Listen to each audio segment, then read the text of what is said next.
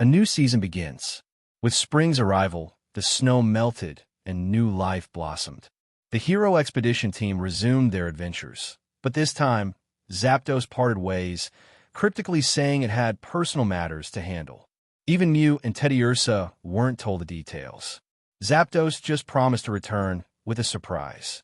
Naoki handed it a Rotom phone for easy contact. With a nod, the majestic bird soared into the sky. Teddiursa, thrilled by rumors of treasure, convinced Mew to head for Sinnoh, a land of ruins, myths, and mystery. Back at the World Tree, peace returned. Jirachi stayed close, visiting often for Naoki's desserts. Mutwo remained as stoic guardian, while Ho-Oh came and went. Rayquaza roamed space, munching meteorites, and Giratina had become a distortion world influencer. Groudon and Kyogre, still bickering in the group chat. Naoki had long since stopped trying to stop them. As long as they don't level a mountain, they can argue all they want, he muttered. Back on the ranch, Naoki focused on the land. The new seed catalog brought exciting choices: cabbages, lettuce, broccoli, and curious-looking gourds. What if these mutate into rainbow gourds that hatch little gourd Pokémon? He joked. With help from Dugtrio, Koraidon, Dragonite, and Gagote, the planting went smoothly. Once the fields were sown, Naoki turned to his next big task, fulfilling Reforged's commission, capturing the 4 treasures of ruin and transforming them into symbols of good fortune through reverse cuisine. And after that, the Alola Ranch awaited. But spring was here, and there was time. He'd head to Alola after Paldea's planting season. Maybe earn a Z-Ring, maybe help Eevee achieve its dream of extreme Eva Boost. But just as he was planning his next steps, Butterfree fluttered over in a hurry. Naoki looked up from the field and paused.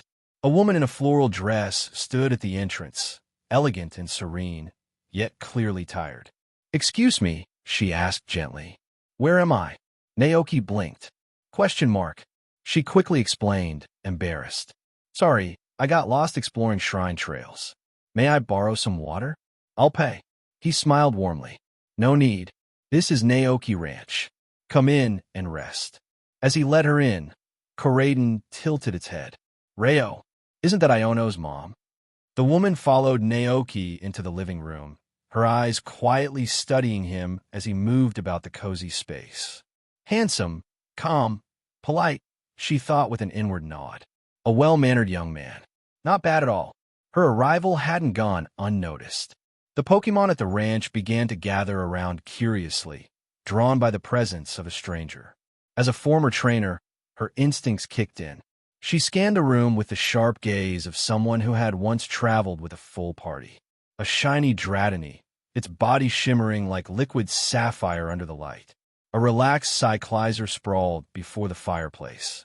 A shiny Palmot, crackling with static energy. A Garganacl, silent and solid like a fortress. A Butterfree lazily flitting by the window. Each Pokémon was well-groomed, brimming with vitality and strength.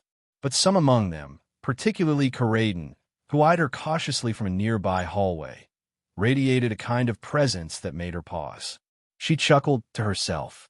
"So this is the young man my husband couldn't defeat even once? No wonder he walked away, sulking like a Growlithe in the rain." "Please, have a seat and rest for a while," Naoki offered warmly.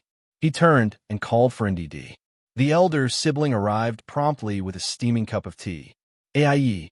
Thank you," the woman said, accepting the cup with both hands. She took a deep sip, then finished the tea in one go. A sigh of satisfaction escaped her lips. "That hit the spot. Thank you very much." Naoki chuckled. "You're welcome." Taking the seat across from her, he asked, "Are you traveling from out of town?" She nodded. "Yes. I heard about the legendary Pokémon of Kosagi Town and came all the way from Lavinia City to visit. I got a bit lost on the Shrine Trail, though wandered around for a while before I spotted your ranch." At the mention of Lavinia, Naoki's thoughts immediately went to Iono.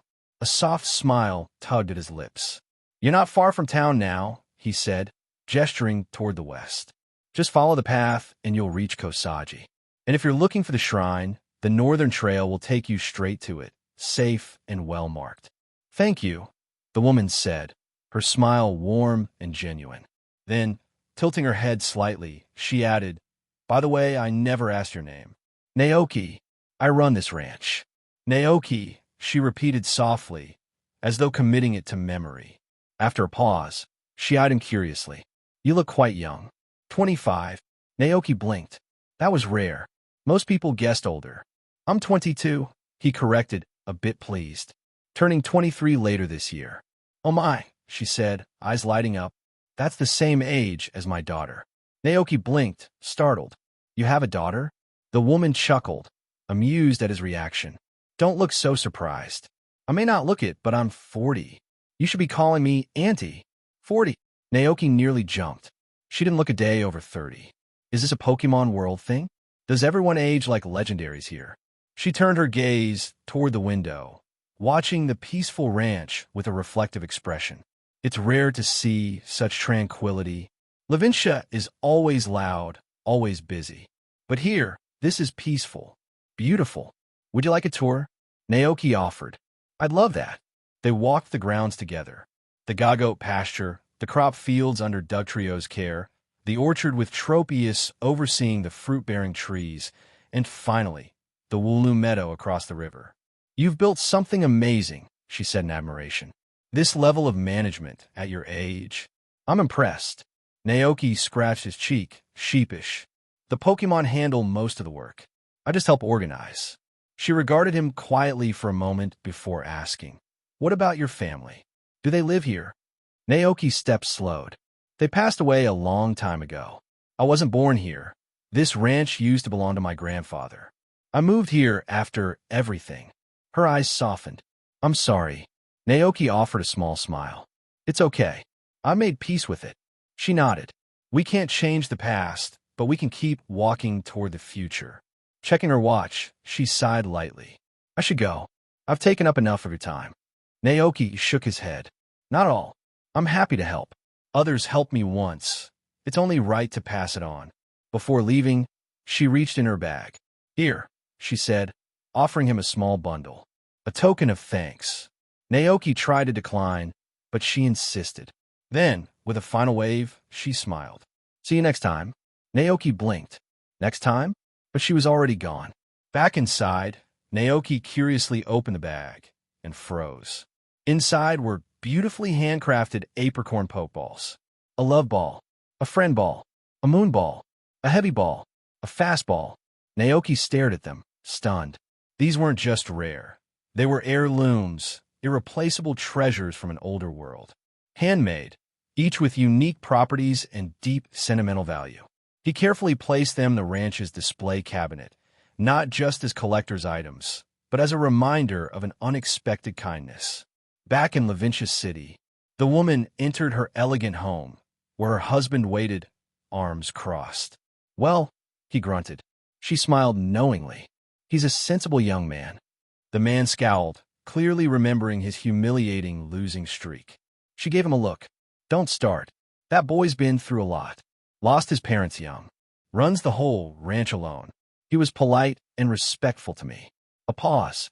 "If things continue the way they are," she added with a wink, "we won't have anything to worry about." He snorted.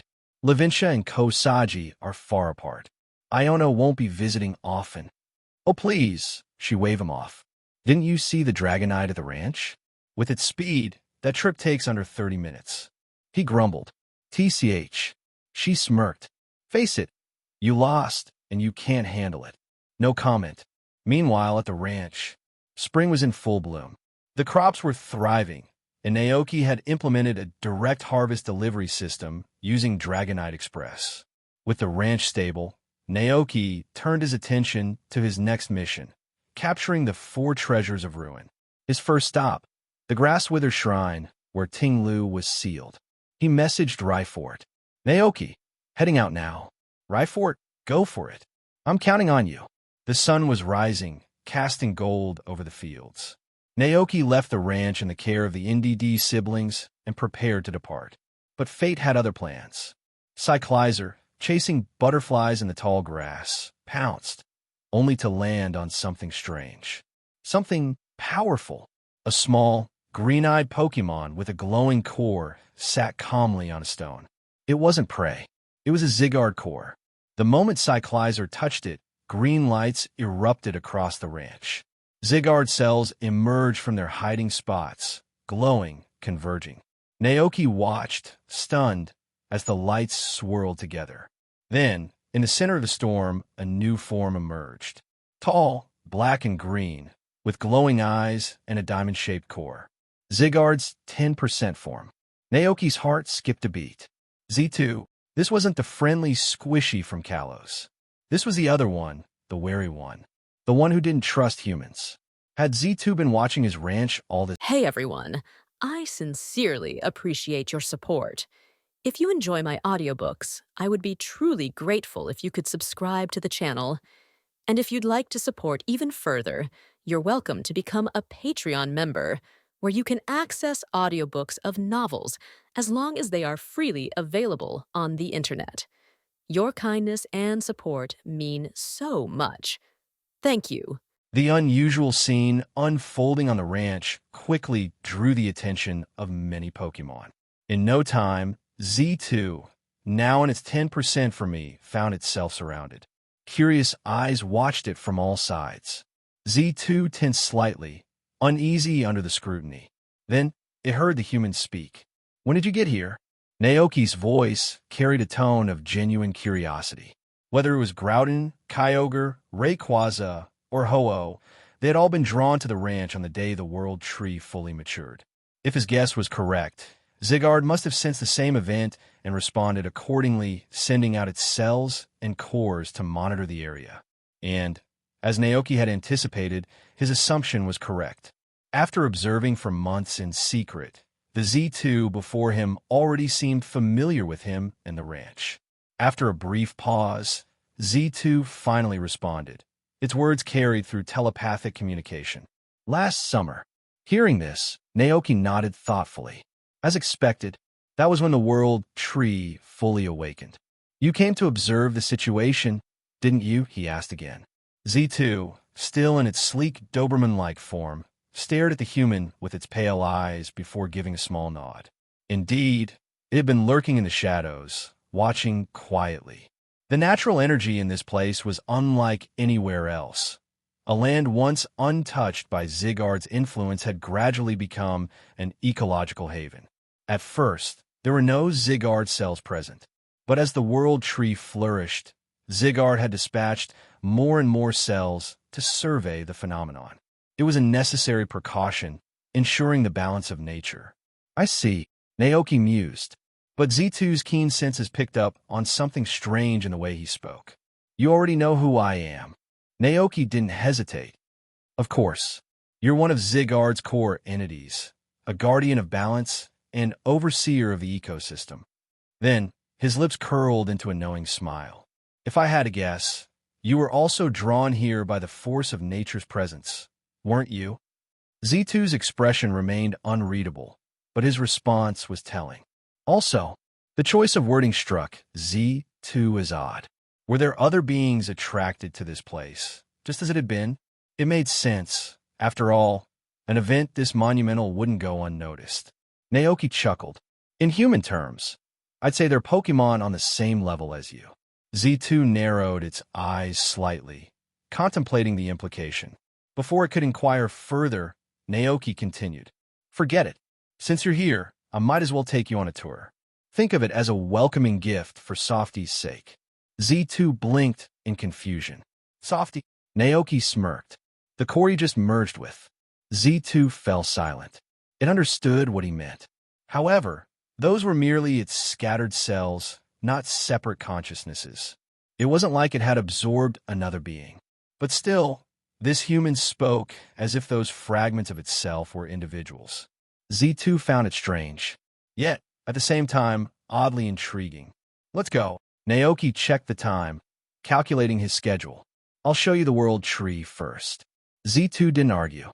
Instead, it silently followed the human, keeping a close watch on him.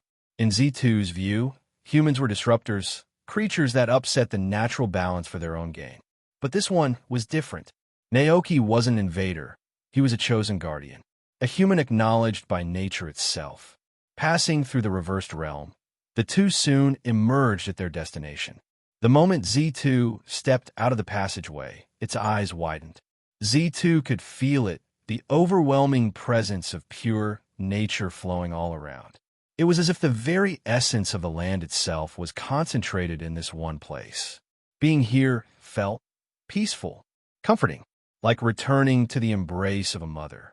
I had no idea a place like this even existed. Z2 muttered in awe. The towering world tree stretched high above, its massive canopy casting cool shade over the land. Sunlight filtered through the gaps in the leaves, creating a breathtaking mosaic of golden rays across the lush forest floor. But what truly stunned Z2 wasn't just the tree.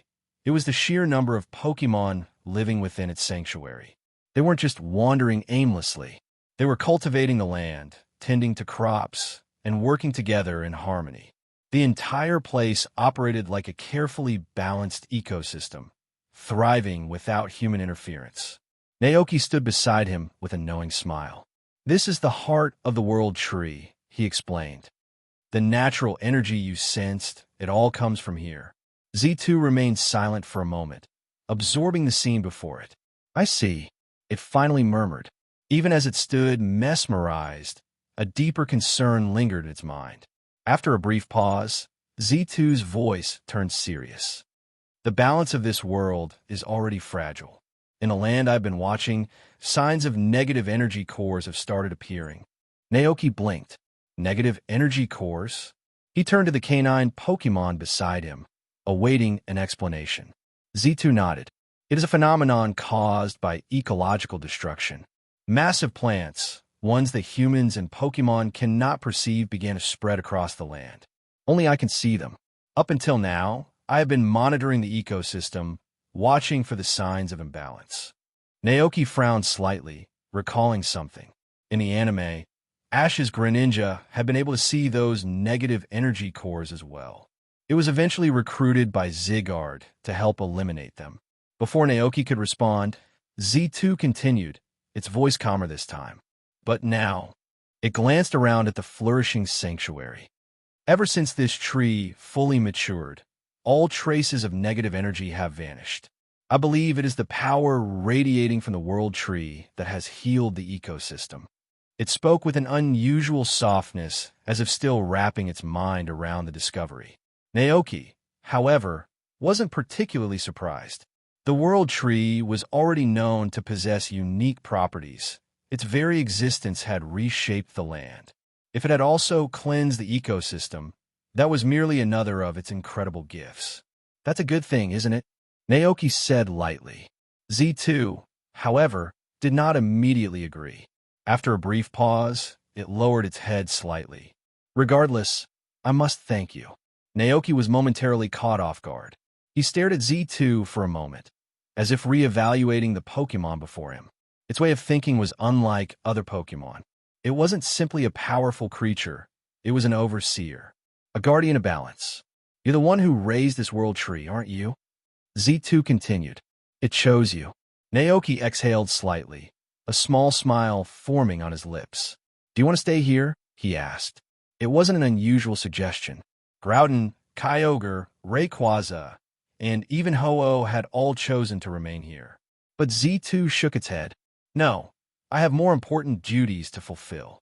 There was a firmness in its tone. The ecosystem may have been restored temporarily, but as long as humans exist, destruction will come again. Sooner or later, the balance will be disturbed once more. It turned its sharp gaze back to Naoki. "I must continue my mission." Naoki sighed. "Isn't that a bit extreme?" If Z2's words were to be taken literally, then humans were the root of all ecological disasters. "Humans are complex and diverse," Z2 replied, shaking its head. "You are different. You do not disturb the balance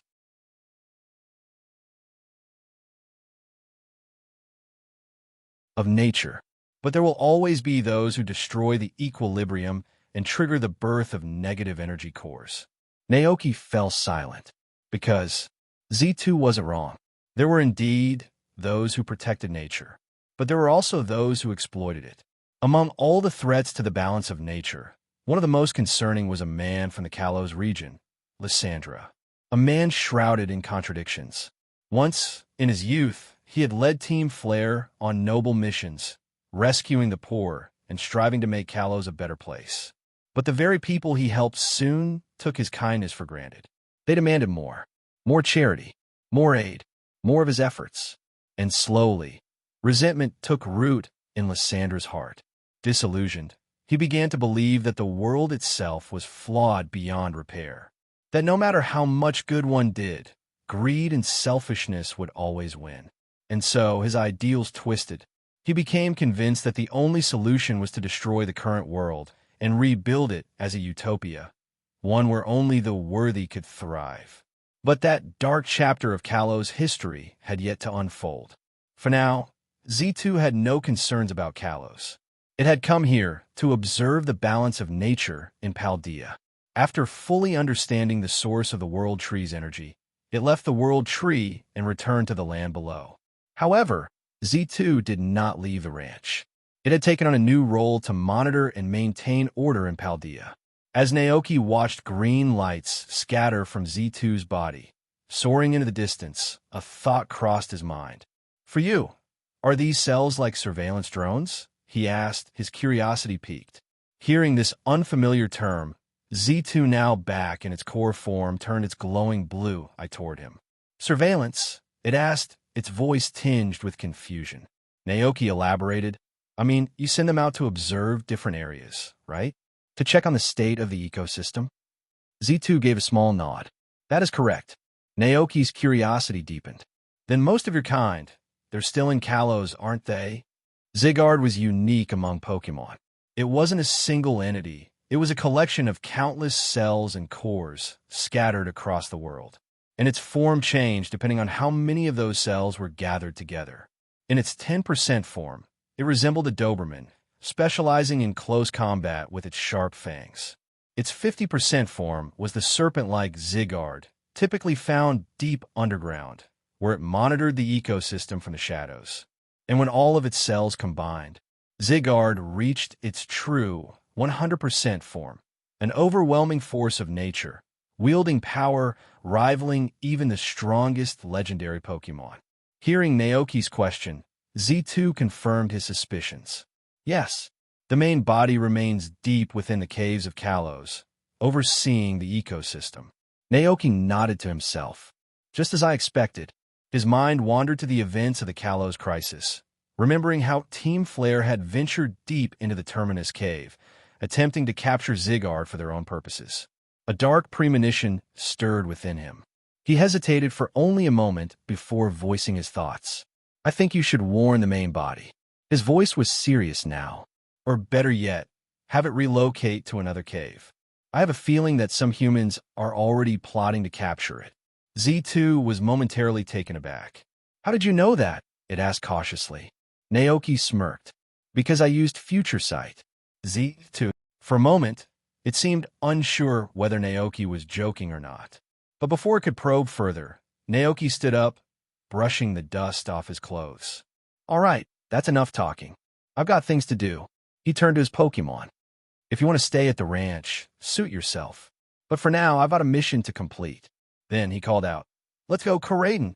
Rayo, Koraidon, who had been patiently waiting, responded eagerly. It cast a quick glance at Z2, then at Naoki, before swiftly following its trainer. Now, only Z2 remained, perched on a nearby rock. It tried to reach out telepathically to the main Zygarde core, but the distance was too great, there was no way to make contact. This time, Naoki had chosen 6 Pokémon to accompany him. Koraidon, Cyclizer, Dragonite, Palmot, Fluttermane, Ogerpon. A destination? Groundblight Shrine. The shrine wasn't too far from the ranch, just beyond Casseroil Lake, near Fury Falls. With the guidance of his Rotom phone's navigation and the location provided by Reforged, Naoki managed to find the exact site of the Groundblight Shrine in just 20 minutes. The shrine was hidden deep within a secluded island surrounded by cascading waterfalls. Streams of water merged into a small river, forming a natural moat around the shrine's rocky terrain. The island itself was rugged and uneven, with sharp cliffs making it nearly inaccessible by foot. And at the heart of this island stood Groundblight Shrine, its entrance sealed shut by 4 massive iron chains. Naoki approached the entrance and gave one of the chains a firm tug. It didn't budge. As expected, it's completely locked down. Naoki took out his Rotom phone, snapped a picture of the shrine, and sent it to Reforged. Her response came almost instantly. Reforged, you found it. Amazing. That confirms my research was accurate. Naoki, so the next step is to find the S. Takes and pull them out, right? Reforged, exactly. If my research is correct, there should be 8 stakes scattered throughout the mountain. Once all 8 are removed, the seal will automatically break. Reforged, oh, and one more thing, don't try to force the shrine open. If you do, you might trigger an energy backlash strong enough to collapse the entire mountain. Naoki, well, that's good to know. He glanced at the shrine, which was faintly glowing with an eerie green aura, and sighed. The ancient civilizations in the Pokémon world really were something else. This was no ordinary shrine. If he remembered correctly, these stakes weren't just regular objects. They were imbued with special energies, likely made by powerful mystics of the past. In the games, removing the stakes would cause them to disintegrate into dust, and the shrine's chains would unlock automatically. Naoki, got it. I'll start looking for the stakes now. Reforged, good luck. Oh, and a warning, the Pokémon sealed inside is Ting Lu. Ancient texts describe it as a Pokémon that can trigger massive earthquakes. If it's been sealed for centuries, it's likely to be very, very angry. Naoki put away his phone and turned to Karaden. All right, let's get started. First, we'll circle the mountain and scan for the stakes from above. Rayo, Karaden flared its wings and took off, soaring into the sky with Naoki on its back. Naoki peered down, scanning the rocky terrain below. At the foot of the mountain lay the forest trail, a serene path lined with towering pine trees, their branches heavy with evergreen needles. The dense forest provided shelter for a variety of wild Pokémon. Sawsbuck, its antlers shifting with the seasons, gracefully roamed through the underbrush, while Deerling playfully followed behind. High in the treetops, Fortress clung tightly to the sturdy bark, while Heracross wrestled among themselves, competing for dominance. To the north stretched the North Paldine Sea, its deep blue waters reflecting the morning sun. To the south, the vast Casaroya Lake shimmered under the clear sky. With no towns nearby, the region remained largely untouched, a haven for Pokémon and nature alike. Just then, Karaden beneath him let out a sudden, sharp cry. Rayo! Naoki's gaze snapped forward. There, nestled beside a massive boulder, was a faintly glowing stake, pulsing softly with blue light. Patting Karaden's shoulder, Naoki signaled for it to land. Karaden understood instantly, lowering its altitude before touching down on the soft earth. Stepping forward, Naoki examined the stake curiously. He retrieved his Rotom phone, snapping a quick photo before gripping the stake firmly and pulling. The moment the stake was fully removed, it crumbled into dust, vanishing into the wind. That's 1 down. 7 more to go. Finding the remaining stakes on his own would take too long. He needed more eyes scanning the area. Without hesitation, Naoki reached for his belt, plucking 3 Pokeballs from his pouch. With a series of flashes, 3 Pokémon materialized before him: Palmot, Dragonite, and Fluttermane. Naoki held up his Rotom phone, displaying the image of the glowing stake. All right, everyone, spread out and help me find more of these. Understanding the task, the Pokémon quickly sprang into action. Naoki didn't remain idle. Riding atop Karaden, he continued carefully surveying the mountain. The locations of the stakes weren't obvious. Some were hidden in inconspicuous spots. If he wasn't meticulous, he could easily overlook them. From above, Karaden soared across the sky, and many of the local wild Pokémon gazed up in curiosity. It took about half an hour for Naoki and Karaden to circle the mountain several times before they finally spotted the second stake. By the time they returned to their starting point, the 3 Pokémon he had sent out had already flown back. How did it go?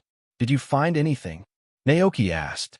Palmot eagerly nodded, signaling that it had found a stake nestled in the grass by a small river. Oh, Dragonite also nodded, indicating that it had located one near the mountain peak. Fluttermane, however, had managed to find 2 more. Seeing this, Naoki grinned. Their teamwork had paid off. Led by his Pokémon, he moved to each location, pulling out the stakes one by one. With the 2 he had previously found, they had now removed 6 stakes in total. Only 2 remained. When Naoki returned to the shrine, he was surprised to find that 3 of the 4 massive chains sealing the entrance had already vanished. Only 1 chain remained. That meant pulling out the last 2 stakes would completely unseal the shrine. Determined, Naoki resumed his search with his Pokémon. Minutes turned into hours, and soon it was noon. Despite their best efforts, they still hadn't found the last 2 stakes. Feeling a bit exhausted, Naoki decided to pause for a break. He returned to the shrine's entrance, took out the ingredients he had packed in the morning, and started preparing lunch. As he worked, his Rotom phone buzzed. Reforged was calling via video. "How's the search going?" Reforged asked. Naoki shook his head. "We've been searching all morning, but still haven't found the last 2 stakes. I figured I'd eat first, and then keep looking." "The last 2? Huh. That's always the toughest part," Reforged sighed. "If the principal didn't have me under watch, I'd be there helping you investigate." Naoki raised an eyebrow. "Wait, you have classes this afternoon?" Reforged nodded. "Yeah, 2 lectures back to back." Naoki sighed. All right. Just stay in school and focus on your classes." Yeah, I got it." After hanging up, Naoki released Cyclizer and Ogerpon, letting them roam freely around the area while he cooked. Heating oil in a pan, he placed thick-cut steaks on the sizzling surface. Golden juices bubbled up as a mouth-watering aroma filled the air.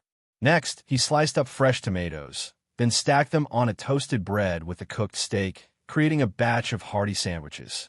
Afterward, he took out poffins and poke blocks from his bag, arranging them on a plate. With sandwiches, poke blocks, poffins, and moo milk, lunch was ready. "Come and eat," Naoki called out. His Pokémon, who had been playing in the grass, eagerly ran over. They each grabbed a sandwich, happily munching away. But just as Ogerpon was about to take a bite, its ears perked up, and it suddenly turned toward the distance. "Pon, HM, what's wrong?" Naoki followed its gaze. Standing a short distance away, partially blending in with the trees, was a Pokémon resembling a gnarled bush or tree, with 5 yellow spots on its belly. Naoki's eyes widened. That was Trevenant? At that moment, Trevenant was staring hungrily at the poffins and poke blocks Naoki had placed in the basket, drool dripping from its mouth. So, it was a wild Pokémon drawn in by the delicious aroma? However, as soon as Trevenant realized it had been spotted by the human and his Pokémon, a look of panic flashed across its face. Then, in a desperate attempt to remain unnoticed, it froze in place, quickly covering its face with its hands. "Palmot!" At that moment, Cyclizer and Palmot perked up and turned toward 2 other directions. Naoki followed their gaze and saw even more wild Pokémon emerging from the foliage, drawn by the enticing scent of food. A fully grown Sawsbuck, accompanied by several deerling, stood a short distance away, watching cautiously. A Heracross had also arrived, its eyes locked onto the food with clear excitement. And, to Naoki's surprise, several Toadstool, which looked like jellyfish but could scuttle across the ground using their root-like tentacles, were also closing in. Wow, so many Pokémon had gathered at once. Naoki was a little taken aback. He hadn't even used any poke blocks specifically designed to attract Pokémon. How strong was the scent of his cooking? Peeking through the gaps in its fingers, Trevenant anxiously observed the scene, trying to gauge the human's reaction. Meanwhile, the Sawsbuck remained calm, while the deerling behind it bounced curiously in the grass, their noses twitching at the delicious scent. As for Heracross, it was already drooling. The food smelled even sweeter than the tree sap it usually feasted on. "I want to eat." Its mandibles twitched with anticipation. But before it could make a move, the toadstool lost all patience. They suddenly surged forward, their root-like legs scuttling rapidly as they charged straight at Naoki and his Pokémon, intent on grabbing the food for themselves. Naoki's eyes widened in alarm. The Pokémon around here weren't exactly friendly, were they? Before Naoki could react, Ogerpon immediately sprang to its feet, stepping forward to block the toadstool. However, the wild Pokémon weren't backing down. The toadstool opened their mouths and spat out clumps of mudshot. The attack came too fast for Ogerpon to dodge. Splat! The sticky mud splattered across its body, leaving it covered in dirt. There was a brief pause. Then, Ogerpon's eyes narrowed. Pon! Its fur bristled in fury. It slowly turned its head to look at Naoki. Naoki met its gaze and gave a small nod. I'll leave this to you. Pon! That was exactly what it wanted to hear. In the next moment, a vibrant green light surged around it, forming a sturdy vine-wrapped club in its grasp. With a fierce swing, it struck one of the wild toadstools right across the face. With a startled cry, the toadstool was sent flying, tumbling through the air before landing in a heap. Then, without hesitation, the grass-type Pokémon rushed toward the remaining toadstool, brandishing its thorny weapon. However, after witnessing their companion being launched so effortlessly, the other wild toadstool shrieked in terror and immediately turned tail, retreating into the underbrush as fast as their wobbly legs could carry them. A nearby Heracross and a Sawsbuck standing atop the hillside also flinched at the sight. Having successfully driven away the bandits that had been eyeing their food, the Pokémon contentedly dismissed its weapon, returning to its spot and resuming its lunch as if nothing had happened. Naoki! It was quite the sight, such an adorable-looking Pokémon, wielding a massive club like a seasoned warrior. The sheer contrast between its cute appearance and overwhelming strength was enough to leave anyone speechless. However, as he turned his gaze back toward the remaining wild Pokémon, a thought crossed Naoki's mind. If anyone was familiar with the terrain and layout of the surrounding area, it had to be the Pokémon that had lived here for generations. Rather than continuing to search blindly, why not enlist their help? Wasting no time, he rummaged through his backpack, confirming that he still had plenty of Poffins and Poke Blocks to offer as a gesture of goodwill. Naoki then turned toward the group of wild Pokémon and waved. The Trevenant, still in the middle of pretending to be a tree, stiffened in surprise. Was that human calling it over? The Sawsbuck hesitated slightly, but the deerlings surrounding it excitedly bounced forward, their curiosity outweighing their caution. Heracross, on the other hand, remained wary, side-eyeing the Pokémon that had just violently driven away the toadstool. Was it safe to approach? Would it get smacked with a club too?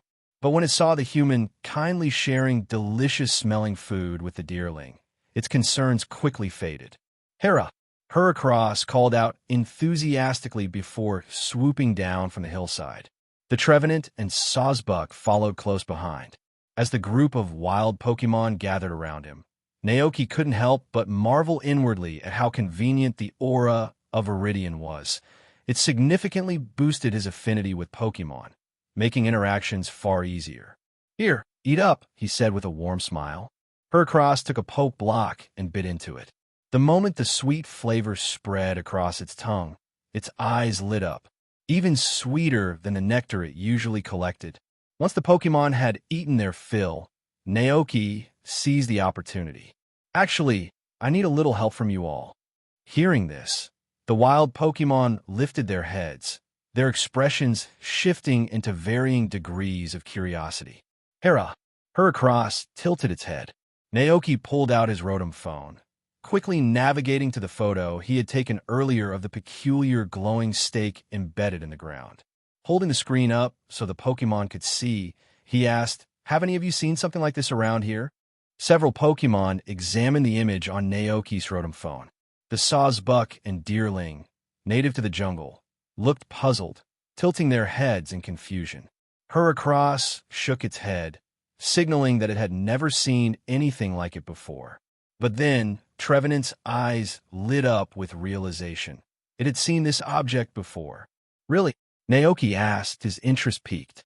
If anyone can help me find it, I'll reward them with a big bag of poke blocks. Trevenant hadn't expected such an enticing offer. It eagerly nodded, waving its arms. Hoo-hoo! Heracross's eyes gleamed with excitement as well. It wanted to help too.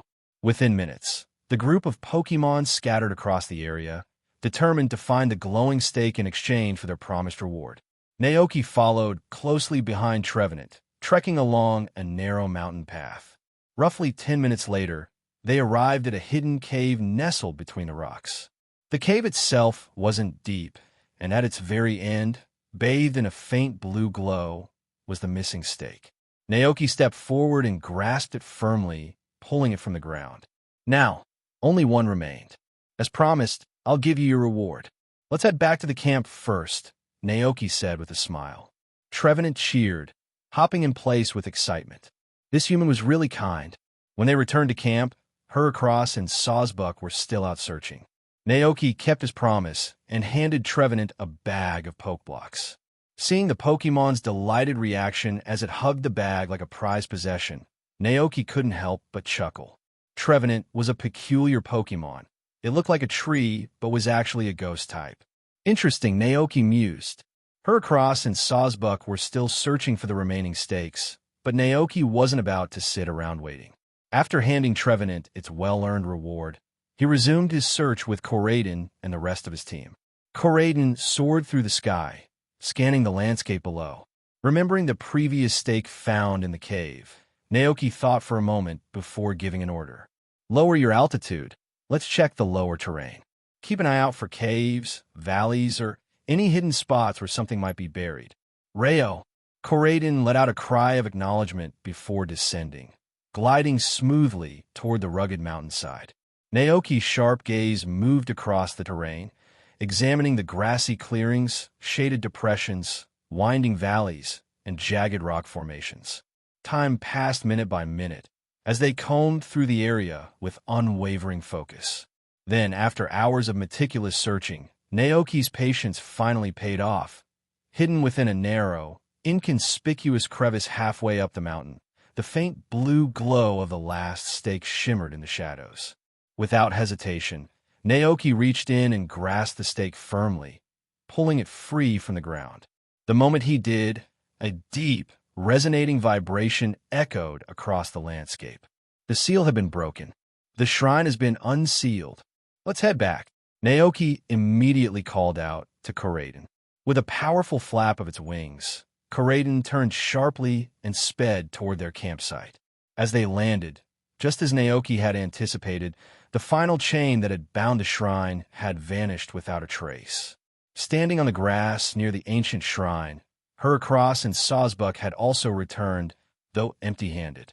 Several wild Pokémon turned their attention toward the disturbance, their eyes fixed on the mysterious scene unfolding before them. Under their watchful gazes, Naoki stepped forward and gently placed his hand on the glowing blue shrine door. The next moment, the sealed entrance collapsed with a loud crash, sending a cloud of dust billowing into the air. Then, a figure slowly emerged from within. Tinglu, the ancient ruinous Pokémon that had been sealed away for millennia, had finally been released. A sinister aura of destruction surrounded its massive form. A malevolence so dense it felt almost tangible pulsed from its body, dark energy crackling like an unrestrained force of nature. With a low, rumbling motion, the enormous stone vessel it carried tumbled to the ground with a deep boom. The earth trembled violently. A wave of oppressive, purple energy spread outward, cascading down the mountainside. Boulders loosened from their perches and tumbled down, sending shockwaves across the land. Witnessing this, Heracross, Sawsbuck, and the other Pokémon froze in terror, instinctively huddling behind Naoki for safety. So, this is one of the treasures of ruin? No wonder it's so dangerous. Naoki murmured, his gaze sharp as he assessed the situation. They couldn't allow Tinglu's disaster energy to spread any further. If left unchecked, it could bring calamity upon the entire region, just as it had done to ancient Paldea thousands of years ago. This had to end quickly. The best-case scenario? Defeating it in a single strike. Koraidon, full power collision course. Naoki braced himself as the ominous energy crept closer, then swiftly issued his command. Rayo. Koraidon launched forward without hesitation. Its crimson form shot into the air, shifting mid-leap, its powerful body coiling as it propelled itself straight toward Ting Lu. The impact was catastrophic. A deafening boom erupted as Koraidon collided head-on with a colossal Pokémon. For a moment, the world seemed to freeze. Then, just like that, everything fell silent. The suffocating aura of calamity vanished, leaving only a stillness in its wake. Ting Lu, overwhelmed by the sheer force of the attack, had collapsed to the ground, unmoving. Seizing the opportunity, Naoki retrieved a Pokeball and threw it toward the downed, ruinous Pokémon. A red beam of light engulfed Ting Lu, pulling it inside the sphere. The Pokeball rocked once, twice, 3 times. Click! The indicator light dimmed. The capture was complete. Naoki stepped forward, picking up the Pokeball that now contained the mighty tin. Jilu. The next step would be crucial. He needed to use the Reversal Series dish to transform its disaster-bound aura into one of fortune. With his mission accomplished, Naoki turned to face the wild Pokémon who had helped him along the way. He reached into his bag and retrieved the last of his Pokeblocks. As promised, here's your reward for helping me locate the stakes. Thank you all. Heracross accepted the treat, but stared at Naoki in confusion, as did Sawsbuck. They hadn't actually contributed much, yet they were still being rewarded? Goodbye. With a wave, Naoki mounted Koraidon, and together, they soared away from the forest trail. Upon returning to the ranch, Naoki's first priority was ensuring Ting Lu recovered from the battle. To be safe, he had made careful preparations. He even invited the Calyrex, just in case Ting Lu turned violent upon release. But to his surprise, when he finally released Ting Lu from its Pokeball, it didn't go berserk as expected. Instead, the legendary Pokémon simply stood there, its enormous form towering over the grasslands, completely calm. Naoki blinked in surprise. Ting Lu, he called, attempting to gauge its reaction. The Pokémon slowly turned its heavy head to look at him, but remained silent. Naoki was taken aback. What was going on? After a brief moment of contemplation, he pulled out his Rotom phone and called Reforged via video chat to report the unexpected development. I've successfully unsealed the shrine and captured Ting Lu. Awesome. I knew you could do it. Reforged's voice was filled with excitement. Wait, Ting Lu didn't go on a rampage when you released it, did it? She asked curiously. I went with a swift strategy and defeated it before it could go berserk, Naoki explained, his voice steady. But now, Ting Lu is acting a little strange. As he spoke, he turned the camera of his Rotom phone toward the Pokémon. Ever since I brought it back to the ranch, it hasn't caused any disasters. It's been eerily calm. When I call its name, it acknowledges me, but it doesn't respond. It's calm. Reforged observed the massive Pokémon standing in the pasture. This was completely unexpected. She furrowed her brow, thinking back to the legend of the Treasures of Ruin. According to ancient texts, during the time of the Paldine Empire, a foreign merchant brought 4 treasures from distant lands: an ancient vessel, a ceremonial sword, a mysterious tablet, and a jade talisman. He sold these treasures to the king, but that very night, the artifacts transformed into Pokémon and went on a rampage, bringing ruin to the royal city. Historical records suggest that these 4 objects were never just lifeless artifacts. They had always been Pokémon. They wandered the world for centuries, absorbing the negative emotions and cursed desires of humanity. When the king obtained them, his overwhelming greed triggered their awakening, fueling their destructive nature. Reforged glanced at Naoki, her expression thoughtful. After a moment, she exhaled and said, I think I understand now. What do you mean? Naoki asked. Rika's tone was complex, a mix of realization and quiet admiration. It looks like Ting Lu has changed because of you. She paused before continuing, choosing her words carefully. The treasures of ruin weren't always harbingers of disaster. They became what they are today because of human desires.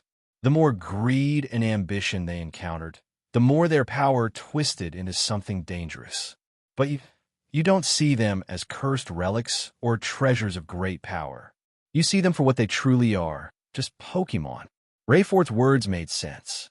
After she had explained it, Naoki immediately understood the current state of Ting Lu.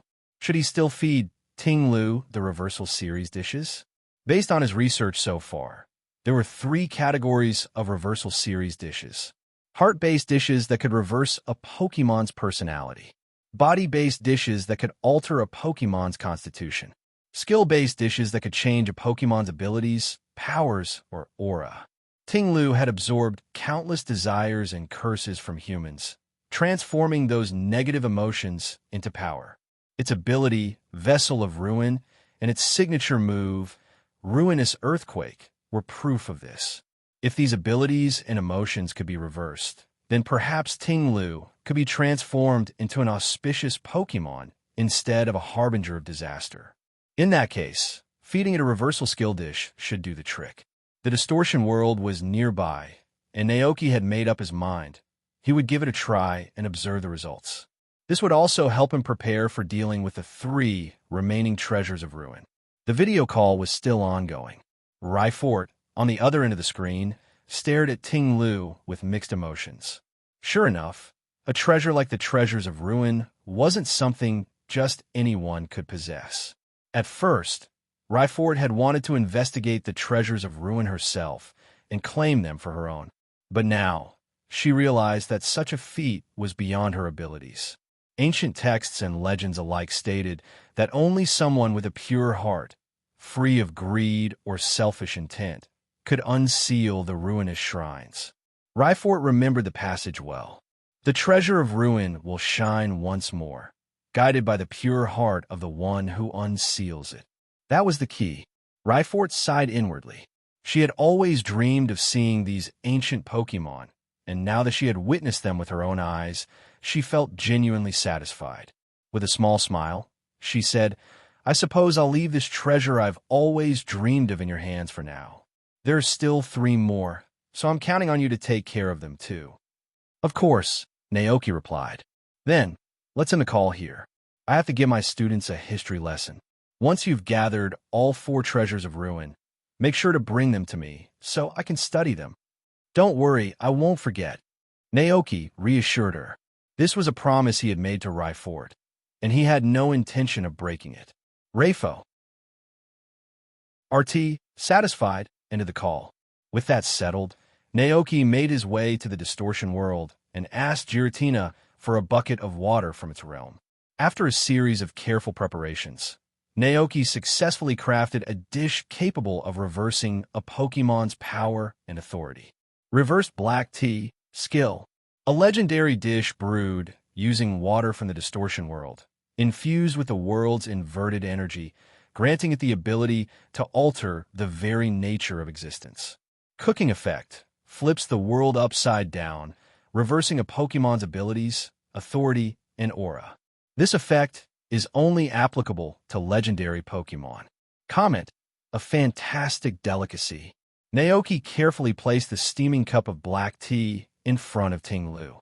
"Ting Lu, you can understand me, right?" he asked. The ancient Pokémon exhaled deeply, releasing 2 wisps of white air from its nostrils. Its gaze was solemn and heavy, but it did not respond. Just from Ting Lu's expression, Naoki could tell it understood his words. But why wasn't it answering? After a brief pause, Naoki continued, his voice calm and reassuring. "This is a dish I prepared. It can cleanse your essence, erase the evil thoughts and desires that humans have forced upon you, and restore you to your original self. Would you like to try it?" Upon hearing this, Ting Lu finally turned its gaze toward the reversed black tea. For a long moment, it simply stared at the bowl, unmoving. Then, slowly, it raised its head and looked at the human before it. How many years had it been? Once long ago, it had merely been a vessel, a simple, ancient bronze cauldron. It had been cast aside, buried in time, resting in slumber. But it had never expected to be discovered by humans, claimed as a treasure, and passed from hand to hand across generations. During that time, It had been forced to absorb the desires, greed, and malice of countless humans. The sheer weight of their curses had corrupted its very being, clouding its instincts, warping its thoughts, and driving it into madness. It had lost control. It had brought ruin upon the land. And so, humans had sealed it away, a punishment for a fate they themselves had inflicted upon it. Even now, the curse energy still lingered within its body. When it had awakened once more, Ting Lu had expected history to repeat itself. It had assumed that this new human would treat it as yet another artifact, just as all those before him had. But, after observing Naoki for some time, Ting Lu realized something astonishing. This human was different. Unlike those before him, Naoki showed no greed, no desire to control or own Ting Lu. There was no lust for power, no ambition to use it as a tool. He simply treated it as a Pokémon, a companion, not a treasure. Such humans still existed in this world. Ting Lu was shaken. Meanwhile, Naoki, unaware of the storm of emotions swirling within Ting Lu, simply waited, watching with quiet patience. After all, on the World Tree, he was already used to being surrounded by legendary Pokémon. Naoki could tell that Ting Lu was deep in thought, so he remained silent, patiently waiting for its response. After a long pause, the ancient Pokémon finally spoke. It opened its mouth and let out an odd, low sound. Moo! Naoki blinked, momentarily caught off guard. Then, using the power of Viridian, he quickly understood Ting Lu's thoughts. Ting Lu, you claim this will remove the curses and malice within me. Are you certain? Naoki nodded firmly. Of course, I'm serious. As he spoke, he couldn't help but notice that Ting Lu's way of speaking had a rather archaic tone, almost like something out of an ancient scroll. Then again, it made sense. The ruinous Pokémon originated from a faraway era, sealed away for countless centuries. Naoki spoke sincerely, his voice steady. Would you like to give a try? This will transform the greed and malice you've absorbed into something auspicious. From now on, they will no longer weigh upon your body. A flicker of hesitation and curiosity flashed in Ting Lu's deep-set eyes. It could tell this human was not lying. Could it really be freed from the burden of centuries-old curses? It was worth trying.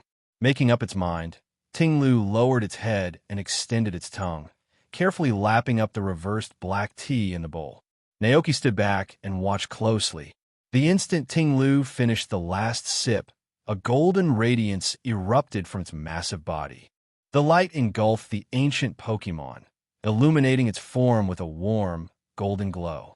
Within the radiant aura, Ting Lu trembled slightly, its heavy, ancient bronze cauldron shaking as it let out a deep exhale, one that sounded like relief.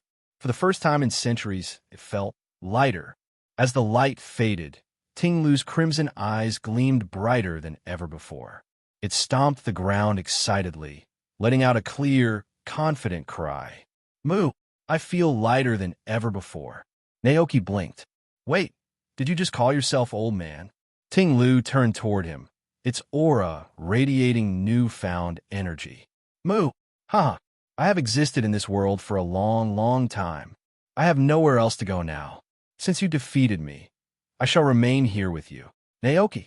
Wow, this Pokémon got way too comfortable way too fast. Still, this meant that Ting Lu had fully accepted him. But before anything else, Naoki was far more interested in the changes that had taken place. Do you feel any differences compared to before? He asked, eyes sharp with curiosity. Moo! Changes? Ting Lu closed its eyes for a moment, sensing the newfound energy coursing through its body. Then suddenly, it froze. Its mind was flooded with new, unfamiliar knowledge, something far removed from its past existence. It could feel the Earth's life force pulsating beneath its hooves. It could sense the flow of nutrients in the soil. It understood how to enrich the land, bringing fertility to barren fields. It knew how to maintain balance, preventing earthquakes and natural disasters. What was this? Ting Lu's expression shifted from shock to utter bewilderment. Moo, what is happening? Without thinking, It instinctively activated its newfound abilities, eager to test them out. A golden light radiated from Ting Lu, spreading across the entire pasture. As the energy expanded, the land beneath their feet was blessed with a newfound aura of prosperity, causing the soil to become richer and more fertile. Naoki observed the phenomenon, a knowing expression crossing his face. Just as I expected, he murmured inwardly. Then, shifting his gaze to Ting Lu, who looked slightly bewildered, he explained. It seems the power of disaster within you has transformed into something entirely different. The power of auspiciousness. From now on, you should no longer be burdened by it.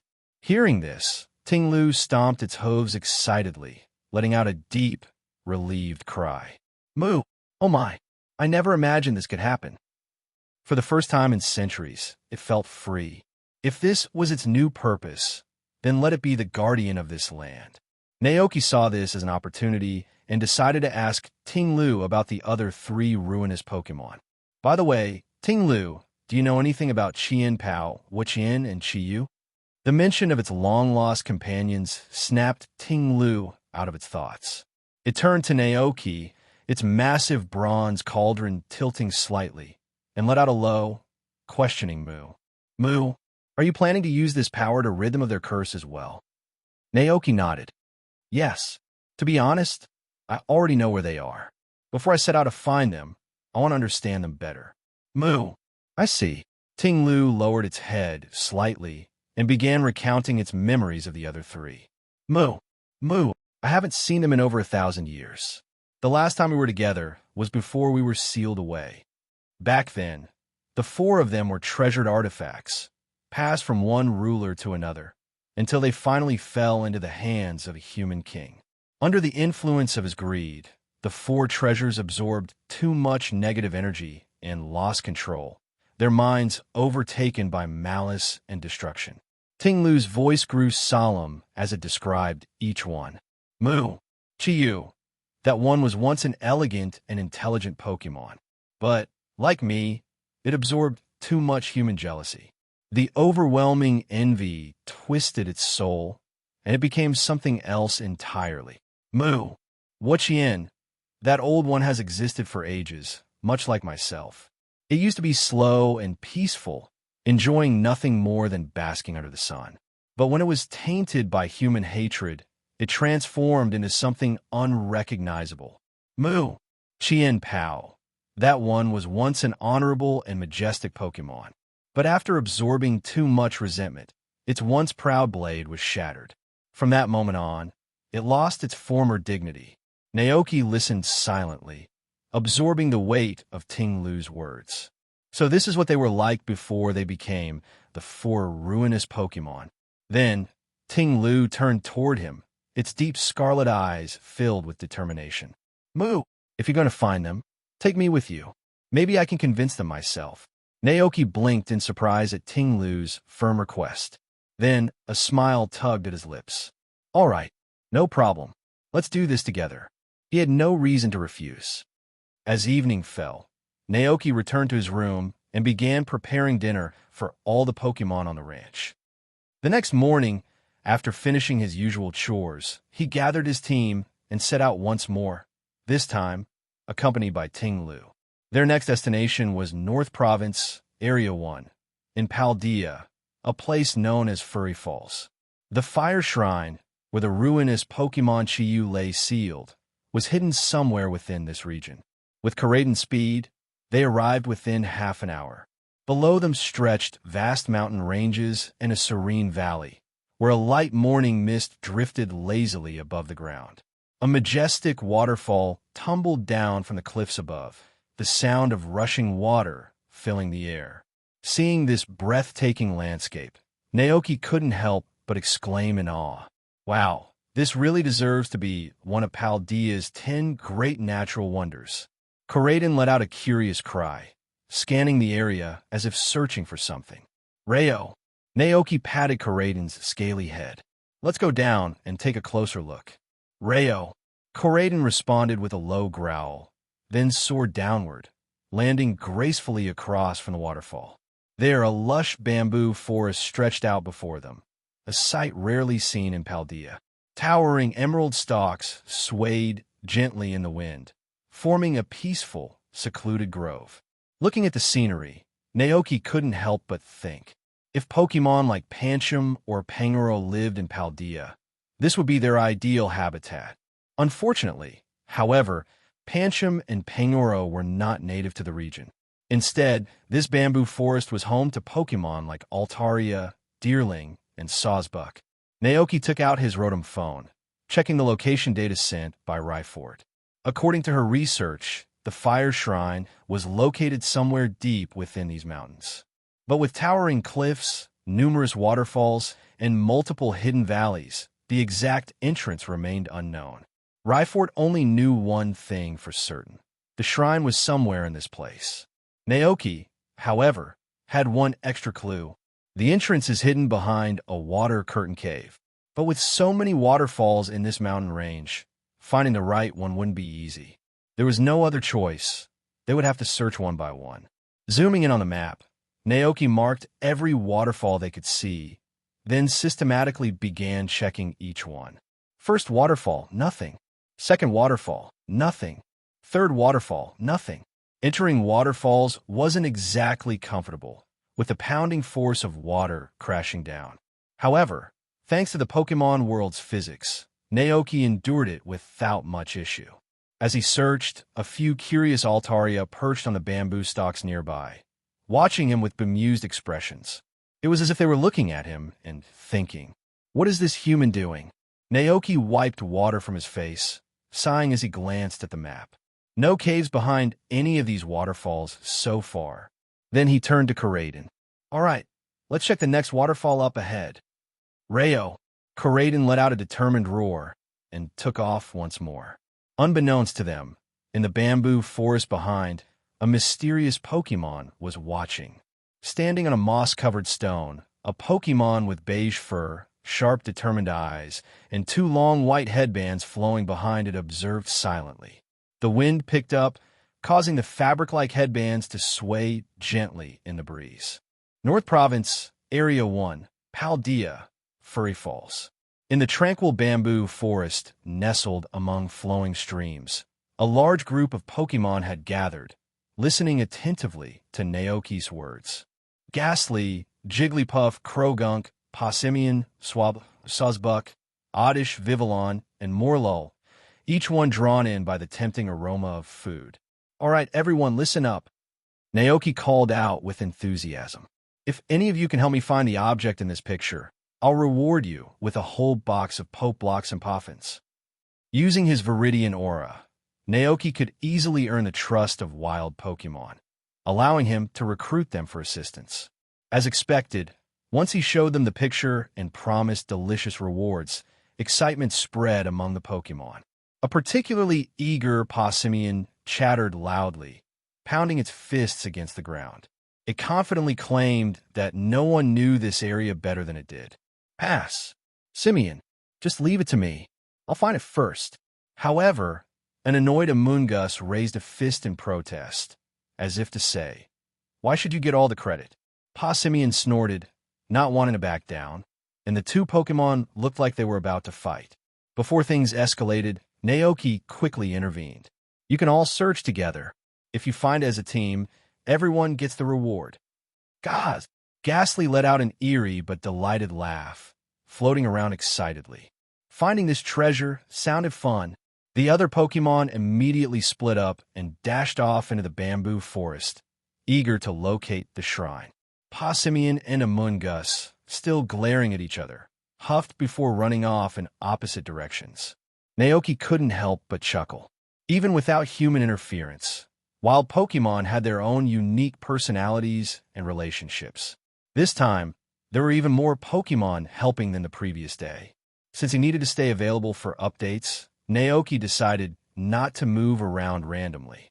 Instead, he set up a picnic blanket near the waterfalls and relaxed with his Pokémon. As he watched the waterfall, he recalled Farfetch'd Test's previous training goal, cutting through a waterfall to sharpen its technique. Thinking it was a great opportunity to test its progress, he turned to Dragonite beside him. Dragonite.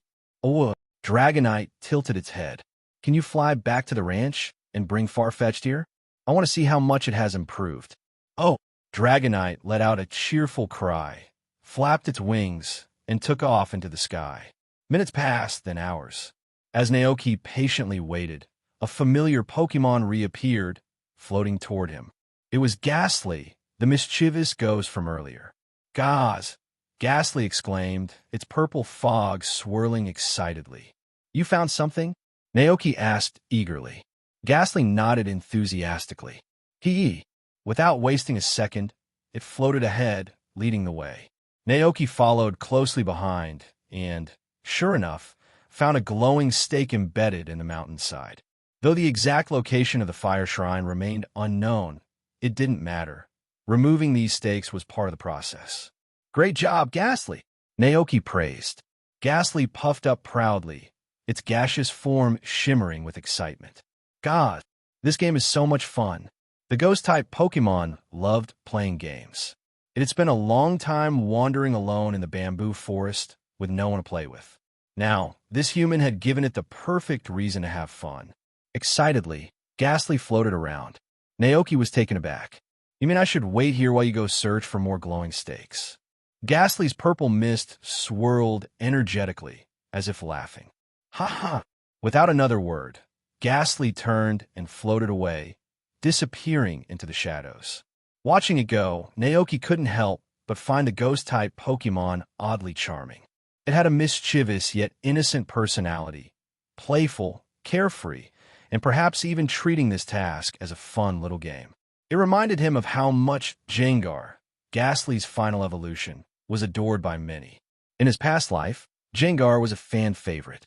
The Pokémon frequently appeared in Pokémon anime episodes featuring haunted houses, ghost ships, and other spooky mysteries.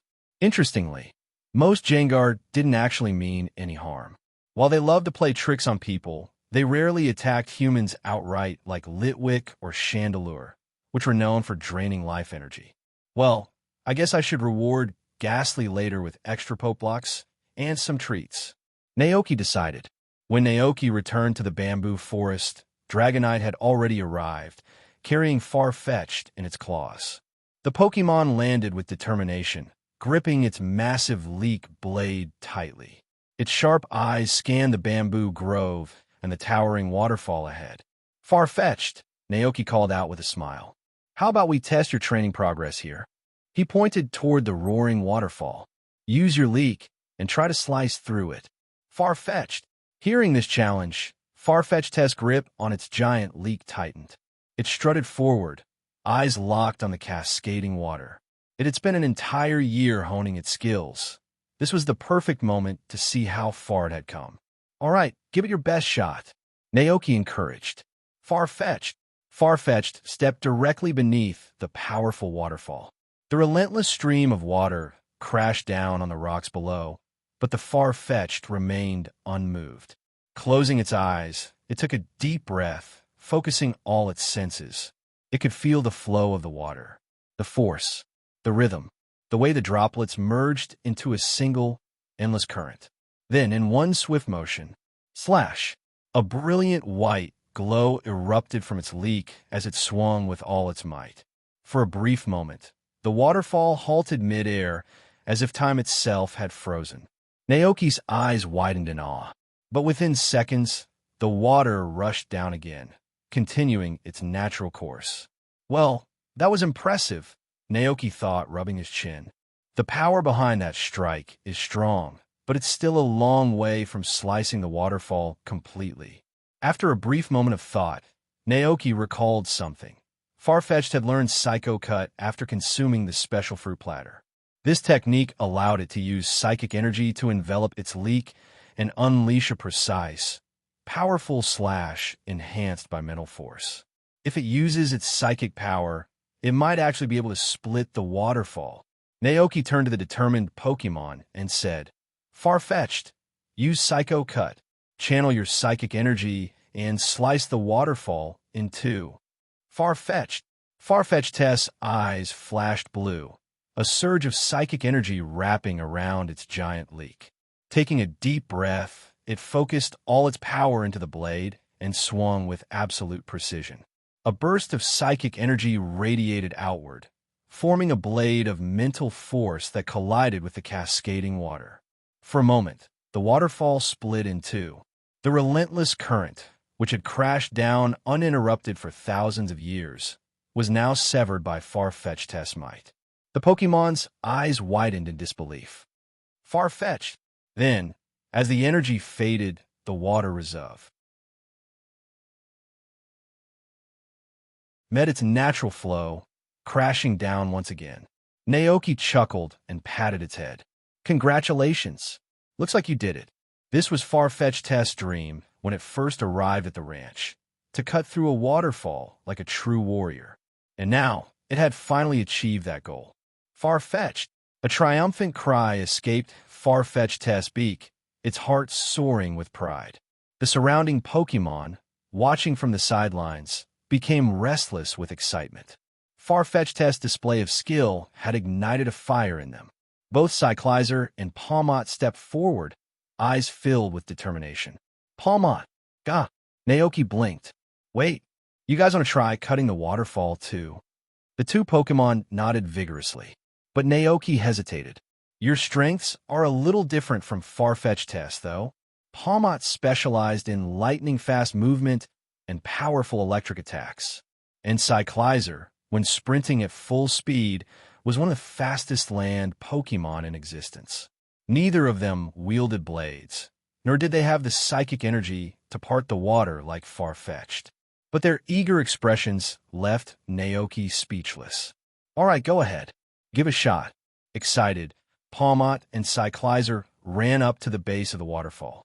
They charged forward at full speed. Cyclizer used its fastest sprint, attempting to create a wind pressure strong enough to slice the water. Palmot unleashed Thunder Punch, trying to disrupt the flow with raw power. But after repeated attempts, the waterfall remained unscathed. Naoki sighed, shaking his head. Seeing the disheartened expressions on the two Pokemon's faces, Naoki couldn't help but chuckle. Don't be discouraged. Every Pokemon has its own strengths, he reassured them. And I have some good news for you. Even if you can't cut the waterfall, you can still use it for training. Cyclizer perked up at his words. God, it tilted its head, clearly intrigued. Naoki nodded. This is a well-known training method. In the human world, warriors and fighters often train under waterfalls to strengthen both their bodies and minds. By sitting beneath the rushing water, they endure the constant impact, building resilience and sharpening their focus. If combined with the right exercises, it's an excellent way to develop strength, discipline, and perseverance. He smiled. So, do you want to give it a try? The Pokémon exchanged glances, their initial disappointment vanishing in an instant. Gah! Without hesitation, they lined up on the large rocks beneath the waterfall. Koraidon, Dragonite, Palmot, and Fluttermane all took their places, closing their eyes to absorb the waterfall's force with deep concentration. Since Koraidon was already used to such harsh conditions, it opted out, standing off to the side.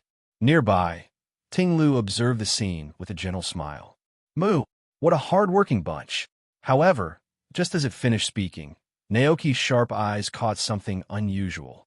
Ogerpon had raised its paws to block the waterfall's flow, completely dodging the training. Naoki, the moment Ogerpon realized it had been caught, it didn't panic. Instead, it quickly jumped up, shook off the water, and playfully bounced around. Pony, Ogerpon happily ran around Naoki and Koraidon. At that moment, a small, blue-feathered Pokémon chirped and fluttered down onto Naoki's shoulder. Chirp! Naoki glanced at the bird Pokémon in surprise. Huh, did you find another glowing steak? The bluebird Pokémon gave a firm nod. Naoki's eyes lit up. Take me to it. Calling over a few of his Pokémon that were training under the waterfall, Naoki quickly followed after the small guide. Chirp! With an energetic flap of its wings, the bluebird Pokémon soared ahead, leading the way. After they left the area, a small figure suddenly leaped down from the cliff above, moving with swift agility. Meanwhile, Naoki and his Pokémon arrived at the location the bluebird had found. Nestled among the thick grass, a glowing stake pulsed with an eerie blue light. Without hesitation, Naoki stepped forward and firmly pulled out. The stake crumbled into dust, disappearing into the air. "That makes 6 out of 8, Naoki murmured, glancing at the fading particles. With only 2 stakes left before the Pokémon could be unsealed, the mission was nearly complete. For now, though, there was nothing to do but return to the waterfall and wait. However, as Naoki arrived back at the waterfall, something caught his eye. In the distance, beneath the waterfall, sat a small figure. Naoki's heart skipped a beat. Wait a second. The Pokémon was sitting cross-legged, perfectly still, as the powerful waterfall crashed down over its head. Even from afar, Naoki could tell it was meditating. Aga! Karaden let out a low growl, also noticing the strange Pokémon under the waterfall. Naoki's eyes widened in disbelief. Wasn't that Kubfu, the fighting-type Pokémon known as the Wushu Pokémon, the first stage of the legendary Urshifu from the Galar region? No, that didn't make sense. Why would a Kubfu be living here in Paldea? Naoki stared in shock. Is it wild? Or does it belong to a trainer? His mind raced with questions, but before he could say anything, Kubfu suddenly opened its eyes. Its gaze locked onto Naoki's. For a brief moment, the two simply stared at each other. Naoki tensed slightly, wondering if Kubfu would flee. Yet, to his surprise, the little bear Pokémon remained still. It didn't run away. Instead, it closed its eyes once more, continuing to meditate under the pounding waterfall as if Naoki and his Pokémon weren't even there. Naoki's initial shock faded into curiosity. He had never expected to see one in Paldea, of all places. Realizing he might frighten the Pokémon, Naoki didn't approach immediately. Instead, he observed from a distance, watching its movements. Kubfu, on the other hand, was also observing him. It had noticed the human and his Pokémon the moment they entered the bamboo forest earlier. At first, it thought this trainer was no different from the others who came here. But then, it had listened closely to his teachings, his instructions on waterfall training, and his Pokémon's discipline. That was when Kubfu became intrigued. When the human had left earlier, it had decided to try the training method for itself. Now, sitting beneath the pounding waterfall, Kubfu could feel a mysterious energy awakening inside it. For a moment, it forgot about everything else. Then, its eyes met Naoki's once again. Kubfu flinched slightly, a hint of panic flickering in its gaze. Yet instead of running, it stayed put. It waited. Naoki, still studying the small Pokémon, finally spoke. "Are you training as well?" Of this moment, and didn't disturb it. Instead, he quietly took out his Rotom phone and began recording, capturing a rare, precious video of a wild Kubfu undergoing training in its natural habitat. Just then, the Pokémon Naoki had sent out to search for the Fire Shrine, and the stakes returned. Leaving Dragonite and the others behind to guard Cyclizer, Naoki and Karaden set off to retrieve the missing stake. Time ticked by. Hour after hour, Naoki searched the mountains, gradually removing each stake sealing Chiyu, the ancient ruinous fish. By midday, he had successfully pulled out the 7th stake. Thanks to Ghastly's guidance, Naoki was finally able to locate the Fire Shrine hidden behind a waterfall. Now, only one final stake remained before the seal on Chiyu, the ancient ruinous fish, would be completely broken. At noon, as a token of appreciation for the wild Pokémon who had helped him, Naoki prepared a lavish meal of poffins and poke blocks. The clearing by the waterfall quickly became lively. Pokémon of all shapes and sizes gathered together, eagerly enjoying the feast laid out before them. Not far from the group, Naoki grabbed a dry towel and began wiping off the excess water from Cyclizer's scales. Cyclizer stretched out its arms obediently, tilting its head up as Naoki patted it dry. Its eyes drooped in comfort, enjoying the soothing sensation. Just a short distance away, Kubfu emerged from the water, shaking its drenched fur with one strong motion. Splash! Water flew everywhere, including right onto Naoki. Kubfu, Sigma_. The small fighting type froze in place, its ears twitching in nervousness. Naoki blinked, then chuckled, brushing the water off his face. "No need to be nervous," he reassured gently. "It's fine. Would you like to join me for lunch?" Kupfu blinked up at him, caught off guard. For a moment, Naoki thought it would eagerly accept. But instead, Kupfu hesitated, suddenly seeming a little shy. Its small paws fidgeted, unsure where to place them. Then, just as Naoki was about to say something, Kupfu suddenly turned away and sprinted toward the bamboo forest.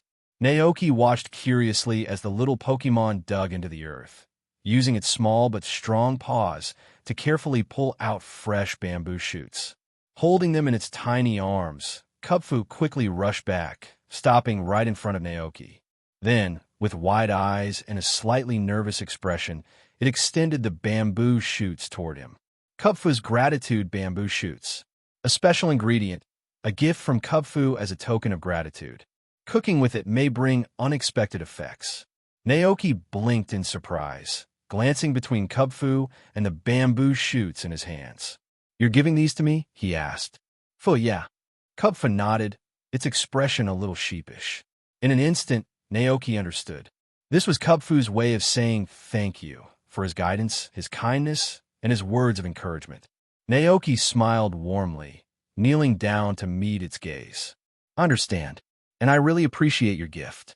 Kupfu's ears twitched, and it rubbed the back of its head, looking embarrassed but pleased. Naoki let out a soft chuckle, then gestured toward the picnic area. "Come on, let's eat together." Naoki carefully placed a plate of snacks in front of Kupfu. The little fighting-type Pokémon sat cross-legged on the grass, its ears twitching curiously as it picked up a small treat with its paws. With a quick sniff, it popped the snack into its mouth, and instantly its eyes lit up. Seeing its delighted reaction, Cyclizer let out an amused chuff. Gayo. Cyclizer had already developed a good impression of Kupfu, as the two had been training together under the waterfall. Eager to introduce Naoki properly, Cyclizer thumped its tail against the ground and explained. "Gayo, Naoki made these himself. He's the best cook." Naoki. Kupfu tilted its head, rolling the name around in its mind. Was that the human's name? Cyclizer nodded eagerly. "Gayo, that's right." Naoki sat beside Koraidon, eating a sandwich as he watched the interaction between Kupfu and Cyclizer. He couldn't help but smile. They seemed to be getting along really well. Koraidon let out a satisfied rumble. Aga. But more than that, Naoki was beginning to find Kupfu absolutely adorable. It was a serious and diligent little bear, yet at times it could be incredibly shy. For a moment, Naoki considered something. Would Kupfu be willing to come back with him to the ranch? He leaned closer to Koraidon and whispered, "Koraidon, if I invite Kupfu to stay at the ranch with us, do you think it'll agree?" Koraidon nodded without hesitation. Aga. Naoki blinked in surprise. "You sound so sure. How do you know?" Koraidon grinned, its fangs flashing playfully. "Agassi, because Naoki is the best trainer in the world." Naoki. That wasn't quite the reason he was expecting, but at the same time, he couldn't help but chuckle. To Pokémon, their trainer was always one of a kind, the most important person in their world. However, he had to think realistically. Kupfu was a Pokémon deeply dedicated to training. There was no natural waterfall at the ranch, but perhaps, if he could bring Kupfu to the habitat of Kyogre, the sea basin Pokémon, it could experience the mysteries of water flow in an entirely new way. Not to mention, it would have Cyclizer as a training partner. The two could spar together, pushing each other to grow stronger. But first, they had one final task to complete: finding the last steak. After lunch, Naoki prepared to continue the search for the last steak. He planned to rely on the wild Pokémon once again for assistance. However, before he could speak, Kupfu suddenly perked up. Through Viridian's power, Naoki could sense its thoughts. Kupfu was asking, "Are you looking for the glowing steak?" Naoki paused in surprise before asking, "Do you know where it is?" Kupfu nodded firmly. Without hesitation, it turned and dashed off, leading the way. Naoki quickly followed. Through winding bamboo forests and past rushing streams, They moved swiftly through the terrain. Before long, Cupful led him to a hidden cave, its entrance covered with dried bamboo leaves, making it almost impossible to notice. No wonder Ghastly and the others hadn't found it. According to Cubfu, it had discovered this small cave while taking shelter from the rain. The entrance was incredibly narrow, barely 30 centimeters wide, making it impossible for Naoki to fit inside. So he turned to Cubfu. "Can you go in and pull out the stake?" Fu. Without hesitation, Cubfu nodded, its determination unwavering. Cubfu easily squeezed into the cave and vanished into the shadows. Moments later, as the final stake was pulled free, a deep, eerie vibration echoed through the air. The seal has been broken. Wild Pokémon in the area froze, their ears twitching as they turned toward the sound. They exchanged uncertain glances. Something had changed. The seal on Chi-Yu, the ruinous Pokémon, had been lifted. Naoki's expression darkened. If Chi-Yu broke free without control, it could devastate the entire region. He quickly explained the situation to the gathered Pokémon, asking them to stay behind. Then, he vaulted onto Koraidon's back. "Let's move full speed. Aga." Naoki carefully placed a plate of snacks in front of Cubfu. The little fighting-type Pokémon sat cross-legged on the grass, its ears twitching curiously as it picked up a small treat with its paws. With a quick sniff, it popped the snack into its mouth, and instantly its eyes lit up. Full. Seeing its delighted reaction, Cyclizer let out an amused chuff. Gayo. Cyclizer had already developed a good impression of Cubfu, as the two had been training together under the waterfall. Eager to introduce Naoki properly, Cyclizer thumped its tail against the ground and explained. Gayo. Naoki made these himself. He's the best cook. Fu, Naoki. Cubfu tilted its head, rolling the name around in its mind. Was that the human's name? Cyclizer nodded eagerly. Gayo. That's right. Naoki sat beside Koraidon, eating a sandwich as he watched the interaction between Cubfu and Cyclizer. He couldn't help but smile. They seemed to be getting along really well. Koraidon let out a satisfied rumble. Aga. But more than that, Naoki was beginning to find Cubfu absolutely adorable. It was a serious and diligent little bear, yet at times it could be incredibly shy. For a moment, Naoki considered something. Would Cubfu be willing to come back with him to the ranch? He leaned closer to Koraidon and whispered, Koraidon, if I invite Cubfu to stay at the ranch with us, do you think it'll agree? Koraidon nodded without hesitation. Aga. Naoki blinked in surprise. You sound so sure. How do you know? Koraidon grinned, its fangs flashing playfully. Agassi. Because Naoki is the best trainer in the world. Naoki. That wasn't quite the reason he was expecting, but at the same time, he couldn't help but chuckle. To Pokémon, their trainer was always one of a kind, the most important person in their world. However, he had to think realistically. Cubfu was a Pokémon deeply dedicated to training. There was no natural waterfall at the ranch, but perhaps, if he could bring Cubfu to the habitat of Kyogre, the sea basin Pokémon, it could experience the mysteries of water flow in an entirely new way. Not to mention, it would have Cyclizer as a training partner. The two could spar together, pushing each other to grow stronger. But first, they had one final task to complete, finding the last stake. After lunch, Naoki prepared to continue the search for the last stake. He planned to rely on the wild Pokémon once again for assistance. However, before he could speak, Cubfu suddenly perked up. Fu. Through Viridian's power, Naoki could sense its thoughts. Cubfu was asking, Are you looking for the glowing stake? Naoki paused in surprise before asking, Do you know where it is? Cubfu nodded firmly. Without hesitation, it turned and dashed off, leading the way. Naoki quickly followed. Through winding bamboo forests and past rushing streams, they moved swiftly through the terrain. Before long, Cubfu led him to a hidden cave, its entrance covered with dried bamboo leaves, making it almost impossible to notice. No wonder Ghastly and the others hadn't found it. According to Cubfu, it had discovered this small cave while taking shelter from the rain. The entrance was incredibly narrow, barely 30 centimeters wide, making it impossible for Naoki to fit inside. So he turned to Kubfu. "Can you go in and pull out the stake?" Fu. Without hesitation, Kubfu nodded, its determination unwavering. Kubfu easily squeezed into the cave and vanished into the shadows. Moments later, as the final stake was pulled free, a deep, eerie vibration echoed through the air. The seal has been broken. Wild Pokémon in the area froze, their ears twitching as they turned toward the sound. They exchanged uncertain glances. Something had changed. The seal on Chiyu, the ruinous Pokémon, had been lifted. Naoki's expression darkened. If Chiyu broke free without control, it could devastate the entire region. He quickly explained the situation to the gathered Pokémon, asking them to stay behind. Then, he vaulted onto Koraidon's back. "Let's move full speed, Aga."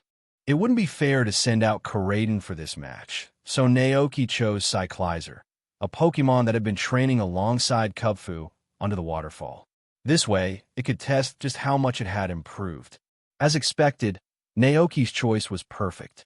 At first, Cyclizer's eyes widened in surprise at being chosen, but that shock quickly turned to excitement. Gah! It let out an eager cry, revving its powerful legs as it moved forward. This would be a battle between speed and technique. There was no need for words. As soon as both Pokémon were ready, the battle officially began. Kubfu's eyes sharpened with unwavering determination. It clenched its right fist, dashing forward with Rock Smash, its movements precise and focused. "Draco Meteor," Naoki commanded. A surge of draconic energy exploded from Cyclizer's body, rising into the sky. A moment later, burning purple meteors rained down like a celestial storm. One after another, they crashed into the battlefield, shaking the earth beneath them. Kubfu barely had time to react. It narrowed its eyes, pivoted on its feet, and threw a powerful punch, shattering one of the falling meteors mid-air. But before it could fully regain its footing, another meteor crashed down, sending shockwaves rippling through the battlefield. The impact sent Kubfu flying, but the determined little Pokémon quickly recovered. Landing on its feet, it weaved between the falling meteors, dodging them with agility and precision. Then, as it reached the edge of the meteor storm, Kubfu leaped high into the air. With a swift motion, it raised its right hand, forming a sharp hand chop, and dove down straight towards Cyclizer. But then, something unexpected happened. Just as Kubfu's strike was about to land, Cyclizer suddenly vanished from its sight. Kubfu's eyes widened in shock. It landed on the ground with a light thud, its chops slicing through empty air. A split second later, Naoki's calm voice echoed through the battlefield. "Shift gear." The air sac on Cyclizer's chest glowed faintly before it spun rapidly, resembling a tire revving up for action. Across the battlefield, Kubfu had already adjusted its stance. The determined fighting-type Pokémon pivoted on its foot, delivering a sharp kick aimed directly at Cyclizer's midsection.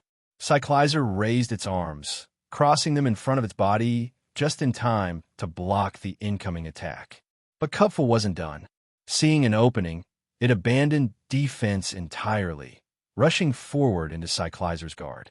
Then, a flurry of lightning-fast punches exploded from Kubfu's fists, striking Cyclizer again and again with incredible force. Pa! Pa! Pa!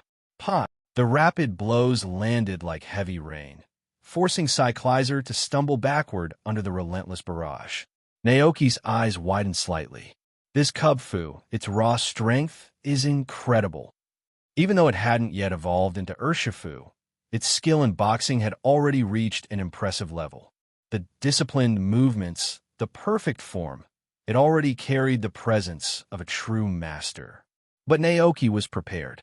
"Shift gear again," he commanded without hesitation. Whir! The tire-like sack on Cyclizer's chest spun even faster, generating a surge of momentum and power. Then, in one swift counterattack, Cyclizer's claws extended, glowing with dragon energy as it slashed forward. Kubfu staggered backward, its stance momentarily broken. Naoki's eyes flashed. This was the moment. "Now, use Dragon Rush." With its speed now enhanced to its absolute limit, Cyclizer let out a piercing cry, its entire body radiating with raw draconic energy. Then, like a falling comet, it launched itself into the air, the sheer force shaking the battlefield beneath it. A terrifying aura surrounded Cyclizer as it dove downward at breakneck speed, its entire body engulfed in dragon flames. Kupfu's eyes widened. Too fast. There was no time to dodge. Boom! The impact sent shockwaves ripping through the bamboo forest. Dust and scattered leaves swirled violently in the air as the force of the attack rippled outward, shaking even the surrounding trees. For a moment, silence. Then, as the dust slowly settled, Cyclizer emerged from the fading energy, standing tall. Lying motionless on the ground was Kupfu, its small chest rising and falling as it breathed heavily. It had fought with everything it had, but the battle was over. Kupfu had fainted. Naoki reached for his belt, pulling out an empty Pokeball. With one precise throw, he sent it soaring through the air. Click! The Pokeball struck Kupfu, absorbing the small bear Pokémon into a beam of red light. As it landed softly on the ground, the Pokeball began to shake. Once, twice, 3 times. Click! A soft white glow pulsed from the Pokeball. Naoki smiled. Naoki eagerly stepped forward and picked up Kupfu's Pokeball, his excitement evident. All right, Kupfu, come on out. With a brilliant flash of white light, the fighting-type Pokémon reappeared in the bamboo forest, still bearing the signs of its hard-fought battle. Naoki knelt down, smiling warmly, and stretched out his hand. From now on, let's work together, Kupfu. Kupfu looked up at him, its determined gaze meeting Naoki's. Then, without hesitation, it leapt up happily, reaching out with a small paw for a high five. Kupfu. Naoki chuckled and pulled out a small bottle from his bag, a flask of Moo milk, known for its incredible restorative properties. Here, this should help you feel better. Kupfu tilted its head, curious, then took a cautious sip. The moment it swallowed, a warm, soothing sensation spread through its body. All the bruises and scratches from battle faded instantly. Fu! Kupfu's eyes widened in shock, looking down at its own paws in disbelief. F. From the side, Cyclizer trotted over, giving Kupfu an encouraging nod. Gayo, it's Moo milk. It works wonders. Seeing Cyclizer and Kupfu already getting along, Naoki smiled in satisfaction. With everything settled, it was time to head back. Naoki returned his Pokémon to their Pokeballs, then turned to the wild Pokémon that had helped him on this journey. He gave them a grateful nod. Thank you all for your help. I really appreciate it. Take care. Ghastly, Jigglypuff. A chorus of happy farewells rang out as the wild Pokémon stood together in the bamboo forest, watching him leave. Naoki climbed onto Koraidon's back, holding Kupfu gently in his arms, and with a powerful leap, the crimson-scaled Pokémon soared into the sky. As the land slowly shrank into the distance below, Naoki turned his gaze forward. Let's go home. Kupfu sat comfortably in his arms, its little ears twitching in excitement, eager for what lay ahead. Kupfu. Home. Naoki chuckled and explained. It's a ranch where I live with Koraidon and the others. We all train together, play together, and look after each other. I think you'll like it there. Kupfu. Kupfu's eyes sparkled with anticipation, already looking forward to its new life.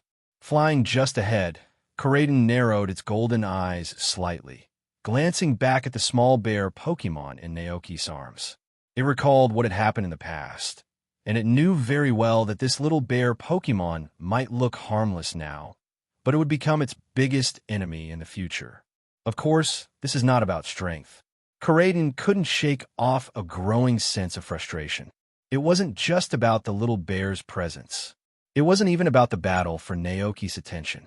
No, what truly bothered Koraidon was the fur. Why did Kupfu get to have such soft, fluffy fur? Damn it, why couldn't it grow hair too? Koraidon grumbled internally, filled with deep resentment. It couldn't help but imagine itself covered in beautiful, luxurious fur, Naoki brushing it with gentle strokes, praising how soft and well-groomed it was. Unfortunately, it knew the truth. Neither Cyclizer nor Koraidon could grow fur. And among the Paradox Pokémon it had met, only Screamtail and Slitherwing had that privilege. Slitherwing? Koraidon had encountered Slitherwing in the past, and even battled against it. That giant bug-like Pokémon had a thick, vibrant coat of fur. How did it even grow that much? Koraidon narrowed its golden eyes in determination. That was it. It had made up its mind.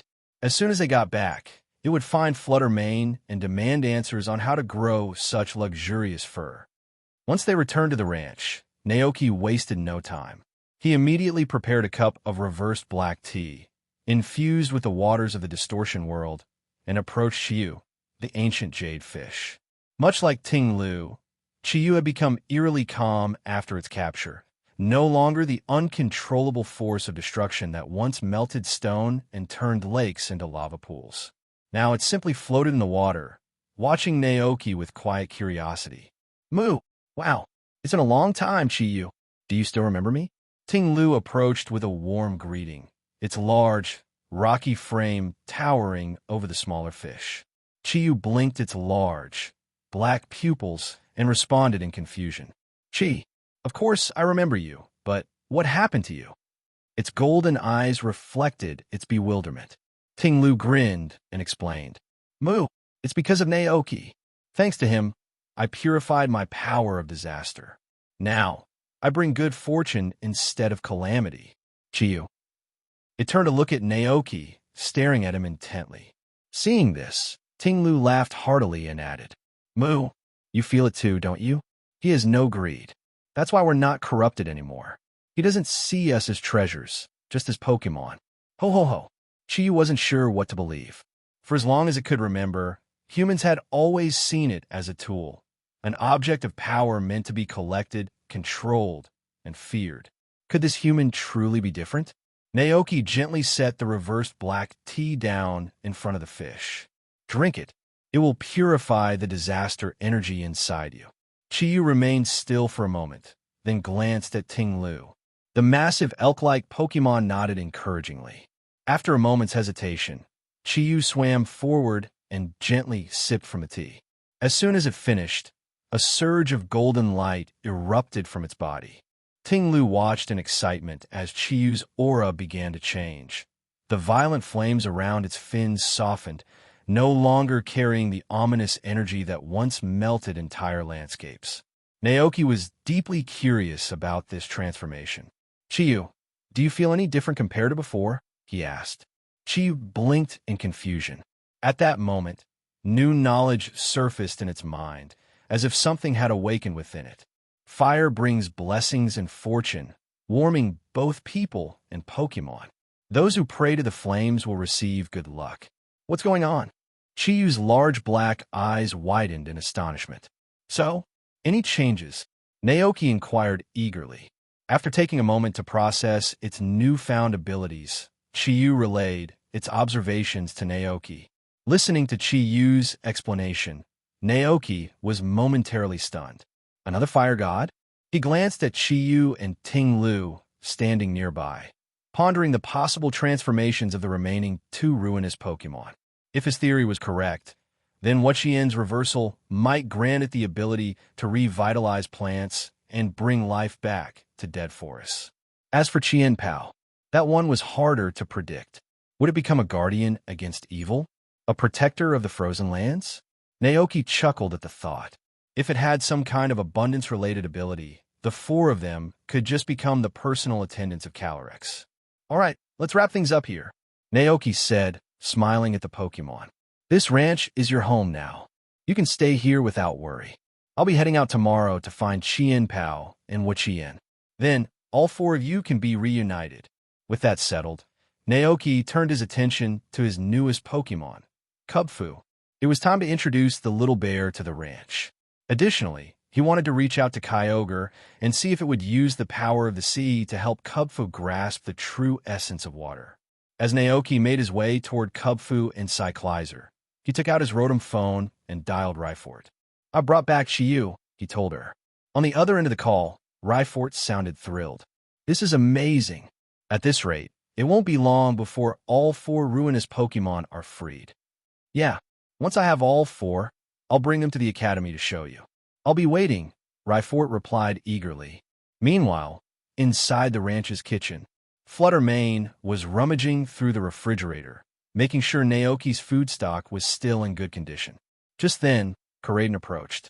Rayo, startled, Fluttermane let out a small flut before realizing it was just Karaden. It turned around, confused as to why the scarlet Pokémon was here. Flu, what do you want? Karaden looked at it seriously.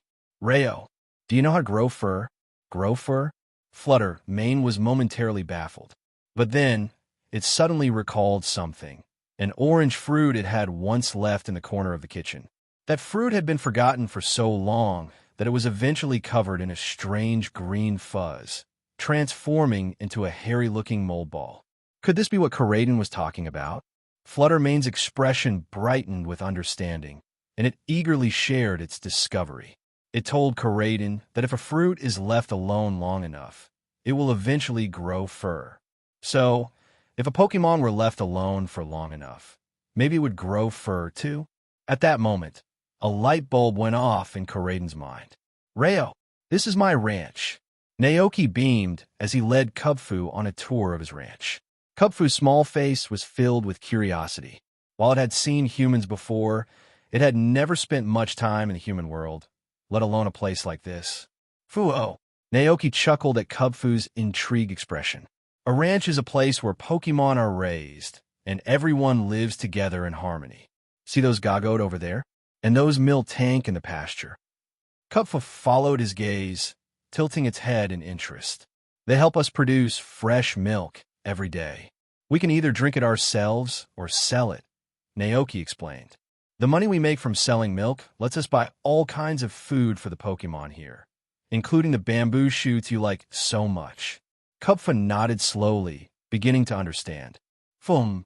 Its attention was suddenly drawn to a lush leek garden nearby, where Farfetch'd was sitting on the grass, carefully polishing its leek sword with its wings, a focused look on its face.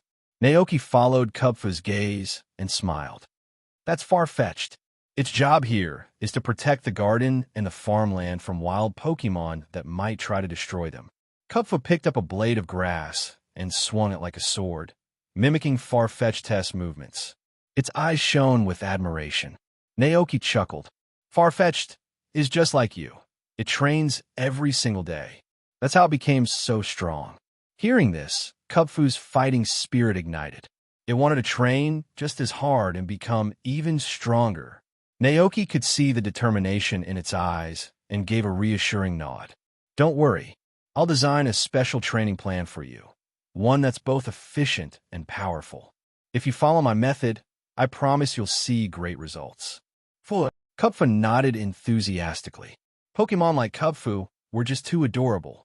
Naoki felt warmth in his heart as he reached out and gently patted Kubfu's head. It's decided. I'll build a bamboo forest for Kubfu in the ranch. Then he suddenly thought of the friendship ball he had received from an old traveler. He wanted to give the ball to Kubfu as a proof of their friendship. Kubfu froze when Naoki patted its head. Then, suddenly, it became shy, its ears twitching in embarrassment. No one has ever treated me like this before. Naoki smiled. For now, settle in and get used to the ranch. After I finish helping Ting Lu, I'll start working on your bamboo forest so you can have a home here. Kubfu looked around and saw there were no bamboo trees anywhere. Wouldn't that mean that they'd have to plant everything from scratch? That sounds like a lot of trouble. Not wanting tea. Oh, burden Naoki. Kubfu quickly shook its head. Fuh, HM, you don't want it. Naoki blinked in surprise. Kubfu hesitated before responding softly. Naoki immediately understood. It doesn't want to trouble me. He laughed. It's fine. There's actually a Pokémon here that can make bamboo grow instantly. Kubfu looked up, eyes wide with surprise. Naoki grinned. And besides, there's no need to be so formal. From now on, we're family. If nothing unexpected happens, we'll be living together forever. Kubfu's breath caught. Family? After a moment, a light sparkled in Kubfu's eyes, and it nodded eagerly. Fuh, that's the spirit. Do you want to hop up? Naoki patted his shoulder. Kubfu, who who had always lived alone and was used to being independent, instinctively shook its head. But before it could react, it suddenly felt itself being lifted. Fu! Naoki effortlessly placed Cub Fu on his shoulder, taking the opportunity to ruffle the little bear's fur. Don't be shy. Come on. I'll keep showing you around the ranch. One human and one Pokémon continued their tour. Naoki introduced Cub Fu to every part of the ranch. The orchard, the apple grove, the chicken coop, the underground cave of Garganackle, the Wooloo pasture, the Pokémon tavern, and even Snorlax Park. Before long, night had fallen. To celebrate the arrival of Cub Fu, Ting-Lu, and Chiyu, Naoki prepared a grand feast. However, as dinner was served, Naoki realized something was off. Koraidon was nowhere to be seen. His brows furrowed. That's strange. He turned toward his NDD. Have you seen Koraidon? NDD pointed toward the wine cellar, tilting her head. Aye. Apparently, Koraidon had gone into the wine cellar that afternoon and never came out. The wine cellar? Naoki paused for a moment before pushing open the door and stepping inside. Descending the wooden staircase, he was immediately met with a rich, fruity aroma of aged berry wine. With a soft click, he flicked on the lights, illuminating the dimly lit space. And there, squatting in a corner, was Koraidon. It was just sitting there. Naoki blinked. What in the world? Koraidon? What are you doing in the wine cellar? Instead of looking guilty, Koraidon responded with its usual enthusiasm. Rayo. It was waiting patiently for fur to grow. That's what Fluttermane had told it. If berries could grow fur when left in a dark and damp corner, then surely Koraidon could grow some, too. Naoki, you're trying to grow fur? What kind of nonsense is that? He sighed before adding, Come on, dinner's ready. If you don't hurry, the others will eat all the food.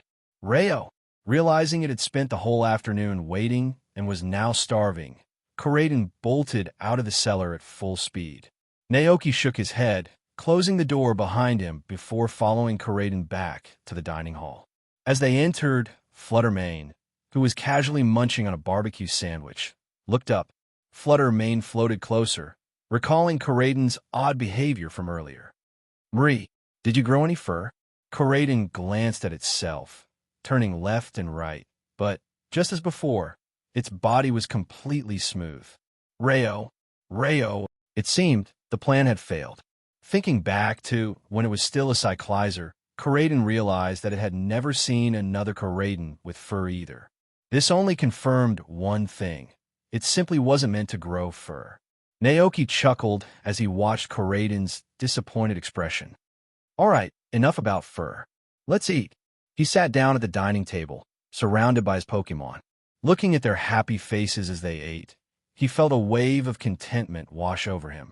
A peaceful ranch, good food, and Pokémon he cared about. What more could he ask for? The ancient deer Pokémon and ancient goldfish Pokémon returned to their Pokeballs for the night, while Cub Fu was given a warm, comfortable Pokémon bed. All right, this is your spot, Naoki said as he gently patted the little bear's head. Fu. Cub Fu responded softly, turning its head to curiously examine the fluffy nest beneath it. It was warm, soft, and cozier than anything it had ever experienced before. A small smile formed on Cub Fu's face as it curled up, closing its eyes peacefully. Nearby, Koraidon squinted at the little bear. What was so special about a simple Pokémon nest? Even after evolving into Urshifu, Cub Fu would probably still refuse to sleep anywhere else. Koraidon, who had never fit inside a nest due to its sheer size, simply couldn't understand the appeal. After making sure his new Pokémon were settled in, Naoki pulled out his Rotom phone. First, he chatted with Iono for a bit. They exchanged a few words, said goodnight, and agreed to meet up tomorrow. Naoki was quite familiar with Levincia Gym's schedule. In Paldea, gym leaders had structured schedules, working 6 days a week with Sundays off. Since today was Saturday, Iono would have her rest day tomorrow. That meant she was free to visit the ranch. After closing the chat, Naoki switched to another conversation, one meant for legendary Pokémon. He quickly tagged Kyogre in the group chat. It didn't take long for the Sea Basin Pokémon to reply. Kyogre, what do you want from me? Naoki, I need a favor. Kyogre, What kind of favor? Naoki, I just befriended a new Pokémon today. It's been training hard to master water techniques, practicing under waterfalls, meditating in rivers, and learning to understand the flow of water. Naoki, you are the Lord of the Sea, the one who created the oceans themselves. If possible, I'd like to borrow some of your power to help this Pokémon gain deeper insight into the mysteries of water. Far beneath the world tree, in the endless abyss of the deep sea, a massive shadow stirred. Kyogre, resting in its domain, read the message with an impassive expression. The Lord of the Sea. Was that truly how humans saw it? Well, it wasn't wrong. Kyogre was the embodiment of the ocean itself, the creator of the primal sea, the wielder of primordial waves, and the one who commanded the ultimate mysteries of water. Kyogre pondered for a moment. Helping Naoki's Pokémon train wouldn't be a problem. After all, allowing the legendary Pokémon to reside within the World Tree had been a great favor to them. Over the past weeks, Kyogre had absorbed vast amounts of natural energy, restoring its strength to its primal peak. It was only fair to return the favor. With that in mind, Kyogre was about to instruct Rotom to send a simple "okay" in response. But just as it was about to do so, the Rotom phone suddenly chimed. A new message had appeared. A familiar name. A mortal rival. Groudon, why did you only ask Kyogre and not me? I'm way stronger than that overgrown fish. Naoki. Groudon was fuming. Why should Kyogre get all the glory? What's so special about this secrets of water? Groudon could teach the power of the earth. Let it feel the majestic, unshakable strength of the land itself. Naoki sighed. He wasn't against it, but what was Groudon even supposed to teach? Kubfu's training focused on fluidity, movement, and adaptation, traits found in water, not land.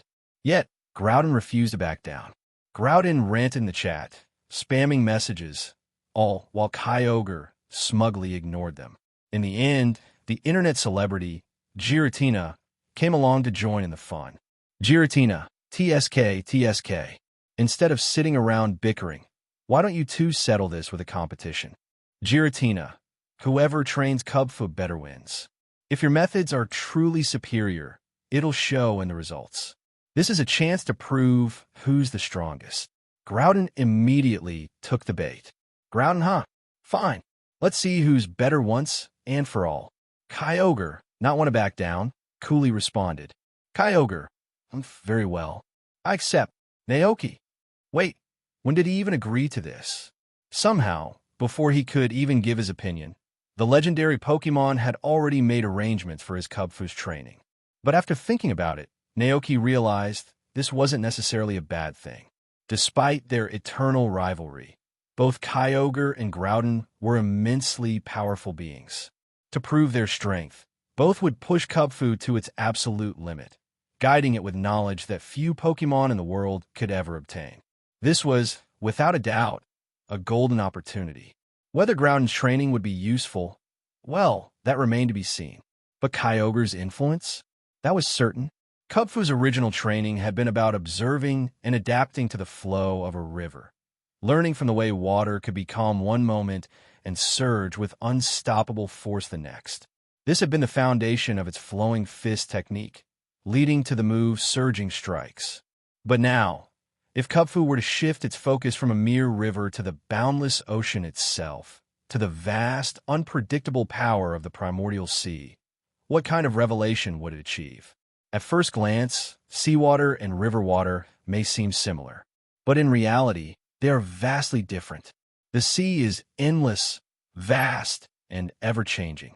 Unlike a river, which flows within boundaries, the ocean can be tranquil one moment and erupt into massive waves the next. It embodies the true essence of power and unpredictability. As this thought settled in Naoki's mind, he sent a message to the legendary Pokémon chat group. Naoki, all right, I'll bring my Pokémon to the World Tree tomorrow afternoon. The next morning, Dragonite flew off to Laventia City and returned shortly after, carrying Iono with it. As soon as Iono landed, Greavard rushed over excitedly to greet her. Woof! Haha, okay. Iono giggled, kneeling down to pat the Pokémon's head. Then, She stood up and handed Naoki a bouquet of flowers. Hee, this is for you, she said cheerfully. Naoki froze.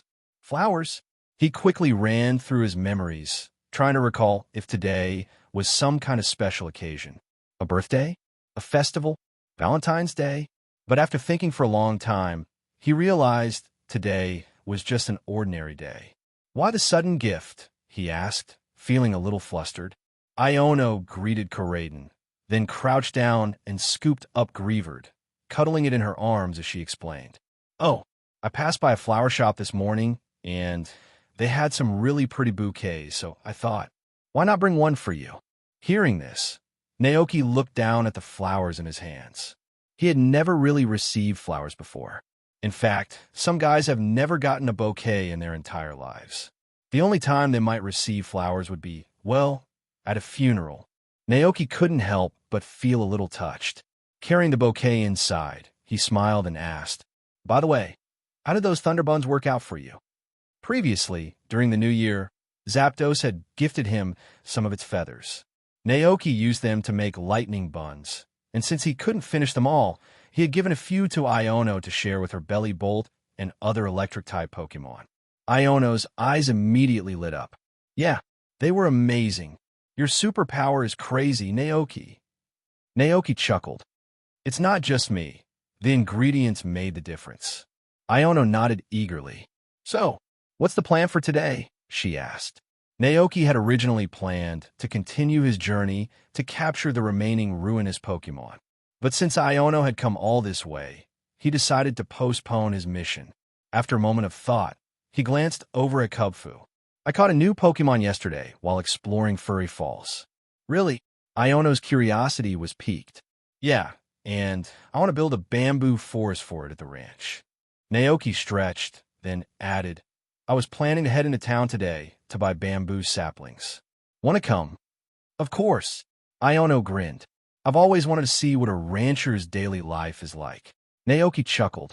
He carefully placed the bouquet of flowers in a vase, gave NDD instructions to take care of them, and then hopped into his pickup truck. With Iono, a few Pokémon, and some tag. Looking at the small sprouts in front of him, Naoki frowned, thinking carefully. Obviously, this mutation was caused by the grass energy from the Gagote and the strange seeds he had given them. The grass cake must have played a role in this as well. But why does it take so long for this thing to grow? Has it even been 100,000 years since Arceus created the world? What kind of plant would take so long to grow? Naoki quickly ran through the famous plants/trees in the Pokémon world in his mind. The only thing he could think of was the Tree of Beginning. The image of that ancient, towering tree from a movie appeared in Naoki's mind. It was nestled in the mountains, reaching toward the sky. Its trunk was so massive it housed a unique ecosystem, with many Pokémon living inside its intricate maze of tunnels. No one knows exactly how the tree came to be or how long it took to grow to that size. Mew called a home, and Regice, Regirock, and Registeel guarded it, warding off any intruders. Some believe the tree is not made of wood at all, but layers of rock resembling a tree. Others think it's a result of natural petrification over centuries of growth. Naoki's brow furrowed. Could it be that his Gagote had somehow grown a new version of the Tree of Beginning? Wow, no wonder no crops in the field had mutated for over a month. They were busy secretly growing something big. He pictured the grand Tree of Beginning, then looked down at the tiny sprout, barely as big as his finger. The contrast was laughable. He was desperate to know what kind of plant this would become. But clearly, unless he used some special method, he would never live to see it fully grown. After thinking for a moment, Naoki's eyes turned toward the shrine dedicated to the King of Bountiful Harvests, a shrine he had often visited in reverence. If anyone could help, it had to be the King of Bountiful Harvests, right? Naoki hurried over to the shrine, lighting incense and making offerings. Oh, great King of Bountiful Harvests, your humble follower seeks your help. I promise to offer you endless green dumplings in gratitude. Far away in the Galar region, the crowned king, Calyrex, stirred. It was snowing heavily in the crown tundra. The landscape was blanketed in white, and snow piled high on the ground. In past years, the king of bountiful harvests would have been deep in hibernation during this time. His body was weak, and the cold was harsh. But recently, things have changed. With the help of his devoted followers, a steady flow of faith had been revitalizing him. Although he was still far from his full strength, he could now muster some of his powers. For this, Calyrex was deeply grateful. He thought about how his young follower had been so devoted, working tirelessly to spread his name in a world that had mostly forgotten him. Not only that, the young follower had never asked for anything in return, always helping in silence. The air around him was icy, but Calyrex's heart felt warm. This was the first time the follower had asked for help. "I will certainly assist you," thought the king of bountiful harvests. He focused his psychic powers, turning his attention to Naoki's situation. What he saw warmed his heart even more. Naoki had placed an enormous pile of fruits in front of the shrine, so much that there was hardly any space left. A few fruits had rolled off onto the grass, and Naoki, flustered, hurried to pick them up and carefully put them back on top of the pile. Calyrex couldn't help but smile, amused by the young follower's devotion and eagerness. "Do you like me that much?" The king of bountiful harvests murmured to himself with a hint of amusement.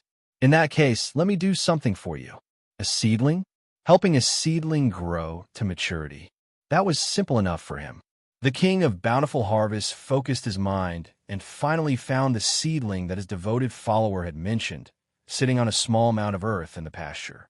There were 3 gagote surrounding the tiny sprout, guarding it with quiet patience. Paying no attention to them, the king of bountiful harvests gracefully raised his hand and began channeling his energy to nurture the seedling.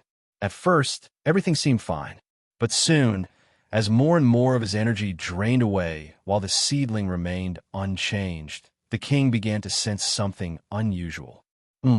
What is this? Why is it taking so much out of me?" A rare trace of astonishment flickered across his normally composed face. Meanwhile, Naoki had no idea that the king of bountiful harvests had answered his prayers. After leaving the offering at the shrine, he wandered back to check on his gagote. As he approached, he casually glanced down at the seedling, expecting nothing. But what he saw shocked him. The time until maturity had changed. And the name had changed too. World Tree Seedling. A seedling that has absorbed a great deal of grass energy. Due to the influence of the gagote's power, it has undergone a mutation during its growth. A tremendous vitality is now brewing within. It will take another 99,996 years to fully mature.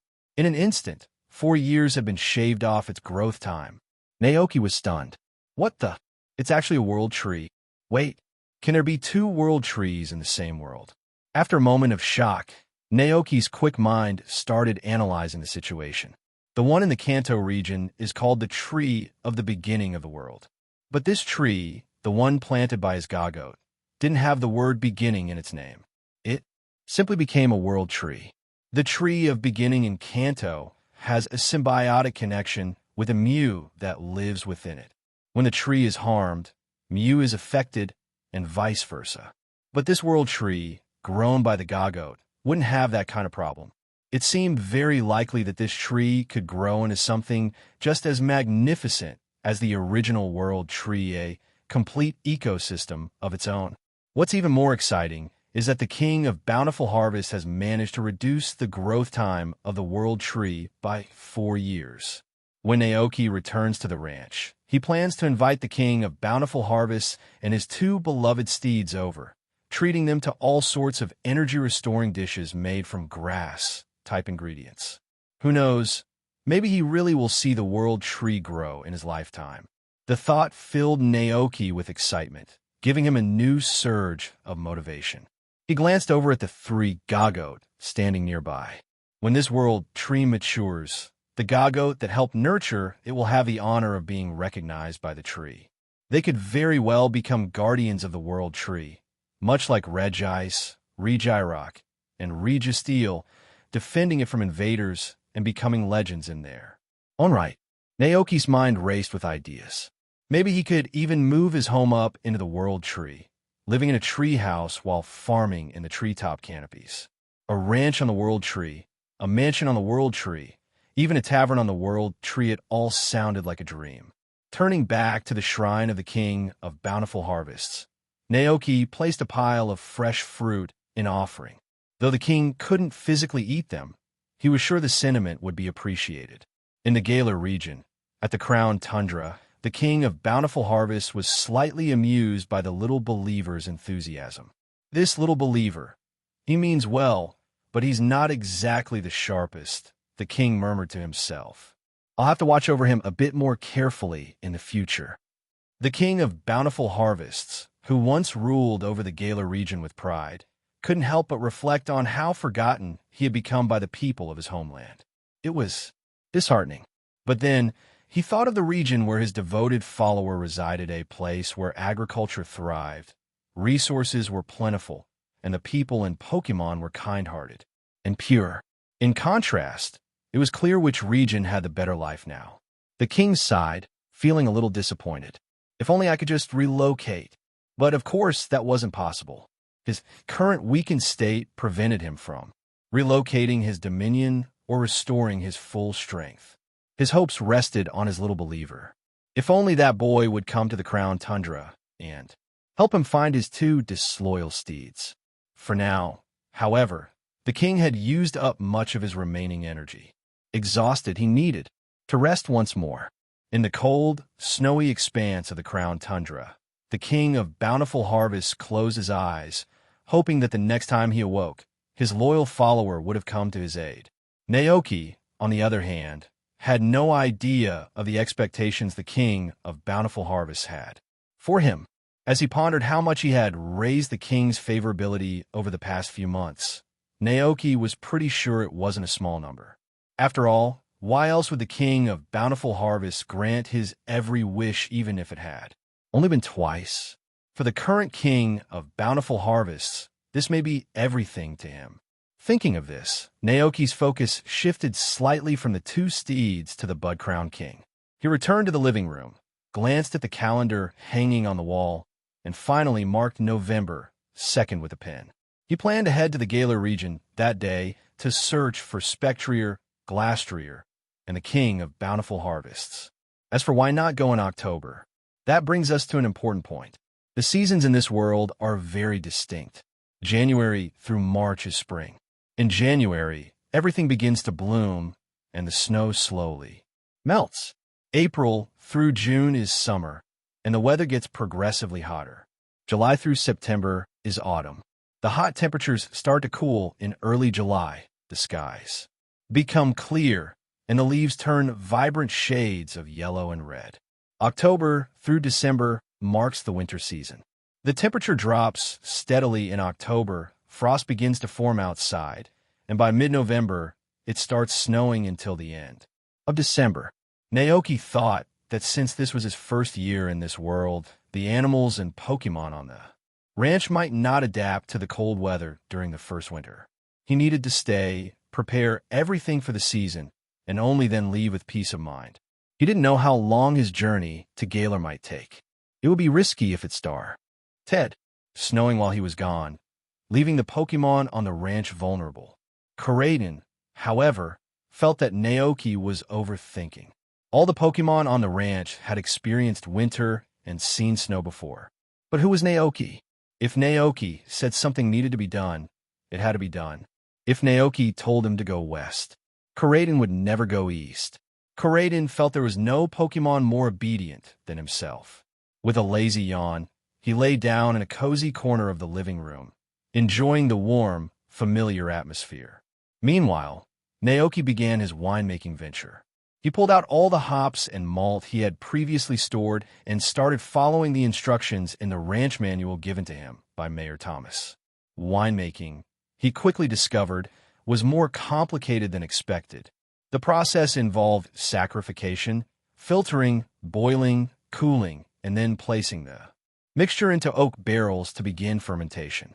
Generally, the fermentation process takes about 15 days, but it's said that if the beer is stored in oak barrels for longer, the flavor becomes more refined and unique. Oak barrels also impart a special woody flavor, enhancing the taste of the beer. In addition, fruit wines, such as grape wine, could also be brewed using this method. However, there was no vineyard on the ranch yet, so Naoki had no choice but to use berries to make wine instead. After finishing the beer, Naoki went to the nearby town to buy a variety of berries. He picked up items like sherry berries, pecha berries, and starf berries.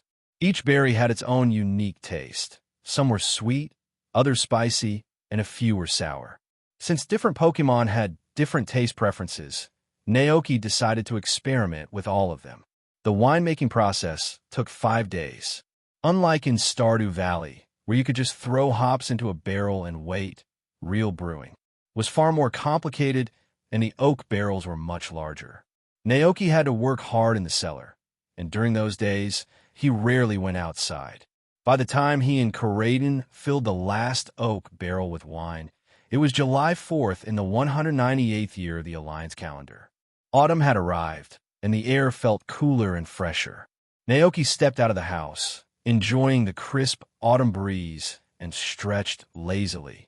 He glanced down at his arm and turned to Karaden in surprise. "Have you noticed I'm looking a little paler?" "Ugh."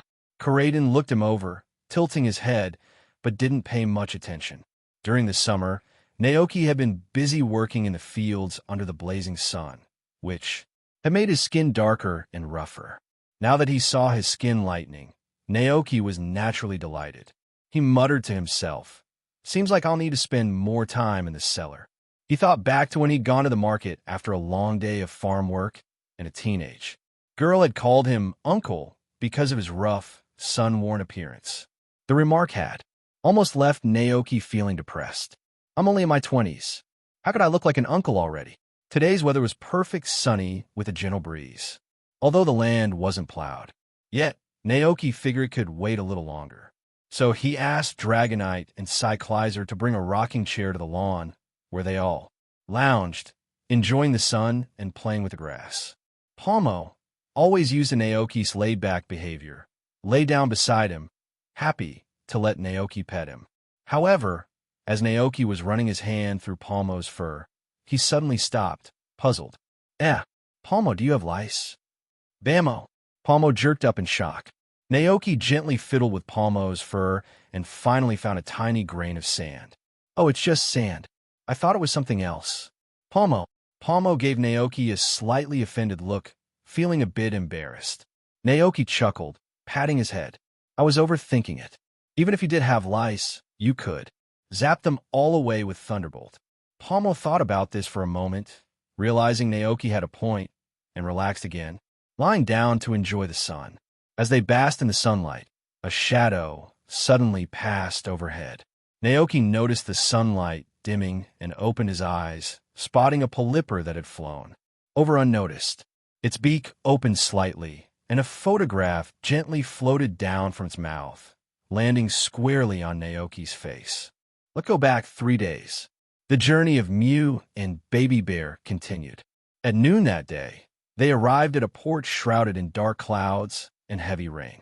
The sea was pitch black, and massive waves from the storm crashed against the coast repeatedly. Heavy rain poured down, and many people, drenched to the bone, hurried to seek shelter in the boat boarding area. A group of young trainers, eager to cross the sea by boat, had gathered there.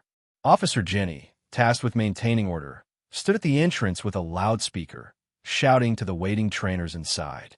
"Everyone, due to the storm, the ship cannot sail today. Please wait here until the storm passes, and we'll resume the journey afterward." Baby Bear, perched on a steel beam above the hull, looked down at the crowd of humans with curiosity. Meanwhile, Mew's attention was focused on the storm outside. Baby Bear noticed this and asked, "What's wrong?" Mew gazed at the stormy sea with a look of interest. "Mew, this storm is being influenced by a powerful force." "Teddy." Baby Bear was surprised. A powerful force? Not only was it strong, but the energy felt oddly familiar to Mew. Mew, now intrigued, exclaimed, "Mew, let's go check it out." Baby Bear, always up for adventure, agreed immediately. The two Pokémon vanished in a flash, passing through the storm and arriving at a small island. There was no rain here. A castle stood tall on the island, with a windmill spinning on the coast. Mew and Baby Bear, instantly captivated by the windmill, perched on its blades and began to spin with it, laughing in delight. Teddy, Mew, the two Pokémon were having a blast when suddenly an explosion echoed from the castle nearby. Their attention shifted immediately. They flew toward the source of the sound, and, just as they approached, saw a boy in a baseball cap being hurled through the air. Mew, without hesitation, Mew used its psychic powers to create a protective bubble, catching the boy mid-air with perfect precision. Yay! Baby Bear's eyes lit up at the sight of the bubble, fascinated by Mew's ability. It had never seen this particular move from Mew before. It looked like so much fun. With a playful glint in its eyes, Mew winked at Baby Bear and created another bubble. The two Pokémon bounced on the bubbles like trampolines, giggling with joy. They were so engrossed in their fun that they didn't notice the eerie silence that had taken over the hall. What kind of Pokémon is that? Misty asked, astonished. Brock, standing beside her, shook his head. I only recognized the one next to it as Teddy Ursa. The trainers, who had braved the storm to get there, were equally stunned. In the center of the hall stood Mewtwo, a humanoid Pokémon radiating an overwhelming aura of psychic energy. Its piercing gaze locked onto Mew. Raising its hand, Mewtwo hurled a Shadow Ball directly at Mew. The Shadow Ball pierced through Mew's bubble, causing both Mew and Baby Bear to stop playing and turn their attention to Mewtwo. Teddy, Baby Bear was upset. It had never seen such hostility in a Pokémon before. But Mewtwo ignored it and launched several more Shadow Balls, which Mew and Baby Bear effortlessly dodged. Baby Bear was furious now. Really furious.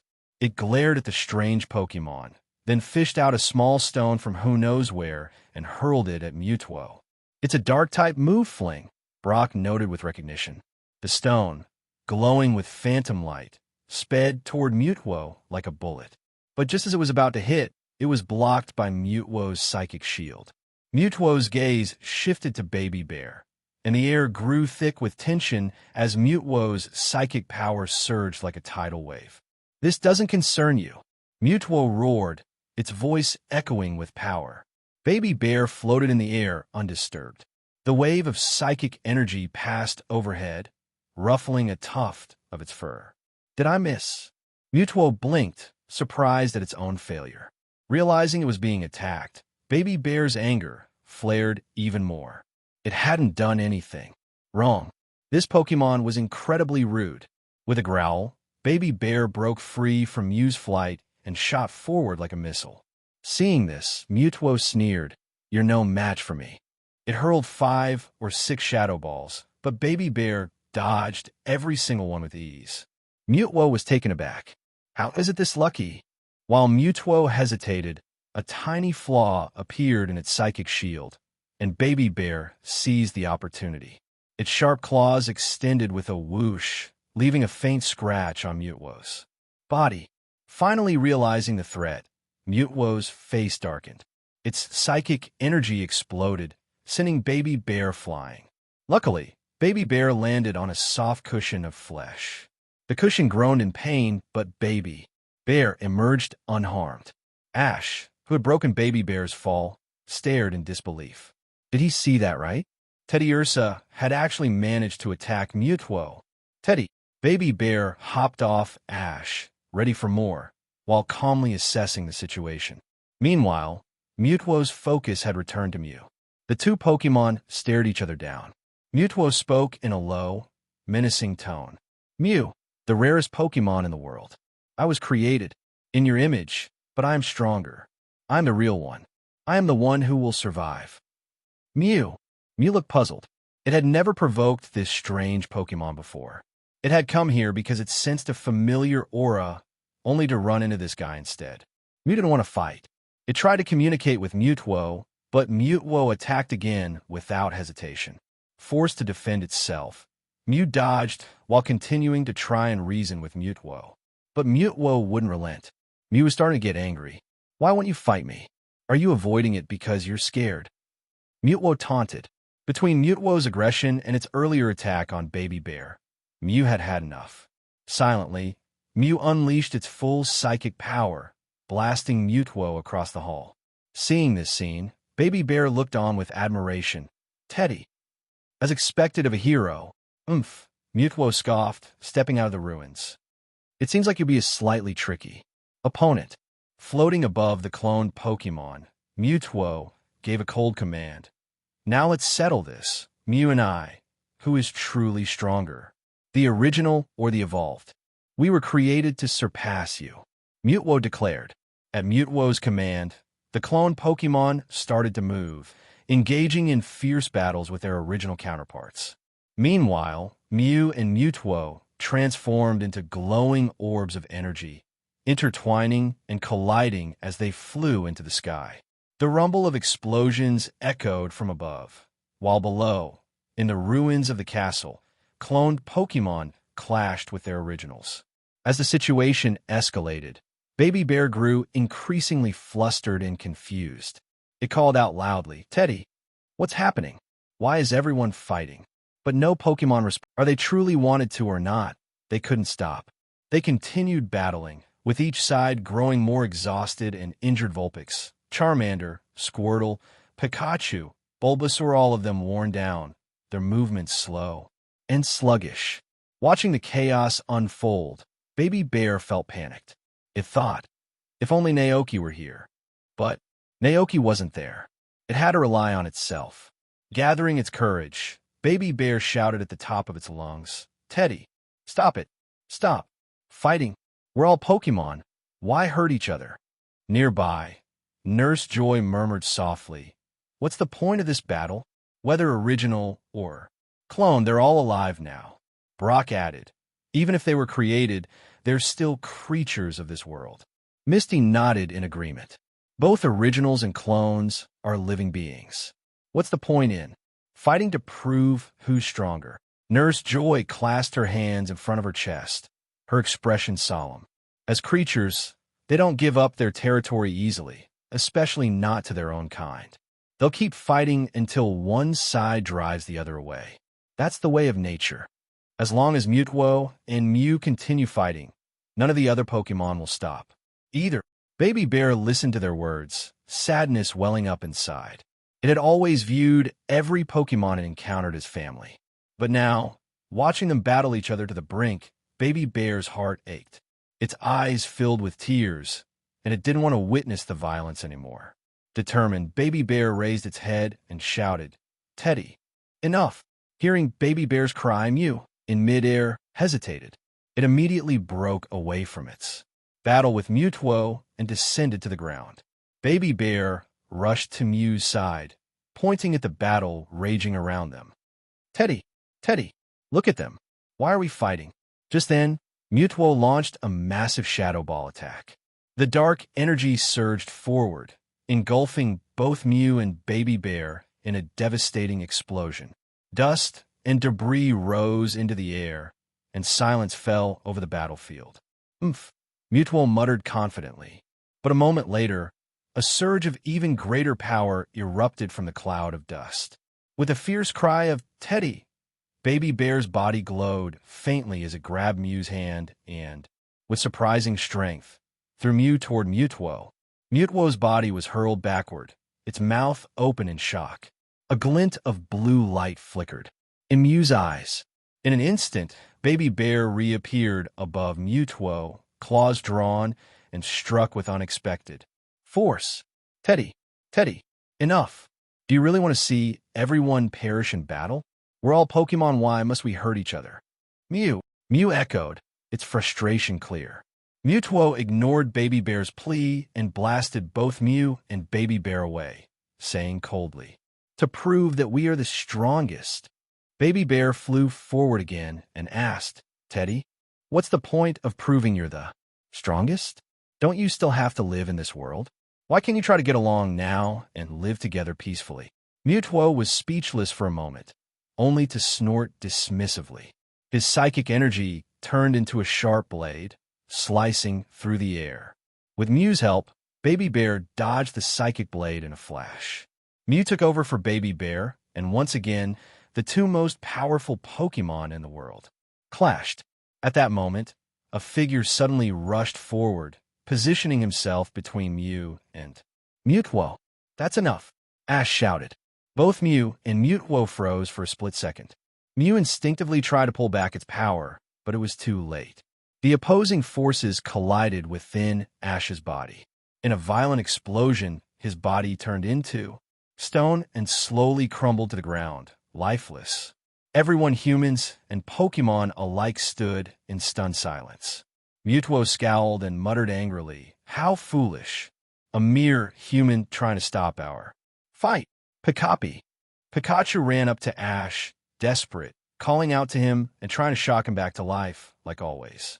But no matter how much electricity Pikachu poured into him, Ash remained motionless. Pikachu cried out, overwhelmed with grief, tears streaming down its face, falling to the ground below. Seeing this, Baby Bear's expression softened, moved by the sight. Teddy, oh no!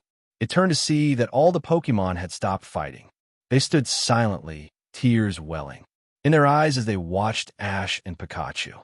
Then, something miraculous happened. Starlight began to gather around Ash, and with a soft, warm glow, Ash slowly opened his eyes. Pikachu's eyes brightened. Pikachu. Seeing that the battle had ended, Ash smiled and hugged Pikachu tightly. We did it! Was that the tears of life? Nurse Joy murmured softly. Brock turned to her in confusion. The tears of life? Nurse Joy nodded. Yes, it's a healing technique that releases one's deepest emotional energy in the form of tears. A long time ago, a Pokémon lost its life in battle. Its trainer, overcome with grief, shed tears that brought the Pokémon back to life. Misty looked puzzled. Humans can use Pokémon's moves? Joy smiled faintly. In extraordinary moments, when the bond between human and Pokémon is strong enough, it seems anything is possible. In midair, Mutwo silently observed the scene below. It no longer fought, but felt a deep sense of confusion. Its mind was clouded with conflicting emotions. What? Mutwo muttered. Mew, floating beside it, said gently, Mew, we are all living beings, whether humans or clone Pokémon. We all exist in this world. Mutwo closed its eyes and said quietly, Indeed, you and I both exist. We are both Pokémon. Perhaps it's better if no one remembers this. Maybe it's best if everyone forgets. We were all born, we all live, and we all must go on, somewhere in this world. Mew tilted its head, watching as Mutwo seemed to reach a new understanding. A soft blue glow enveloped Mutwo, and the clone Pokémon below began to glow as well, rising into the clear sky to follow it. Seeing this, Mew and Baby Bear followed suit. Mutwo glanced at the pair and finally asked, Who are you? Baby Bear hesitated for a moment. Teddy, we're a heroic exploration team. Mew giggled, covering her mouth. Mutwo raised an eyebrow, confused. A heroic exploration team. Baby Bear nodded and explained, Teddy. Yes, we travel and help Pokémon in need. So far, it's just the two of us, but we've helped many. Mutwo seemed to grasp the idea, responding with a simple, oh, before falling silent, gazing off into the distance deep in thought. After an unknown amount of time, they landed on a beautiful, uninhabited cliff. The steep landscape assured no humans would disturb them. Mutwo surveyed the area and said, We are not ready to be discovered by humans yet, so we will live here. What about you? Will you stay with us? Baby Bear shook his head enthusiastically. Teddy, there are still that need our help. Mew nodded in agreement. Mutwo blinked, then replied, I see. As the heroic exploration team prepared to leave, Baby Bear suddenly had an idea. It pulled out a camera from its bag and excitedly called out, Teddy, let's take a group photo. Together. Mutwo looked puzzled. Group photo. Baby Bear eagerly explained the concept of a camera and taking photos. But when Mutwo realized humans might see it, it floated back, its expression darkening. I don't want humans interfering with our lives. Baby Bear frowned, sharing a confused glance with Mew. Teddy, But Naoki is a really good human. Mutuo raised an eyebrow. Naoki. Baby Bear nodded. Teddy. He helped me. If it weren't for Naoki, I'd still be living in the mountains, stealing honey every day, probably caught by humans. Naoki is the best human ever. Baby Bear's eyes sparkled as it spoke, full of admiration. Mew, equally enthusiastic, added, Mew, and Naoki's cooking is the most delicious food in the world. Mutuo stared for a moment. Then, after a brief pause, Baby Bear excitedly remembered something. Teddy, by the way, Naoki even opened a tavern just for Pokémon. Pokémon in need go there to find him. Mew shared its memories of Naoki with Mutuo, who remained silent after seeing them. Mutuo couldn't help but feel slightly embarrassed by how peculiar this human was. Burying his face in a Pokémon's belly? It wasn't sure how to feel about that. However, Mutuo had to admit that Naoki treated Pokémon with genuine kindness and respect.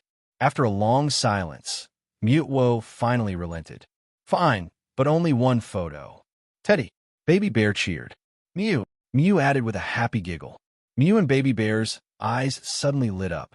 They took 2 photos with Mutuo and a group of clone Pokémon.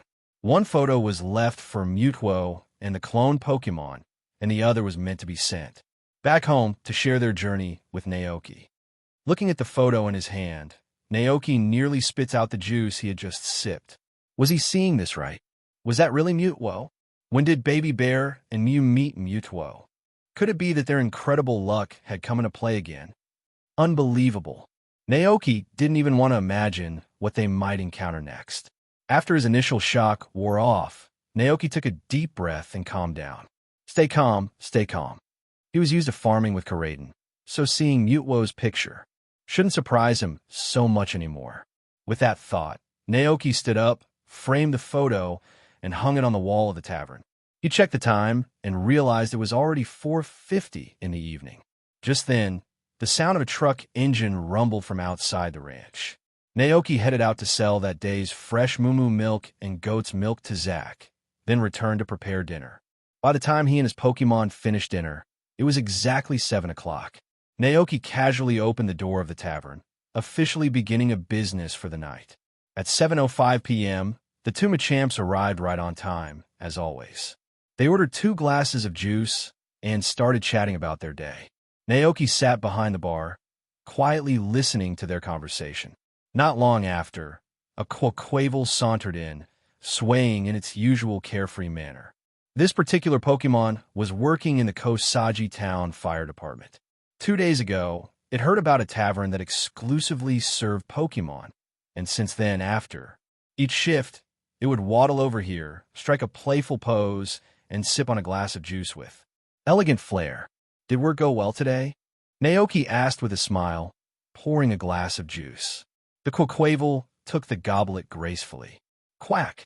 Very smoothly. It found an empty table, sat down, and drank its juice while listening to the chat between the Dratini and the Dragonairs next to it. The Quaquaval sat in the tavern until 9 o'clock before finally getting up. It paid for its drinks with 5 dark blue feathers. Naoki, I have to admit, this Pokémon is a bit of a narcissist. Listening to Pokémon chat is a very interesting thing. You can gather a variety of information and intel from their conversations. For example, a fire might have broken out somewhere in town, a rare Pokémon might have appeared, a Pokémon could have gotten lost, or 2 Pokémon might have dueled over love. Naoki never interrupted their chats. He just quietly sat behind the bar, reading a book.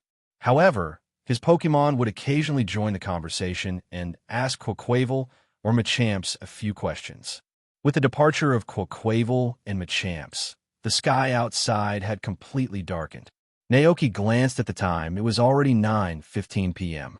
He looked out the window, and it seemed there wouldn't be any more guests visiting tonight. Thinking this, Naoki was about to close the tavern for the night when the sound of barking and a motorcycle engine came from outside. Naoki was surprised. Were their guests arriving so late? He went outside to check and saw Officer Jenny, dressed in her police uniform, riding her motorcycle and chasing a Growlithe. The Growlithe was running excitedly ahead, barking as it sprinted along. "Growlithe, where are you going?" Officer Jenny, chasing behind, looked worried. They had just finished their patrol and were about to head home when Growlithe, the trusty partner of the police station, suddenly bolted off. The entire police force was stunned. Only Officer Jenny reacted quickly enough to jump on her motorcycle and give chase. Growlithe would run and then stop as if it were deliberately waiting for her, leaving Officer Jenny even more confused. What on earth was attracting Growlithe? After some thought, Officer Jenny decided to follow the Pokémon and find out. They traveled along the dark countryside road and eventually arrived at a brightly lit ranch.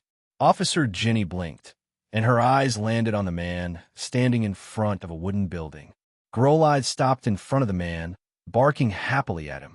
Officer Jenny turned off the motorcycle, got off, and looked at the scene in confusion. Her frown deepened, and her expression grew serious. Could this man be someone who used tricks to lure other people's Pokémon, only to steal them? Out of professional instinct, Officer Jenny's hand drifted to the handcuffs at her waist, ready to act if anything suspicious happened. "Who are you?" Officer Jenny asked sternly. "Naoki." Naoki noticed Officer Jenny's movements and sighed, a bit exasperated. "Don't worry, Officer Jenny. I'm Naoki, from Naoki's ranch. Your Growlithe probably heard about the tavern from other Pokémon and decided to visit." Officer Jenny blinked in surprise, her eyes studying Naoki before she removed her hand from her handcuffs. "Naoki's ranch. I've heard about that in town." Naoki smiled and asked, "Growlithe, did you come to visit the tavern?" Growlithe wagged its tail excitedly and nodded enthusiastically. "Arf, arf. Then come on in." Naoki chuckled and patted Growlithe on the head before welcoming both Officer Jenny and the excited Pokémon inside. Inside the tavern, Dragonair, Dratini, and Palmo were still quietly chatting under the warm light. As soon as Growlithe entered, it was immediately drawn to them and grew even more excited. "Arf, arf." Growlithe barked happily. There really was a tavern just for Pokémon.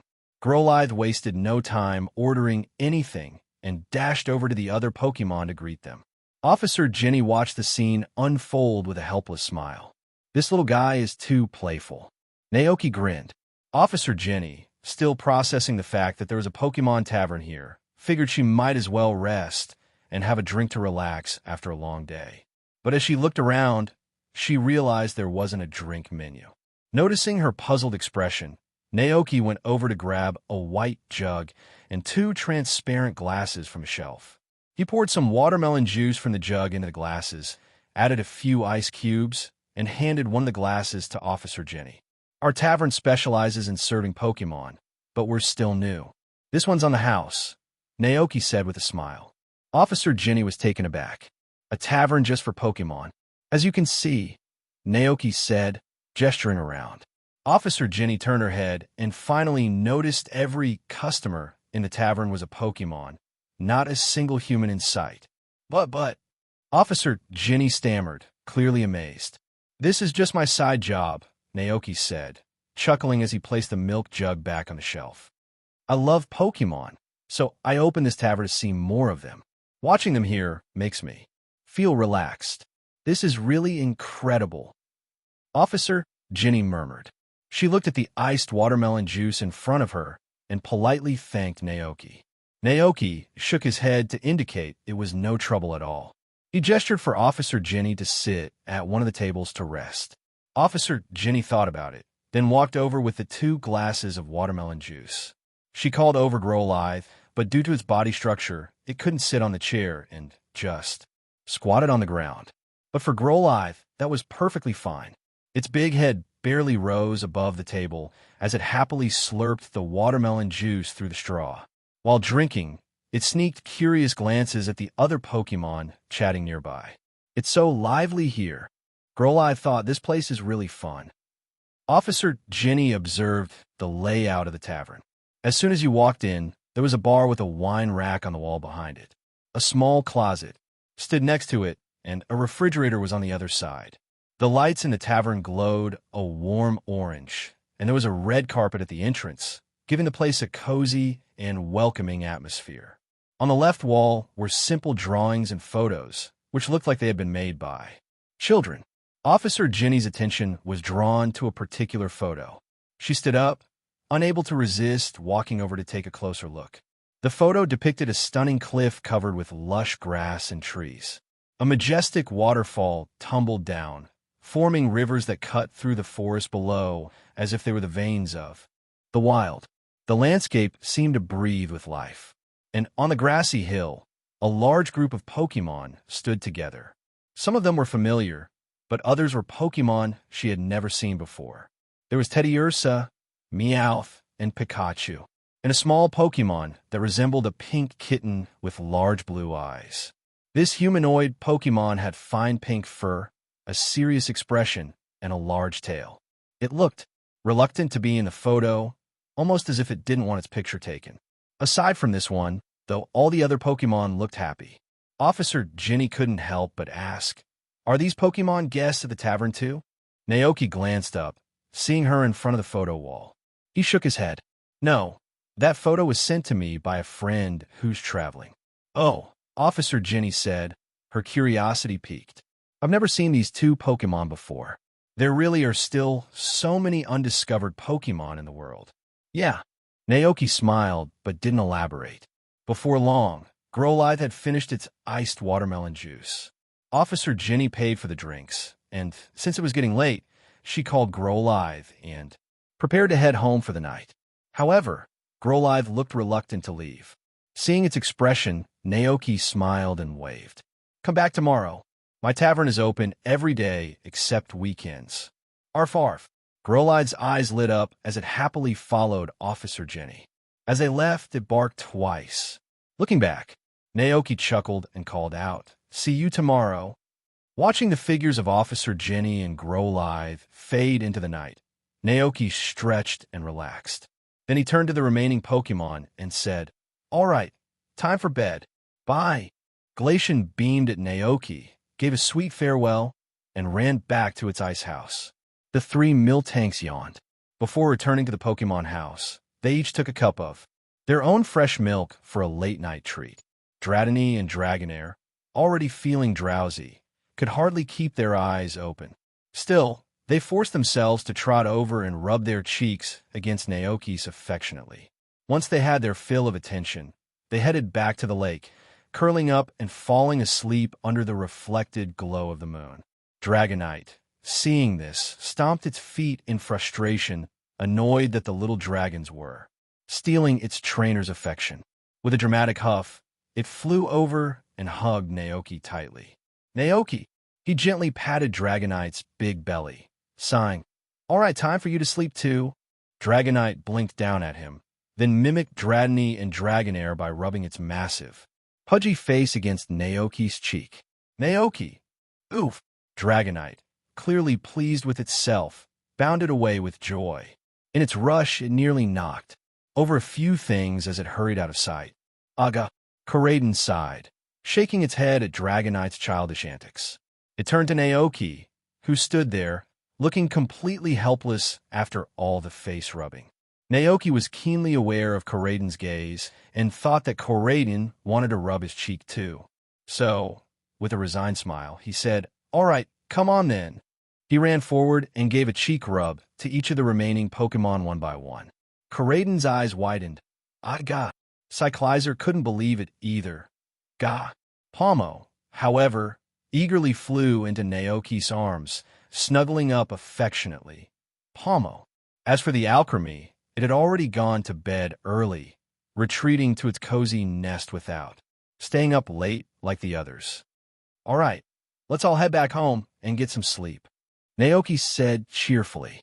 He picked up Pomo, and with Koraidon and Cyclizer following behind, they all walked home, under the gentle glow of the moonlight. The next morning, a new day had arrived. It was already July 5th, and the field still lay untouched, waiting for a fresh round of planting. Naoki realized he couldn't keep putting off his work, so early in the morning, he called Diglett to help till the fields and plant a new batch of pumpkin and sunflower seeds. While munching on some seed crisps, Naoki also gathered a few other Pokémon to help out. Dragonite was practicing its rain dance, moved by watering the land, trying its best to summon rain. The Gagote showed up as usual, using its grassy terrain to nourish and take care of the crops. As the Pokémon busily tended to the fields, Naoki took a moment to check on the World Tree Seedling. World Tree Seedling, a seed that has absorbed a tremendous amount of grass-type energy. Thanks to the efforts of the Gagote, it has undergone a mutation during its growth process. A great vitality is brewing inside it, and it will eventually break through the ground. Estimated time remaining, 99,995 years and 363 days. It's reduced by 2 more days, Naoki said excitedly. It was clear that the Gagote's efforts were making a difference. Naoki turned to look at the 3 Gagote. It seems like the grassy terrain ability is really speeding up the World Tree's growth. But then again, because the Gagote was spending so much time tending to the seedling, it hadn't been doing its usual routine of dancing every day. This made Naoki feel a little strange, as he had grown used to the sight of the goats dancing like they were at a disco. Standing up, Naoki decided to watch the goats as they tended to the pumpkins and sunflowers. At that moment, a sleek, black luxury car came to a stop just outside the ranch. Sensing the presence of a stranger, Butterfree quickly flew over to inform Naoki. Naoki looked up and saw an older gentleman stepping out of the car. The man was dressed elegantly in a brown suit and a fedora hat, holding a gentleman's cane. He had an air of sophistication. From a distance, the old man spotted Naoki and smiled warmly, nodding in his direction. "Naoki," the old man called out.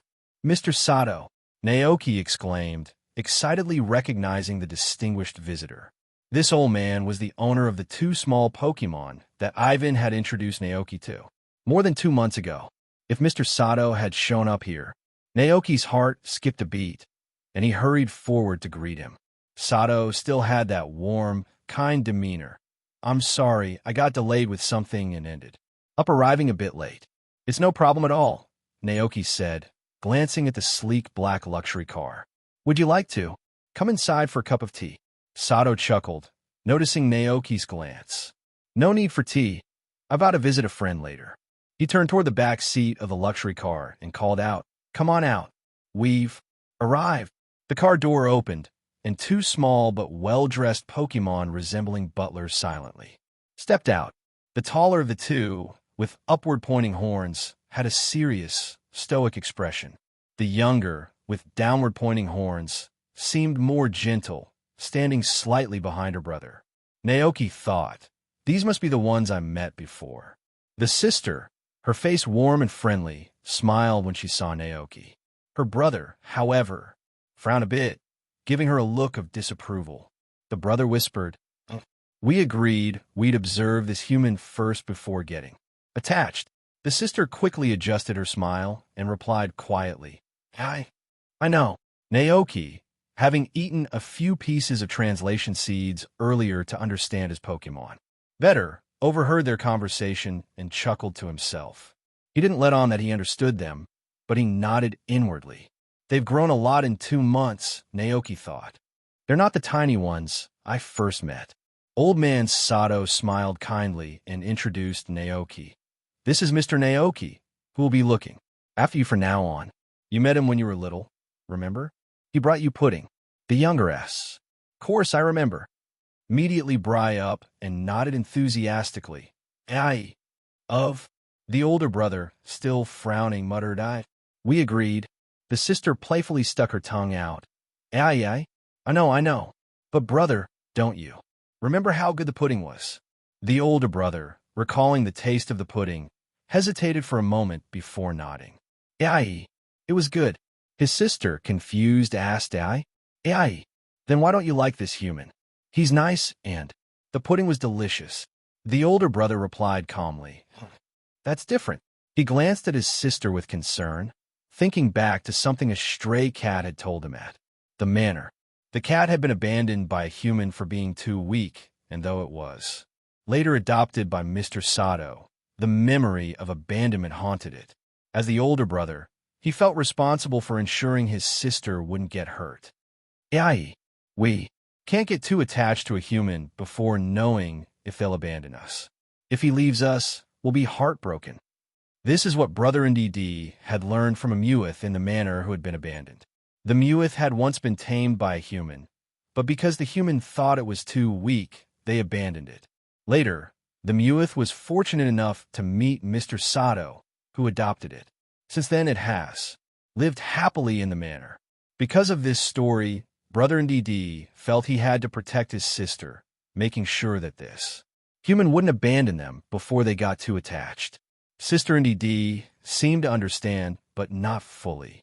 Naoki, observing Brother Nddd, who was trying so hard to protect his sister like a little adult, felt a mix of emotions. Without addressing the two Ndds directly, Naoki turned to Mr. Sato and said, "Mr. Sato, let me show you around the ranch." As the owner of the Ndds, Mr. Sato would surely want to know what kind of life they would have here, so Naoki needed to explain everything in detail. Sure enough, a bright smile appeared on Mr. Sato's wrinkled face. He chuckled and said, "Then I will respectfully follow your lead. Please follow me," Naoki said as he began strolling around the ranch with Mr. Sato and the two Ndds. Mr. Sato, in his 50s, took a quick look at the ranch. He saw neatly laid fields, blooming flowers, and well-trimmed lawns. Next to the field, several Pokémon were helping out. A Gagoat tending to the crops with its grass-type abilities, a Dragonite cheering from the edge of the field, and a Psyduck wearing a straw hat, daydreaming on the grass. Suddenly, dark clouds gathered overhead, and a light drizzle began to fall, moistening the farmland below. When the rain stopped, a beautiful rainbow appeared over the fields, thanks to Dragonite's weather powers. Looking at this scene, Mr. Sato nodded approvingly. Naoki smiled, watching the peaceful scene. He then turned to Mr. Sato and said, "I moved to this ranch in the spring. Before that, it had been abandoned for some time." "Only since spring?" Mr. Sato asked, surprised. Naoki nodded. "Yes, my parents and I moved to the Hoenn region over a decade ago, and my grandfather used to manage this ranch. After he passed away, the ranch fell into disuse. I decided to come back to my hometown for a visit, and before I knew it, I had taken it upon myself to restore the place." Mr. Sato showed admiration. "It's impressive that you've managed this all by yourself." Naoki smiled warmly, looking at the Pokémon playing in the pasture. "It hasn't just been me. The Pokémon have helped a lot. Together, we've put in a lot of hard work to make the ranch what it is today." Naoki fondly remembered how challenging the beginning was. It had been an exhausting process, filled with trial and error until Skiddo and the Knackley joined, which made life much easier. Mr. Sato's gaze shifted to the nearby field. There, an Alchemy was riding atop a Knacklestack, followed by a group of Knacklestacks spinning in playful circles.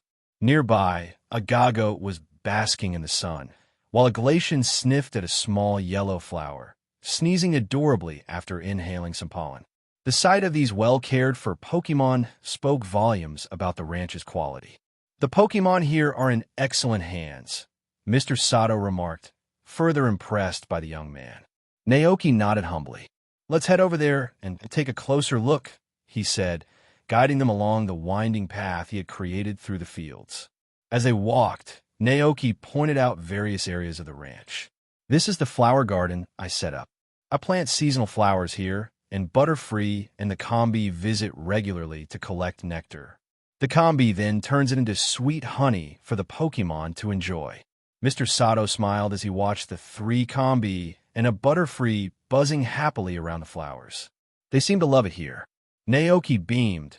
Nothing made him happier than seeing Pokémon enjoy the things he created. "Yeah, they really do," he continued, pointing to a few more areas.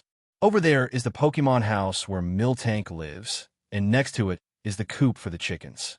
There's also a small shelter for Knacklestack. It might look small on the outside, but there's a passage that leads to an underground cave where Knacklestack prefers to stay. Milk, eggs, and rock salt are the main sources of income for the ranch, and they're also the daily food for the Pokémon living here," Naoki explained. He continued, "We make things like milkshakes and egg sandwiches, and even use the milk and eggs and baking bread and desserts. It's exactly as I imagined, full of a charming pastoral atmosphere. Old man Sato laughed heartily. He glanced towards the garden behind the buildings and asked, "If I'm not mistaken, those are all fruit trees, right?" "That's right," Naoki nodded. Over the past few months, the fruit tree saplings had grown into lush, vibrant trees.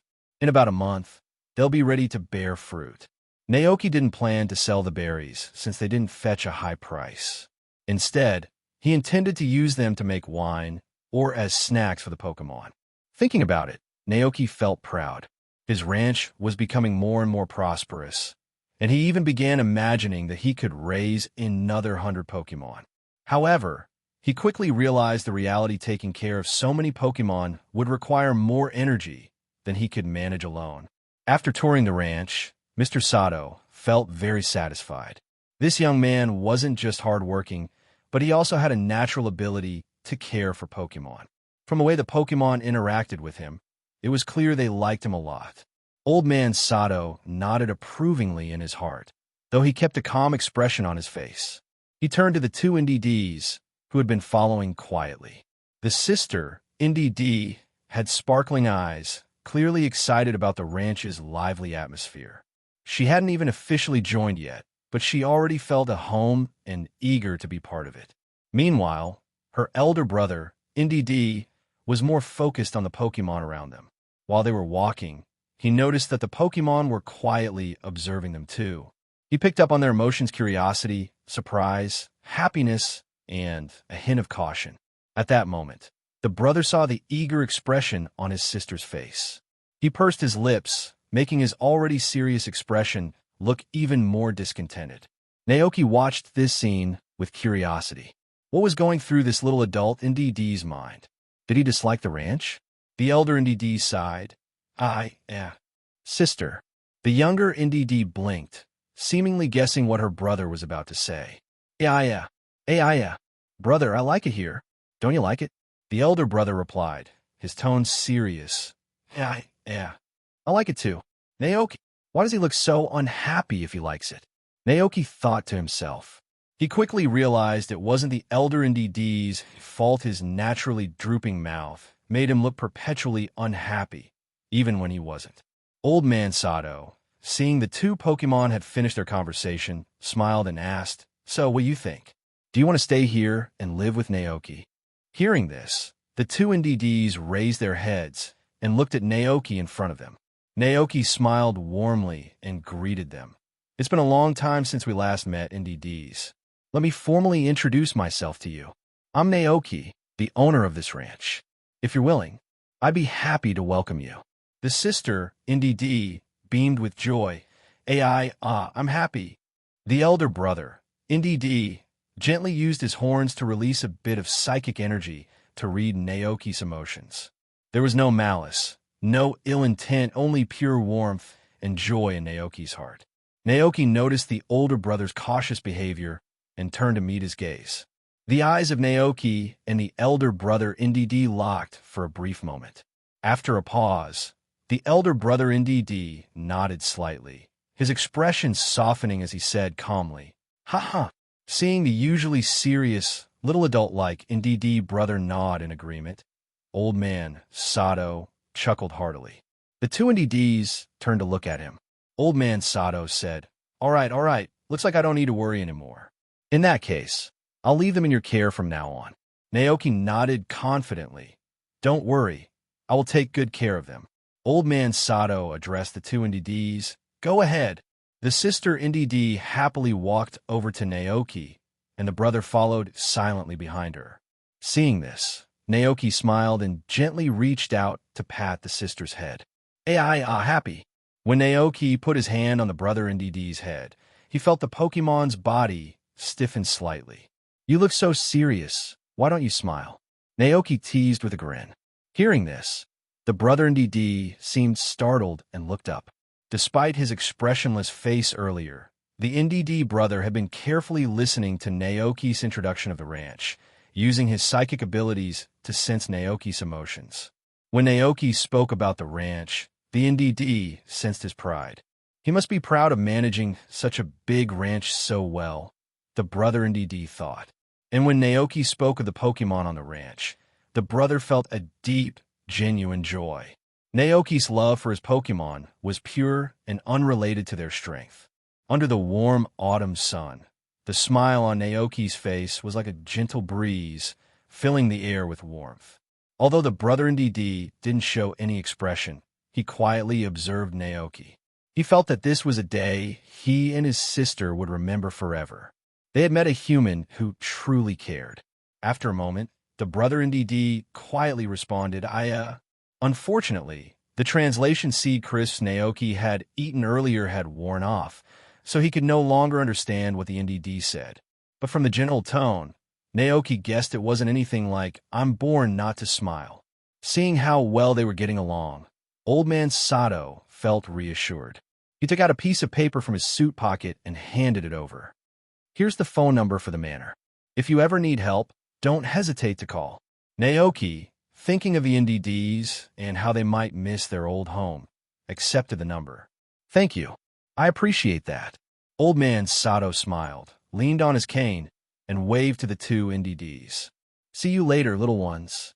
Naoki stood with them, watching as Old Man Sato got into the car and drove off into the distance. He expected the NDDs to be sad or need comforting, but when he turned around, he saw the sister NDD looking at him with bright, happy eyes. Even the brother NDD, who usually looked so serious, was watching him calmly. There was no sadness or reluctance in their gaze. Naoki paused, his words of comfort stuck in his throat. Then he smiled warmly and said, I thought you'd be sad and need cheering up. Not at all. Not really.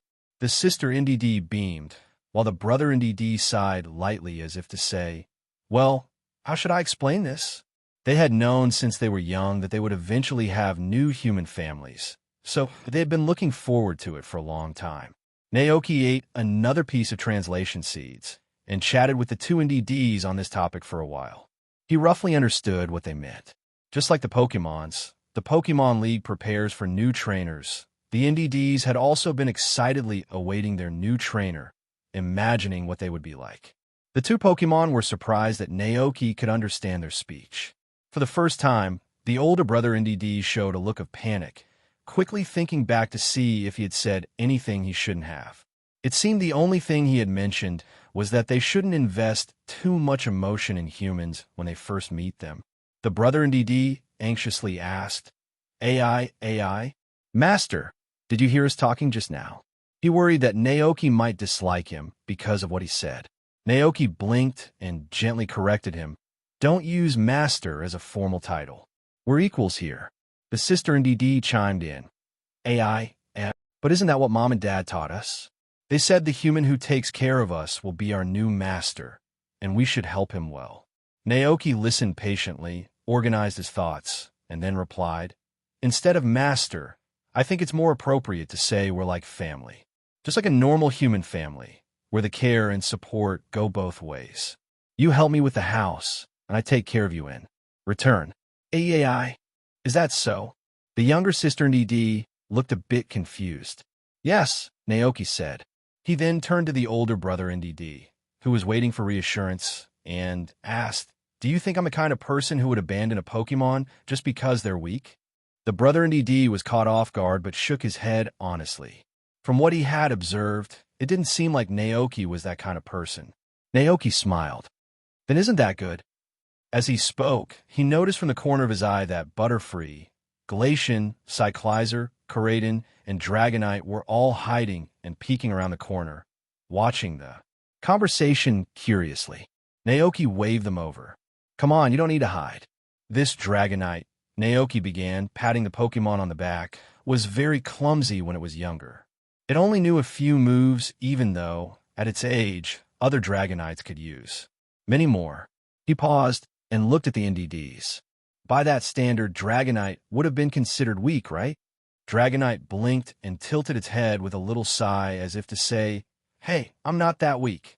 Hearing this, the two NDDs looked at the chubby Dragonite. Naoki continued, But after coming to this ranch, Dragonite slowly grew and has now learned. Many, many moves. Uhu. Dragonite puffed out its chest proudly. And this little Palmo here, Naoki gestured towards a small Pokémon wearing a bright red cape. It used to be so weak that it couldn't even stand up to a hen. Palmo nodded enthusiastically and, eager to support Naoki's story, began to tell the two NDDs about its past. Palmo, that's right. I came to the ranch to steal food and was caught by Naoki. I was so scared, but Naoki didn't hurt me. Instead, he adopted me and let me stay here. Naoki is the best human ever. Naoki smiled, continuing, and now, the once weak Palmo has transformed into a powerful Pokémon that can control lightning at will, even using it to fly. Palmo agreed, eyes shining with determination, as it performed a little superhero takeoff for the two NDDs. The red cape, which Naoki had washed and kept spotless, fluttered dramatically behind it. Fly? It can fly? The two NDDs' eyes widened in disbelief. They exchanged glances, finally starting to understand what Naoki was trying to convey. Naoki smiled warmly, then glanced at the other Pokémon around them, playfully poking the nose of the Dratini that had snuck up next to him. If you want to know more, you can talk to the others later, he said with a grin. In this way, Naoki hoped the two NDDs would feel comfortable and quickly become part of life on the ranch, just like all the other Pokémon. Come inside first. Naoki gestured to the other Pokémon to continue playing as he led the two NDDs inside to familiarize them with their new environment. The three of them crossed the lawn and arrived at the newly built house. The two NDDs looked up at it, recognizing immediately that this would be their new home. Compared to the villa they were used to, this house was smaller. It had 2 floors and a veranda at the entrance, designed like a corridor with extended eaves above, perfect for keeping rain off the walkway. A string of wind chimes hung nearby, creating a gentle, pleasant sound as the wind passed through. On the other side of the door was a small wooden box that caught the NDD's attention. Despite their cognitive training, they couldn't figure out what it was. AI. What's that?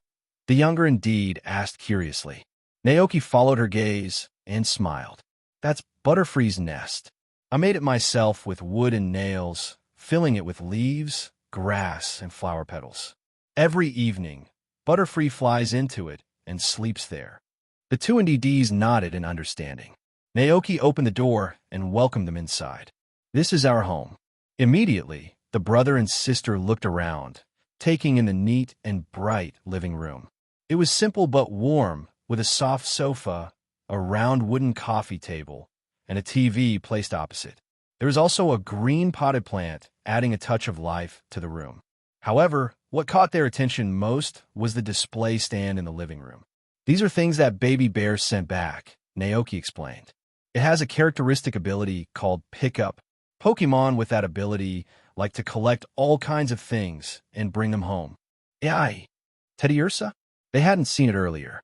Naoki smiled. Baby Bear is traveling right now. You won't see it for a while. This surprised the two NDDs. The older brother, who had been quiet until now, asked uncertainly, No trainer with it? No, Naoki replied. It's traveling with Mew. Mew is a legendary Pokémon, very powerful. AI. The younger NDD's eyes lit up at the idea of meeting such legendary Pokémon. Maybe you'll see them when they decide to come back, Naoki said with a chuckle. The older brother, still surprised, asked AI, But aren't you its trainer? Naoki shook his head. Not really. Baby Bear is special. It doesn't need a trainer to live its life. The two NDDs exchanged looks, communicating silently. AI, brother, isn't this ranch kind of strange? The sister thought. The older brother, still silent, shared her confusion. Naoki seemed different from any human they had ever known, and so did the Pokémon on the ranch. Pretending not to notice their thoughts, Naoki continued the tour. This is where I usually read and rest, and where the Pokémon like to play. They glanced around and saw a brand new fireplace against the wall. It was spotless, as if it hadn't been used yet. In front of it was a rocking chair, sitting atop a round rug scattered with toys, leather balls, fuzzy toys, and some Pokeballs. The two NDDs knew what a fireplace was and could imagine Naoki sitting in the rocking chair during winter reading by the firelight. Naoki added, "The carpet in front of the fireplace is where Cyclizer sleeps. It doesn't like the cold." The two NDDs nodded. They could see how warm and cozy it would be there. "This is the kitchen," Naoki said, gesturing as they passed by. "I prepare food for all the Pokémon here." Without much to show in the kitchen, he led them to the basement. "This is the cellar, where we make wine for the ranch." The younger indeed peeked into the cellar, and Naoki turned on the light to let them see more clearly. After a moment of inspection, they both nodded, indicating they understood. Naoki smiled. "The master bedroom is over there. The small room off the kitchen is a workshop where I and Alchemy develop new desserts. Do you two like sweets?" AI, yes." The younger indeed nodded happily, while the older one hesitated for a second before nodding ever so slightly, not wanting to seem overly excited. Seeing this, Naoki took out 2 packs of honey candies from the refrigerator and handed them to the NDDs, then began to head upstairs. "Next is the second floor. Your room is also on the second floor," he said as they reached the small living room at the top of the stairs. Naoki opened a door to reveal a room decorated in bright, playful colors. "Since I didn't know your preferences, I decorated your room according to a more human style," he explained. The two NDDs, having no specific expectations for their living arrangements, were pleasantly surprised. They had thought they might live in a Pokeball, but never expected to have their own room, which delighted them. Naoki continued, "The other rooms upstairs are the study and storage room. Oh, and there's a video phone in the living room downstairs. If you ever miss your parents, you can use that to call them." The brother and sister were naturally very pleased to hear this. After the introductions, Naoki glanced at the clock and realized it was already 10:30 in the morning. Thinking it over, he decided to prepare a special lunch to welcome the 2 new residents. But as he checked the refrigerator, he saw that the food supplies were running low. So, he decided to ride Corrade into town and restock. Leaving the 2 NDDs under the care of the Cyclizer, Naoki made a quick trip to the market to purchase the necessary ingredients. On his way back, he couldn't stop thinking about the 2 young NDDs, who were just over 3 months old, making them the youngest Pokémon on the ranch. He imagined that he would need to help them adjust and care for them for a while. But to his astonishment, when he returned to the ranch, he found the house in immaculate order. The wooden floors were spotless, the dust had been swept away, and the entire place looked freshly cleaned. Outside, the older brother NDD was quietly hanging freshly washed clothes on the line. Even the trash had been taken out. His sister, the younger NDD, approached him with a cup of freshly brewed tea. "Thank you," Naoki said, a bit stunned, as he accepted the tea. Feeling parched, he drank it in. One gulp. It was delicious. The younger NDD's tea-making skills were impressive. Naoki, wide-eyed, looked at the 2 NDDs, the brothers still finishing up with the laundry, and the sister who had made the tea. "You can do housework?" he asked in surprise. AI, the younger NDD nodded with a gentle smile. Naoki instinctively reached into his pocket for some seed crisps, but realized he'd already eaten them all earlier. Seeing his actions, Corraden seemed to understand Naoki's thoughts. It swooped into the room, grabbed a piece of seed crisp from Naoki's snack cabinet, and handed it to him.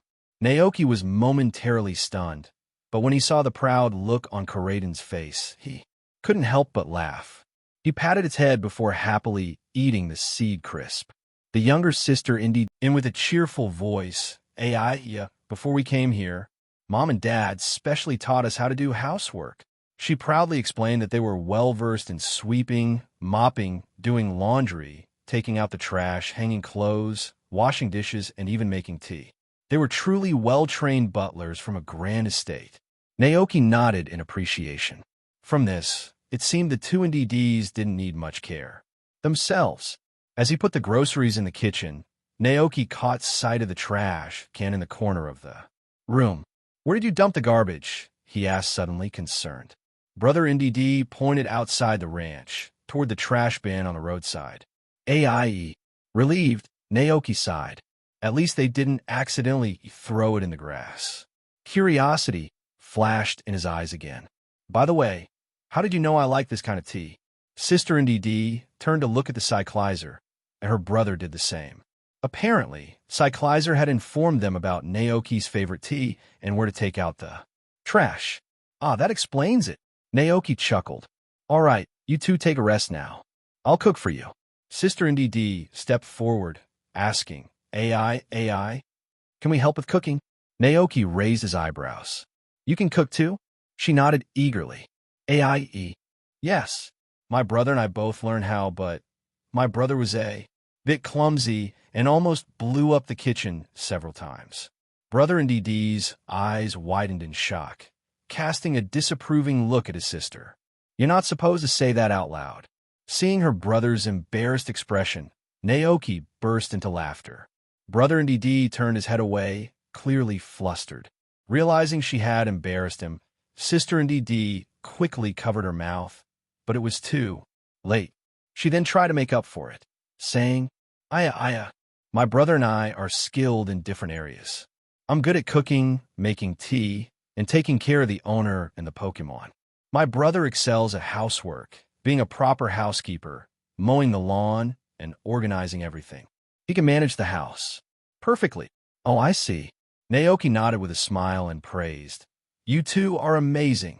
He had to admit that with the two NDDs working together, they'd help him reduce a lot of work around the ranch. They could handle the housework and care for the Pokémon, leaving Naoki free to focus on creating magical dishes for everyone.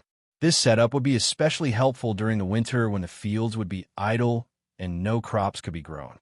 With the ranch in good hands, Naoki could head off to the Galar region with peace of mind to search for the king of bountiful harvests and his two steeds. There was also a mine near Stoonside that was worth visiting, full of rare stones. Even though he wasn't like Steven Stone, as a former Pokémon player, Naoki had a soft spot for collecting evolution stones and rare minerals. After all, with an evolution stone, he'd be one step closer to achieving his dream of having all the Eevee evolutions. And then there was the village of Kitakami. However, Naoki had only heard of it and didn't know much more because the DLC hadn't been released by the time he ended up in this world. I'll visit it when I have the chance, Naoki thought. He had heard the rural scenery there was stunning, with apple orchards and lively celebrations, held year-round. As he prepared lunch, Naoki happily fantasized about the future. Today's lunch was made by both him and Sister NDD. Sister NDD was an excellent cook. Half the dishes were made by her, and her cooking skills were top-notch. A group of Pokémon gathered around the dining table, seated near a large floor-to-ceiling window that offered a beautiful view of the countryside. On the table were all sorts of delicious foods. Fried steaks, sandwiches, corn stew with ribs, omelets, vegetable stew, crispy sea base, pumpkin cream soup, and a tree fruit platter.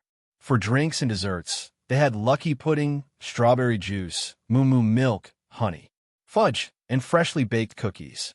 Naoki's eyes scanned the spread, noticing that many of the new dishes were prepared by Sister NDD. Dishes like vegetable stew, crispy sea base, omelets, and pumpkin cream soup. These dishes gave Naoki a burst of inspiration. He had felt stuck recently and hadn't made anything new in a while. He decided that he'd ask Sister NDD to teach him her recipes later. It was worth noting that the fruit platter on the table had been prepared by Sister NDD as well, but it didn't possess any skill-refining properties. Even so, the Pokémon who had previously experienced the effects of the special fruit platter were hesitant to eat it. They didn't want to forget the moves they'd worked so hard to master. While they could relearn them, the repetition was exhausting.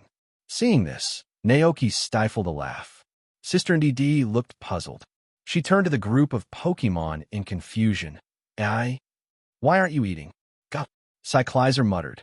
Ouch, Dragonite added. They quickly explained the situation to Sister NDD. Sister NDD was surprised. Really?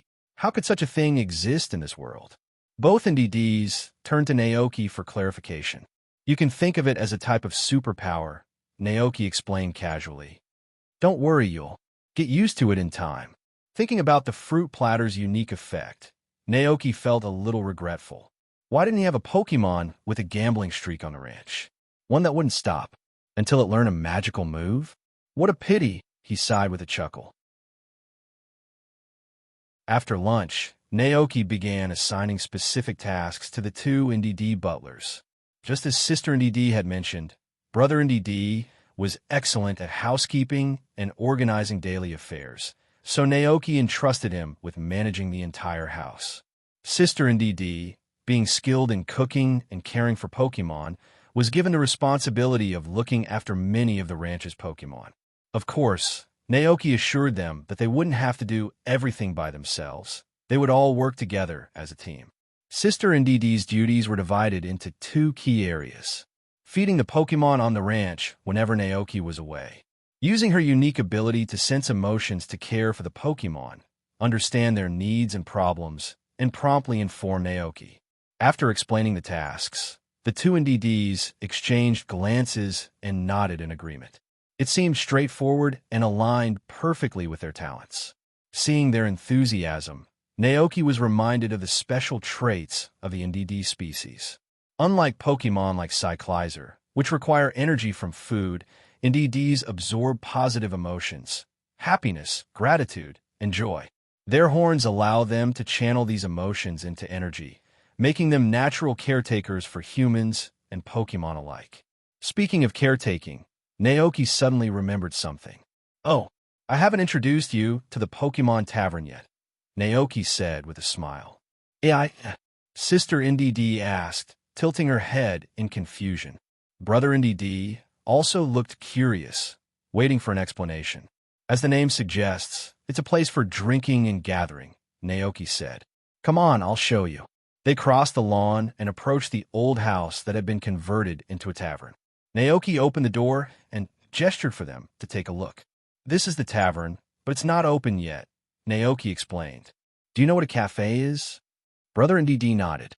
"A tavern is similar to a cafe, a place for relaxing and gathering," Naoki continued. "But my tavern is a bit different from the usual ones. It doesn't serve humans, only Pokémon." AI. Both NDDs looked shocked. "A tavern just for Pokémon guests?" "That's right," Naoki said, explaining how the Pokémon Tavern worked. Sister NDD's eyes sparkled with excitement. She loved the idea, so when the tavern opened at 7 that evening, she was eager to help. After dinner, the usual guests too, Machamps came in for a drink. This time, however, they were surprised to see a new face behind the bar instead of Naoki. Sister NDD greeted them warmly. AI, welcome." The two Pokémon, slightly confused, asked, "Where's Naoki?" Sister NDD smiled. Naoki's busy with housework. I'll be taking care of you tonight." The two Machamps relaxed, reassured that everything was fine. They ordered their usual tree juice, sat down, and began chatting, just like always. After a while, Quaquavel and Growlithe also arrived. When they saw that Naoki had been replaced as the tavern's host, they were just as surprised as Machamp had been earlier. Sister NDD patiently explained the situation to them and prepared drinks according to their requests. During this time, Sister NDD noticed that Growlithe didn't seem to enjoy the sweet and sour taste of regular tree juice. After thinking for a moment, she brought over a glass of juice squeezed from sherry berries, known for their spicy flavor perfect for fire-type Pokémon. Sure enough, Growlithe was delighted to find that he much preferred sherry berry juice to the regular tree juice. "Arf arf," he barked excitedly, wagging his tail in gratitude. AI, Sister NDD responded with a warm smile. Meanwhile, back at the house, Naoki noticed Brother NDD seemed distracted. "If you're worried, go check on her. Leave the rest of the clothes to me," he suggested kindly. Brother NDD hesitated. Before coming here, his parents had taught him to be diligent and serious when working for their master, so he had always held himself to high standards. But this was the first time he'd been separated from his playful sister. Naoki, understanding the young Pokémon's concerns, smiled. "Relax, don't be so tense. Go on, it's fine. I was thinking of checking in on the tavern myself, anyway." Brother NDD gratefully nodded and hurried downstairs, jogging through the night to the brightly lit tavern. When he arrived, he saw his sister standing behind the bar, safe and sound. Although she appeared to be working, her full attention was focused on the chatting Pokémon. Seeing that everything was fine, Brother NDD sighed in relief and walked in calmly. Ay. Sister NDD blinked in surprise when she saw him, but then broke into a wide, cheerful grin. Aya, brother, I really like it here, she said with enthusiasm. Brother NDD, taken aback by his sister's radiant expression, paused for a moment before stepping forward to assist her with the work. Later that night, after the last Pokémon guests had left, Brother NDD helped wash the dishes while his sister swept the floor with a spring in her step. Her smile never left her face. It seemed she had found a new sense of purpose. Aye, brother, this place is amazing. All the Pokémon keep thanking us, she chirped happily. Without turning, Brother NDD replied, Ai. Mr. Naoki is a good person. Sister NDD nodded with a soft giggle. Ai. The best human in the world. Just then, a beam of light entered from outside the tavern door. Naoki appeared, flashlight in hand. It's time to head back to bed, he said with a chuckle, shaking his head. It was nearly midnight, far past the tavern's usual closing time. Sister NDD was a little embarrassed slightly. She had been so caught up in chatting with Growlithe and Quaquavel that she had completely lost track of time. The two Pokémon quickly tidied up the tavern, carefully locked the door, and happily followed Naoki back to their home. Naoki pointed to the refrigerator and said, There's food and water in the fridge. If you're ever hungry or thirsty, feel free to help yourselves. Don't ask me, just treat this place like your own home. Sister NDD nodded enthusiastically. All right, good night, Naoki said, watching them head to their room before turning to his own bedroom for some rest. As the bedroom lights dimmed, the entire ranch fell into a peaceful quiet. Only the soft whispers of the two butlers could be heard in the stillness of the night. Sister NDD curled up in her small bed, replaying the events of the day in her head. She was so excited that she could hardly sleep. Meanwhile, Brother NDD lay flat on the other bed, his sleeping posture rigid and straight, his eyes closed as if he were already asleep. But Sister NDD knew her brother too well. He wasn't asleep yet. In a playful tone, she said, Brother, today was so wonderful. Brother NDD, always serious, responded with a soft but firm, it's time to sleep. Sister NDD, curious as always, asked, aren't you happy? After a brief pause, Brother NDD opened his eyes and answered earnestly, I am happy. Content with his answer, Sister NDD smiled and hugged the little dinosaur plushie Naoki had placed on her bed. She murmured softly, I want to live here forever. Hearing this, Brother NDD thought back to the Meowth in the manor, who had been abandoned by its trainer because it wasn't strong enough. He stared at the ceiling in the darkness, pondering. Naoki, he wouldn't abandon them, right? The early morning sun bathed the entire ranch, and several taillows were lazily resting on the roof. Suddenly, a group of Pidgeys flew over from the distance, clearly agitated. The taillows, sensing competition, immediately flapped their wings and rushed forward, squawking loudly as they began to fight for territory. After a brief struggle, the Pidgeys were defeated, retreating in a flurry of feathers, leaving the victorious blue-feathered group proudly perched on the roof. This land belongs to us. Naoki, still half asleep, was jolted awake by the noisy squawking. Sighing, he resigned himself to getting out of bed, rubbing his forehead. These taillows and Pidgeys are driving me crazy, he muttered. Not only did they wake him up every morning and evening, but they also helped themselves to his crops. Worse, their noisy behavior kept the poor Combi too frightened to leave their nest. At first, Naoki had been hesitant to drive them away, thinking, Pokémon are intelligent creatures, after all. But now he had had enough. Grabbing a stick, he called Dragonite and climbed onto the roof. He could still understand the taillows thanks to the translation crisps he'd eaten the day before. The taillows were cackling about how this territory is ours. Naoki snorted. This territory is mine. Dragonite, chase them off. Oh, you. Dragonite let out a mighty roar, and the tail lows, realizing they were no match, fluttered away in a hurry, leaving only a few blue feathers in their wake. Finally, Naoki sighed in relief as the squawking died down. He tossed the stick aside and went back down, where the two NDD had already woken up. Brother NDD had gone to make Naoki's bed, while Sister NDD was busy preparing breakfast in the kitchen. How thoughtful! Naoki smiled, glad to have their help. While the meal was being prepared, Naoki decided to get active. He laced up his running shoes, called the ever-energetic cyclizer, and decided to go for a morning jog around the ranch. Dragonite, meanwhile, donned its little delivery bag and headed off to deliver fresh moo-moo milk to Mrs. Dantes and Hugh in a nearby town. The sleepy Koraidon yawned and sprawled out lazily on the grass, watching Naoki and Cyclizer zoom past repeatedly. Suddenly, a bright white light enveloped Palmo's body as it ran. Palmo!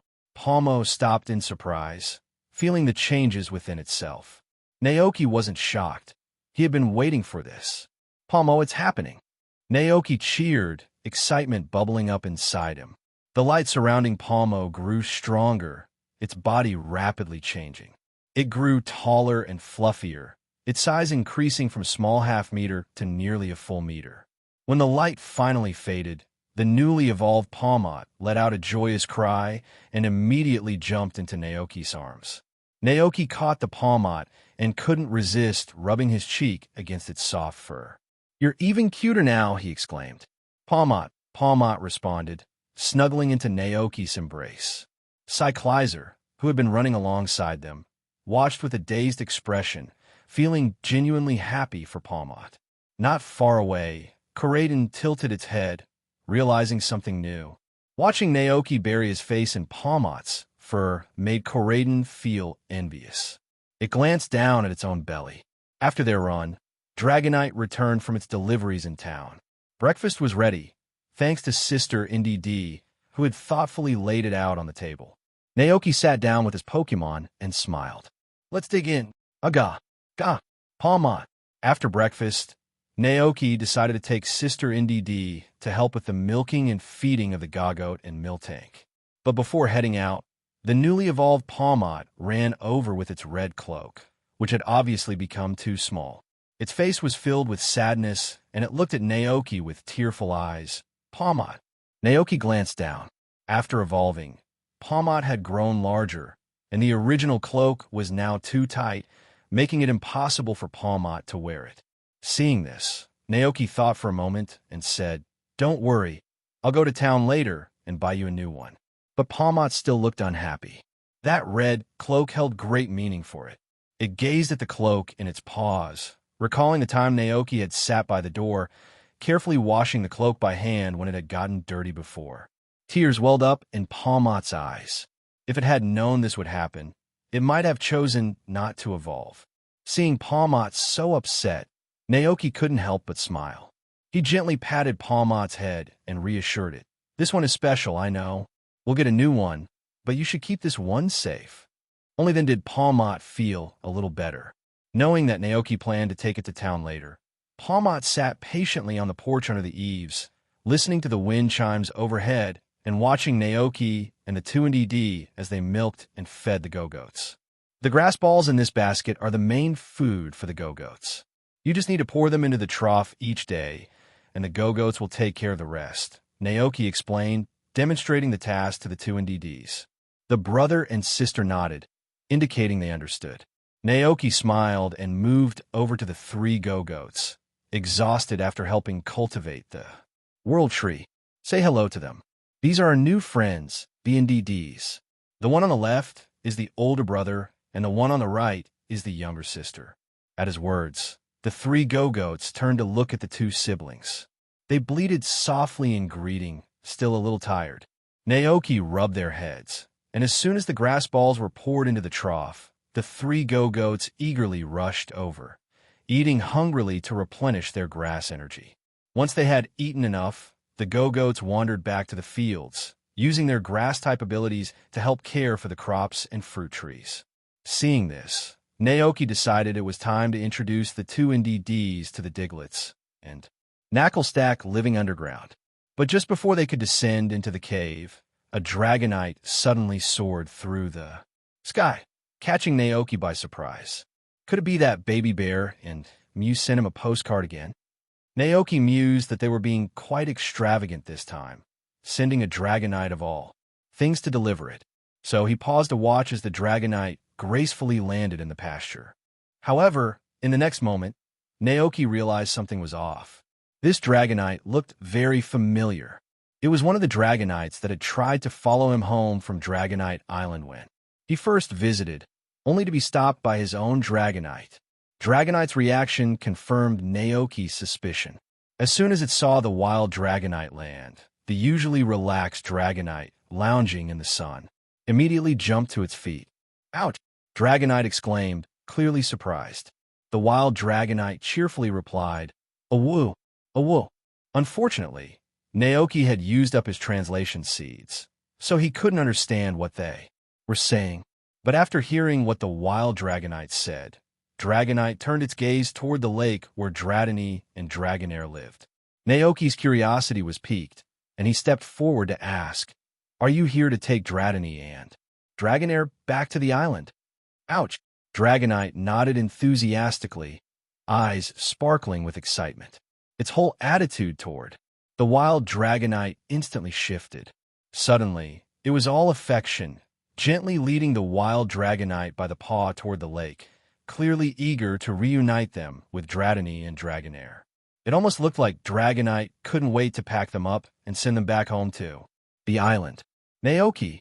The arrival of a wild dragonite disrupted Naoki's plans. Under the guidance of Naoki's dragonite, the wild dragonite finally spotted the Dratini and Dragonair sneaking around the lake on the ranch. Upon seeing them, the wild dragonite put its hands on its hips and scolded them. "Awoo, awoo." The Dratini and Dragonair huddled together, trembling and responding pitifully. Meanwhile, Naoki's dragonite stood off to the side, clearly enjoying the spectacle. Aya, Naoki's sister, Nddd, looked at the scene with curiosity in her eyes. Naoki explained, "The 3 Dratini and 2 Dragonairs are just visiting the ranch. They normally live on an isolated island in the ocean."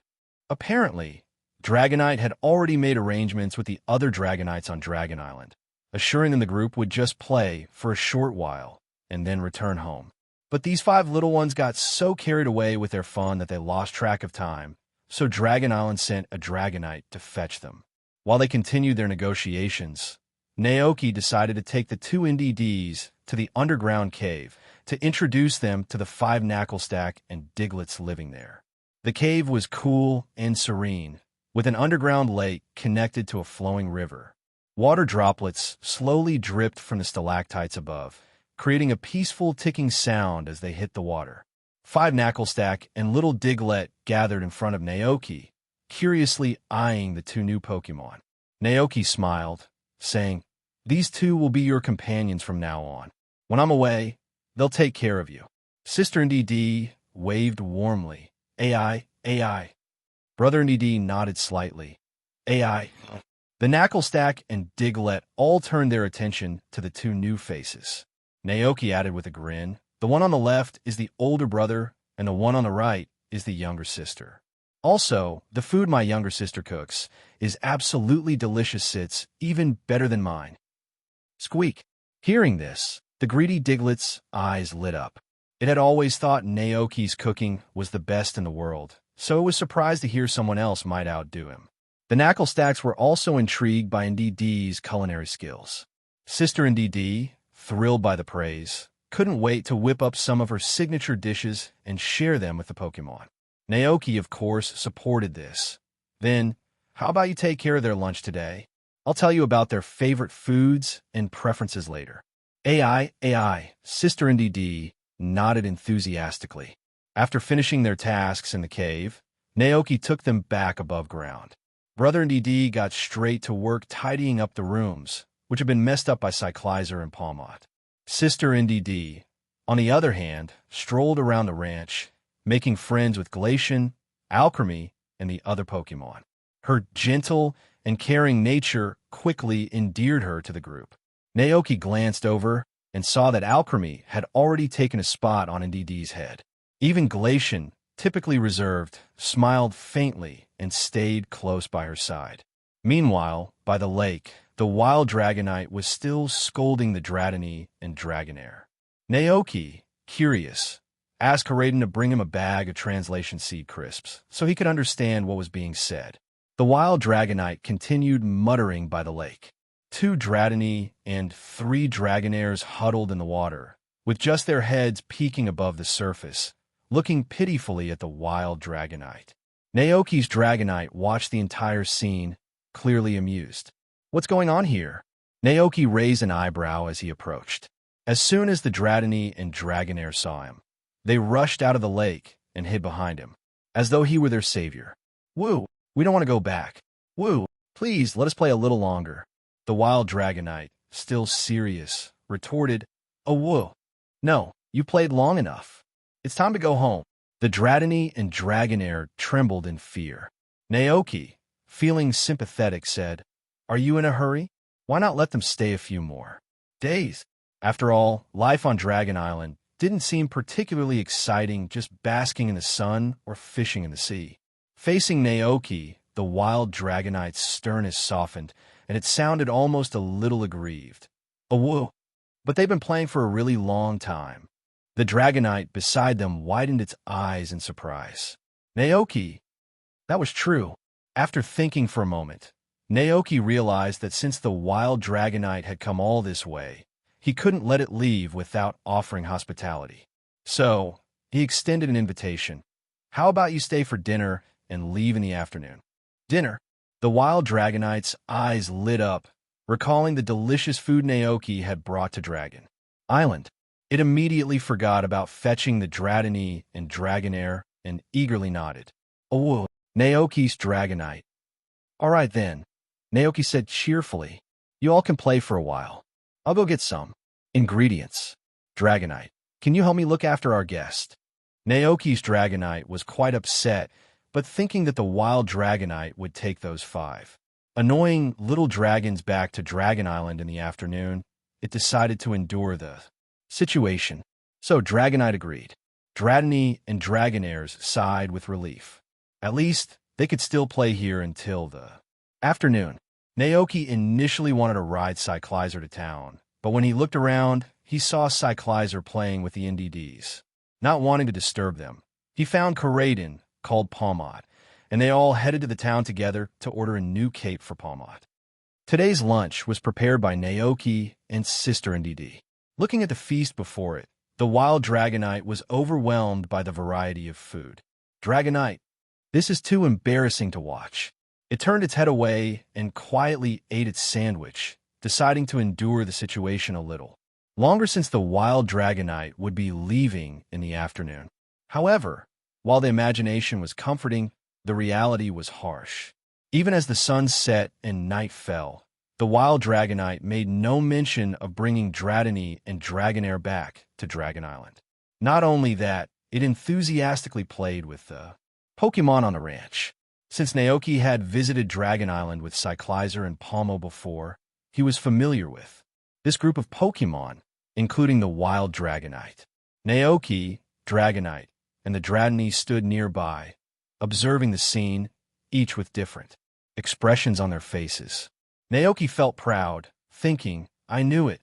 No Pokémon can resist the temptation of good food. Look at this wild Dragonite. It's having the time of its life." Dragonite, on the other hand, was full of questions. What happened to leaving in the afternoon? It's already nighttime. Meanwhile, Dratini and Dragonair quietly stepped back, trying to hide and avoid any fallout. At that moment, NDD called everyone for dinner. She nodded to Naoki, who called out, "Dinner's ready." The wild Dragonite rushed over immediately. It noticed Dragonite looking gloomy next to the dining table and asked, "Oh, whoa, what's wrong?" Dragonite reminded it, "Ouch. Did you forget something?" The wild Dragonite blinked. Did it forget something? It seemed like it had, but it couldn't quite recall. Oh well. Without a care, the wild Dragonite happily dived into the delicious food. Dragonite. It wanted to say more, but Naoki gently stopped it. Naoki whispered. Let play here for a few more days. There's no rush to go back. Dragonite, feeling raw inside, ouch. Naoki, with a mysterious smile, said, Remember the plan I told you about? The one where you lead a whole army of Dragonites. Dragonite blinked, recalling the idea. After a moment, it nodded. Naoki said, So, now use food to build a good relationship with them, and then we can hire them to help us work. I'll make you the head of the Dragon Express Company, and we'll all be one big family. One big family. Those words really touched Dragonite's heart. Its eyes widened as it thought carefully.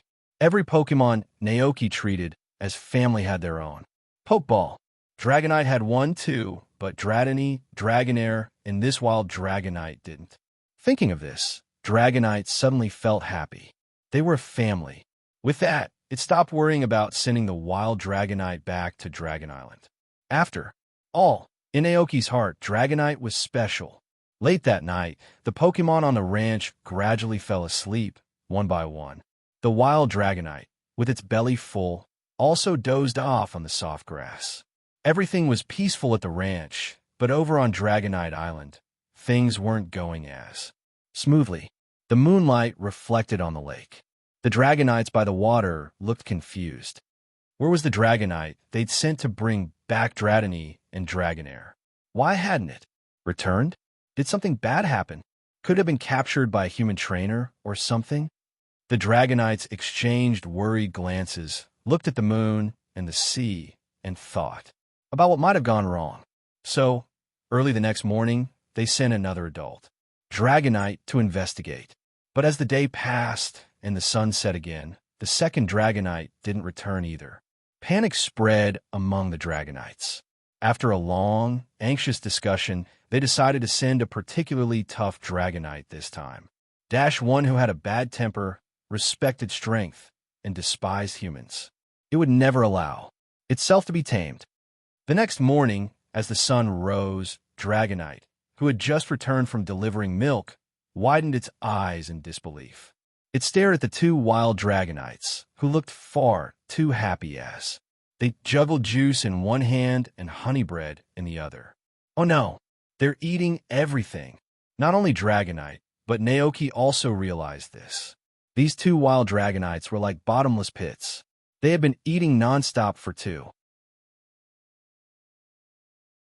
days. Besides their 3 meals a day, they were snacking constantly.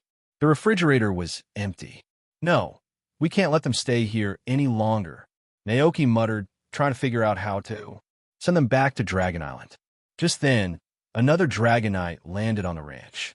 Naoki's eyebrows twitched as he exchanged a glance with Dragonite, both thinking the same thing. No way, another one. However, this Dragonite seemed different from the previous two. The wild Dragonite that arrived looked fierce, much like Iris's Dragonite from the anime. Not only that, its behavior was aggressive. As soon as it landed, it flew over to the two gluttonous Dragonites and whacked them twice with its claws, leaving them rubbing their heads, tears welling up in their eyes. Naoki's eyes widened in disbelief. Something's definitely happening here, he thought. Dragonite beside him was excited. Oh, woo! Naoki blinked, still surprised. Do you know it? Dragonite nodded eagerly. Oh, woo, woo. It's the strongest Dragonite on the island. It hates humans, it's super powerful, and has a terrible temper. Just as Dragonite had said, after scolding the two gluttonous Dragonites, the wild Dragonite glared at Naoki with a look of disdain. Sensing the hostility, Koraidon jumped up from his resting spot and stood protectively in front of Naoki, staring at the wild Dragonite with a warning glare. The wild Dragonite, seeing Koraidon, immediately became serious. For a moment, Naoki thought they might fight, but then the Dragonite's attention shifted to Dratini and Dragonair, who were hiding behind a bush, trembling as they peeked out. Dratini and Dragonair quivered again. The wild Dragonite let out a commanding roar. Oh, woo! It's time to go back. The evolution ritual is about to begin. Hearing this, Dratini and Dragonair seemed to understand. Despite their reluctance, they obediently flew out from the bushes. They first huddled close to Naoki, looking miserable, and then slowly approached the wild. Dragonite. Naoki was puzzled. Evolution ritual? What does that mean? He asked, confused. Could this be the real reason the other Dragonites came to pick up Dratini and Dragonair? Dragonite knew what was going on. It explained, whoa, that's the evolution ritual for the Dratini and Dragonair living on the island. From Dragonite's words, Naoki pieced together the situation. Around this time each year, strange natural phenomena occur in the ocean. Tidal whirlpools form on the seabed, and the water seems to move toward the moon. As Pokémon are deeply connected to nature, Dratini and Dragonair are particularly sensitive to these phenomena. The Dratini and Dragonair will swim in the ocean, using the force of nature to train themselves. If they manage to overcome the pull of the whirlpools, some Dratini and Dragonair are able to grow, and a few even evolve into Dragonites. Dragonite itself had once participated but failed. Through perseverance and training, it eventually evolved into the Dragonite it is today. Naoki half understood the explanation, but the image forming in his mind was clear.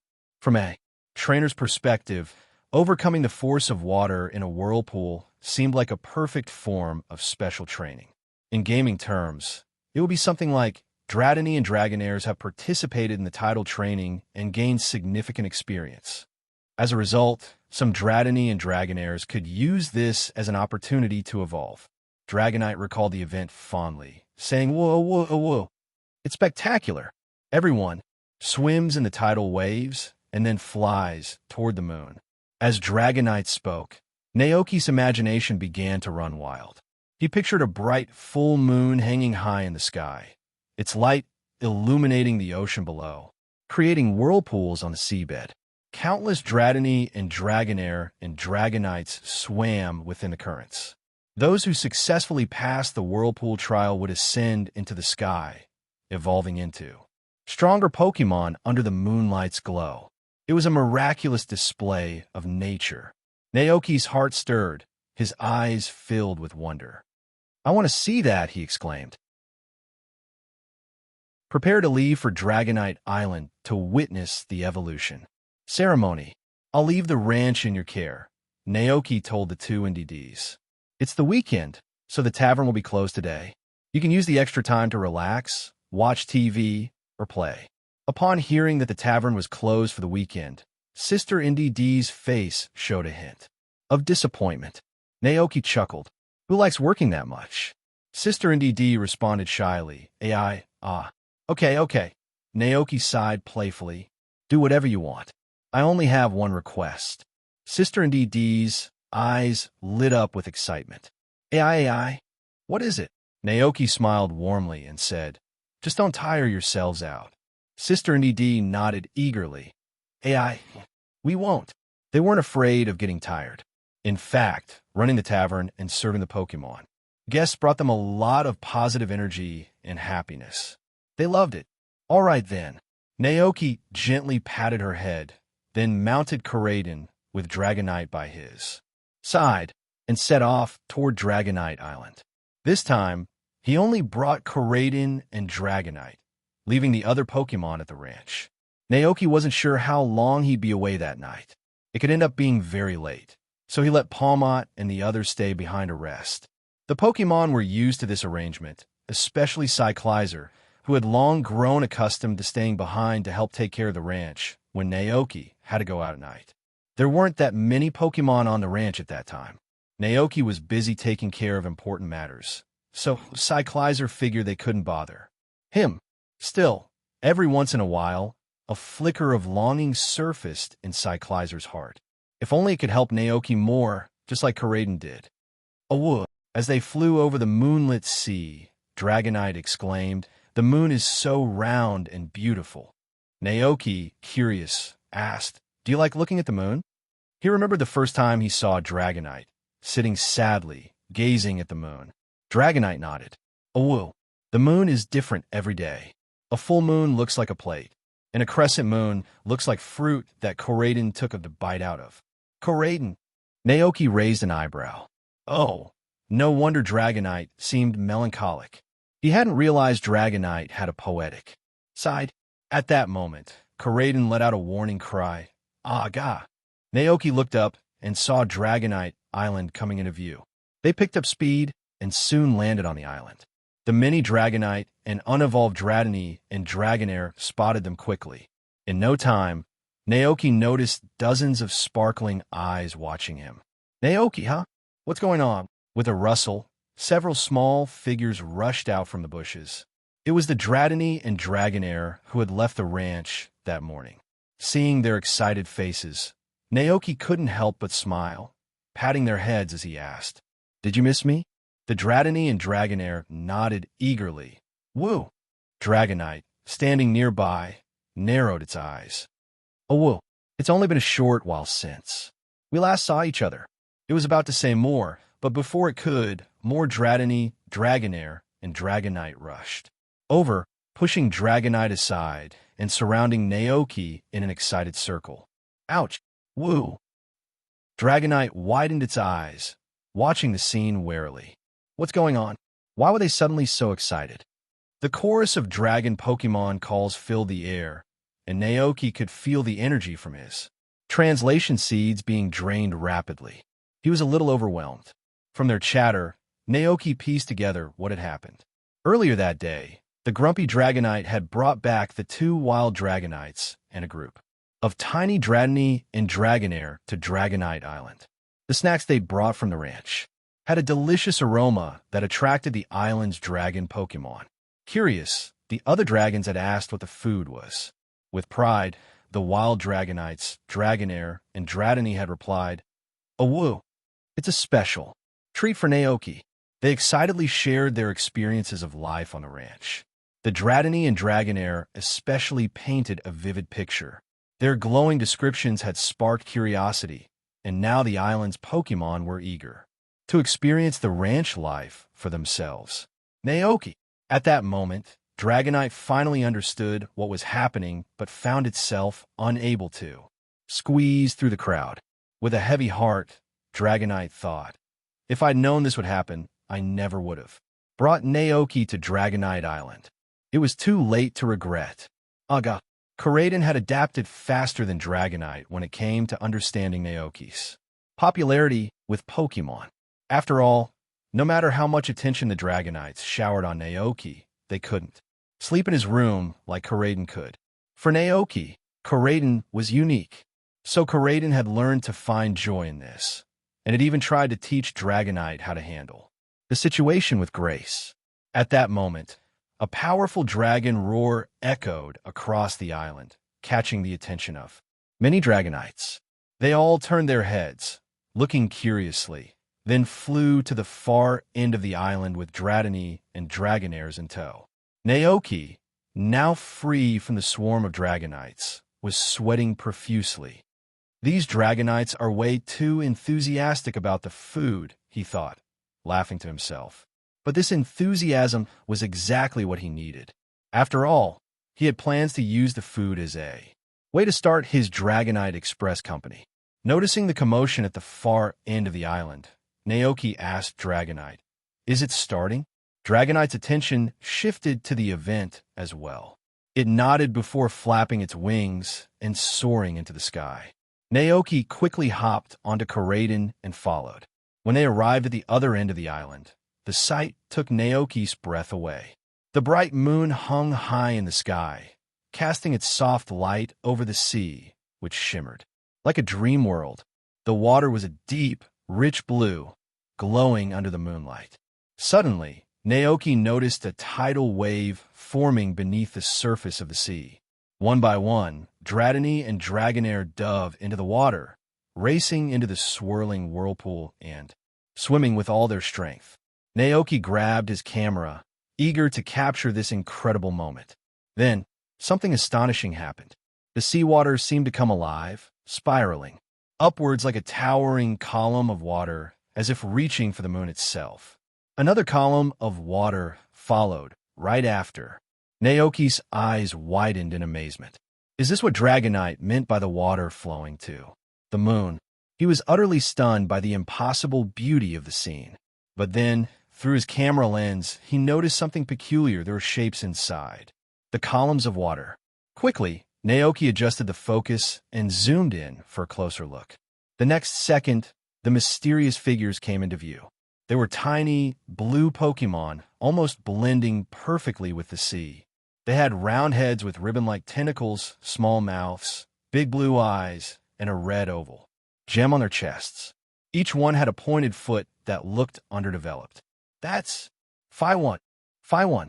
The Pokémon that hatches from a Nafi's eggs, Phi-1, is born on the cold seabed and lives in warm waters. It's a famous migratory Pokémon.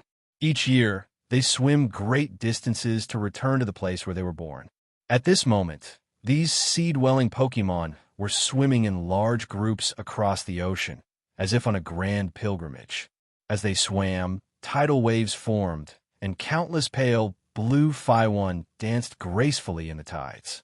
Sometimes they leapt high into the air, bringing up large amounts of seawater that created upward columns, making it look as if the ocean itself was flowing toward the moon. When they dove deep, the seawater gathered around them naturally, forming graceful tidal waves. Their blue bodies blended with the color of the sea, flying toward the moon and sky along with the water flow. The soft moonlight combined with the star-like water droplets to create a stunningly magnificent scene over the deep blue sea. Naoki gazed at this sight in awe, completely taken aback by the beauty.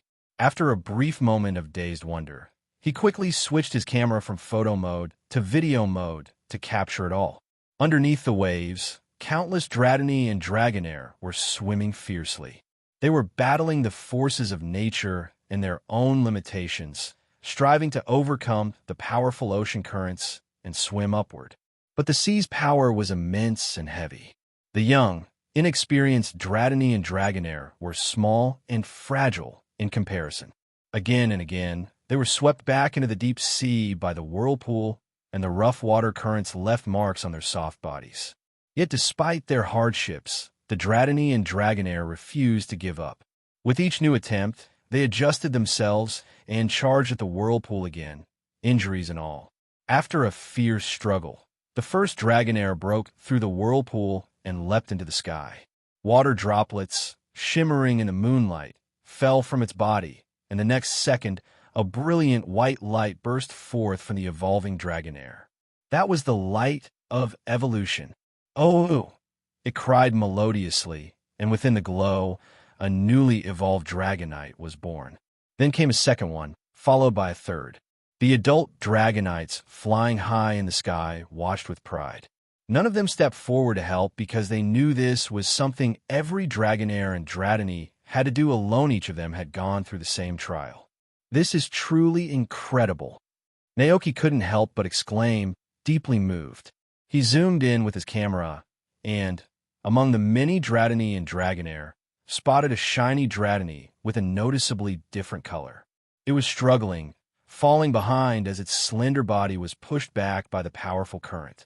Naoki could see clearly that the shiny Dratini was rapidly losing strength, barely able to swim anymore. Time after time, it was swept into the whirlpool, disappearing into the dark depths of the sea. It was gone for so long that Naoki's heart began to pound with worry. Dratini, it's not going to drown, is it? But just when Naoki feared the worst, the pink, delicate figure reappeared on his camera screen. It was swimming with all its might, its face full of determination. Yet, the force of the ocean was so strong that despite its relentless effort, it could barely make any progress in the fierce current. For a moment, the battle seemed hopeless. Seeing that the Dratini was about to be swept away by the sea again, Naoki couldn't help but shout, "Dratini, you can do it!" The surrounding Dragonites all turned to look in his direction. But Naoki didn't care. He was focused entirely on the Dratini through the lens of his camera. In the frame, it almost seemed as though the little Dratini had heard his encouragement. With a sudden burst of energy, the small Pokémon swung its body vigorously, and with a whoosh, finally broke through the whirlpool, flying high into the sky. Water droplets sparkled like stars as they scattered off its body, and for a moment, the scene seemed frozen in time. The Dratini's pink skin shimmered dreamily under the moonlight. Then, the next second, a bright light burst from its body. In that radiant glow, the Dratini began to evolve. Its body grew longer and more graceful, now covered in smooth, pink scales. Its belly turned a bright white, and its eyes sparkled black and full of life. A small white horn sprouted from its forehead, while two tiny white feather-like wings appeared on either side of its head. A orb, resembling a delicate bell, hung around its neck. Yes, Naoki cheered, genuinely thrilled for the newly evolved Dragonair. The newly evolved Dragonair immediately flew over to Naoki, landing excitedly in front of him. "Woo!" it cried happily. Naoki laughed and asked, "Did you hear me cheering for you?" The shiny Dragonair nodded slightly, then affectionately nudged Naoki with its head. Naoki smiled and gently petted the Dragonair, taking a moment to admire its body, particularly the golden orb around its neck. Could it be a large dragon pearl? Curious, Naoki reached out and touched the orb. The moment his hand made contact, a mysterious energy surged from Dragonair. With a soft hum, the once ordinary-looking golden orb began to glow faintly, and air currents swirled around Dragonair's body. Suddenly, the weather overhead began to shift. The clouds that had covered the night sky mysteriously dispersed, revealing a clearer, starry sky above. Naoki's clothes fluttered in the wind, stirred by the energy coming from Dragonair. As he looked up at the sky, a memory of something he had read about Dragonair came to mind. It was said that Dragonair possesses incredible amounts of energy within its body and can focus its power through the orbs on its neck and tail to control the weather. For centuries, Dragonair has been revered by people, especially farmers, who believed that it had the power to influence weather patterns. In times of drought or storms, offerings were made to the lake where Dragonair lived in hopes of favorable weather. It seemed, now, that these legends were true. Standing nearby, Dragonite couldn't help but feel a pang of envy as it watched the scene unfold. But it had to admit that this Dragonair was exceptionally gifted, perhaps even more so than most of the Dragonites on the island. Lately, Dragonite had come to understand that human trainers often preferred more powerful Pokémon. It had noticed Naoki's fondness for the shiny Dragonair and couldn't help but feel a bit insecure, fearing that Naoki might like Dragonair more than it.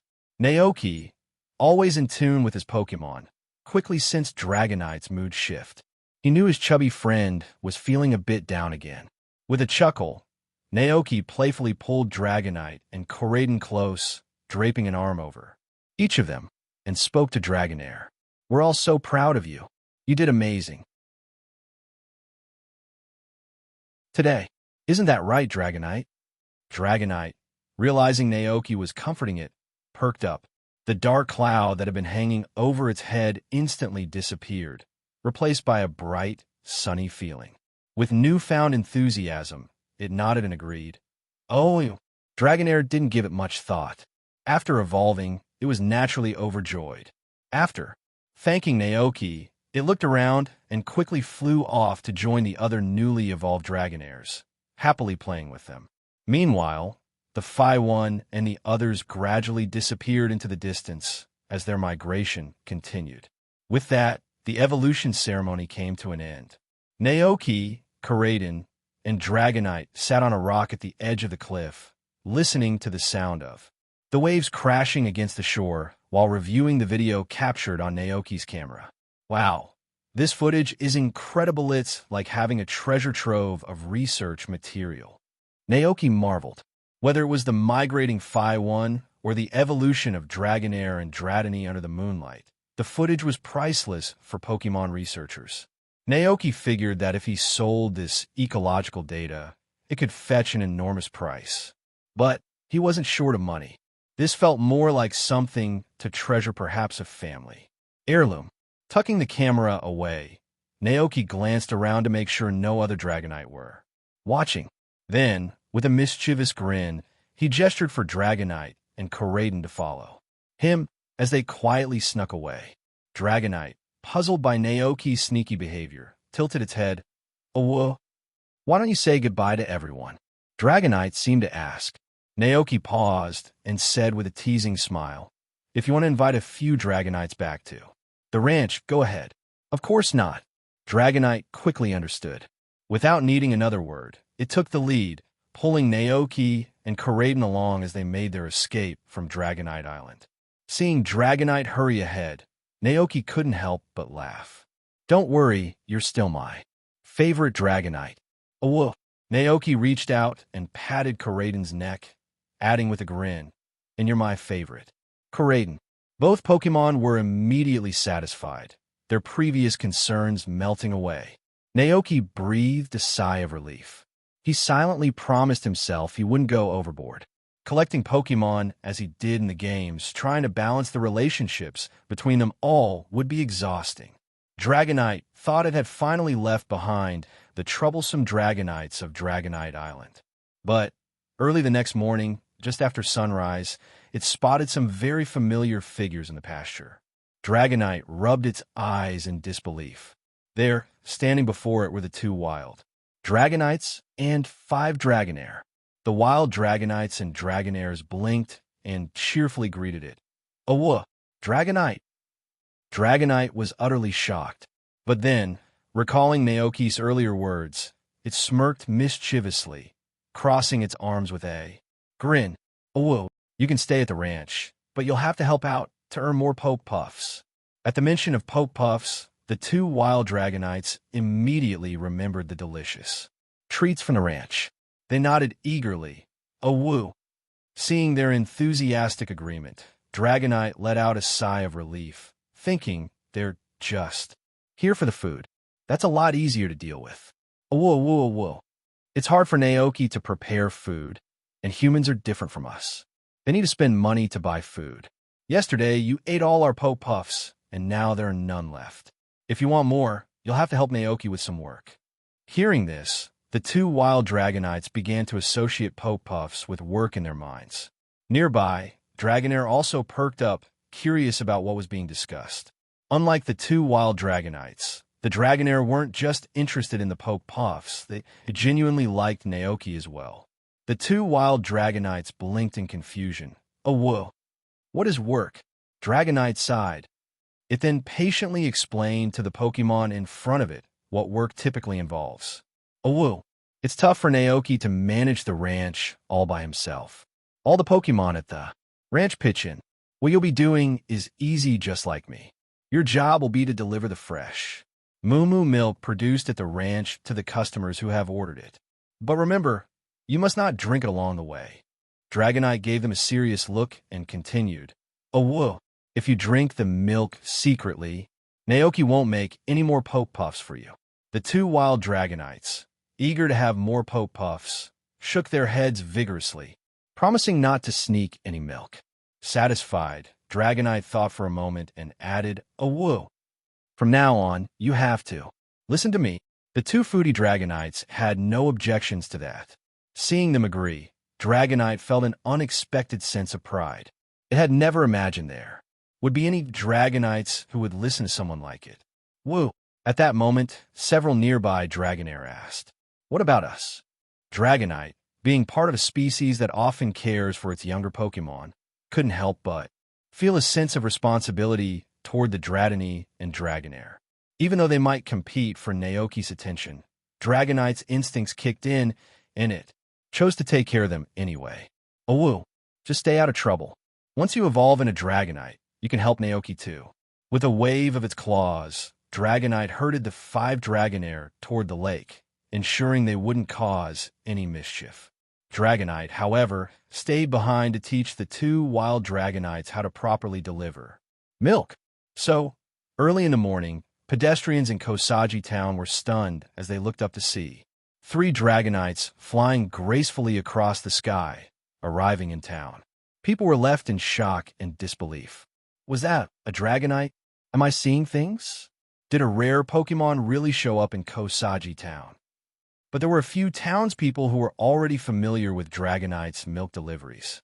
They noticed the small red shoulder bag on the lead Dragonite. "Huh, has Naoki's ranch hired new employees again?" "Oh, it's that Dragonite, right? You know it." "Of course. It's quite famous around here. one local said with a smile. Every morning you can spot Dragonite flying from Naoki Ranch, delivering fresh milk to the customers who ordered it. Dragonite's got such a great personality, and the townspeople adore it. I even heard Mrs. Dantes bakes cookies for it sometimes. Using a Dragonite to deliver milk?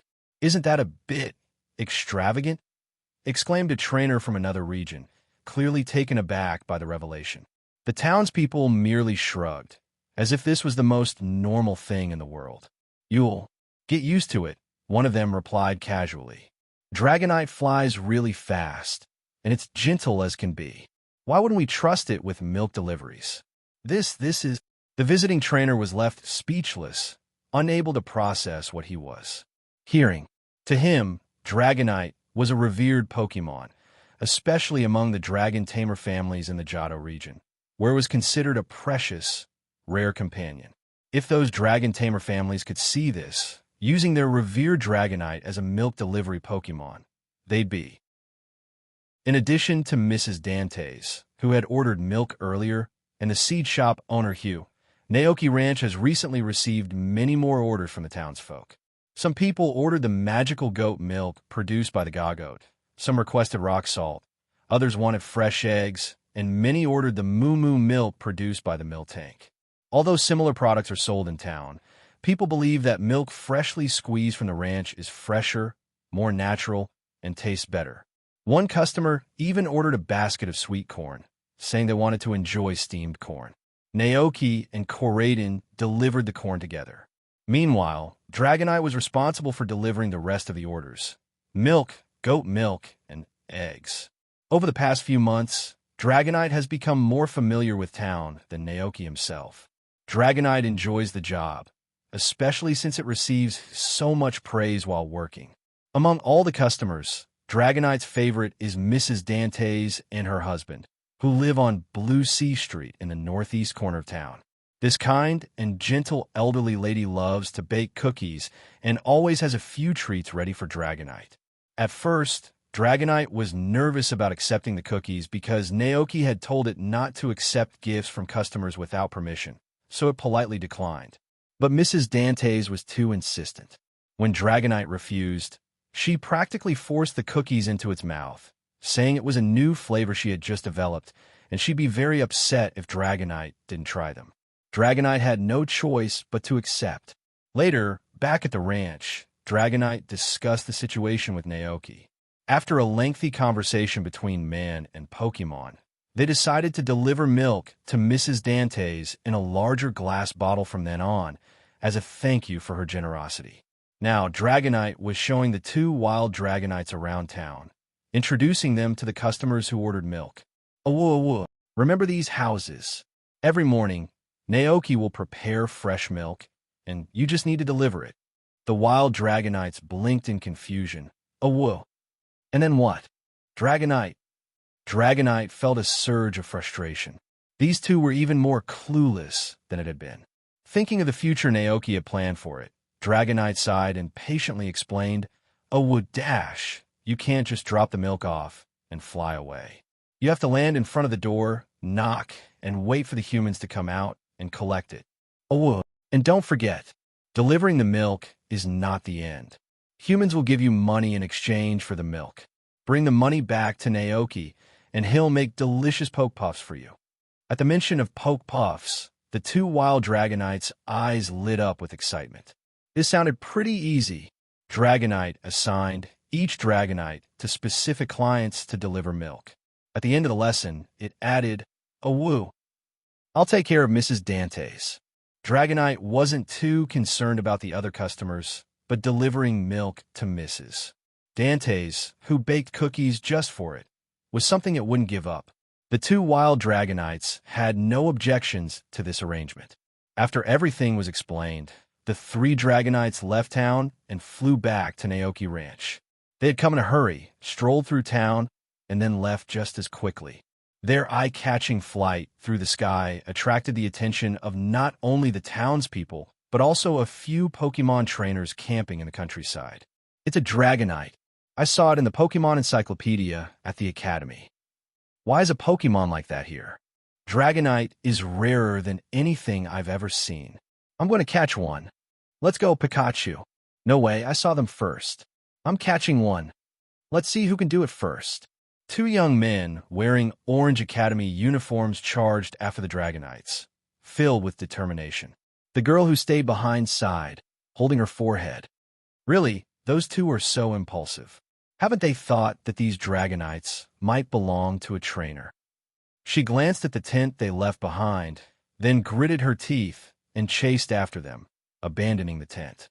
Back at the ranch, Naoki stood by the lake, looking at the 5 familiar Dragonaires. For a moment, he didn't know what to say. The 5 Dragonaires were the first to greet him with a cheerful, woo. Naoki blinked, snapping out of his thoughts. He walked up to the lake to observe them, including the shiny Dratini. There should have been 2 more Dratini here. But last night, all 3 had evolved into Dragonair. Judging by the situation, it seemed the 2 Dragonaires hadn't evolved yet. Maybe they hadn't gathered enough experience points? Naoki studied the 5 Dragonaires, who were innocently gazing back at him with wide eyes. With a sigh, Naoki gave in. Well, since you're here, you might as well stay. With him around, the ranch was sure to have good weather and bountiful harvests. Naoki stood up and looked around. He didn't see Dragonite anywhere and guessed it must have gone to deliver milk. Naoki wasn't in a rush. He took Cyclizer and Palmot for a morning jog while inspecting the ranch. Today, Naoki had a new project, transforming the flower field. After giving it some thought last night, Naoki came up with 2 renovation ideas. The first plan was to build a support structure in the middle of the flower field, allowing the flowers to naturally climb and form a beautiful flower arch. Leave a space in the middle, cover it with pebbles, and place tea sets, tables, and chairs there. That way, on weekdays, Combi and Butterfree can rest on the supports while Naoki can sip tea beneath them. The second option was to build a transparent glass greenhouse using a large amount of glass. The advantage of this is that, even in the cold winter, the flowers and plants can grow safely. Inside, tables, chairs, and tea sets could be placed inside as well, allowing people to enjoy tea and admire the flowers in winter, just as elegantly as in spring. Both options had their perks, and Naoki found it hard to decide between them. At that moment, Dragonite returned. What surprised Naoki even more was the sight of 2 other Dragonites following behind it. When the 2 Dragonites saw him, their eyes lit up. Naoki! He immediately recognized the familiar feeling. They were the 2 food-loving Dragonites. Naoki wasn't slow to figure things out.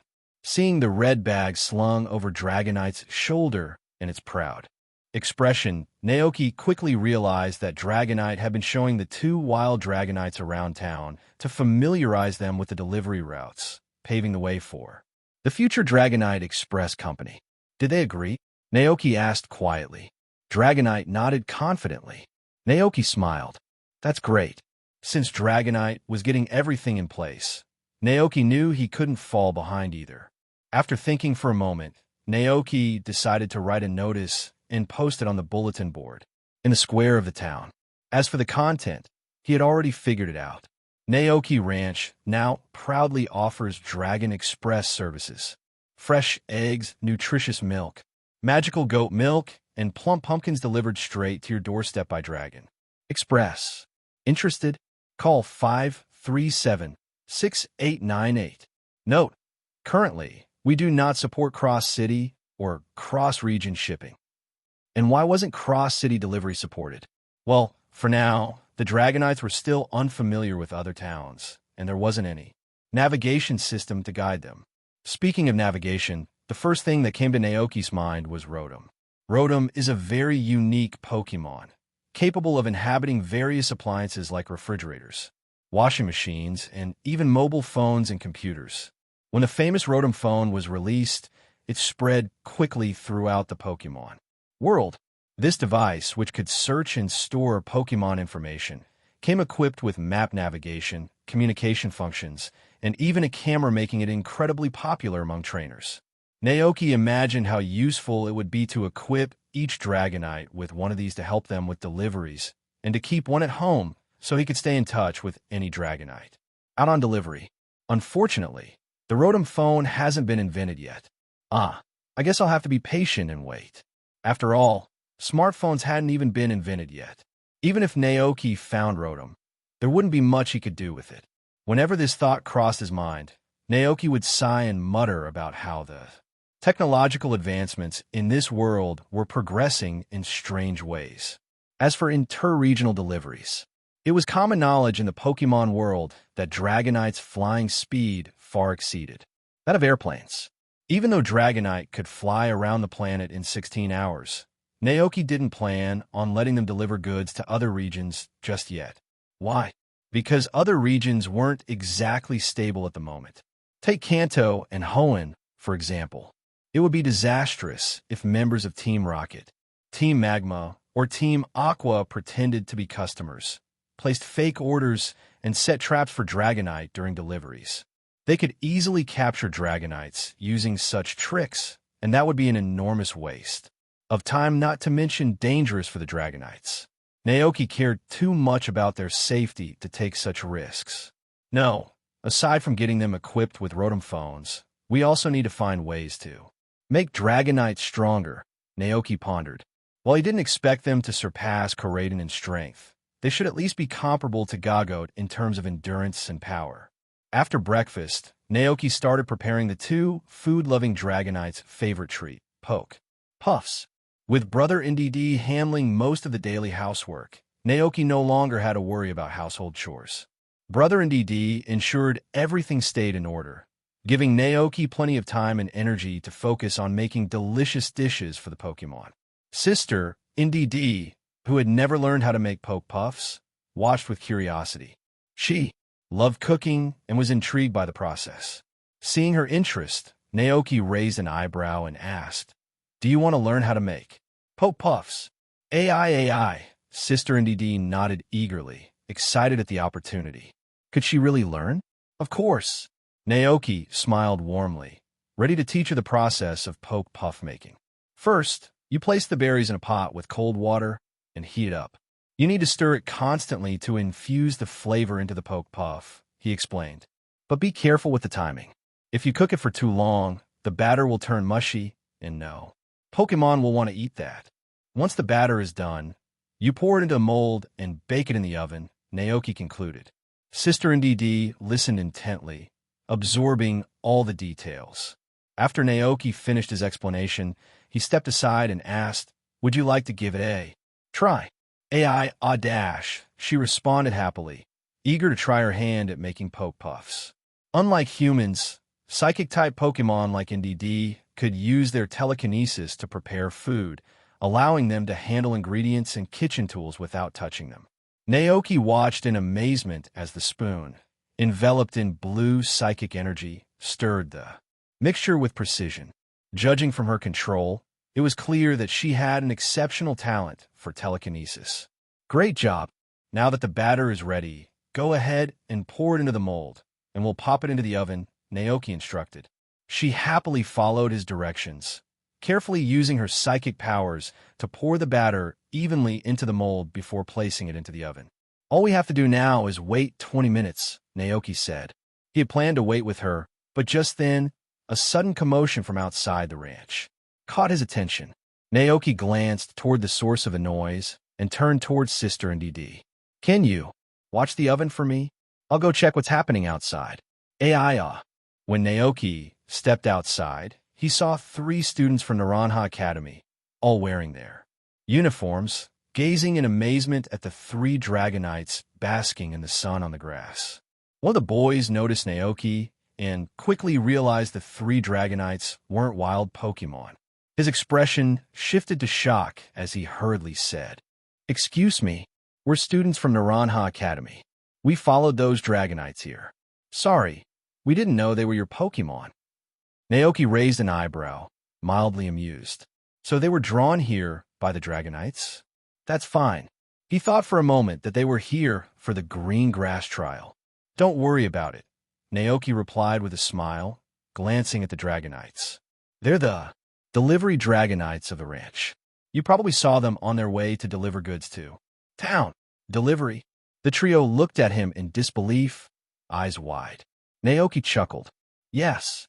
Hearing this, the three students exchanged uncertain glances, nervously swallowing. Even though Naoki had explained it, something still felt off. What they didn't know was that at one point in time, Naoki had been borrowed by Arceus, the god of Pokémon, to help with farming, but that only happened in a video game. This wasn't the first time Naoki had encountered people who were shocked to see Dragonites delivering milk. He had gotten used to it and remained calm. At that moment, their attention shifted to Palmot, wearing a small red cloak, fluttering from the coop towards the water trough. That's Palmot. One of the boys stammered, eyes wide. And it's flying. Palmot fluttered over, affectionately nuzzling Naoki's cheek before zooming into the house. To drink water, the trio stared, awestruck, at the door where Palmot had disappeared. Just then, the girl among the three gasped. Look at those Pokémon. The two boys turned their heads. In the next second, they spotted several Dragonair lounging on giant pumpkins in the field. That's a shiny Dragonair, one of the boys exclaimed, his eyes nearly popping out of his head. Shiny Pokémon were incredibly rare, 1 in 1,000. If you were lucky, at that very moment, Karaden walked out of the house, searching for a shady spot to lie down and watch Naoki work. As usual, it greeted Naoki with a familiar growl, Rayo.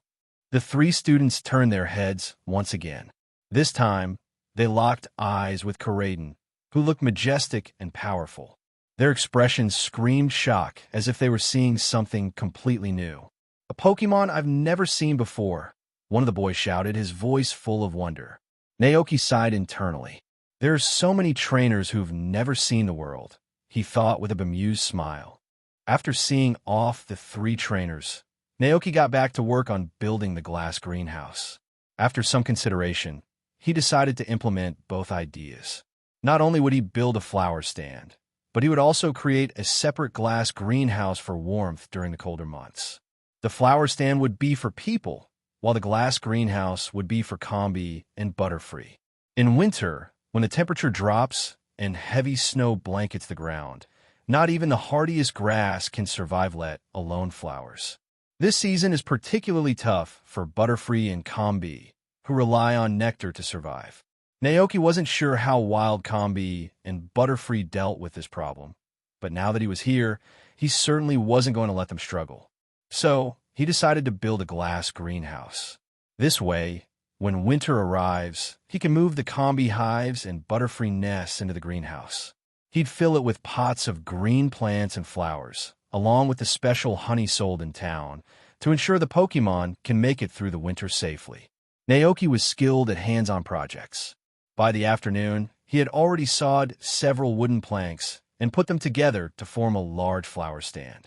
His flower field was thriving with hydrangeas, roses, lilies, orchids, and several other flowers unique to the Pokémon world. He couldn't remember the names of some of them clearly, but he had planted them simply because they were beautiful. The next step was to figure out how to move the flower stand into the flower field. Naoki strolled around the field with brother NDD, thinking through the logistics and explaining his plan to the curious NDD. I want to create a garden where I can drink tea and enjoy the flowers, so I can relax here in my free time. Yeah. At hearing this, brother NDD suddenly remembered that there was a similar garden in the manor where they used to live. It promptly exclaimed, Aya. Naoki turned and looked at him. Do you have a solution? Aie. Brother NDD nodded confidently. It gazed calmly at the lush flower field in front of them and said, Aia. Naoki rubbed his chin thoughtfully and, after a moment, pulled out a handful of translation seeds to understand NDD better. Brother NDD repeated, Aia. First, move the flowers in the middle, then put the flower stand in place, and finally, lay a cobblestone path on the ground.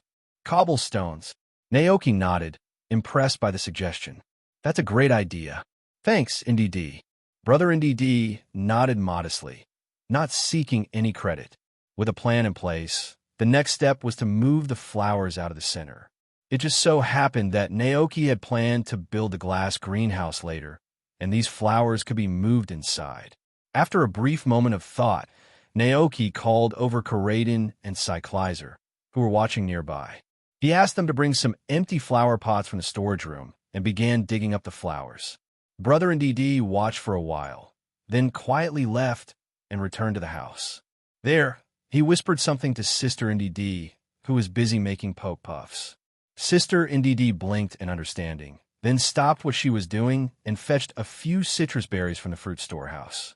These berries are known to restore health and cure status conditions. She squeezed the berries into juice, poured it into a cup, and handed it to her brother. So, when Naoki, covered in dirt, finished moving the flower pots to the grass, he found a glass of juice waiting for him on the small table where he usually had his tea. Naoki didn't need to guess who had left it for him. He smiled, knowing exactly who it was. Since the Pokémon siblings joined, these thoughtful gestures and little surprises in life have become a regular occurrence for Naoki. He happily drank the glass of juice and then went inside to place an order for pebbles and mortar to pave the garden path. He used the video phone to call Kelly. Kelly wasn't busy that day, so after receiving Naoki's call, she quickly delivered the supplies he ordered. Not only that, but when Kelly learned about Naoki's project, she decided to stay and offer her guidance. By 5 o'clock in the evening, the construction in the flower field was finally completed. A large open space had been cleared in the center of what used to be a square flower field, and the large flower stand Naoki had built was carefully moved to the center by Brother NDD using telekinesis. A layer of pebbles, still setting, had been laid around the open area, with a path connecting the central space to the rest of the garden. Soon, the flowers would start to grow along the flower stand, eventually covering it entirely. Naoki could already picture the cobblestone paths and flower stands draped in lush vines, forming a hidden, natural garden. The thought of that future scene made him feel thrilled. He thanked Kelly. "I really appreciate your help with this." Kelly smiled and replied, "No problem at all. You've already paid me." Naoki. Thinking ahead to his next project, Naoki added, "Oh, by the way, I also plan to build a glass greenhouse on the ranch, one that can keep warm during the winter." A glass greenhouse? Kelly pondered for a moment before replying, "Of course, we can do that. The only thing is, we've run out of glass building materials at the store. The next shipment should arrive mid-month. If you can wait until then, I'll deliver it to you as soon as it comes in." "That works," Naoki nodded. "As long as it's built before winter." His gaze drifted toward the Butterfree and Combi buzzing nearby. Kelly followed his line of sight and quickly caught on to his thoughts. "Don't worry," she said with a reassuring smile, waving goodbye. "It'll be ready in time. See you later." "See you." Naoki waved as Kelly left. Just as she departed, Zach pulled up in his truck at the ranch. Naoki helped load several large barrels of milk and bags of rock salt into the truck. As he noticed the large, golden pumpkins already filling the bed of the truck, he commented with a smile, "Looks like you had a good harvest today."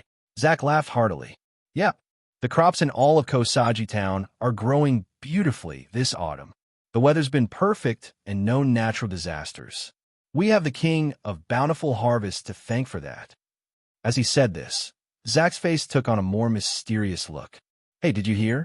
The harvest in the neighboring town didn't go so well this year. They had heavy rain for days during the summer, and the fields are all flooded over there. It's amazing how just a few kilometers away, their fields got drenched, but here we hardly had any rain." "Naoki." He silently glanced over at the Dragonaires and Dragonites resting nearby, recalling the legends that claimed they were once worshipped as weather controllers by humans. Could those old stories be true? Was it because of the present, these Pokémon, that Kosagi Town had been spared from the flooding? Zach, seemingly struck by a thought, suddenly asked with wide eyes, "Could it be that the King of Bountiful Harvests is protecting us?" In Zach's mind, the King of Bountiful Harvests was brought to town by Naoki, and everyone followed Naoki's lead in believing in the king. When it comes to knowledge about this Pokémon, Zach thought no one understood it better than Naoki. Naoki smiled politely and replied, "Well, I'm not entirely sure, because I've never actually seen the King of Bountiful Harvest myself. I've only heard of its legend, and know it's a very powerful Pokémon." Zack thought for a moment before deciding. All right, I need to talk to the other farmers about this later. Maybe they've noticed something too. Naoki chuckled to himself, thinking, go ahead. The king of bountiful harvests might appreciate you spreading the word on his behalf. After all, he could be watching. The idea of the king blessing the crops for a good harvest, while Dragonite and Dragonairs ensured the ranch had good weather, really seemed like a perfect combination for farming. Zack had come and gone in a hurry, eager to share his thoughts with the farmers in the neighboring town. He planned to ask them to start honoring the king of bountiful harvests to see if they could also gain his blessing. As Zack disappeared into the distance, Naoki wandered over to the lake, where a few Dragonairs were soaking in the water. He smiled and asked, "Are you guys blessing the ranch with good weather?" "Woo!" The Dragonairs looked puzzled, clearly not understanding what he was saying. Naoki chuckled and patted their heads. "If people knew what you were doing, they'd be very grateful. They might even bring you some of the crops and food they've grown as thanks." It reminded Naoki of the stories where people worshipped Dragonite by offering gifts at the lakes where they lived. Of course, the Dragonairs didn't seem to understand they hadn't done anything special as far as they were concerned. Naoki mused, maybe it's because there are 5 Dragonairs and 3 Dragonite with strong auras gathered here. Those auras could be affecting the weather around us. He thought of the Dragon Holy Land in the anime, where flowers bloomed year-round, supposedly influenced by the power of the Dragonites that guarded the place. Then his thoughts drifted to the jewel of life created by Arceus, which could make land fertile, and contained dragon energy. If you think about it, the good weather and harvests in Kosagi Town might really be thanks to the presence of these Dragonites and Dragonairs, Naoki concluded. Dinner that evening was once again prepared by Sister NDD. She had spent the entire afternoon in the kitchen making steamed buns. In that time, Sister NDD had also made 2 large boxes of Poke Puffs. She generously shared the treats with the Pokémon on the ranch, especially with the 2 wild Dragonite and the 5 Dragonairs. The wild Dragonites and Dragonairs were so grateful and happy that Sister NDD, delighted by their joy, promised to make more Poke Puffs for them whenever they wanted. Watching this, Naoki couldn't help but feel conflicted. Oh goodness, this was never my plan, Naoki thought, a bit overwhelmed. I didn't mean to make Sister NDD work so hard to feed 2 wild Dragonites. After receiving their much-loved Poke Puffs, the 2 wild Dragonites happily gathered up the treats and signaled to the 5 Dragonairs that it was time to head back to Dragonite Island. Naoki, confused by this sudden departure, quickly called out and stopped them. "Wait, why are you leaving?" he asked. One of the wild Dragonite blinked at him and responded, "Oh, woo." Curious, Naoki popped another translation seed into his mouth, preparing to hear what the wild Dragonite had to say next.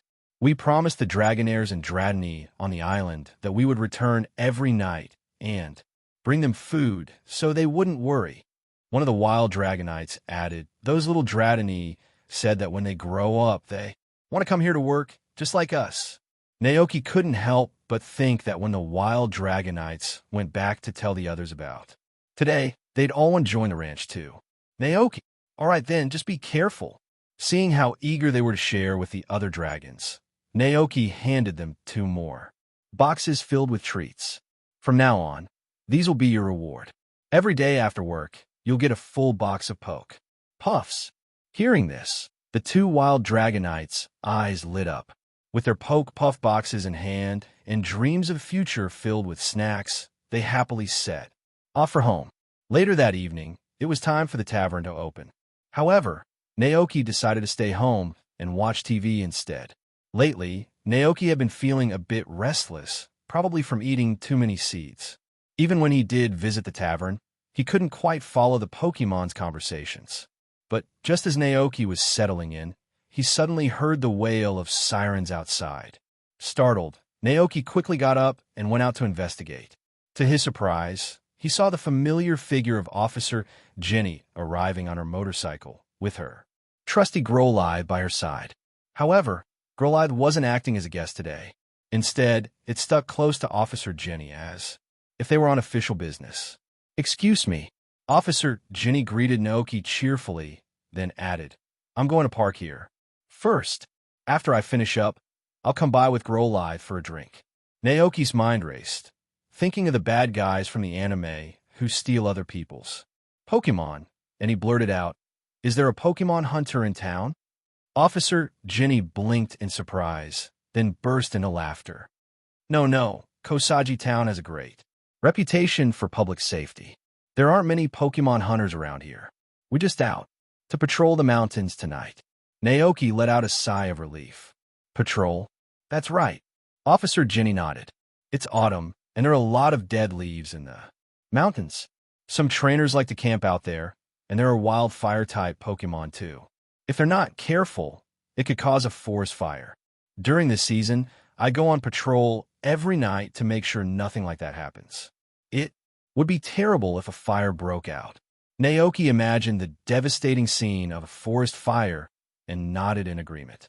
You're right. Thank you for all your hard work. As long as it helps prevent something like that, Officer Jenny replied with a soft smile, her expression then turning serious. Winter is coming soon. If a fire starts, it won't just harm Pokémon. The forest food supply would be destroyed too. Even if the Pokémon survive, without food, making it through winter would be nearly impossible. It's a critical issue. Growlithe, standing dutifully beside her, nodded with determination. Arf, arf. July 25th, 198 of the Alliance calendar, autumn. As time passed, the temperature in the air gradually dropped. People started shedding their light short-sleeve shirts in favor of warm, long-sleeve jackets. Naoki was no exception. As a farmer, he frequently worked in the fields, so most of the clothes he owned were sturdy work clothes and jeans. Achoo! Early in the morning, as Naoki stepped outside to begin milking the go-goats, a cold gust of wind swept by, and he couldn't help but sneeze. He wasn't quite used to the sudden drop in temperature.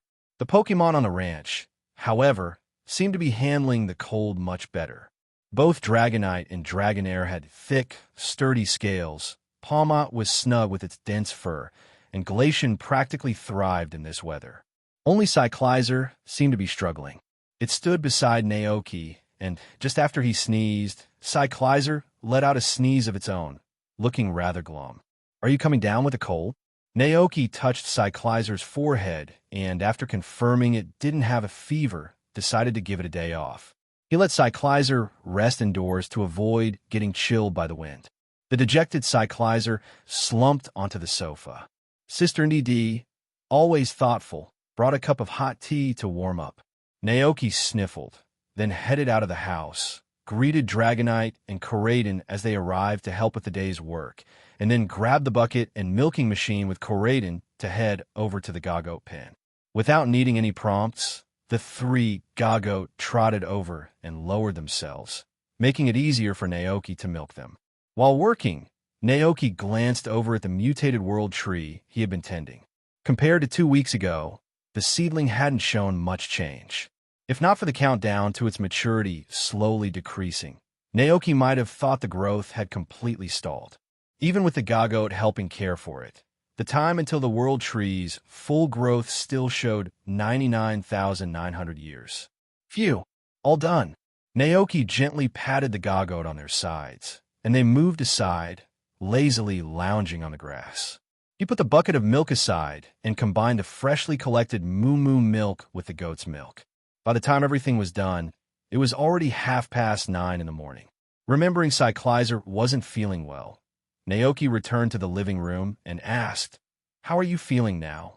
If it hadn't improved, he planned to take Cyclizer to the Pokémon Center for a checkup. Gow! Cyclizer still looked quite unwell. Naoki touched its forehead again and was startled to find it burning up. His face immediately tensed with concern. He quickly fetched Cyclizer's Pokeball from the bedroom and returned to recall it. The Pokémon at the ranch had heard the commotion and gathered, looking visibly worried. Even Glacian, usually calm and collected, had a concerned expression on its face. It seems like Cyclizer is well loved by everyone, Naoki noted with a raised brow. Usually, while Naoki was busy with work, the Pokémon would entertain themselves. He only played games like Frisbee or catch with them during his spare time. He didn't usually get involved in their day-to-day interactions. After thinking for a moment, Naoki turned to the worried Pokémon and reassured them. Don't worry, it's just a fever. I'll take Cyclizer to the Pokémon Center and we'll be back soon. As Naoki spoke, a flicker of emotion crossed Coraiden's face. It had never realized before just how much the Pokémon on the ranch cared about it. Not that it was to blame. After all, when it was still a Cyclizer, it would often be returned to its Pokeball during moments like this. It would be disoriented inside, completely unaware of what was happening outside.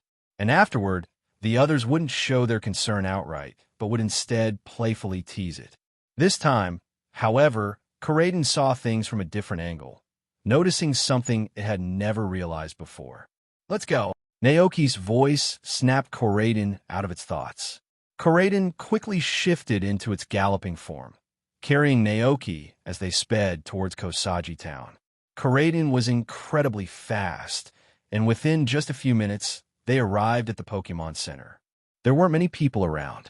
After Naoki explained that Cyclizer had a fever, Nurse Joy immediately wheeled Cyclizer into the treatment room with her assistant, Audino, looking quite serious.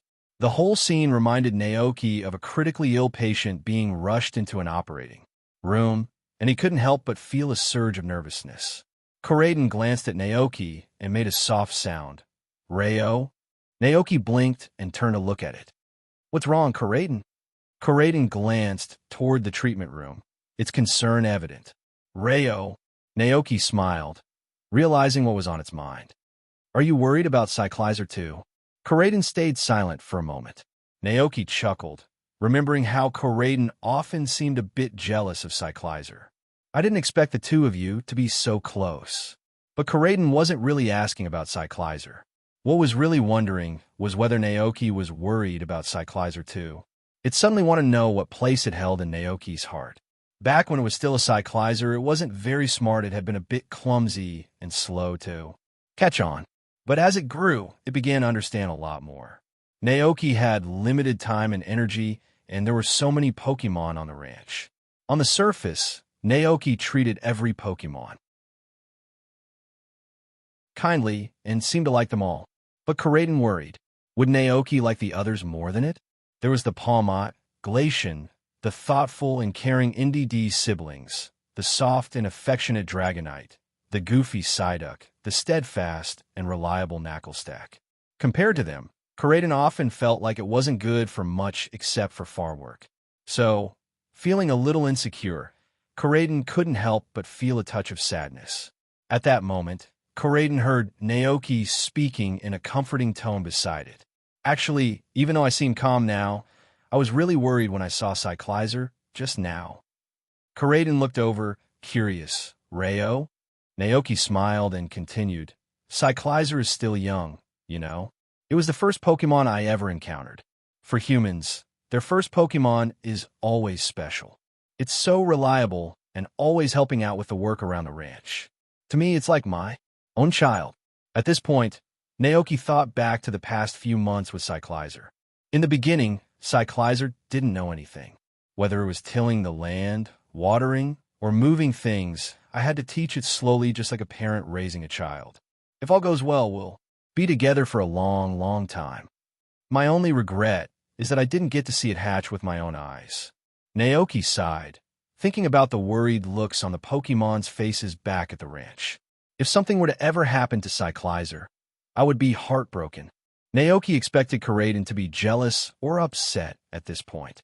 But when he turned around, he was surprised to see Coraiden's eyes brimming with tears, as if it were about to cry at any moment. Naoki! Before Naoki could react, Coraiden followed Dragonite's example, wrapping him in a hug. With a pitiful expression, it thought, seeing how much you care about me makes all those years of waiting worth it. Naoki misunderstood, thinking Coraiden was upset because he liked Cyclizer more and felt a little guilty. He wanted to laugh at the situation, but instead patted Coraiden gently on the back. I like you, Coraiden, and I care about everyone else too. Coraiden mumbled, Rayo, but deep down it was thinking I was always a Cyclizer first. Just then, the door to the treatment room opened. Nurse Joy stepped out and said, It's a good thing you brought Cyclizer in quickly. It seems like it caught a cold from the sudden drop in temperature. But don't worry, the fever has gone down now. Thank you so much, Naoki said, visibly relieved. Following Nurse Joy's lead, Naoki entered the room and looked at the peacefully sleeping Cyclizer on the bed. You'll need to be more careful once you're back home, Nurse Joy advised. It's best not to. Let Cyclizer battle for the next couple of days, and make sure to keep it warm. Cyclizer are quite sensitive to temperature changes and really don't handle the cold well. Naoki nodded. Got it. Thank you very much, Nurse Joy. Nurse Joy smiled kindly. You're welcome. It's all part of the job. Another trainer arrived at the Pokémon Center for treatment. After Nurse Joy finished explaining the situation with Cyclizer, she left the ward to assist the visiting trainer. At that moment, Cyclizer woke up. Naoki quickly stepped forward. Awake? How are you feeling? God, Cyclizer responded, looking a little embarrassed. Naoki smiled warmly. Well, let's get you home. He took out Cyclizer's Pokeball, returned it to the ball, paid Nurse Joy for the treatment, and left the Pokémon Center. As soon as Naoki and Karaden returned to the ranch, Naoki noticed Kelly's truck parked at the entrance. Kelly was standing by the farmland, gently teasing a shy Dragonair. When she saw Naoki approaching, Kelly stood up and said, Back from town? Naoki nodded. Cyclizer had a fever, so I took it to the Pokémon Center for a checkup. Kelly asked with concern, Is it okay now? The fever's gone, Naoki said, relieved. He handed the Pokeball to his sister, NDD, and asked her to take Cyclizer inside to rest. Make sure to close the doors and windows so no drafts come in. AI, Sister NDD nodded, understanding perfectly. Satisfied that Cyclizer would be well taken care of, Kelly teased. You know, Cyclizer isn't even a year old yet. You've been making it work the fields with you every day. No wonder it's feeling sick now. Naoki, after thinking it over, he realized she had a point. He had been pushing Cyclizer too hard. With a serious expression, he said, Thanks for pointing that out. I'll be more careful next time. Seeing that Naoki truly cared about Cyclizer, Kelly didn't push the topic any further. Instead, she shifted the conversation to business. Well, that batch of glass building materials I mentioned finally arrived. Since I've got some time today, are you ready to start building the greenhouse? Absolutely, Naoki replied. He had saved up a good amount of money recently by selling moo milk, goat's milk, and rock salt from the ranch. While he couldn't afford to build a huge greenhouse, a decent-sized glass greenhouse was certainly within reach. Seeing his enthusiasm, Kelly smiled. Great. Have you decided on a spot? If you ready, I can start construction today. Naoki already had a plan in mind. He led Kelly to the southwest corner of the ranch, near the entrance to the orchard. How about here? Kelly nodded approvingly and placed a flag to mark the spot. As she glanced at the neatly arranged fruit trees in the orchard, she noticed that they were already heavy with various types of berries. Looks like your ranch had a great harvest this year. Naoki sighed. It's a shame the fruit doesn't sell for much. The berries from this orchard aren't worth as much as a few buckets of milk. Kelly grinned and offered an idea. Why not make them into poke treats and sell them at your Pokémon Tavern? I saw the Dragonite group happily munching on some earlier. Kelly sometimes felt a bit embarrassed letting her Pokémon take advantage of Naoki's generosity at the ranch. So, each time her Pokémon visited the tavern, she'd give them some Poke Dollars to give to Naoki as a tip. That's a good idea. Naoki mused but decided against it in the end. After all, Poke Puffs were part of Dragonite's salary, and since he and Sister NDD could only make a limited number of them each day, selling them at the tavern would mean there wouldn't be enough to pay Dragonite. Kelly was just offering a suggestion, though. After marking the location of the glass greenhouse, she moved the building materials to the spot and began construction. Seeing that he wasn't needed at the site for the moment, Naoki headed back to the living room. Inside, Cyclizer was wrapped in a blanket, looking cozy and warm. Surrounding it was a group of concerned Pokemon Glacian, Palmot, Dragonite, and Alchemy were gathered around. Cyclizer seemed confused, unsure why everyone was staring at it. Embarrassed, it looked too. Naoki for help as soon as he walked in. Naoki chuckled softly and said, "All right, everyone, Cyclizer is fine now. Give it some space to rest." The Pokémon all backed off. Naoki checked Cyclizer's temperature and was relieved to find that the fever had gone down. But just as he breathed a sigh of relief, Alchemy suddenly sneezed. "Naoki, you can't be out riding on the knackle stacks in the pasture for the next few days." Naoki warned. "The Alchemy. You'll end up catching a cold from all that chilly wind. If you want to play, go hang out in the underground cave. There's no wind there." Mri. Alchemy stuck out its tongue playfully, looking a little embarrassed. And it sneezed again. Naoki pressed a hand to his forehead in exasperation. He sighed and addressed the Pokémon. "Okay, everyone, stay inside for the next couple of days and take it easy. Palmot, you don't need to head to the chicken coop. I'll handle it for now." Dragonite quickly piped up, "Whoa. What about me?" Naoki glanced at Dragonite's large, round frame and said, "You won't get sick from being outside, will you?" Dragonite had been happily sleeping on the grass outside for days.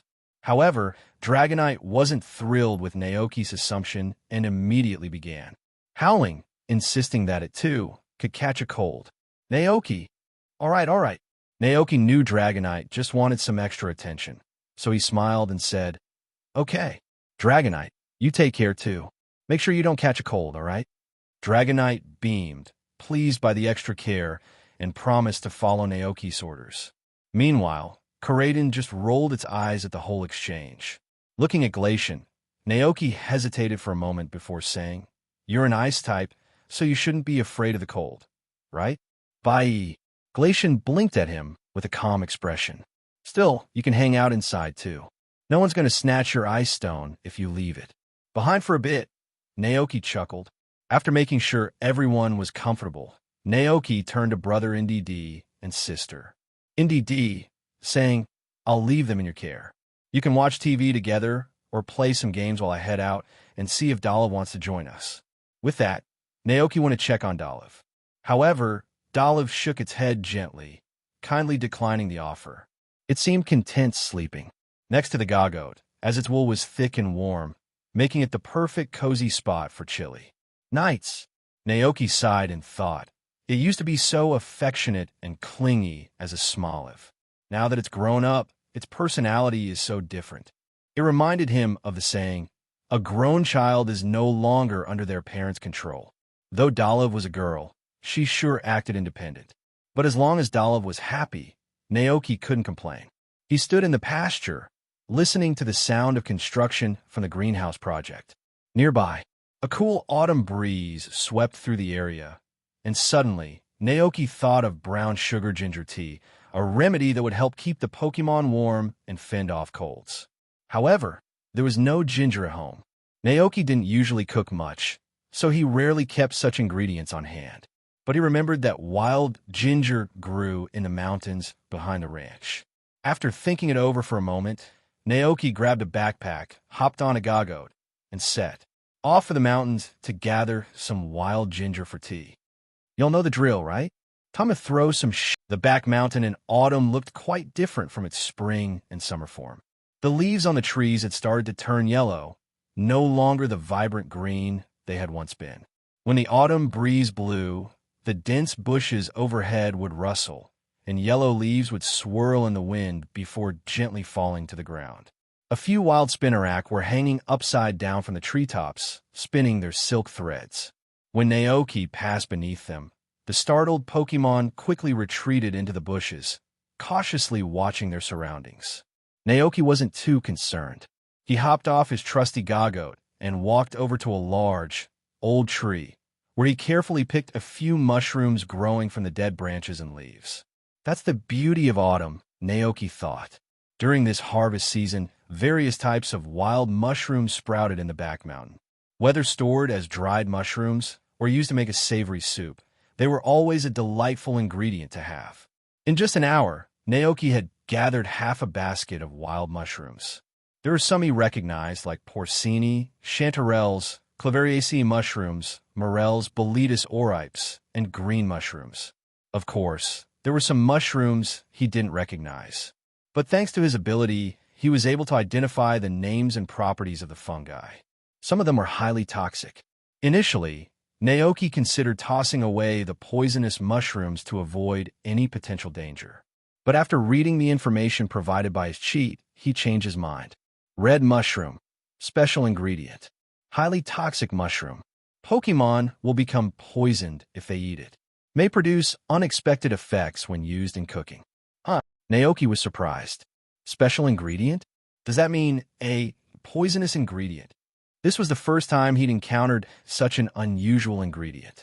The mention of unexpected effects piqued his curiosity. What if I brought it back and experimented with it? Even if it's poisonous, the Pokémon just won't eat it, right? Based on his previous experiences in cooking, Naoki suspected that these poisonous mushrooms might be useful in making dishes that enhance poison-type Pokémon. All right, let's give it a try. He carefully separated the poisonous mushrooms from the others, packed them safely, and put them away. After that, Naoki rode Gagote around the back mountain for a while longer, finally finding the ginger he had been looking for near a damp riverbank. The ginger had a very sharp, spicy scent. Except for a few specific Pokémon, most wouldn't have much interest in it. As a result, the ginger patch was still almost untouched.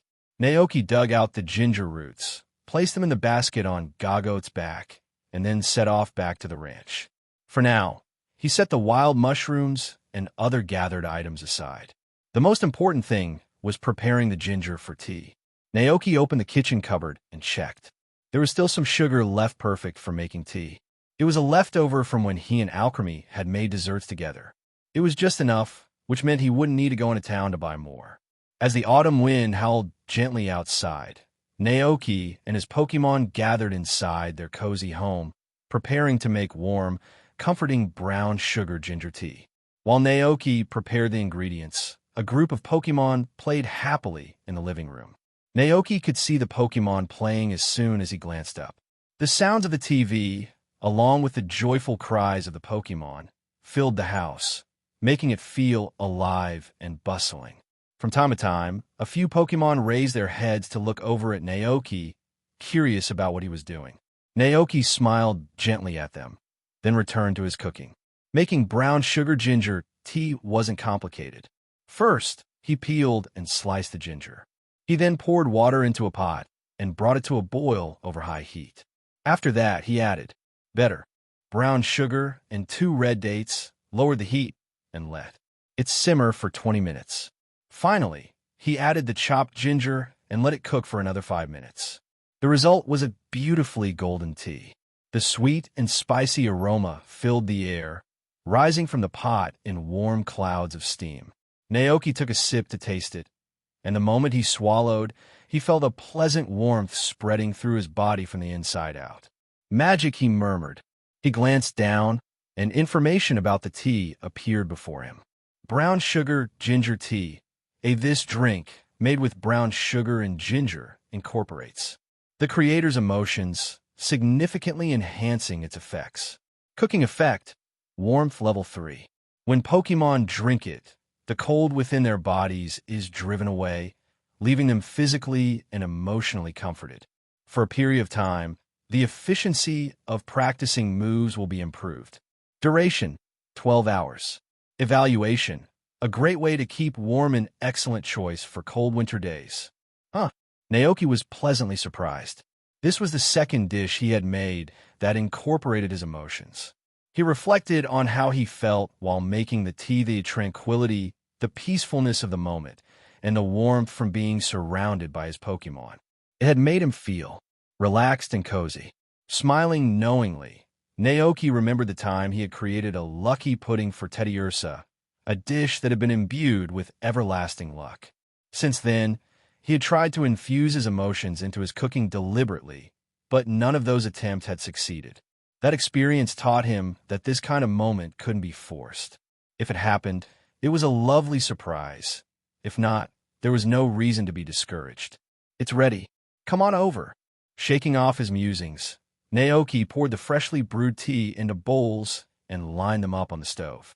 He called out to the Pokémon in the living room. Immediately, the Pokémon lined up to get their tea.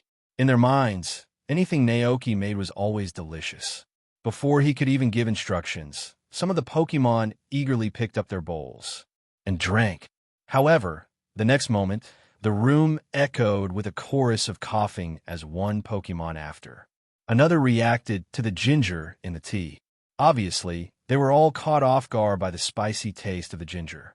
Naoki, looking a bit exasperated, said, "You have to drink it slowly." Palmot's cheeks flushed as it coughed, tears welling up in its eyes. "Palmot," it whimpered softly.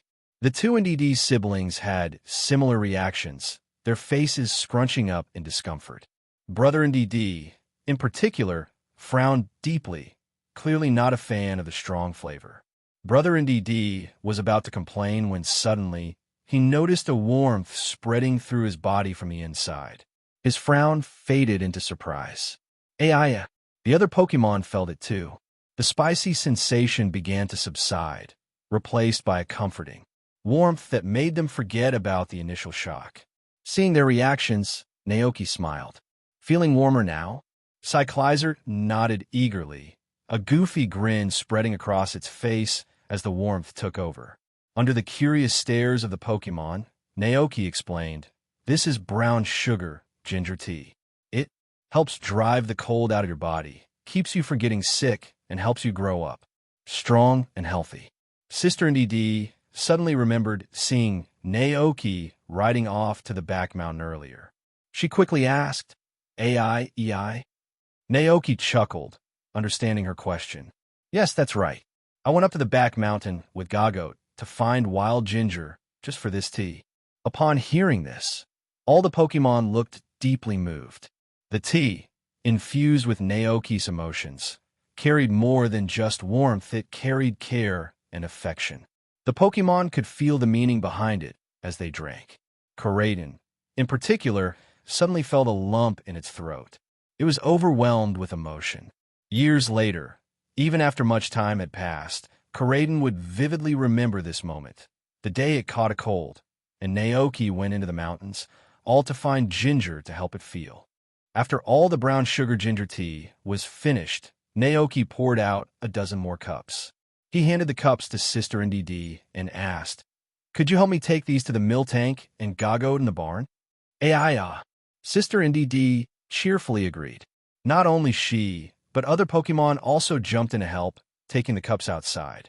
Watching their eager backs, Naoki smiled before turning his attention to the half basket of wild mushrooms he had gathered earlier. He carefully separated the different types of mushrooms, marking which were suitable for stir-frying and which were better for making soups. With some time left before lunch, Naoki wasn't in a hurry, so his focus shifted to the pile of unusual poisonous mushrooms he had found. He examined them closely and realized that every mushroom in the pile could cause a Pokémon to become poisoned after consuming it. Yes, literally poisoned. This meant that although they were toxic, the effects could be countered with pecha berries or antidotes that had detoxifying properties. "Well, they shouldn't be deadly, right?" he mused, recalling the old saying, "Red cap, white stock best laid down after eating that." Naoki stroked his chin, unsure, but his curiosity was piqued. Let's give it a try. If it turns out to be really toxic, I'll just throw it out." Resolved, Naoki grit his teeth and set about cleaning the mushrooms. After that, he lit a fire and tossed all the poisonous mushrooms into a pot to make soup. As time passed, the once calm pot began to bubble. The red-topped mushrooms bobbed up and down in the pot, and Naoki stirred them carefully with a pair of chopsticks. Watching this scene, he suddenly felt like some kind of evil witch from the Middle Ages brewing poison. Naoki. Then again, he thought, food can be strange that way. When combined in certain ways, ingredients can either heal or harm the body, depending on how they interact. About half an hour later, the poisonous mushroom soup was ready. Naoki poured the soup into a bowl and took a cautious look at it. Poisonous mushroom soup, very happy face. This soup is made from highly toxic wild mushrooms. Though it smells enticing, don't be fooled by its appearance. Beware eaters. Effect. After consumption, both humans and Pokémon may experience visions of another world, possibly leading to unexpected outcomes. Warning. The eater will fall into a highly poisoned state and detoxification with a pecha berry or antidote is necessary within an hour. Rating: extremely dangerous food. Please consume with caution. Naoki: sometimes humans are like this. The more you warn them not to do something, the more they want to do it. And to be honest, the description of the dish seemed designed to tempt someone into tasting it. Seeing another world? Was it the reverse world where ghost-type Pokémon roamed? And the part about unexpected outcomes? Well, that certainly sounded intriguing. Despite the crude means of making it, Naoki had to admit he was curious. The other world in the Pokémon universe was clearly more than what met the eye. But he needed to stay cautious. This dish could definitely be dangerous. After thinking for a long time, Naoki took out a few pecha berries from the fruit storage. He glanced at them, and information about the berries appeared in his mind. Pecha berry, a magical berry that can cure poison. Naoki then called over brother and sister Ndidi to explain his plan. After hearing his idea, brother Ndidi looked disapproving, while sister Ndidi seemed quite worried. "Don't worry, I know what I'm doing," Naoki reassured them. "I'll only stay in for a minute, and then you'll immediately give me the pecha berry juice." The description of the dish said the poison could be cured as long as it was treated within an hour. To ease their concerns, Naoki promised he'd only try it for 1 minute. Nothing bad would happen in that short amount of time. Seeing how determined he was, the two NDDs exchanged hesitant glances but reluctantly agreed. So, Naoki sat down on the sofa, scooped a small spoonful of the mushroom soup, and took a sip. The next moment, everything around him began to shift. The room's decorations became vividly colorful, and blocks of colors started peeling away, floating in the air. Naoki's head grew heavy, the world spun, and he felt like he was falling. Gradually, as the colors faded away, they were replaced by an eerie, silent, and empty space. It was a world unlike anything he had ever seen. Floating islands of various sizes drifted in the void, with upside-down trees, waterfalls flowing upwards, and even bodies of water suspended in midair. Nothing here seemed to follow the normal rules of gravity. Naoki stood in awe. 3 words immediately popped into his mind. Upside-down world. At that moment, Naoki finally understood what the cooking effect meant by seeing another world. This is not a spirit world, nor is it an illusion caused by the poisonous mushrooms. It's the distortion world, a reverse dimension that is opposite to the real world, yet balanced with it. This is the domain of the legendary Pokémon, Giratina. So, this is what the reverse world is really like. Naoki thought, feeling that the trip was worth it. He quickly glanced around, hoping to catch a glimpse of Giratina, the legendary dragon, ghost-type Pokémon, banished here due to its violent temperament. Unfortunately, there was no sign of Giratina nearby. Naoki wanted to explore further, but just then, he felt someone gently feeding sweet juice into his mouth. The world around him dissolved like a receding tide, and Naoki's vision refocused on reality. He saw brother and sister NDD beside him, their faces filled with concern. "I'm fine," Naoki reassured them quickly. However, a wave of weakness soon washed over him, as though he had been working in the fields all day without rest. Naoki realized that this was likely the effect of the poison. He took the cup of pecha berry juice from Sister NDD and drank it. Slowly, the weakness subsided. Sister NDD was still worried, and her concerned expression made Naoki wonder if the poisonous mushrooms had affected his brain. The two NDDs exchanged uneasy glances, their eyes filled with unconcealed concern. Naoki noticed, "What's with the looks on your faces?" "Aiya," Sister NDD said, hesitating. Naoki absent-mindedly took out a bunch of seeds and nibbled on it. Then he realized what Sister NDD was suggesting. Maybe you should visit a human hospital for a full checkup? What if the mushrooms had some lasting effects? The concerned stares from his 2 Pokémon made Naoki, who had been eager to take another sip of the mushroom soup, start to second-guess himself. Seeing his hesitation, Brother NDD began considering whether to inform Koraidon and the others. If that happened, whether it was Koraidon, Dragonite, or Palmot, they'd probably rush over and cling to Naoki's legs to stop him from trying anything risky again. Naoki. With a sigh, Naoki gave in. All right. I promise, no more mushroom soup. But in truth, he was dying to see Giratina. Meanwhile, in the reverse world, a massive figure glided swiftly through the void. It was a dragon-like creature with a golden half-ring circling its neck, black and red stripes running horizontally across its body, and blood-red eyes silently observing the void ahead. It sensed an unfamiliar presence had just intruded into its domain. As the night deepened, Naoki finally finished preparing a grand feast for everyone at the ranch. Karaden preferred fried steak, Dragonite loved steamed sea bass, and Palmot happily munched on roasted cashews. During dinner, snowflakes once again began to drift down outside, though the snowfall wasn't nearly as heavy as in previous days. Naoki glanced toward. If Naoki gave up on the poisonous mushroom soup, it would go to waste.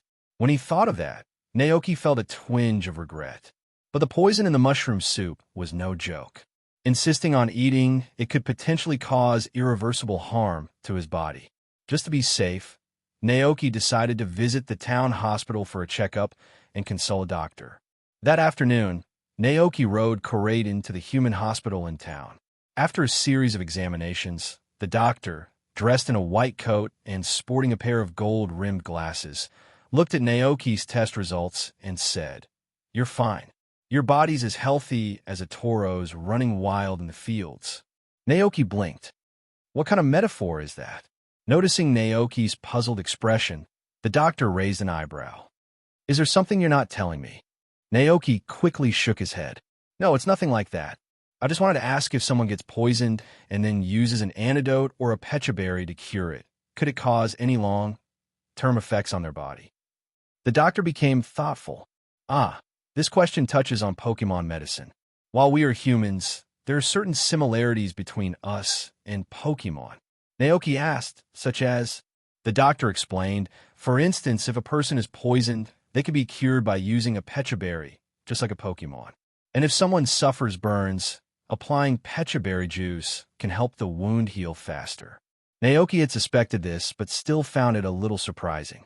So, does that mean humans are actually a type of Pokémon? The doctor chuckled.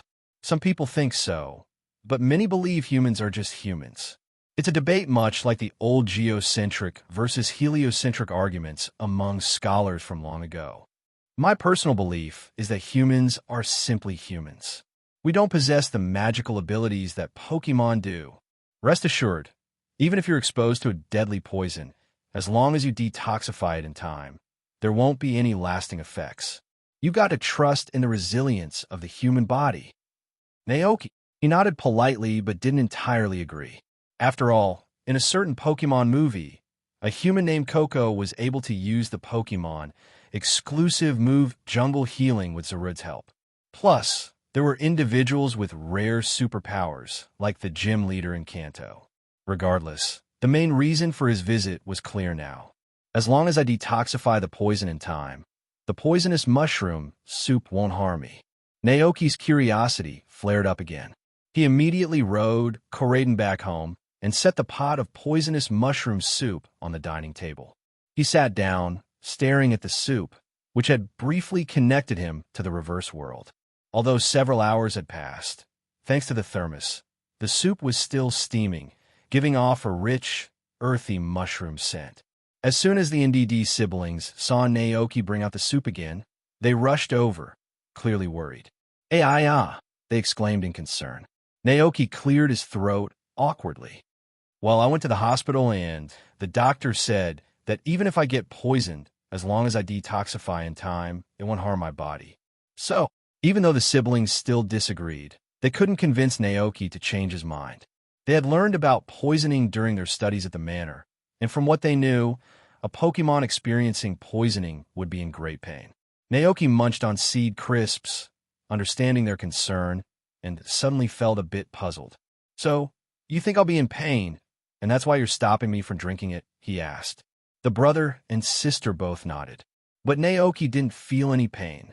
The only effects were dizziness when his vision shifted and a brief weakness when he woke up. Suddenly, an idea sparked in Naoki's mind. "I know. The two Pokémon looked at him curiously. Naoki grinned. It's probably because I made the poisonous mushroom soup. Hearing this, the siblings immediately understood what Naoki was implying. They were well aware that food made by Naoki often had magical properties. Naoki reassured them, "Don't worry, I'll be fine as long as you could detoxify me in time." Seeing Naoki's determination, the two Pokémon could only reluctantly agree. Sister Ndidi, still worried, reminded him, if you feel unwell, you must tell us." "Okay," Naoki replied obediently. Meanwhile, Koraden, who had been watching everything unfold, was completely baffled. What on earth was going on? Before Koraden could process what was happening, Naoki had already taken another sip of the poisonous mushroom soup. This time, Naoki had arranged with the siblings to give him 15 minutes. As the soup went down, dizziness hit Naoki again, and the world around him started to shift rapidly. When his vision cleared, Naoki was astonished to find himself once more in Giratina's reverse world. However, this time he wasn't floating in the void. He stood on a floating island with an upside-down waterfall. Naoki still felt a little dizzy, but kept calm, surveying his surroundings. Different location, Naoki muttered deep in thought. It must be because my position in the real world has changed. Last time he drank the poisonous mushroom soup, he had been sitting on the sofa. Now he had been moved to the bed, likely by the butlers using telekinesis. Curious, Naoki tried walking a few steps and was surprised to find he could move freely in this world. He headed toward the edge of the island, wanting to get a closer look at the strange phenomena. Meanwhile, in reality, Koraden and the NDD siblings watched Naoki stand up from the bed and crouch down, seemingly observing something under the bed. Koraden and the siblings shared a glance. Concerned, Koraden asked, "Reo, is Naoki okay?" Sister Ndidi shook her head slightly. How strange." Brother Ndidi, on the other hand, remained calm. Perhaps, he thought, after eating the poisonous mushroom soup, Naoki could now see things. Others couldn't. The three Pokémon were growing more confused by the minute. Just then, they saw Naoki start moving around more randomly. When it looked like he might fall off, Brother Ndidi quickly used telekinesis to gently lower him onto the floor. "Whoa!" Naoki muttered as he felt his body float, seemingly unaffected by gravity in this world. By now, he had made it to the far side of the Sky Island. A small waterfall was flowing upward in front of him. Naoki looked up at it, utterly fascinated. Unable to resist, he reached out to touch the waterfall, but felt nothing at all. "It seems I haven't truly entered the reverse world," Naoki mused. He realized that the mushroom soup only allowed him to see this strange place, but he couldn't physically interact with anything here. What is this? The shadow side of the world? Naoki suddenly remembered an ancient saying passed down in the Hisui region strong. Light creates dark shadows. This place, the reverse world, was balanced with the real world, dependent on it in some mysterious way. He gazed at the smaller waterfall, and suddenly, information about it appeared in his mind. Water of the reverse world, a mythical ingredient. When used in cooking, it gives dishes the power to reverse the universe. This water is born from the reverse world and guarded by the legendary Pokémon, Giratina. It is incredibly rare and precious. Naoki blinked in disbelief. "Wait, what?" Just then, Naoki felt goosebumps rise on his skin, and a strange chill spread through his body. He could feel an intense, unrelenting gaze locked onto him. That gaze was overwhelming, filled with an ancient, unshakable power, enough to make anyone tremble in fear. The source of that gaze. Behind him, Naoki spun around sharply, and there was a massive, ancient creature floating in the void. Its body was long and serpent-like, covered in black and red stripes across its chest and abdomen. 6 golden spikes extended from both sides of its body, and behind it were 6 ghostly black wings. Those 6 wings flickered with an eerie darkness, their blood-red tips glowing faintly. Beneath its golden helmet were a pair of cold, lonely, blood-red eyes, and those terrifying eyes were staring right at him Giratina, the master of the reverse world. In its origin form, Naoki's entire body froze, chills running down his spine. It took every ounce of willpower not to collapse from the overwhelming presence of the legendary Pokémon. The feeling of oppression was unlike anything Naoki had ever experienced before. Not even Koraidon at full power could create such an overwhelming presence. At this moment, it felt as if time itself had frozen. There was nothing in the world but two figures, one massive, the other small. Giratina, the towering, imposing dragon, gazed down at the tiny human below with cold, indifferent eyes. Its expression gave no hint of what it was thinking. Naoki was filled with panic. He had no idea if Giratina could attack him in his current state, and the uncertainty gnawed at him. But despite the fear, Naoki forced himself to meet the legendary dragon's gaze. Neither of them moved. Naoki stood frozen, while Giratina hovered silently above the two, locked in a tense standoff. As the seconds ticked by, Naoki's initial panic slowly faded, giving way to a cautious calm. Don't panic. Stay calm. In this state, I shouldn't be able to physically interact with anything in the reverse world, which means Giratina can't touch me either. Even with that thought, Naoki knew better than to provoke the lord of the reverse world, because there was no telling if Giratina could cross over into the real world through reflective surfaces like lakes or mirrors, launching a surprise attack that could turn his home to rubble. Once he'd steadied his nerves, Naoki tried to show some goodwill, forcing a friendly tone as he spoke. I mean no harm.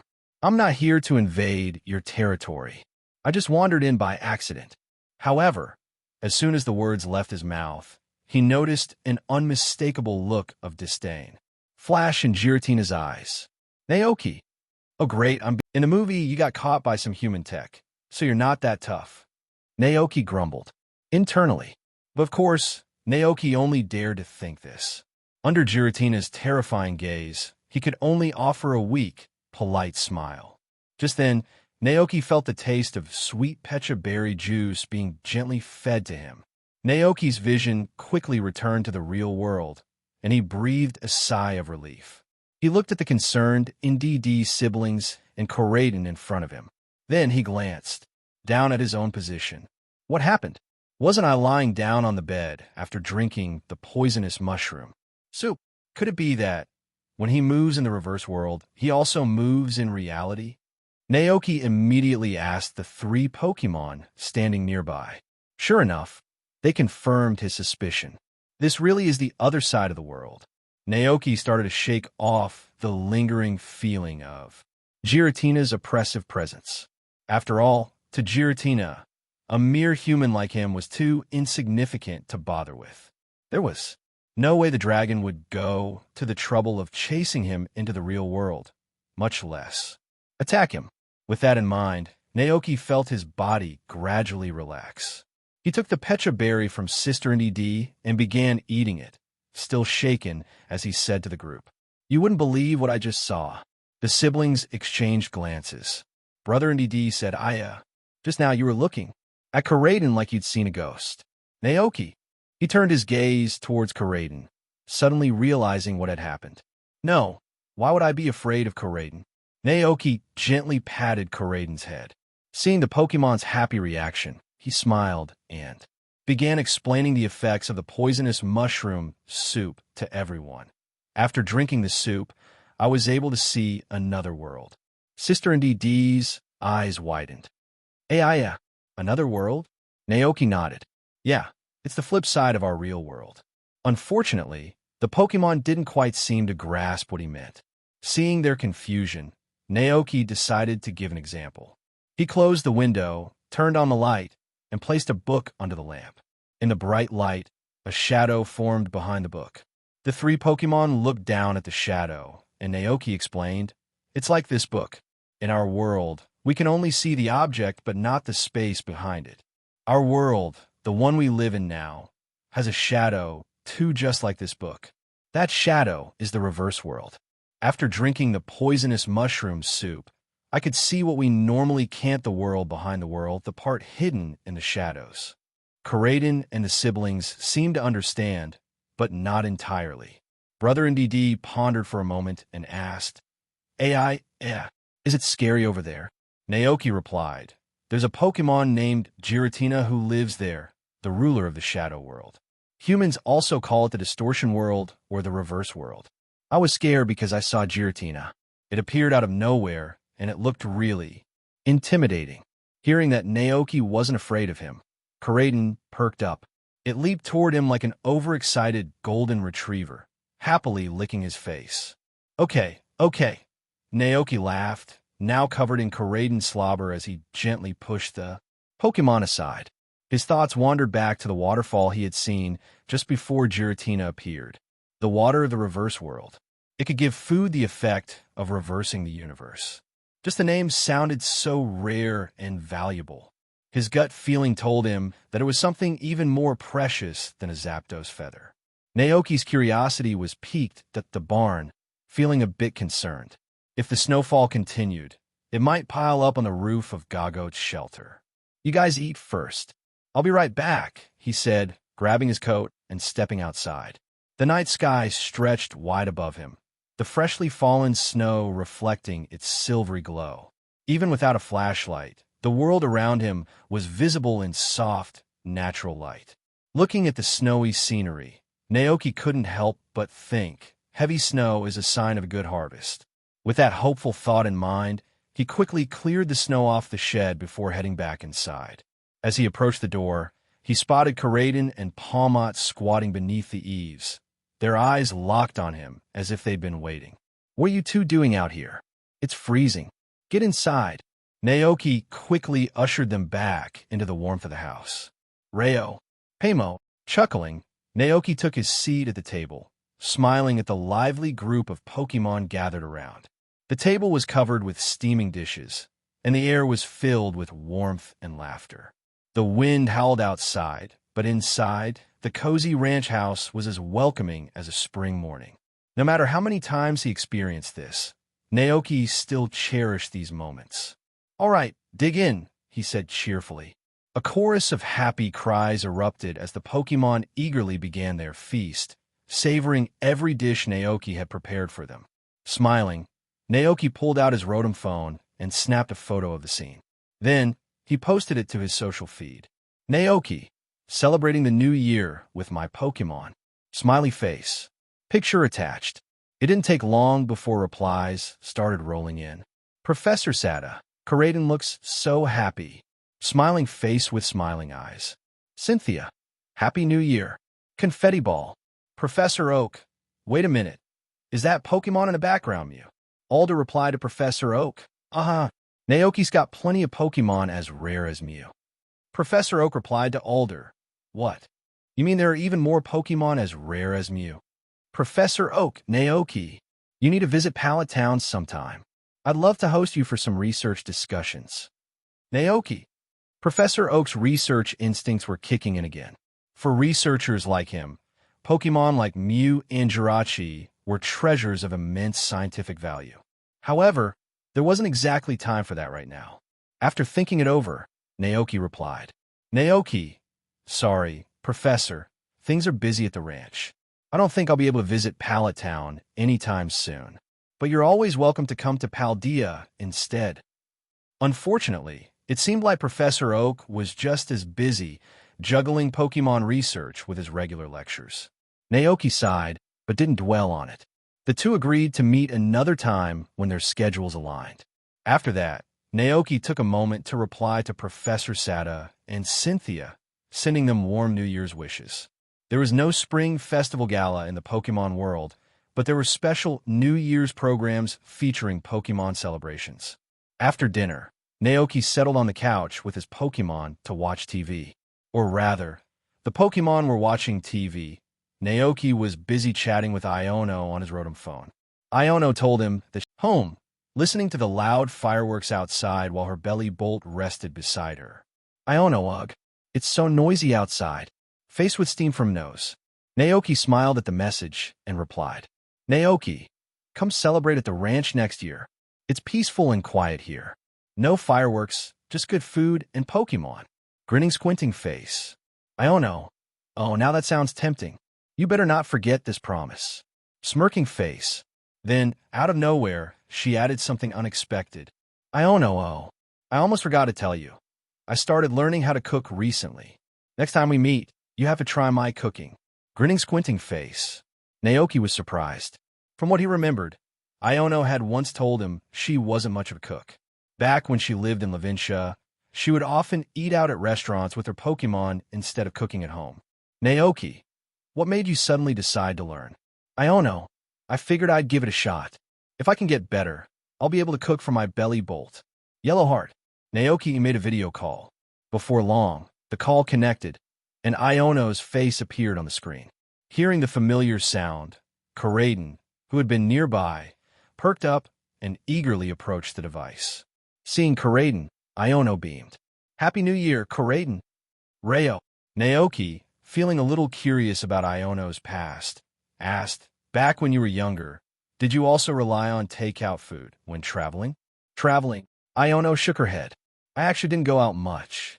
Back then, I was studying at Naranja Academy like everyone else. I had breakfast and lunch at the school cafeteria, and I only went out later when I started taking on gym challenges. But even then, I mostly used Pokémon taxi services to get around. I see. Naoki nodded in realization. I guess I assumed it was the same as how trainers from other regions. There was still a large bowl of poisonous mushroom soup left. Naoki sat at the dining table, and this time, he wasn't in a hurry to drink it. Before diving in, he needed to figure out a few things. From what the NDD siblings and Karaden had told him, he learned that after drinking the poisonous mushroom soup, his consciousness entered the reverse world, even though he hadn't just laid still on the bed. His movements in the reverse world corresponded to his real-world actions. And the feeling of floating weightlessly, that wasn't real either. It turned out that when Naoki thought he was floating, Brother NDD had used his psychic powers to keep him from falling off. It feels a bit like wearing a VR helmet, Naoki muttered to himself. But this realization made things much simpler. It meant he hadn't physically entered the reverse world, but had only seen it through some special means.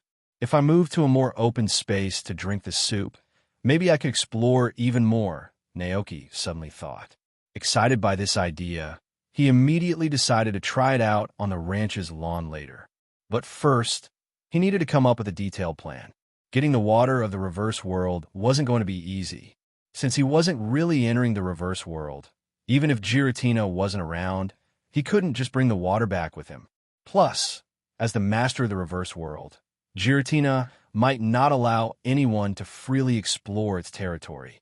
After much thought, everything seemed to come back to Giratina. If Naoki wanted to get his hands on the mythical ingredient, the water of the reverse world, he needed to first make contact with Giratina. He'd have to gain its trust, build a good relationship, and somehow convince Giratina to invite him into the reverse world. It would be much better to enter with permission than to sneak in. But how exactly would he do that? Giratina was a powerful, destructive force, not the type of Pokémon that would be as easy to win over as an EV. What if I offered it some delicious food? Naoki mused, but quickly dismissed the idea. No, that probably won't work. Legendary Pokémon like Giratina didn't need to eat regularly. They could survive by absorbing the energy of their environment. At Giratina's level, eating wasn't a necessity. Even though good food might be tempting, it probably wasn't enough to sway such a powerful being. And besides, Naoki didn't even have a way to bring food into the reverse world right now. If I ever get the chance, I could give it a try, he thought. And perhaps he could slowly let Giratina get familiar with his presence, let it get used to seeing him around. Just like with some humans, Naoki thought. He just needed to visit the reverse world once a day, say hello to Giratina, and maybe even have a little chat. Once Giratina got used to his presence, perhaps even started accepting it, Naoki would suddenly stop visiting. Naoki began to imagine how this might play out. If Giratina were more introverted or insecure, it might start wondering if it had done something wrong. Maybe it would panic, wanting to continue the interaction, and then Naoki could seize the opportunity to take things to the next level. But obviously, this wasn't going to happen. Given Giratina's personality, it would probably just charge over and try to crush him instead. Naoki quickly shook off that thought. No matter what the plan, it wasn't something he could achieve in a day. If he wanted to obtain the water of the reverse world, he'd have to go through a long process first. He decided to name it the Giratina Strategy Plan. Of course, there was always a second option. For example, he could act recklessly and provoke Giratina in the reverse world. Once Giratina became enraged enough, it might lose control and break through the dimensional barriers, coming to the real world. At that point, Naoki could gather the strength of the entire ranch and launch an all-out battle against Giratina. If they managed to subdue the mighty dragon, then perhaps they could force it to grant him access to the water of the reverse world. But Naoki didn't think he had that kind of power. And even if they did succeed, both sides would take heavy damage. He didn't need the water of the reverse world that badly. So he much preferred his first plan -1 that wouldn't harm the ranch or its Pokémon. After a quick thought, Naoki had already formulated a complete and detailed strategy in his mind. He called over brother and sister in DD, instructing them to keep a close eye on him, then drank the now-cooled poisonous mushroom soup once again. Suddenly, the entire world around him became a swirl of vibrant colors. A wave of dizziness hit, and Naoki felt himself toppling over, falling to the ground with a soft thud. When he opened his eyes, he found himself back in the reverse world. But this time, instead of being on a floating island, Naoki was simply suspended in the void. As I suspected, if my position in reality changes, my position in the reverse world will change accordingly, Naoki thought to himself. He looked around but didn't see any sign of Giratina. Naoki wasn't worried, though. He knew Giratina would have already sensed his presence. This time, he didn't try to explore. Instead, he sat cross-legged in the void, waiting patiently for Giratina to arrive. Soon enough, Giratina flew over, only to see the human who had now entered and exited its domain 3 times, sitting calmly in the void. Thinking about Giratina's previous behavior, Naoki noticed the dragon's eyes narrowing as in unknown anger started to rise. What a bold human! How dare he challenge me? Did he think this place was some kind of joke? Did he think it was a joke? This is my territory. Giratina's enormous body moved through the void, and the terrifying energy inside it transformed into a storm, blasting out in a powerful wave. Naoki! He instinctively raised his hands to shield himself, but quickly realized that the energy storm didn't hurt him at all. Sitting calmly in the middle of the storm, Naoki was left confused. What's going on? Why is Giratina so angry? Giratina, meanwhile, stared at the human sitting there unharmed, and a big question mark practically popped up in its mind. 11. Hello. Naoki waved at Giratina, hoping to ease the tension. But this only snapped Giratina back to its senses. It grew even angrier. Was this human provoking me? With a huff, Giratina swung its massive dragon tail in frustration. However, the tail passed right through Naoki without making contact. At this moment, Naoki realized something crucial. Maybe, in Giratina's eyes, my actions seemed like a provocation. It was like someone hitting you with all their might, but you just casually asked them if they'd eaten lunch.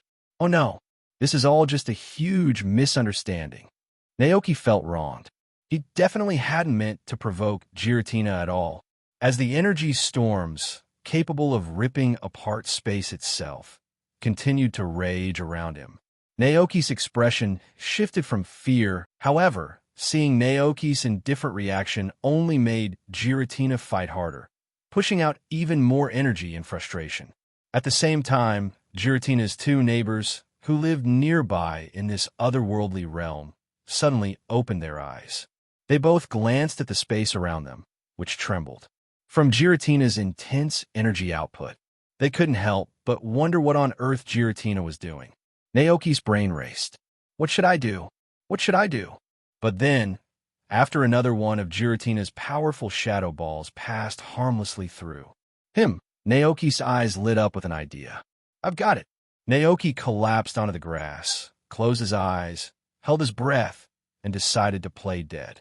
Seeing this, Giratina, still panting heavily, paused. Its chest rose and fell, though Naoki wasn't sure if it was from anger or exhaustion. As it watched the human disappear from its territory, Giratina gradually calmed down. This is the price of provoking me. With a final glance at the fallen Naoki, Giratina twisted its enormous body and flew back into the void, leaving the area behind. After about 15 minutes, Sister Indy gently fed Naoki some pecha berry juice. Naoki opened his eyes, smacked his lips, and slowly sat up from the grass. TSK. Giratina really lives up to its reputation as the grumpy dragon of the reverse world. No wonder it dragged Dialga into the reverse world after their battle. Naoki thought aloud, recalling the movie's scene. In the movie, after Dialga and Palkia's fight affected the reverse world, an enraged Giratina ambushed Dialga as it was leaving, pulling it into the reverse world. In the process, poor Shaman got caught in the crossfire. With Shaman's help, using Seed Flare, Dialga managed to escape, sealing off the reverse world and preventing Giratina from leaving. This led to the events of Giratina and the Sky Warrior. But Giratina, stubborn as ever, didn't give up its revenge. It continued chasing Dialga all the way to Machina Town, only stopping when Arceus intervened. With that kind of personality, if I hadn't pretended to be dead and waited for exactly 15 minutes, I bet Giratina would have kept attacking until I was completely wiped out, Naoki muttered. However, what Naoki couldn't understand was why Giratina had suddenly attacked him this time. Was it because I've been coming in and out of the reverse world too many times? Naoki thought this was highly likely. After all, the reverse world was Giratina's territory, and his repeated visits might have seemed like a challenge. Looks like the Giratina friendship plan is going to be a long, difficult journey. Naoki sighed, feeling the weight of his mission. He glanced at the remaining bowl of poisonous mushroom soup and, after everything that had happened, decided against drinking anymore. Let's wait and see what happens tomorrow, Naoki thought as the sun began to set. It was already evening. To keep his plan moving forward, Naoki once again grabbed his backpack and headed toward the back mountain, intent on gathering more poisonous mushrooms.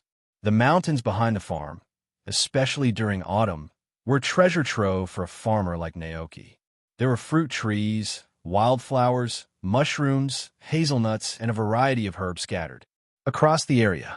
This time, Naoki wasn't alone on his trek. While gathering his haul, he encountered another traveler foraging for nature's bounty. It was Topher, the owner of the neighboring farm.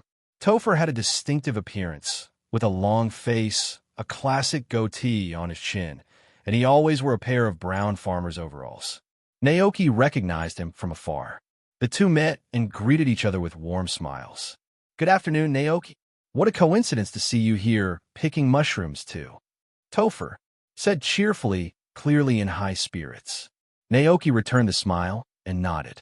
"Yes, I thought I'd make the most of what the mountain has to offer." He took a quick glance at Topher's backpack and noticed it was already full of mountain treasures, including mushrooms, berries, and hazelnuts that squirrel Pokémon would love. Topher, in turn, glanced at Naoki's backpack. What he saw gave him quite a shock. Pointing at the mushrooms in Naoki's bag with a horrified expression, Topher exclaimed, "You can't eat those. They're highly poisonous. If you eat them, you'll end up in the hospital." "Oh no, this won't do. Throw them away." Naoki, keeping a calm face, Naoki explained with a straight face, "Don't worry, Mr. Topher. I know what I'm doing. I feed these mushrooms to my poison-type Pokémon. They love them." Topher had never visited Naoki's ranch, so he believed Naoki's explanation about having poison-type Pokémon. Relieved, Topher let out a sigh. "You had me worried there. I thought you were going to make soup with them." "Of course not," Naoki said, smiling innocently. "Well, that's good." Topher chuckled. "You know, I heard from Mayor Thomas that this is your first time running a farm. I was concerned that, with no experience, you might not be able to tell which mushrooms are safe and which ones are poisonous." Naoki quickly responded, Mayor Thomas gave me a book about ranch management a while ago. It has a special section on mushroom species, including poisonous ones. I came out today specifically to pick some of those. Look, as he spoke, Naoki proudly showed Topher the mushrooms in his basket. Topher glanced down and saw the basket full of nothing but poisonous mushrooms there. Wasn't a single edible one in sight. Well, your poison-type Pokémon are in for a treat. Topher laughed. He pointed in a direction and added, "There's a whole patch of poisonous mushrooms growing over there. If you need more, feel free to take as many as you want." Naoki's eyes lit up. "Really? Thanks so much, Mr. Topher." Topher chuckled. "We're neighbors, after all. Plus, ever since I built a shrine to the king of bountiful harvests on my ranch, my crops have been doing better than ever. Let's just say I owe you some good luck." Naoki, the king of bountiful harvests, was indeed a good god. Naoki smiled and thanked Topher, then eagerly hurried toward the mushroom patch with his backpack in tow. There he found a thick fallen tree trunk. The inside of the trunk was hollow, and the area around it was dark and damp, the perfect environment for mushrooms to thrive. Sure enough, as Naoki lowered his gaze, he saw an abundance of poisonous mushrooms scattered around. After filling his basket to the brim with mushrooms, he returned to the ranch feeling content. He planned to dry and store the excess mushrooms so they could be used later. Naoki's goal was to collect as many as he could during the autumn season and use them as a bridge to continue exploring the reverse world. Since the poisonous mushrooms wouldn't cause him any permanent harm, he figured why not eat as many as possible. The next morning, after finishing his ranch duties, Naoki drank another bowl of poisonous mushroom soup. This time, Naoki was much more cautious. He had learned from his previous mistakes and decided not to behave as if the reverse world were his own home. Instead, he stood there respectfully, as if he were a guest, patiently waiting for the true master of the reverse world to appear. A few minutes later, as Naoki had anticipated, the enormous form of Giratina materialized in front of him once again. Giratina paused, staring down at the human with shock. What is going on? Hadn't this intruder already been defeated by my shadow? "Good morning, great Giratina, dragon god of destruction and shadows." This time, Naoki decided to change his approach. It was a lesson learned from the Calyrex missionary incident. Pretend to admire and praise Giratina. This might lessen its hostility and prevent another attack. However, Giratina didn't respond to the greeting. It simply stared at Naoki with its blood-red eyes, remaining silent. But the good news was that Giratina didn't attack this time, either. Seeing the lack of response, Naoki couldn't help but wonder, wait, does Giratina not have telepathy? Or maybe it just refuses to talk to humans. Just then, a cold, hostile voice resonated in Naoki's mind, carrying a sharp, aggressive tone. "You seek to destroy the world, too?" It reminded Giratina of the human it had encountered long ago, someone who had sought its power to drive the twin gods of time and space into madness, using their abilities to tear a rift in reality. But Giratina found it strange. This human didn't seem to share the same reckless ambition. This human lacked the kind of hunger for the destruction that Giratina was used to sense. Such motivations didn't match the dragon's nature. It wasn't interested in helping others. "Naoki?" ? He immediately picked up on Giratina's choice of words. 2. Naoki thought, wait, does that mean someone else tried to approach Giratina before? And then it clicked. "Volo," Naoki blurted out, recognizing the figure Giratina was referring to. Volo, a merchant who had once roamed the ancient Hisui region. He had allied himself with Giratina and used the legendary dragon's power to drive Dialga and Palkia into chaos, causing a rupture in space and time. Volo had attempted to harness the time-space distortion created by the two gods to enter the realm of Arceus, the Pokémon known as the god of creation. Naoki asked, "Is it Volo you're talking about?" Giratina responded coldly, "You know him." "Not exactly," Naoki replied honestly. "I just didn't expect He didn't expect the world he was now and had such deep ties to the Hisui region's history. Giratina didn't dwell on the subject, its blood-red eyes fixated on Naoki as it spoke with anger.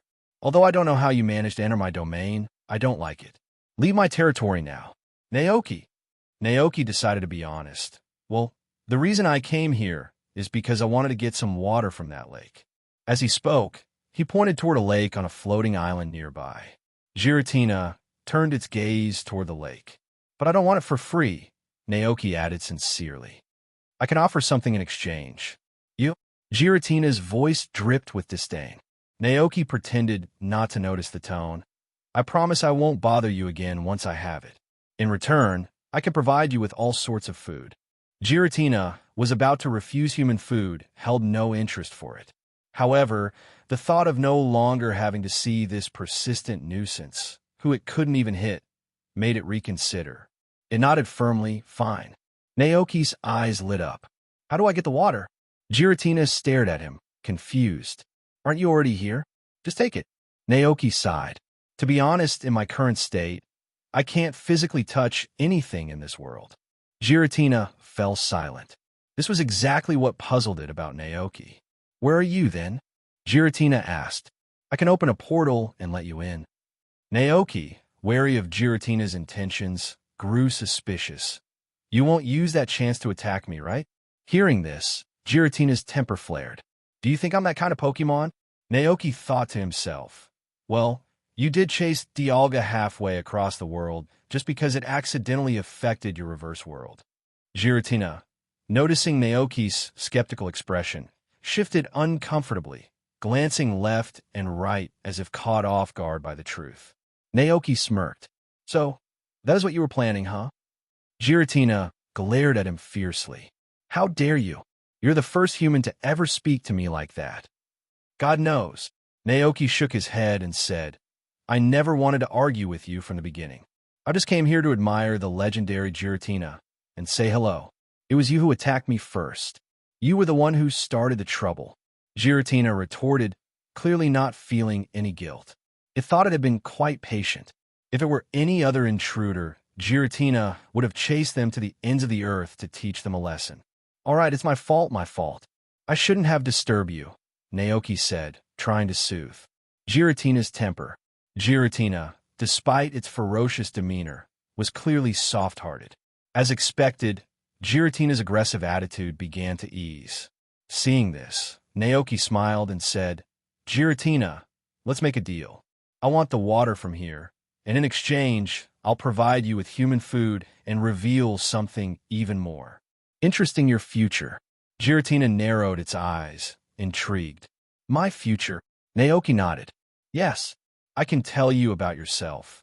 The god of time Dialga, the god of space, Palkia, and even the god who created everything. Wouldn't you want to hear about it? At first, Giratina didn't seem too interested. But after hearing that Naoki knew about such important figures, its curiosity was piqued. Speak, Giratina commanded. Naoki glanced at the waterfall nearby. Giratina grew impatient. I promise you, Naoki chuckled to himself. This dragon really has a temper. But he could tell Giratina was no longer going to attack him. Relieved, Naoki began speaking. In the future, a man named Cyrus will gather the red chains from the lake guardians of Zelf, Mesprit, and Uxie. He will use them to control Dialga and Palkia, threatening to destroy the world.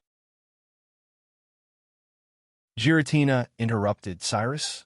It liked the sound of this plan already. Naoki continued, but at the critical moment, you will emerge from the shadows and drag him into the reverse world. Giratina looked surprised. Why would I do that? It never allowed anyone into its territory willingly. Naoki shrugged. Who knows? After that, he's never seen again. Some people believe he vanished deep within the reverse world, while others say, you ate him. Giratina was furious. Nonsense. I don't eat humans. I don't need to eat like you humans do. Giratina was extremely angry, looking as though it wanted to find whoever said that and attack them for 10 days and nights using its ultimate move. Naoki, it's not important. But Giratina wasn't having it. It is important. Yes, the person who said that should definitely be skinned and torn to pieces. Naoki agreed, trying to soothe the tension by stroking Giratina's fur. Hearing this, Giratina looked at him in surprise. Naoki. Ignoring Giratina's surprise, Naoki continued, before that event, a few other things will happen. The territories of Dialga and Palkia will collide in the future, and a fierce battle will ensue between the two of them. Their energy is too powerful, disrupting time and space, which affects your reverse world. Angry, you'll chase Dialga and drag it here. At this point, Naoki glanced at Giratina and added cryptically, at that time, a human will try to live in the reverse world. He'll take advantage of the situation and try to catch you with a machine, intending to copy your abilities to open a passage here. And then, this time, Giratina interrupted him with a roar before he could finish. That's absolutely impossible. Naoki smiled slightly. Exactly. With your strength, there's no way something like that could happen. The human must have used some despicable trick. Giratina glanced at Naoki. Why did it suddenly feel that this human was becoming more tolerable? Naoki continued. After that, you follow Dialga to a place called Machina, where the god who created everything, Arceus, awakens from his slumber. For some reason, Arceus is furious and wants to destroy the entire world. At that time, you'll join forces with Dialga and Palkia to stop the enraged Arceus. Hearing this, Giratina fell silent, which was very unusual. It knew of the one who slept, but it also knew it would not be a match for Arceus. Does the world end? Giratina asked.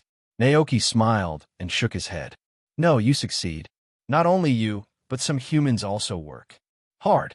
You hold off Arceus, giving those humans the chance to change everything.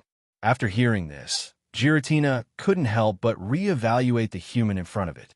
This human was no ordinary person. He knew too much about their secrets. At first, Giratina didn't fully believe in these so-called predictions, but now, seeing the irritable dragon fall silent, Naoki couldn't help but feel a little uneasy. Don't you want to say something? Naoki asked. Giratina tilted its head and stared at him for a while before finally saying, I promise you. Naoki, now fully serious, replied, Thank you so much. You really are a kind god. The friendliest Pokémon in the world. The friendly, Giratina couldn't help but feel a little guilty as it recalled how it had bombarded Naoki for over 10 minutes just the day before. Luckily for Giratina, Naoki didn't bring up the past and instead asked, So, how do I go about getting it? Giratina responded, Tell me where you are, and I will open the passage to the reverse world. Naoki nodded and gave Giratina the location of his ranch. Giratina peered into the real world from the reverse world and, sure enough, saw Naoki's ranch. It frowned in confusion. How did you get in here? No, your current state is strange. I don't understand. Naoki shook his head and smiled. That's my secret, but I can't tell you yet because we're not close enough friends. Let's wait until our relationship improves. Giratina was perplexed by the idea of their relationship improving. After thinking for a moment, Naoki asked, What about the tribute I want to offer you? Giratina, snapping back to attention, said, I see there's a lake on your ranch. Just place the offerings there. All right. By this time, the effect of the poisonous mushroom soup had worn off. As everything before him became blurry, Naoki's vision shifted back to the real world. After eating a pecha berry to fully recover, Naoki returned to the living room, and with the help of Sister and DD, Naoki packed up all the treats, including lucky pudding, honey buns, secret sandwiches, juice, and milk. They brought everything to the lake where the dragonaires basked in the sun. The moment Naoki and Sister and DD arrived, the previously calm surface of the lake began to ripple, as if Giratina was spying on the real world from the reverse world. The dragonaires, who had been lazily enjoying the sunshine, became startled by the sudden disturbance. They fled the lake one after another, hiding behind Naoki and poking their heads out to cautiously observe the situation. "Don't be afraid, it's all right," Naoki reassured them with a soothing voice. Naoki looked toward the lake. In a glowing purple light, a vortex of time and space slowly emerged, scooping up the pile of food and making it disappear into the air above the lake. Immediately afterward, a stream of water gushed from the vortex, turning into a shimmering fountain. Seeing this, Naoki quickly shouted, "Bring a bucket!" Half a minute later, Brother NDD, using his telekinetic powers, floated over with a bucket. Naoki placed the bucket under the fountain, but even when the bucket was full, the fountain didn't stop. "Wow, Giratina is so generous," Naoki thought excitedly. He then quickly called to Kureiden, asking him to bring over the big milk bucket. The fountain didn't stop until both of the large milk buckets were filled to the brim. As the purple vortex gradually faded away, everything around the lake returned to calm. Looking at the 3 buckets, now full of this legendary ingredient, Naoki felt a rush of joy, the same kind of happiness that comes from a bountiful harvest. The water of the reverse world, a mythical ingredient. When used in cooking, it can imbue dishes with the power to reverse the universe. It originates from the reverse world, where it is protected by Giratina, the Master of Shadows. It is exceptionally rare and precious. All those poisonous mushrooms were worth it. He had finally gotten something truly incredible. Naoki couldn't wait to see the effects of this world-reversing power.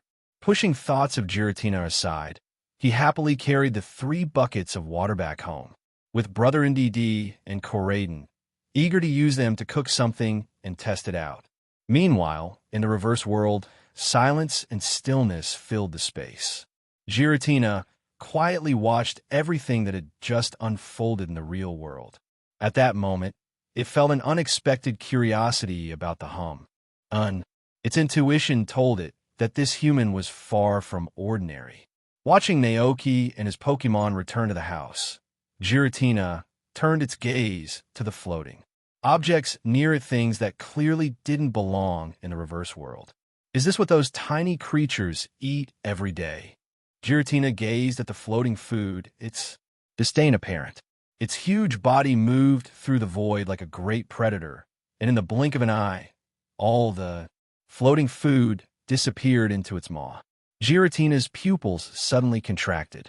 This is a strange power surged through its body. What just happened? Giratina was momentarily stunned, but quickly realized. It was from a human food it had just eaten. Naoki returned to the kitchen with 3 buckets of reversal water. He opened the cupboard and took out the ingredients while humming a little tune. Sister NDD stood nearby and asked curiously, AI? Naoki chuckled and shook his head. "No, I don't need your help this time. I'll handle it myself. This is just a test." Hearing this, NDD nodded. She thought Naoki was experimenting with new dishes, so she stood quietly by his side, ready to assist if needed. However, Naoki wasn't planning anything too complicated. For his first attempt, he decided to use the water to make a simple bowl of clear soup noodles. He boiled water in a pot, added the noodles, then tossed in sesame oil, salt, chicken seasoning, light soy sauce, chopped green onions, a few slices of ham, shredded mushrooms, 2 pieces of bok choy, and a perfectly poached egg. In no time, the bowl of clear soup noodles was ready.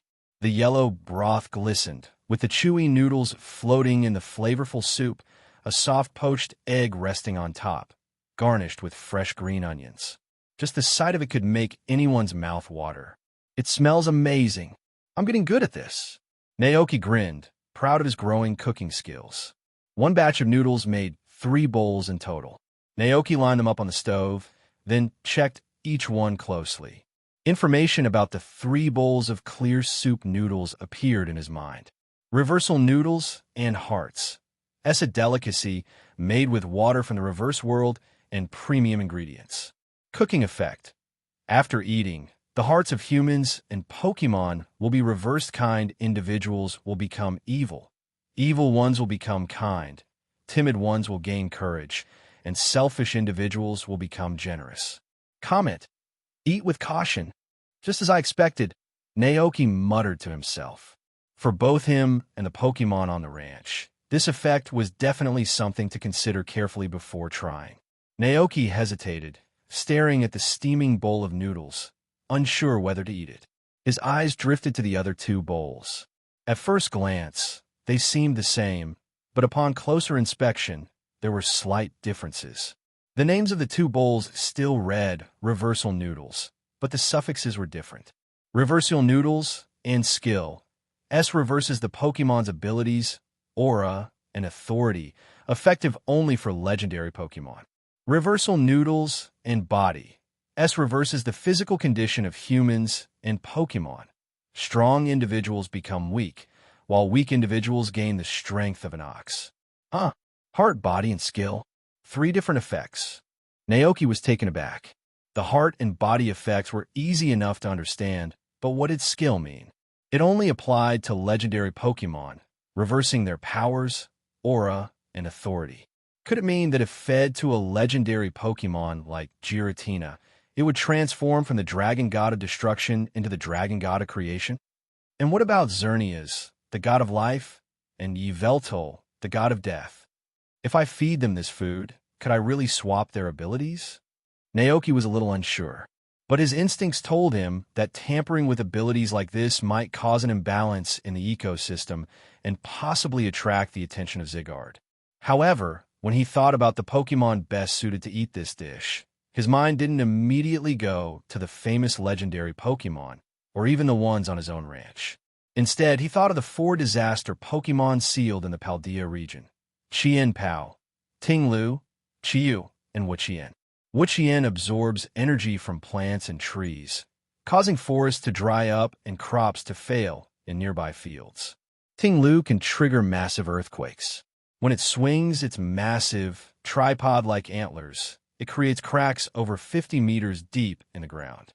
Chiyu, playful by nature, can manipulate flames hotter than 3,000 degrees to melt rocks and gravel, creating a sea of lava to swim through leisurely. Chien-Pao is innocent in nature, but it can control hundreds of tons of snow, causing avalanches just to play in them. But if I reverse them, Wuchien could repel insects and weeds. Ting-Lu could make the soil fertile. Chiyu might help fisheries flourish, and Chien-Pao could control snowfall, helping crops survive the entire winter. Wouldn't that create a whole new legend of 4 great treasures instead of 4 disasters? Naoki couldn't help but feel tempted. He already had some ideas about these 4 ancient Pokémon, especially the fluffy snow leopard. Its ice typing and soft fur made it perfect for cuddling in the summer. But given their reputation for disaster, Naoki knew he had to push these thoughts aside. Yet now, with these reversal noodles, could their fates be entirely rewritten? After his initial excitement, Naoki took a deep breath and calmed down. The truth was, he didn't know the current locations of these Pokémon. All he knew was that they were sealed away in the Shrine of Ruin. To free them, you need to remove the stakes from various places first. Too complicated, Naoki muttered. There's no rush for this, he decided. The most important thing now was to test the effects of the 3 bowls of noodles in front of him.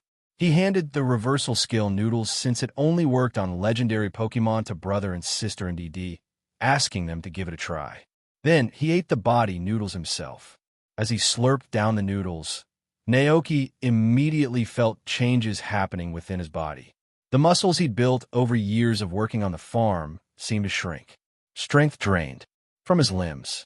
When everything settled down, Naoki looked down and realized he had become, well, scrawny, like a stick-thin twig. Naoki! Brother and sister in DD gasped in shock at the sight of him.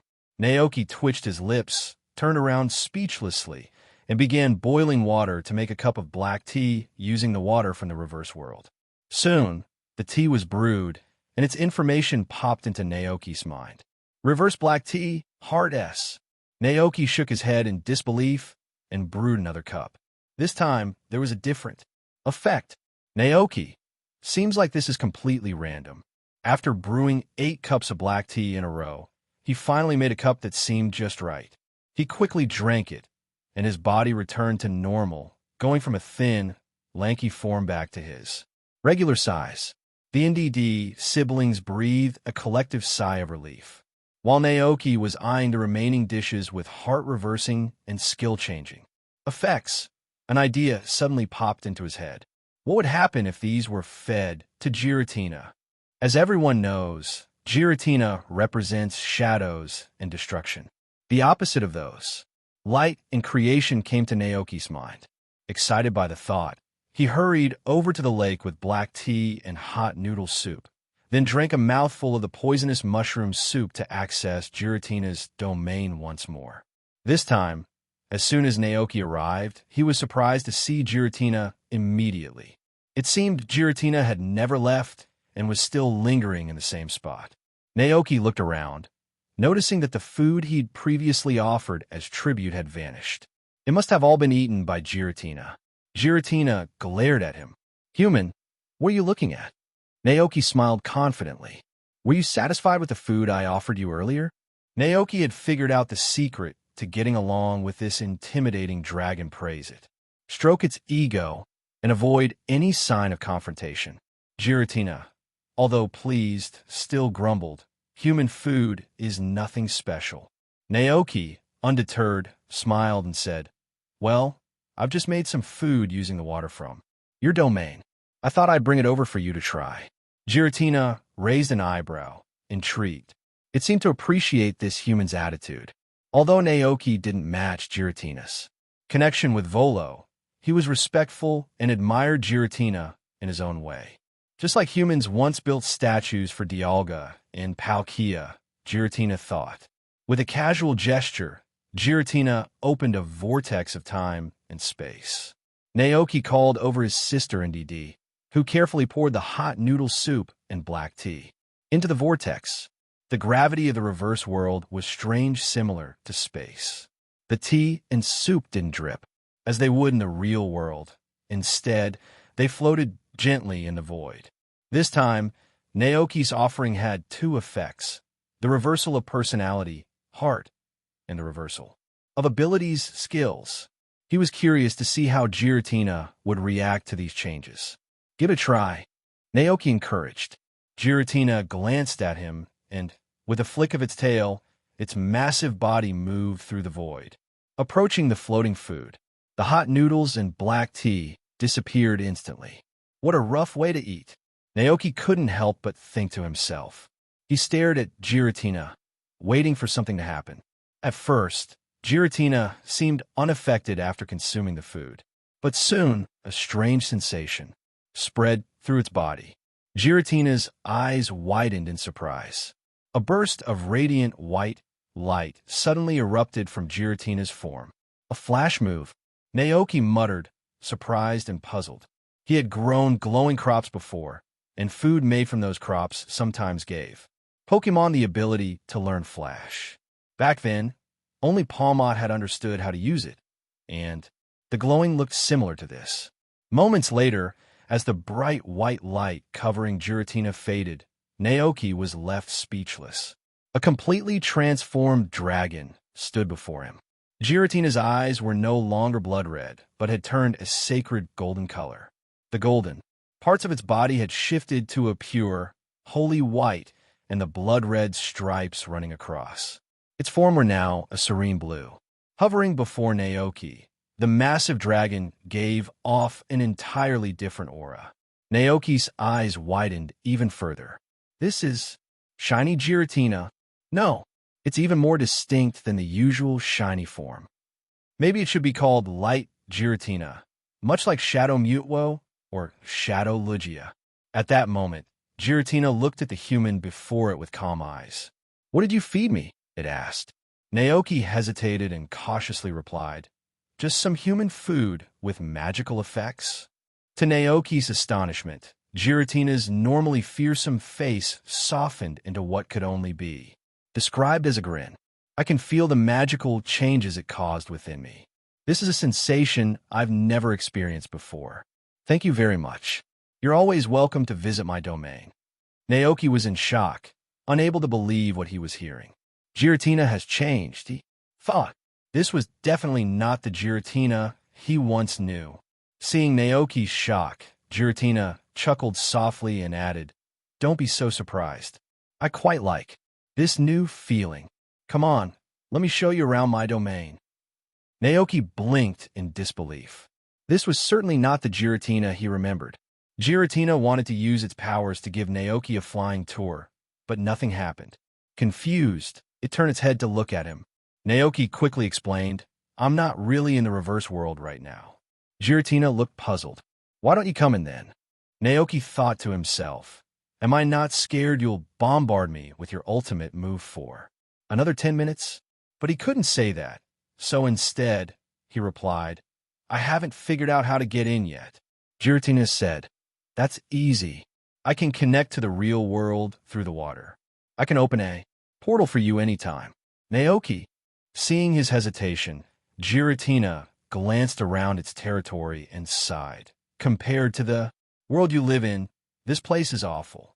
Definitely not fit for humans. It would be great if flowers could grow here." Giratina's tone was wistful, and Naoki thought that if this were the old Giratina, it wouldn't just be envious. It would be full of jealousy and anger. That's likely why Giratina once joined forces with Volo, trying to cause a rift in space. Alliance calendar year 198, early August, autumn. Something exciting happened on the ranch that morning. It was the harvest season for the fruits in the orchard they had planted together. Naoki stood in the orchard, looking at the large, ripe fruits hanging heavily from the branches, and felt a wave of happiness. What a great harvest! The feeling of seeing something you planted with your own hands grow is incomparable. With nothing else to do, he decided to take his NDD sister for a stroll through the orchard. Sister NDD, who followed closely behind, was also happy. But remembering Naoki's usual schedule, she couldn't help but ask, "Aren't you going to visit Mr. Giratina today?" "Not today." Naoki shook his head, deciding to stay at the ranch and enjoy the orchard. Besides, he also had plans to decorate the glass greenhouse. The greenhouse had been built a while ago, but he hadn't visited much since he had been busy with Giratina and the water of the reverse world. To be honest, he hadn't been there often since his last trip to Giratina's reverse world, maybe once a week at most. Giratina wasn't the easiest to get along with, and the reversal dishes hadn't shown much effect on the Pokémon at the ranch. The 3 buckets of water weren't even used up yet. Naoki had stored them all in Glacian's ice cellar. Yeah. Sister NDD nodded and didn't ask any further questions. At that moment, something extraordinary caught Naoki's eye on a fruit tree. Amid the rustling green, leaves hung a plump, golden fruit. Naoki's eyes widened. He focused his attention on the fruit, and suddenly information about it flashed in his mind. Golden cranberry, a rare ingredient, a variant of the cranberry. Its aroma and nutrition surpass those of ordinary cranberries and are highly popular with Pokémon. When given a wild Pokémon, they become much easier to catch. It also significantly enhances the taste and quality of poffins made with it. Wow! This rare, mutated fruit wasn't something that could grow on just any fruit tree. It was clearly cultivated by the Go-Goats using its grass-type energy. Without hesitation, Naoki picked it. Now that the berries were ripe, he could share them with the Pokémon on the ranch and see how they compared to ordinary cranberries. Seeing this, Sister NDD smiled and headed off. A short while later, she returned using her telekinesis to carry a wicker basket into the orchard. Since Naoki had hired 2 wild Dragonites, he had to make sure they had their daily poffins, and the stock of berries at home was running low. Before, they had to go to town to buy berries, but now things were different. The ranch had a bountiful harvest of fruit, so all they had to do was pick them straight from the orchard. Naoki put the golden cranberries into the basket and continued strolling through the orchard. As he picked the fully ripe fruits, he kept an eye on the branches, hoping to spot more mutated fruits. Sure enough, after a short while, he found a 2nd, 3rd, and even 4th mutated fruit. Golden phoenix fruit, silver banana fruit, silver cranberry fruit. By the time his basket was full, several more golden fruits had appeared as well. Carrying the basket back to the lawn outside, Naoki poured the fruits onto the ground, creating a small hill, and began sorting through the pile, picking out the golden and silver. Ones. 1, 2, 3, 6, 7. Huh. So many. 3 golden berries and 4 slightly less rare silver berries. Naoki was amazed by the sight. The probability of these tree fruits mutating was much higher than the crops he had planted in his field. After the initial surprise, a sense of regret followed. Berries of this caliber were best suited for making Poke Blocks. As the top snack in the Pokemon world, Poke Blocks were considered a nearly perfect all-around food. Not only could they provide Pokemon with rich nutrition and energy, but they also made Pokemons for shiny and smooth, enhanced their maturity, and improved overall vitality. Plus, they could keep a Pokemon's belly full for quite some time. In short, Poke Blocks were far more beloved and effective than ordinary food. Unfortunately, Naoki hadn't yet learned the method of crafting Poke Blocks using berries. Last time, Ivan had promised to help him find a cultivator skilled in making Poke Blocks, but it seemed that person hadn't been found yet. After carefully packing the fruits and storing them in the fruit storage cabinet at home, Naoki retrieved a dozen flower pots from a utility room. With the help of brother NDD, they carried them to the flower field. Time flew by. It was already August, and soon autumn would give way to the cold grip of winter. Though it wasn't quite winter yet, the whole world had recently been affected by a sudden cold snap. A weather-related TV program reported that the sea around the distant Orange Islands had frozen over, and wild Pokemon from around the world were abandoning their habitats, rushing toward the islands across the frozen sea. Naoki speculated that the events from the movie The Power of One had likely begun. In that film, a fanatical collector named Lawrence III sought to capture Lugia, the guardian of the seas, as part of his collection. To accomplish this, he captured Moltres. This act throws off the balance of nature, which then causes Zapdos to move into Moltres territory. Lawrence III then attempts to capture Zapdos, and this causes further chaos. Eventually, Articuno, the Ice-type legendary bird, gets involved as well, leading to a battle between the 3 birds Moltres, Zapdos, and Articuno, which led to a disturbance in the weather across the world, freezing the seas. At first, Naoki felt concerned about the situation, but soon enough, the cold wave passed. Naoki figured that Ash and his friends must have calmed the fury of the 3 legendary birds, with the help of Lugia restoring balance. Although the Paldea region was far from the Orange Islands, the cold wave had made an impression. The temperature had dropped slightly, but the effects weren't too severe for the people. However, it wasn't as easy on the plants. The sudden drop in temperature had a visible effect on many of the flowers in Naoki's flower fields. They had wilted and looked like they were on the brink of dying. Determined to save them, Naoki dug up the affected flowers, transplanted them into pots, and moved them into the newly built glass greenhouse. The glass greenhouse, clean and tidy, bathed in sunlight through its brand new glass panes, appeared bright and inviting. The temperature inside was higher than outside, thanks to the underfloor heating Kelly had installed in the basement. Even in the cold of winter, the greenhouse would stay warm. The floor heating was powered by electricity, and all of the ranch's electricity was now generated by Palmot. Originally, Dragonite handled the ranch's power supply, but since Palmo evolved into Palmot, it has taken over the job and become a reliable source of energy for the ranch. Naoki smiled at the thought, feeling proud of how dependable Palmot had become. With a satisfied expression, he placed the flower pots on the wooden stands inside the greenhouse. The pastoral style he had chosen for the decoration gave the space a cozy, rustic feel. There was a light-colored wooden flower stand on each side of the room, with a small tea table and a cozy sofa in the middle. A bookshelf stood nearby, and an elegant chandelier hung above, casting a warm glow over the space. The bookshelf was filled with books that Naoki had bought from town. Some told stories of young trainers embarking on journeys with their first Pokémon, eventually becoming world-famous Pokémon masters. Others were light-hearted Pokémon fairy tales about wild Pokémon building nests in tree holes, rescuing each other, and playing happily together.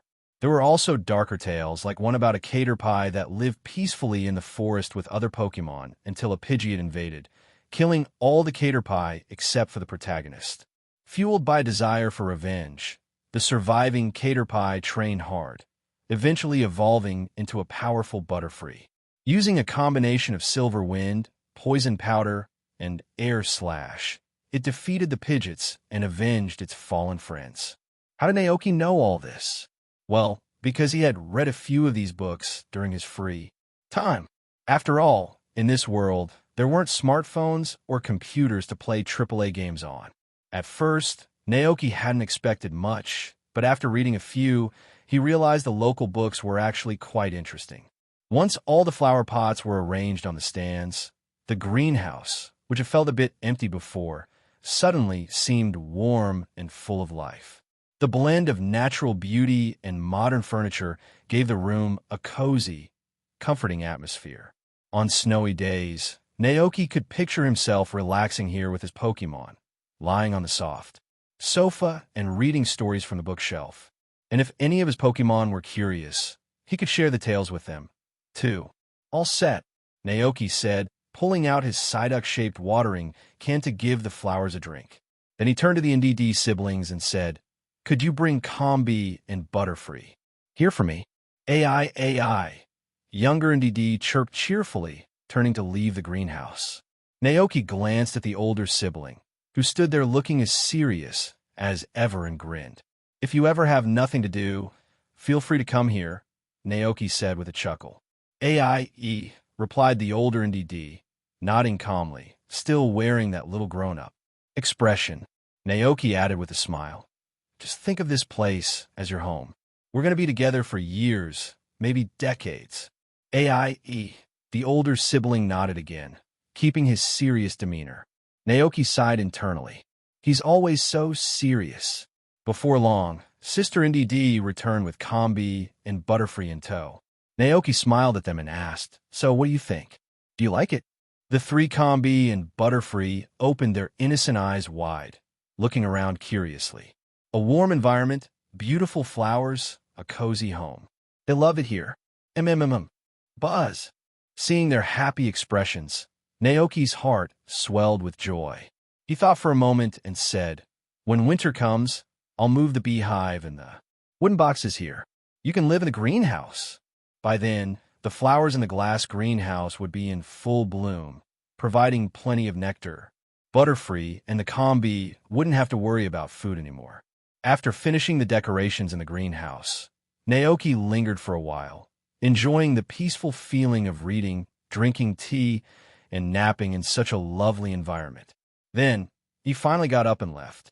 Back on the ranch, the Pokémon were playing as usual. Koraidon was lying on the grass, sunbathing, but Naoki noticed its eyes were glancing in his direction. The Cyclizer was speeding across the lawn with Alchemy on its back, and 5 Knucklestack were happily chasing after them. 2 Wild Dragonite seemed to have gotten themselves into trouble. They sat on the grass, looking rather dejected as they listened to another Naoki's Dragonite scolding them. The Go-Goats and Dolliv were gathered around the base of the World Tree, peacefully munching on berry snacks. Naoki couldn't spot Glacian right away, but when he noticed the flowers rustling nearby, he guessed it was probably out for a quiet walk. The ranch was bustling with life. Naoki felt a deep sense of happiness. His life truly felt complete. Just as he was about to prepare some poffins for the Dragonite, Ivan arrived at the ranch, riding a Cyclizer. Naoki noticed the letter in his hand and asked, "Oh, is there another festival happening in town?" Ivan curled his lips and said, "Autumn Horse Racing." Naoki casually opened the envelope, and as expected, it was an invitation to him, as a rancher, to participate in the Autumn Horse Race. Naoki raised his eyebrows. The problem was, he didn't have a horse Pokémon yet, so he couldn't participate.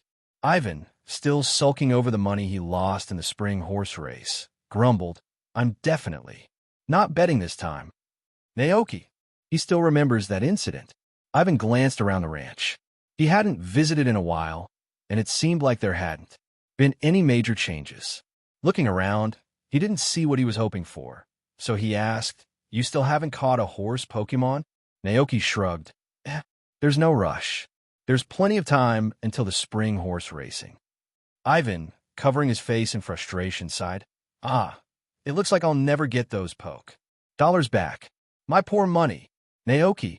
Ivan let out a long sigh, clearly losing hope over the whole thing. Yeah, I get it. The ranch keeps you busy, so you don't have time to go out and catch a horse Pokémon. Oh well, if I can't win it back, I can't win it back.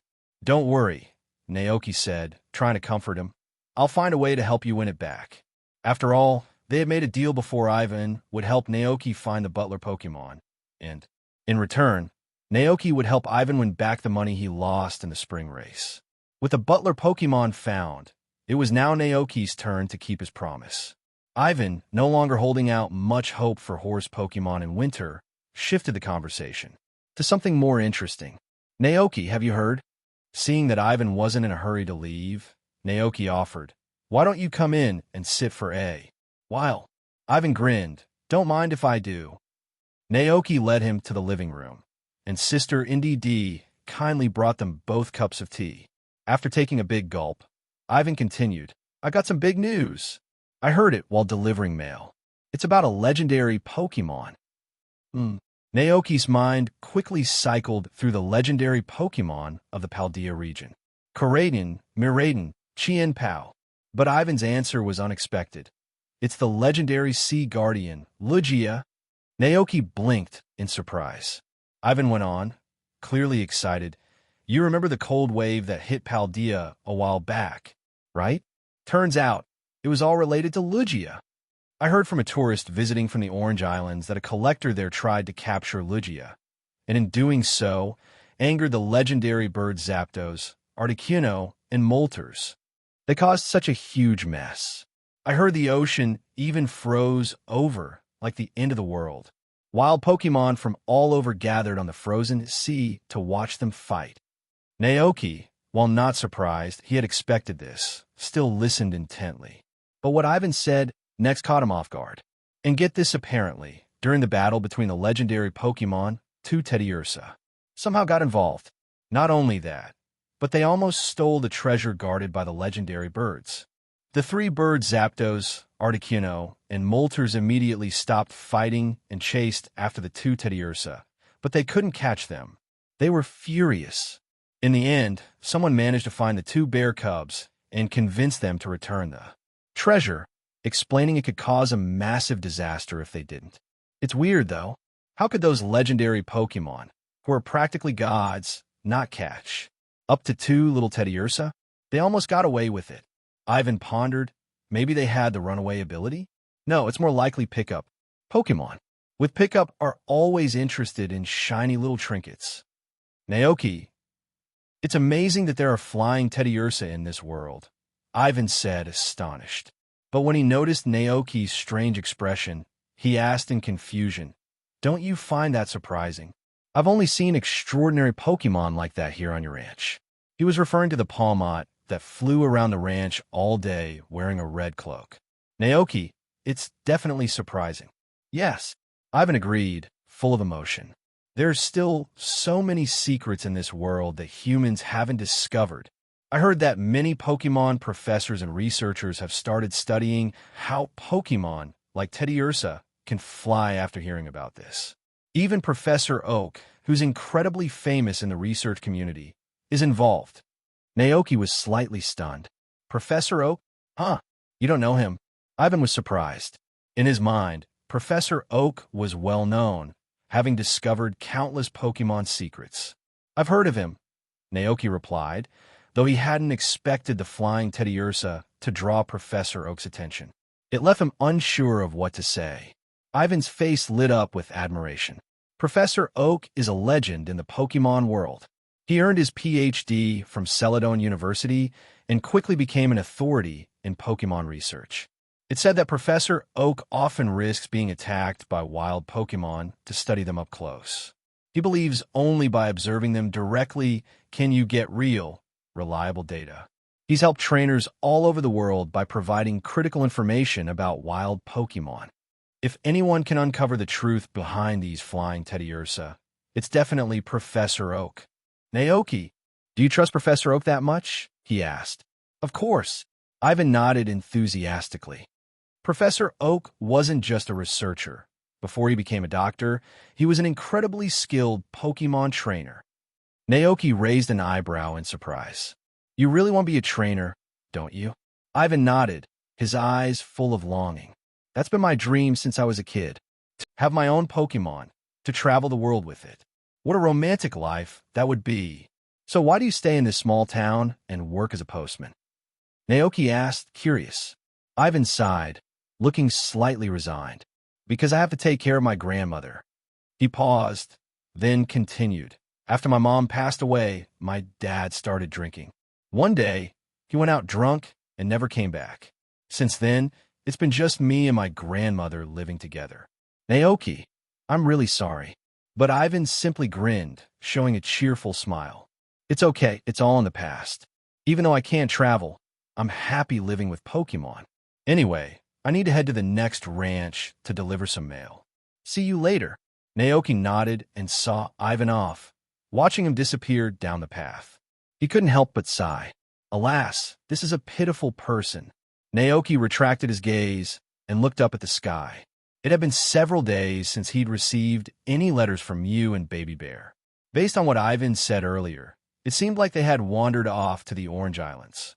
The Orange Islands, located in the middle of the sea, weren't a single landmass but a group of islands separated by great distances.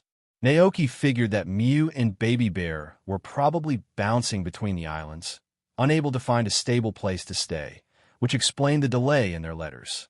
But, as the saying goes, speak of the devil, and he will appear. Just as Naoki was about to head back to the house to continue making poffins, a sound of metallic friction echoed from the sky. When Naoki looked up, he spotted a Pokémon covered in gleaming silver armor, its feathers sharp as knives, landing gracefully in the pasture. Skarmory, Naoki thought immediately. The Skarmory was holding a letter in its silver claws. It glanced at Naoki with its piercing eyes, then opened its beak and let out a metallic cry. With a soft thud, the envelope dropped onto the grass. Naoki was used to this by now. He approached the letter, picked it up, and smiled at the Skarmory. Thank you for your hard work. The Skarmory seemed pleased, responding with a sharp hiss. Naoki waved his hand, and Brother NDD, who was standing nearby, came forward. Can you bring some poffins, please? Naoki asked. Brother NDD eyed the Skarmory and the letter in Naoki's hand, understanding the situation. He then turned and headed back to the room, asking his sister for a large box of poffins. Naoki handed the box to the Skarmory, saying, Here's your delivery fee. There are 2 portions. One is for you, and if you manage to catch up with Baby Bear and Mew, please give them the other one. The Skarmory happily accepted the task. It grabbed the treasure box in its claws, flapped its wings, and soared away with a satisfied expression. Naoki headed back inside to the living room with the letter in hand. The envelope was heavier than usual, immediately reminding Naoki of the time Baby Bear. And Mew had picked up the 3 gems guarded by the 3 legendary birds. But they had already returned those gems, so this letter must have contained something different. Let's see what Baby Bear and Mew sent back this time. Naoki thought excitedly. As he opened the letter, brother and sister NDD gathered around, curious about the new delivery. Sister NDD looked at the letter in Naoki's hands and tilted her head, asking curiously, "Aye?" Naoki hadn't eaten any of the translation seeds, but from her expression, he could guess her meaning. He smiled and said, "Yes, this is from the Baby Bear I told you about before, the one who's been traveling. Its trait is picking up. Pokémon with this trait love to collect all kinds of little trinkets. See that display shelf over there? All those items are treasures Baby Bear picked up while exploring." The NDD siblings glanced at the shelf and, sure enough, saw a pile of mismatched items. There were water stones, regular pebbles, broken Pokeballs, and even fruit cores from berries. Naoki chuckled and explained, "It might look like junk to us, but to Baby Bear, each one is a real treasure." Hearing this, the NDD siblings exchanged glances, their curiosity about the mysterious Baby Bear growing even more. At that moment, Naoki finally opened the envelope and looked inside. There was a photo and a feather emitting a soft silver glow. As soon as Naoki saw the feather, his heart skipped a beat. Could it be the silver wing? The silver wing is a legendary feather from Lugia. It's said that the holder can summon the mythical Pokémon Lugia somewhere in the world by using this feather. But that wasn't the exciting part for Naoki. Instead, his mind drifted to the Thunder Buns he made last time using a feather from Zapdos. So the question arose, could this Lugia feather also be used to make buns? If so, what kind of magical buns would it create? Naoki felt a surge of excitement. The idea of summoning Lugia didn't really matter to him.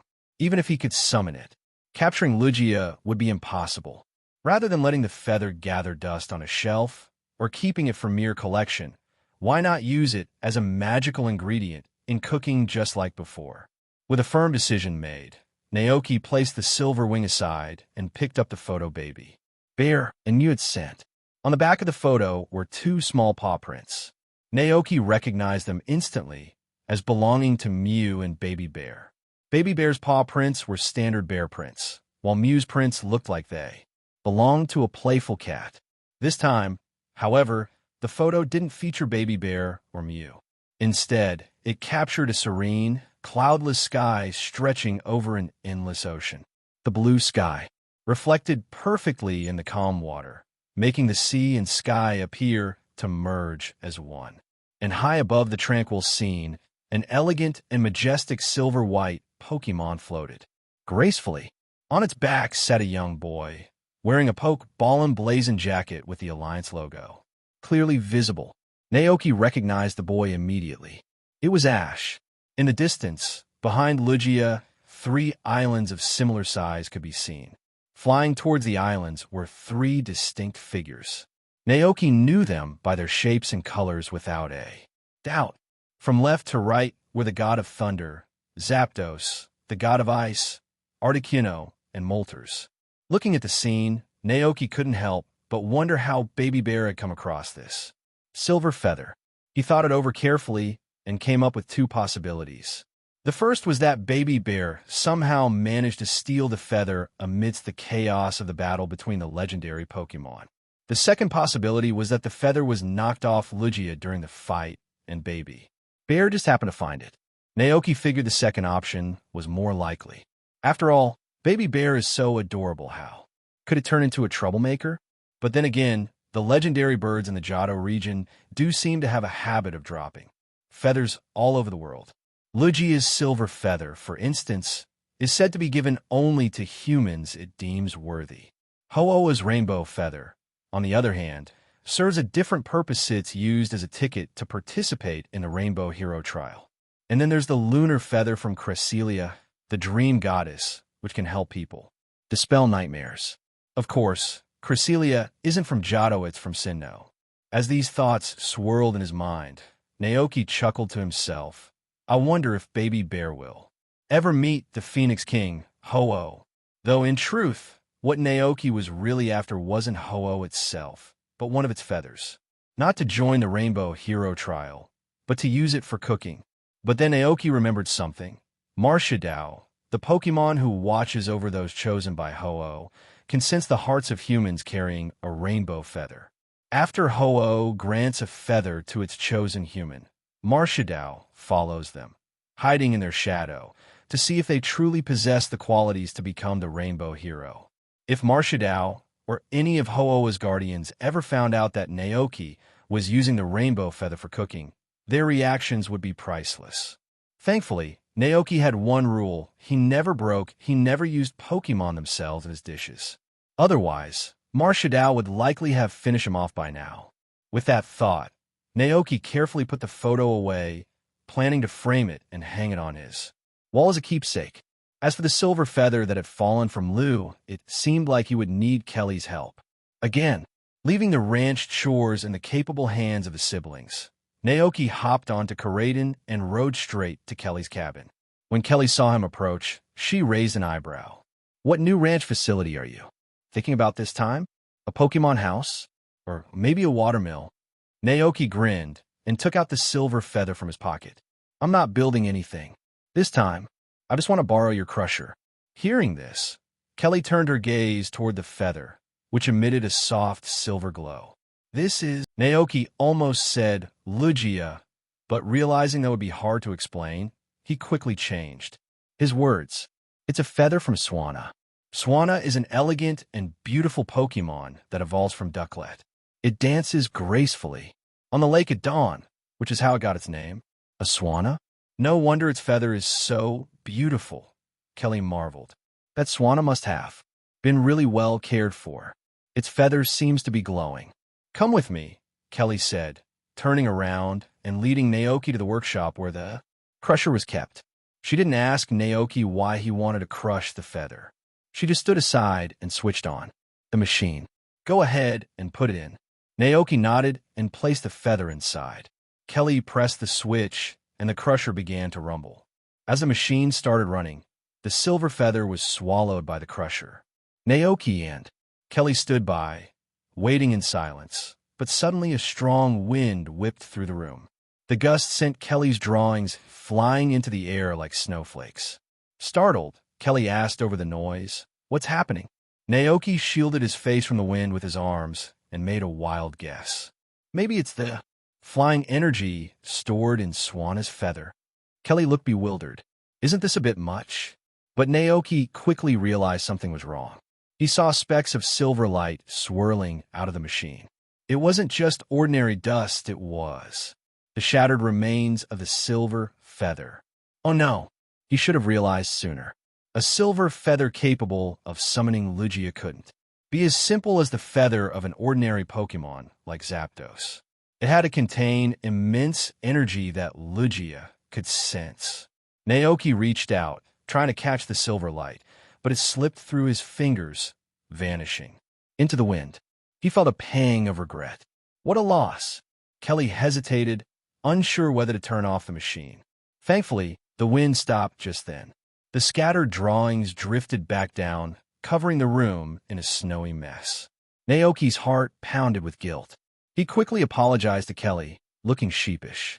I'm really sorry. I didn't know the energy in that feather would be so overwhelming. Most of the drawings were just casual sketches that weren't too important, but seeing Naoki so flustered, Kelly decided to tease him. If you really want to make it up to me, send over some pumpkins later. Halloween's coming up, and I want to use them to decorate the house.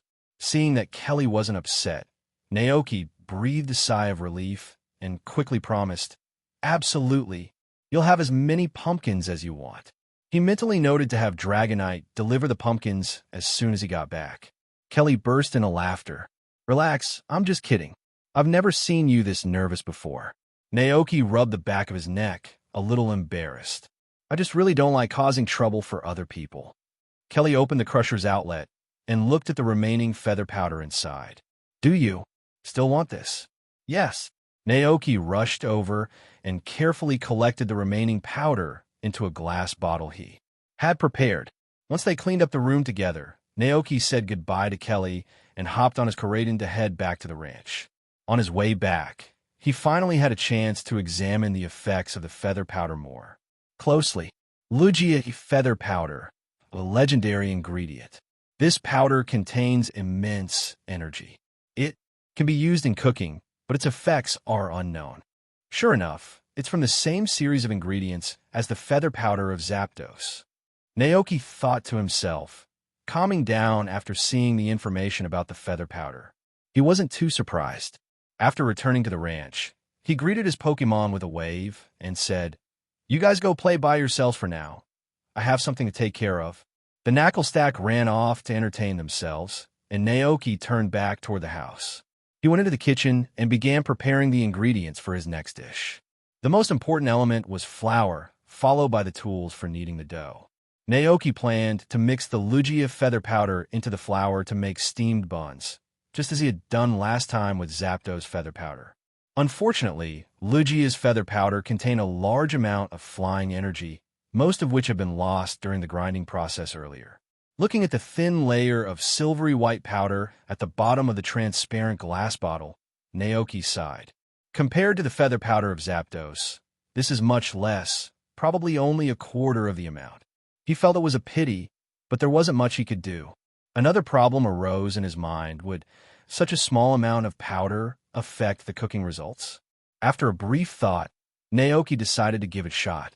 He started kneading the dough, adding the silvery white powder into the flour, and poured in water. As he began kneading, he noticed the same sensation he had felt with Zapdos feather powder, a tingling, electrifying feeling. This time, when Naoki touched Lugia's feather powder, he felt a strong gust of wind wrapping around his hand. The flying-type energy manifested as a milky white airflow, swirling within the container. Sometimes intense, sometimes gentle, the energy seemed alive. Even after the flour and feather powder were completely mixed, the milky white wind still lingered on the dough, like a special effect that wouldn't go away. Impressive, Naoki muttered, raising his eyebrows in surprise. After the dough was kneaded, it needed time to ferment. Naoki covered the dough with plastic wrap and set it aside, giving it 3 to 4 hours to rise. He wasn't in a hurry, so he sat on the sofa and turned on the TV to pass the time. The NDD siblings stood nearby, ever the loyal companions. The younger sister, ever thoughtful, made Naoki a cup of hot tea. Naoki took a sip, feeling the warmth and relaxation wash over him. He looked at the two siblings and said kindly, "No need to stand. Take a seat and rest." Sister NDD responded happily, taking a seat on the sofa closer to Naoki. Her older brother, more serious, sat at the far end. Meanwhile, deep in the ocean, in the silent depths of the sea, Lugia, who had just returned home and was about to get some rest, suddenly opened its eyes. It sensed that one of its feathers had lost connection with it. Surprise and confusion filled Lugia's gaze. Pokémon like it rarely shed feathers. Only human trainers with pure hearts were ever gifted its feathers. If the chosen one took the feather to the deepest part of the Whirl Islands and prayed with all their heart, Lugia would reveal itself to them, acknowledging their courage and kindness. Those silver feathers contained its unique energy, and because of this, Lugia could sense wherever they were. In ancient times, long ago, Lugia even promised some humans who became friends with it that if they were ever in danger and needed help, they could call it using the silver feather. At that time, Lugia would rise from the sea to assist them. But now, it had lost contact with one of its silver feathers and could no longer sense the energy within. Lugia looked solemn. What happened to that feather? At 2 p.m., the dough had finally finished fermenting.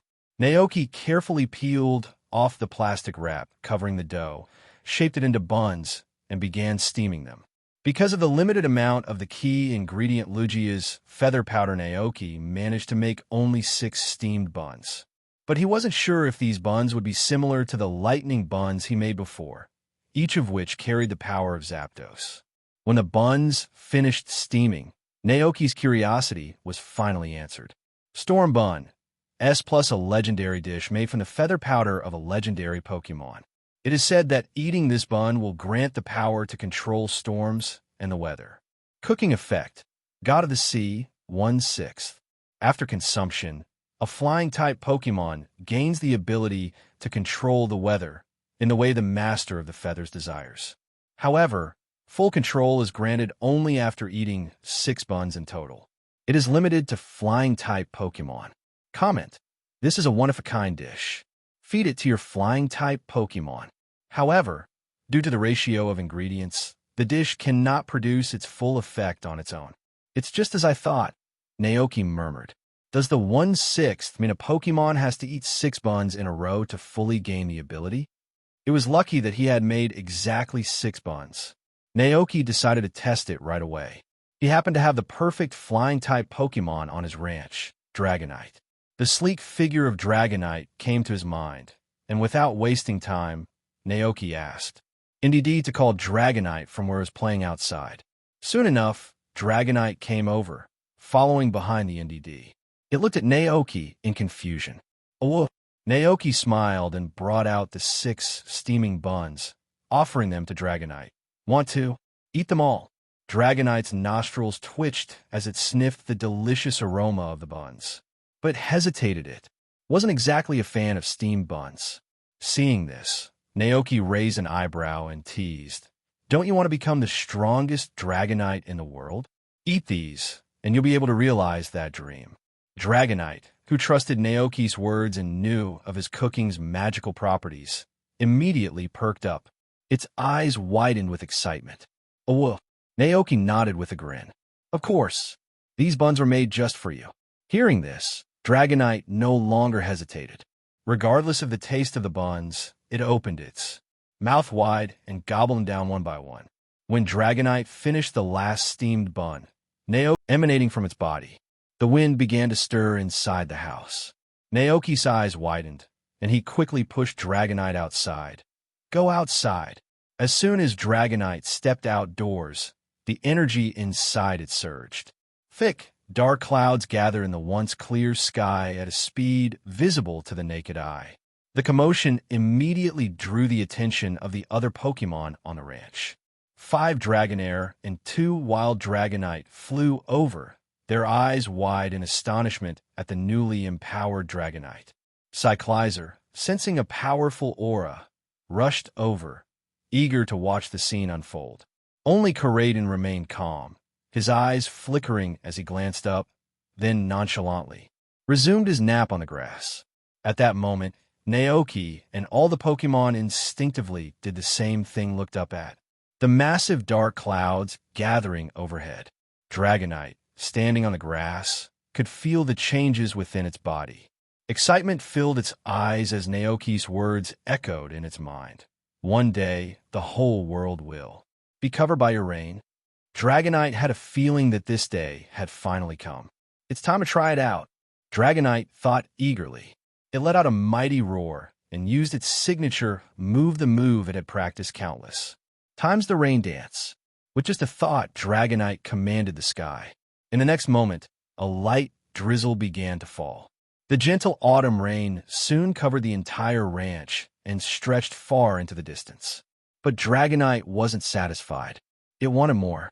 It spread its wings wide and soared into the sky, performing a fierce, joyful dance in the rain, unleashing the energy granted to it by the magic buns.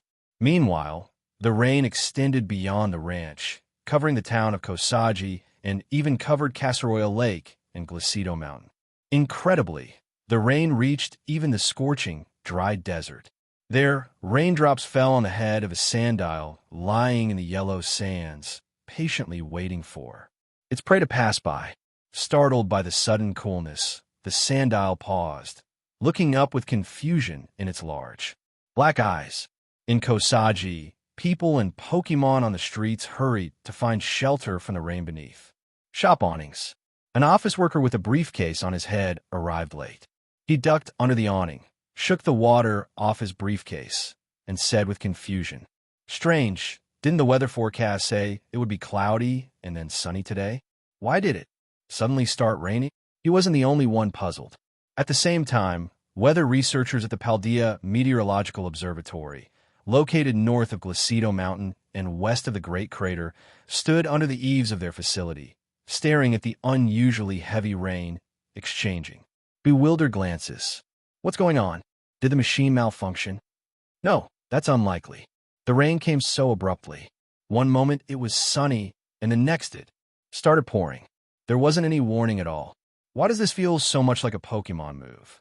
You mean rain dance? The weather satellite shows it's raining in Glacido, Asado Desert, Casseroil Lake, pretty much the entire of Paldea. The group of meteorologists stood stunned. After a long moment, someone finally spoke in a shocked tone. Is this really caused by a Pokémon? What kind of powerful Pokémon could summon rain on such a massive scale? Could it be that a wild legendary Pokémon had come to the Paldea region?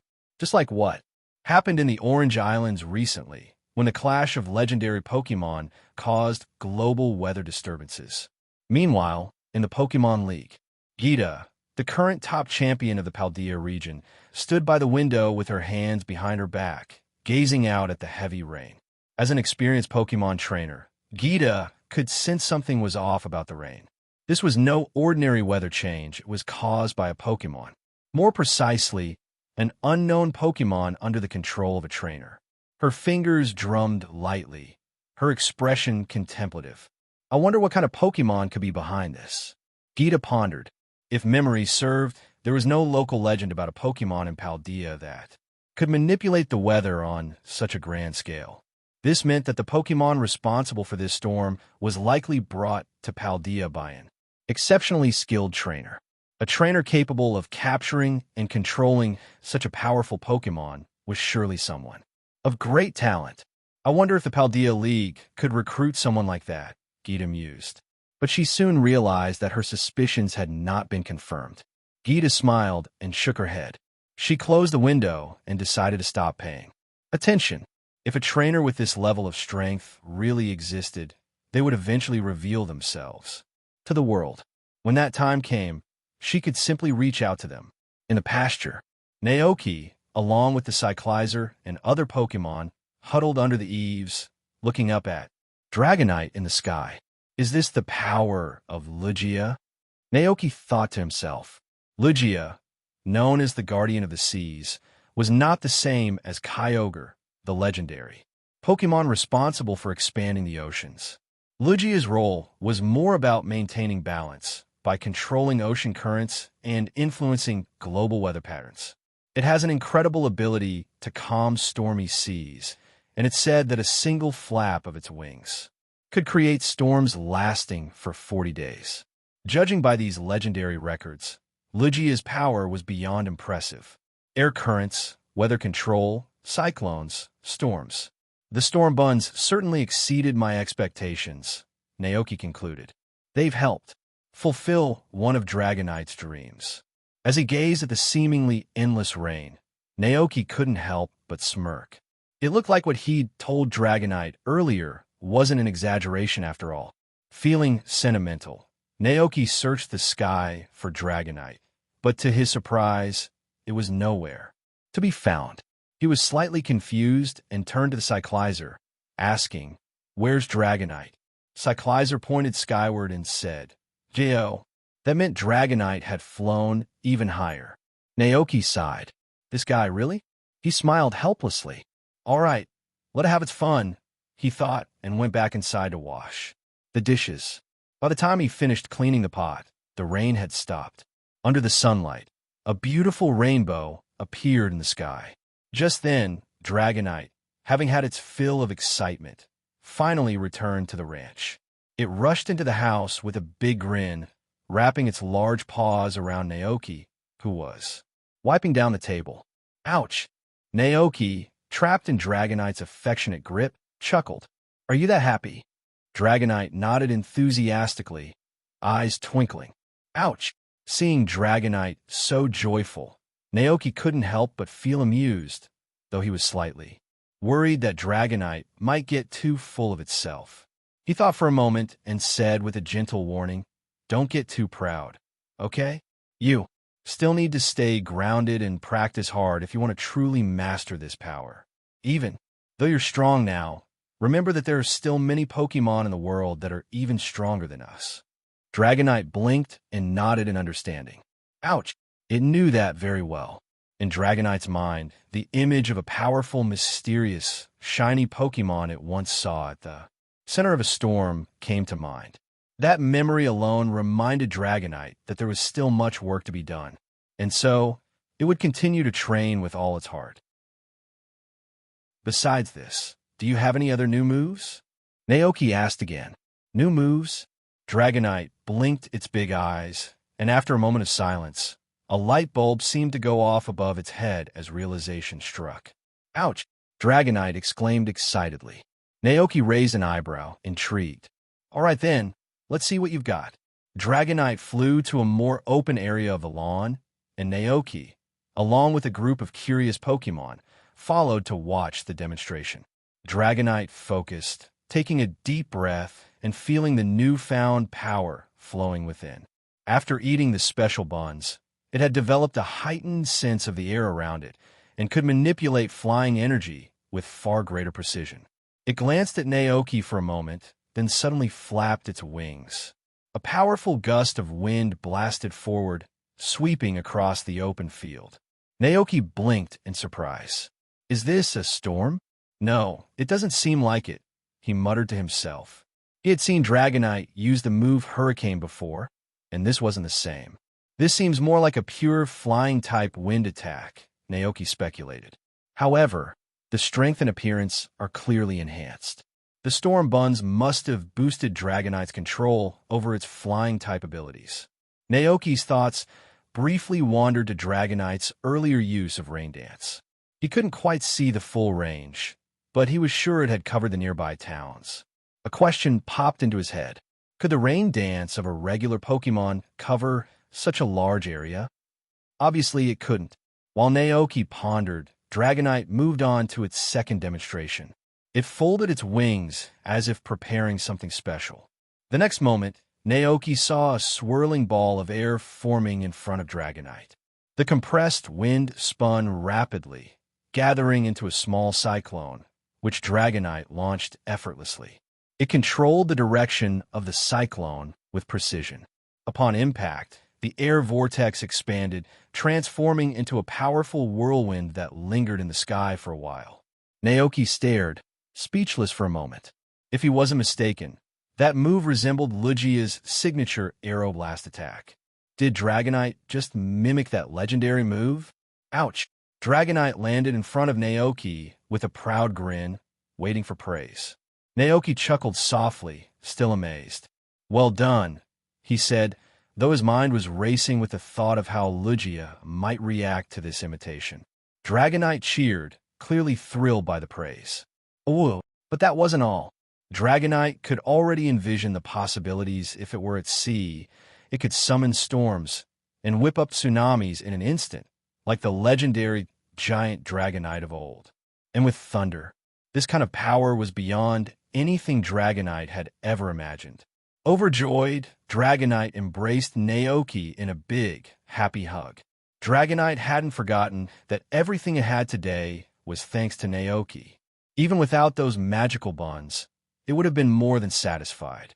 Seeing this, the 2 wild Dragonites and 5 Dragonairs standing nearby couldn't help but feel envious.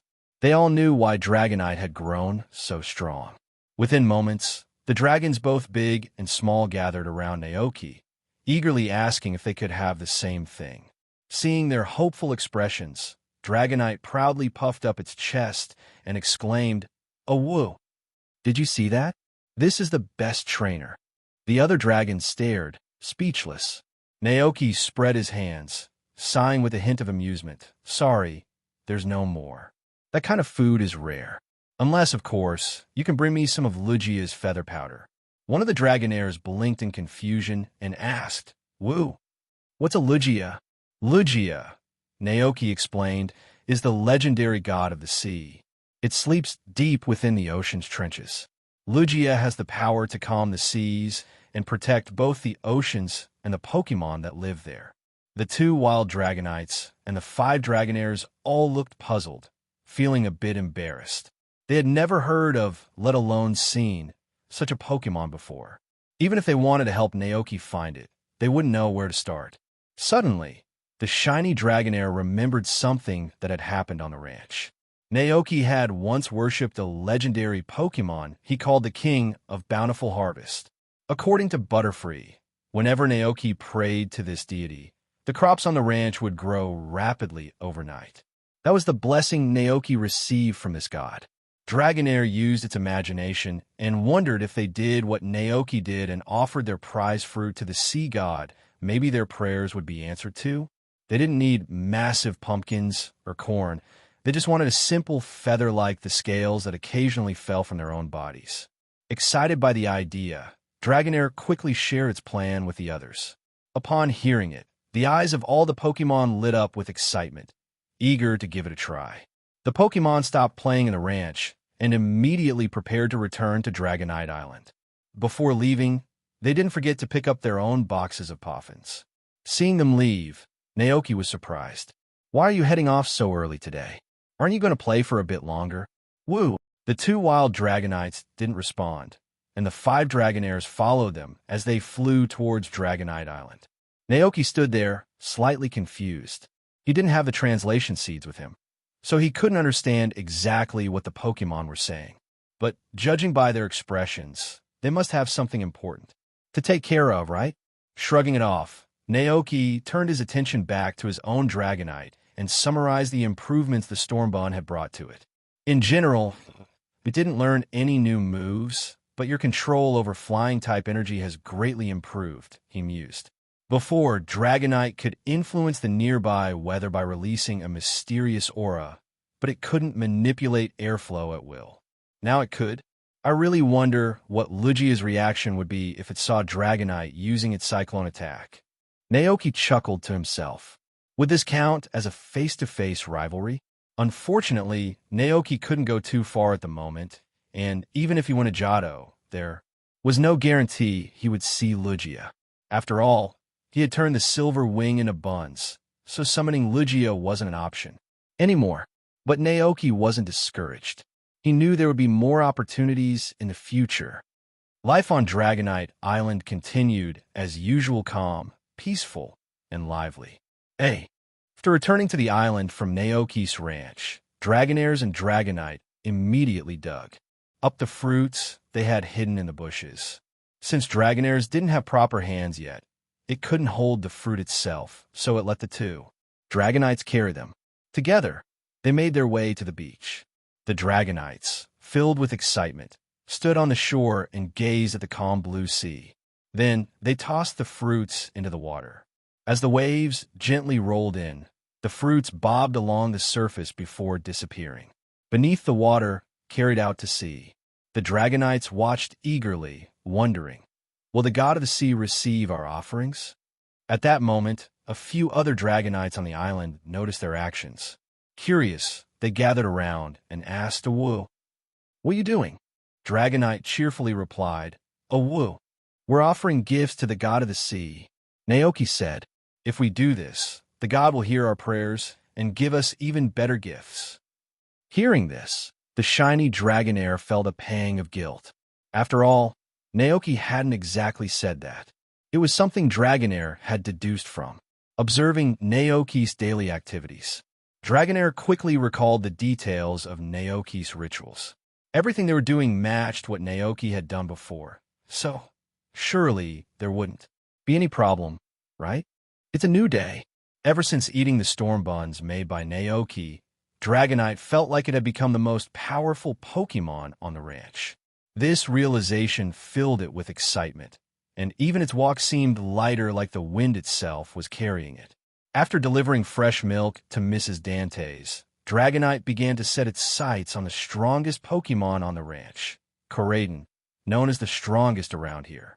Seeing Koraidon lying lazily on the grass, Dragonite trotted up and stood, staring at it intently. Sensing the intense gaze, Koraidon raised one eyelid and gave Dragonite a puzzled look, asking, "Rayo, what's up?" Dragonite, full of anticipation, chirped Awu, "Want to have a sparring match?" Koraidon blinked, surprised. Early in the morning? Was it hearing this correctly? It looked at Dragonite with suspicion, wondering if it had misunderstood. But Dragonite nodded enthusiastically. "Awu." Koraidon sighed. It didn't really want to get into any trouble, but since yesterday, it had noticed Dragonite acting like it was about to float into the sky from pride. Dragonite thought it was now the most powerful Pokémon on the ranch. How did Koraidon know? Well, last night, when Dragonite was gazing at the moon with Cyclizer, it boasted about its newfound strength. At first, Koraidon didn't think much of it, just feeling a little envious. But now, this couldn't stand. It was still the strongest Pokémon on Naoki's ranch. With its pride suddenly ignited, Koraidon became serious and accepted Dragonite's challenge. There could only be one most powerful partner for Naoki. So, just as Naoki was stepping out of the greenhouse, Cyclizer raced towards him, frantically trying to explain that Koraidon and Dragonite were about to fight. Naoki was stunned for a moment. He quickly tossed aside the Psyduck-themed watering can he was holding and followed Cyclizer over to the goat's pen. Next to the pen was the battlefield Naoki had set up for challengers taking part in the green grass trial. At that moment, both Dragonite and Koraidon were already in place at opposite ends of the field, following all the rules of a proper match. "What are you two doing?" Naoki asked, slightly worried. "Ouch!" Dragonite answered happily, ready for the match. "Rayo," Koraidon responded calmly. showing no signs of concern, as if this was just a routine practice. Naoki felt his initial concern ease. Seeing the two Pokémon so composed, he realized this wasn't a serious fight, just a friendly sparring session. After all, during their journeys, other trainers often let their Pokémon battle each other for practice. "All right, I'll be your referee," Naoki said with a smile. He was actually curious to see how this would turn out. Though Koraidon was legendary, it wasn't as overwhelmingly strong as other legendaries from previous games. And now, Dragonite had been boosted by the effects of the Stormbond. Would Dragonite be able to challenge Koraidon? Seeing that both Pokémon were ready, Naoki blew his whistle and declared, "The battle begins." However, the two Pokémon didn't attack right away. Dragonite looked at Koraidon across from him, filled with fighting spirit, and shouted, "Oh, woo! I'm going to attack." Koraidon blinked and sighed. Rayo. With determination, Dragonite sprang into action. It folded its wings together, gathering energy to create an air vortex in front of it. But just as Dragonite began to move, Koraidon reacted instantly. In a flash of scarlet, Koraidon's speed was blinding, crossing the battlefield in the blink of an eye. It gave up guarding and launched a direct attack on Dragonite, catching it off guard. What incredible speed! Naoki gasped. Is this Koraidon's full power? Koraidon's powerful punch, capable of cracking the very earth, struck Dragonite hard, interrupting its move. Before Dragonite could process what had happened, Koraidon followed up with a wide-area destruction move, sweeping Dragonite aside effortlessly. Dragonite's vision blurred as it was knocked out in one swift exchange. Its eyes turned into spiraling swirls, and small stars circled above its head as it lay on the ground, completely dazed. "Is it over already?" Naoki's voice was full of disbelief. Koraidon, standing victorious, turned its back on the fallen Dragonite, exuding an aura of absolute dominance. "I am," Koraidon seemed to declare, "the strongest Pokémon around Naoki." Koraidon glanced at Naoki, and, as their eyes met, it returned to its usual calm, almost shy demeanor. "Rayo Dash! Wow, that was incredible!" Naoki exclaimed, still stunned by the display of power. Koraidon scratched its head bashfully, feeling a little embarrassed by the praise. "This is nothing compared to the real battles I've seen," Koraidon thought, its mind wandering back to the time in Area Zero. Back then, Koraidon was still a Cyclizer, standing on the dazzling crystalline land, gazing up. In awe at a mighty Koraidon locked in combat with 4 other dragons and holding its ground without breaking a sweat. At that time, Cyclizer made a wish in its heart. If possible, it wanted to become a powerful Koraidon, protect Naoki, and stay by his side. Forever. Now it had done just that. It had become the most powerful Pokémon around Naoki. Naoki stepped forward to help Dragonite recover, gently treating its injuries. Dragonite slowly opened its eyes, still a bit groggy from the knockout. Covered in dust and, looking quite pitiful, it blinked as it regained consciousness. Naoki coughed lightly, then asked, "So how do you feel?" Dragonite touched the back of its head, looking embarrassed. Ouch! It realized that it had been too proud and overconfident. Seeing Dragonite's reaction, Naoki began to piece things together. It wasn't like Koraidon to challenge Dragonite out of nowhere. Knowing both of them well, Naoki guessed that this battle was most likely Dragonite's doing. It had probably thought it had become too strong after eating the Stormbuns, and so T had challenged Koraidon too. Prove its strength. With a smile, Naoki rubbed Dragonite's head. "Don't be upset. You did really well." As Naoki considered how Dragonite must have felt after becoming stronger, he couldn't help but offer some advice. Also, as dragons, we need to learn to be humble. Stay calm. Koraidon is family. Just because you lost, it doesn't think any less of you. It's not like some wild Pokémon out there that might laugh at you. Naoki gave Dragonite an example, describing a scenario where it might show off to a wild Dragonite, only to be beaten and hear the wild Dragonite say, "That's it? I thought you were stronger." Dragonite blushed, imagining the scene, feeling both embarrassed and annoyed. "So what would you do in that situation?" Naoki asked as he casually popped a translation seed into his mouth. Without hesitation, Dragonite replied, "Ouch." Challenge them to another battle. Naoki smiled. But what if you still can't beat them? Dragonite thought hard about this, struggling to come up with an answer. Ouch. It really didn't know. So, do you see what I'm saying? It's always better to stay humble. Naoki said with a playful grin. Dragonite nodded in understanding. Naoki continued, "It's not your fault. It comes from your past experiences. I just want you to remember one thing." Dragonite looked up attentively. Naoki met its gaze, his tone gentle but firm. Strength is meant to protect yourself and those you care about, not to show off. Dragonite blinked, taking in Naoki's words. It glanced over at Karaden as if something clicked, then nodded firmly, its expression serious. Ouch. Naoki smiled warmly and reached out to pat Dragonite's head. You're already strong.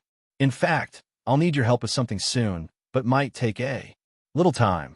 Naoki had his sights set on the ghost and ice-type horses from the Galar region Spectrier and Glastrier. He planned to take Dragonite with him to Galar. If it was like in the games and he had to face them in battle, maybe Dragonite could test its strength against those legendary horses before Calyrex mounted them. Naoki chuckled to himself, wondering if the horses with a base stat of 580 could match his Dragonite, with its impressive base stat of 600. Here it is, your well-earned extra chapter.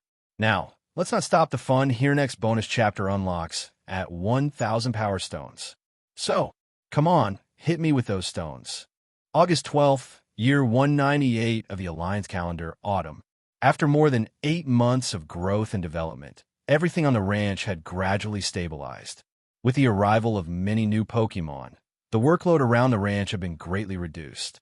Naoki no longer had to do everything himself like he had in the beginning. The NDD siblings kept the house and ranch in perfect order. Aside from taking care of Naoki's daily needs, their favorite place to hang out was the Pokémon Tavern. On the farmland, the Diglett handled the plowing, and Dragonite took care of the watering. Naoki didn't even need to pick crops by hand anymore. Thanks to the psychic abilities of the NDD siblings, they could use their telekinesis to gather the ripe crops, neatly stacking them in the pasture. With everything running so smoothly, Naoki's daily life became much easier.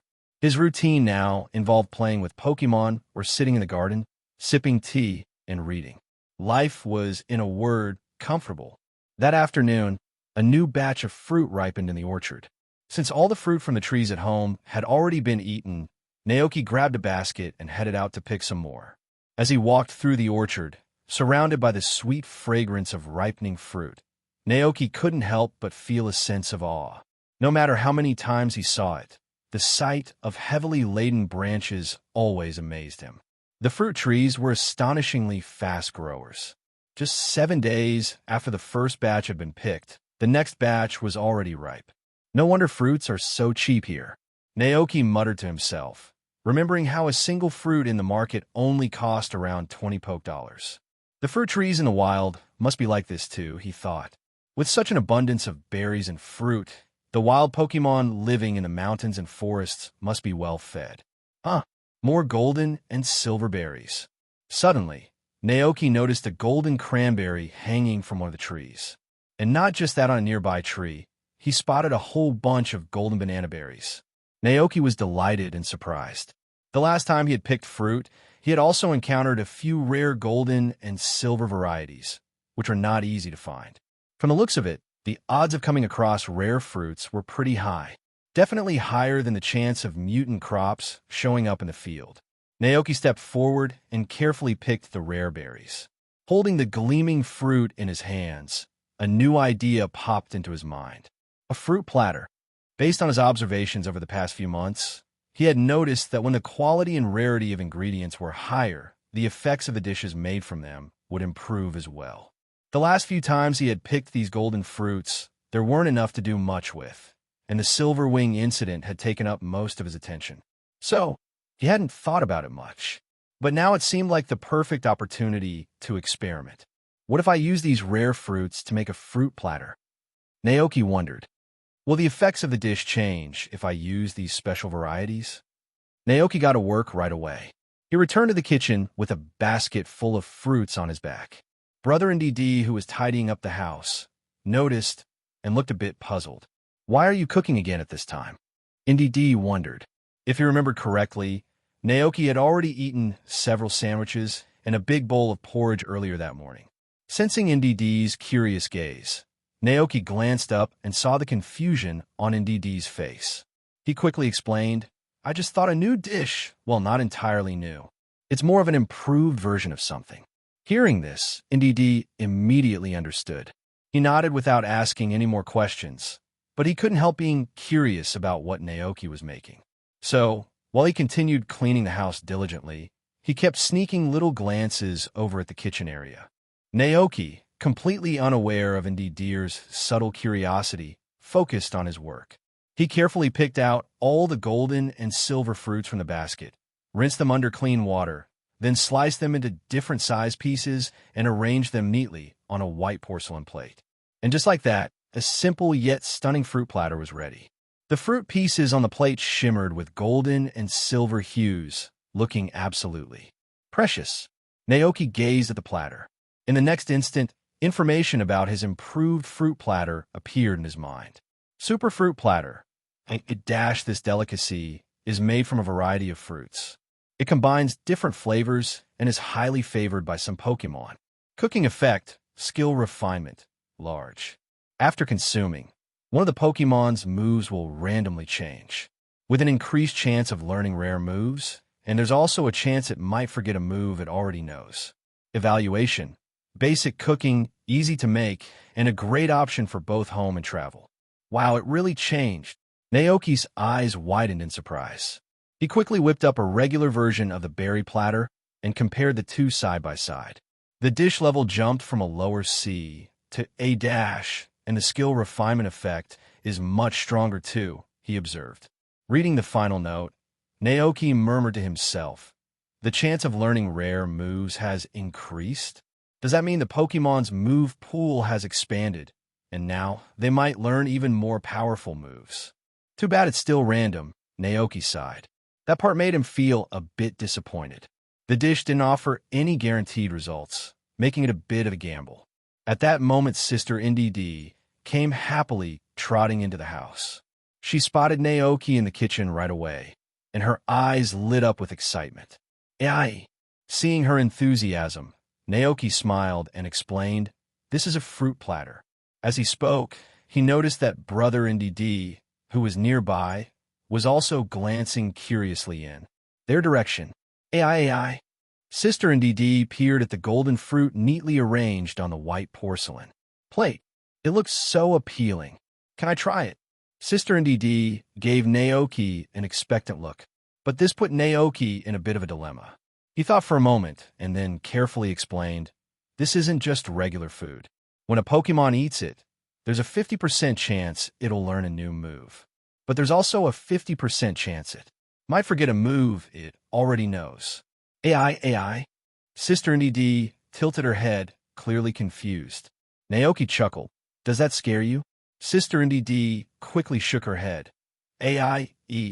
No way. She looked down at the fruit platter, her eyes filled with curiosity. Aya. She was determined to try it. Naoki wasn't surprised by Sister NDD's adventurous spirit. Even though she was younger, she had always been lively and outgoing, with a love for adventure. However, her brother wasn't so pleased with her decision. His disapproving look said it all. Ai. You don't even know that many moves. What if you forget something important and become confused? Sister NDD puffed out her cheeks and put her hands on her hips. Ai. You're the one. Who's confused?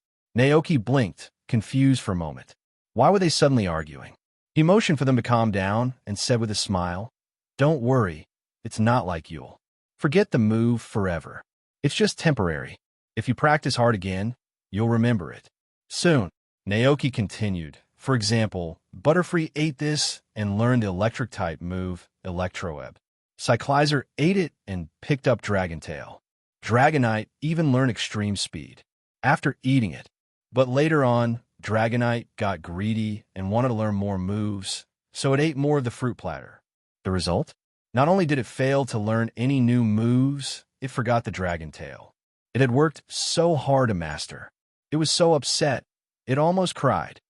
Naoki chuckled as he shared this tale of Dragonite's dark history. These were things the brother and sister had never heard of before. Their attention was immediately drawn in. From Naoki's vivid description and their own experiences with Dragonite, they could almost picture what Dragonite must have looked like at that time, frustrated and determined. AI, what happened next? Sister NDD couldn't help but ask. Naoki smiled and continued. Well, after that, Dragonite trained day and night. After a week of hard work, he finally remembered Dragontail. But he hasn't dared to touch the fruit platter since, because he's afraid he might forget his other moves. In that case, do you still want to try it? Naoki asked, looking at Sister NDD with a playful grin. Sister NDD paused thoughtfully for a moment, and then her eyes lit up with excitement. Yes. It sounded like such an exciting experience, and she wanted to try it herself. Seeing her enthusiasm, Brother NDD sighed, knowing there was no stopping her. But since Naoki had assured them that it wouldn't cause any harm, he decided there was no need to worry too much. Still, a part of him was curious. Would Sister NDD learn a new move or forget one she already knew? Just don't cry if you forget a move. Naoki teased with a smile. I won't. Sister NDD immediately protested, puffing out her cheeks in defiance. She was a reliable and caring butler now, no longer a child who cried over little things. All right, let's give it a try then, Naoki said, nodding encouragingly. He had carefully recorded the moves the two sibling butlers had already mastered. Brother NDD's moves were Stored Power, Skill Swap, Helping Hand, Psychic, and Calm. Mind. Sister NDD's moves were Stored Power, Psychic, Helping Hand, and Metronome. Naoki recalled these moves as he watched Sister NDD enjoy the super fruit platter. 1 bite, 2 bites, 3 bites. When Sister NDD had finished the entire platter, a soft, magical wave suddenly rippled through her small frame. Naoki's heart raced, his eyes immediately drawn to the shimmering energy surrounding her. Did you learn a new move? He asked, excitement building in his voice. Sister NDD focused for a moment, then nodded eagerly, her eyes sparkling. Yes. Naoki's face lit up with joy. Wow, how lucky. She had learned a new move on her very first try. What move is it? Naoki asked curiously. I'm not quite sure, she admitted, looking a little unsure. But after a moment's hesitation, she decided to demonstrate. A soft, pinkish glow suddenly radiated from her body. Naoki noticed a faint crescent moon glowing behind Sister NDD. He could sense something extra in the air, a magical energy lingering around her. However, instead of dissipating, the energy hovered in the air as if it was waiting for a target. As this mysterious power was released, NDD suddenly looked exhausted, as though she had lost all her strength. It was a sight similar to a Pokémon that had been knocked out of a battle. Naoki blinked in surprise. What kind of move is this? He thought aloud. A crescent moon, the user losing energy. Suddenly, an incredible name popped into his mind. Lunar Dance. Lunar Dance is the exclusive move of the legendary Pokémon Cresselia. The user loses the ability to fight, but in return, it heals all the Pokémon on its team and cures any status ailments. Could Sister NDD have just performed that rare, magical skill? Naoki was astonished.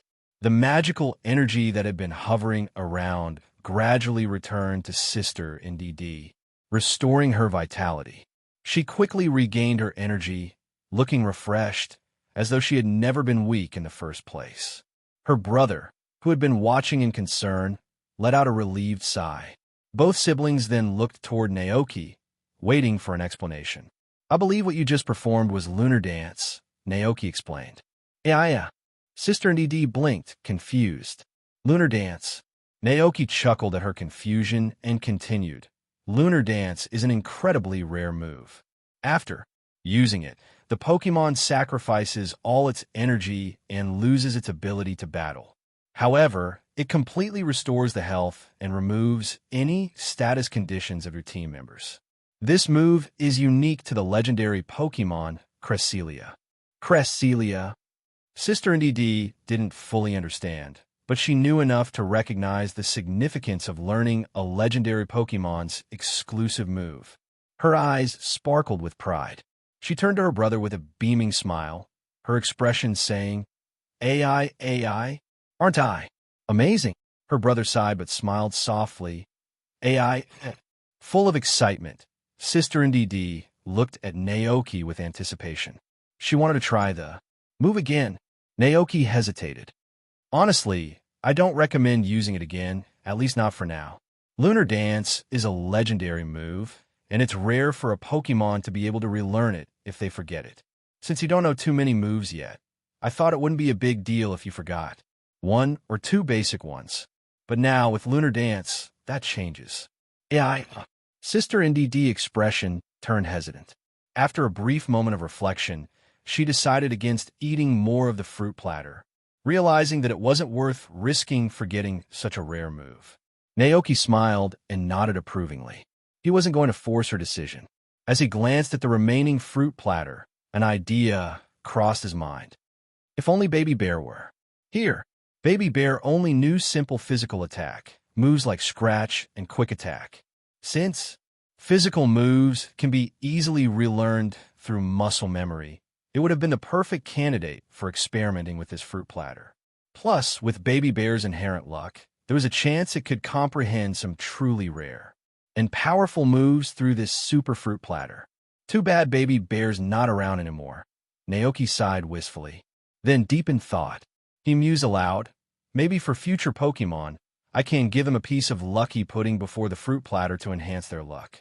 That might increase the chance of learning rare moves, said toward the barn, feeling a bit concerned. If the snowfall continued, it might pile up on the roof of Gago's shelter. You guys eat first. I'll be right back, he said, grabbing his coat and stepping outside. The night sky stretched wide above him, the freshly fallen snow reflecting its silvery glow. Even without a flashlight, the world around him was visible in soft, natural light. Looking at the snowy scenery, Naoki couldn't help but think, heavy snow is a sign of a good harvest. With that hopeful thought in mind, he quickly cleared the snow off the shed before heading back inside. As he approached the door, he spotted Karadin and Palmot squatting beneath the eaves, their eyes locked on him as if they'd been waiting. What are you two doing out here? It's freezing. Get inside. Naoki quickly ushered them back into the warmth of the house. Rayo. Pamo. Chuckling, Naoki took his seat at the table, smiling at the lively group of Pokémon gathered around. The table was covered with steaming dishes, and the air was filled with warmth and laughter. The wind howled outside, but inside, the cozy ranch house was as welcoming as a spring morning. No matter how many times he experienced this, Naoki still cherished these moments. All right, dig in, he said cheerfully. A chorus of happy cries erupted as the Pokémon eagerly began their feast, savoring every dish Naoki had prepared for them.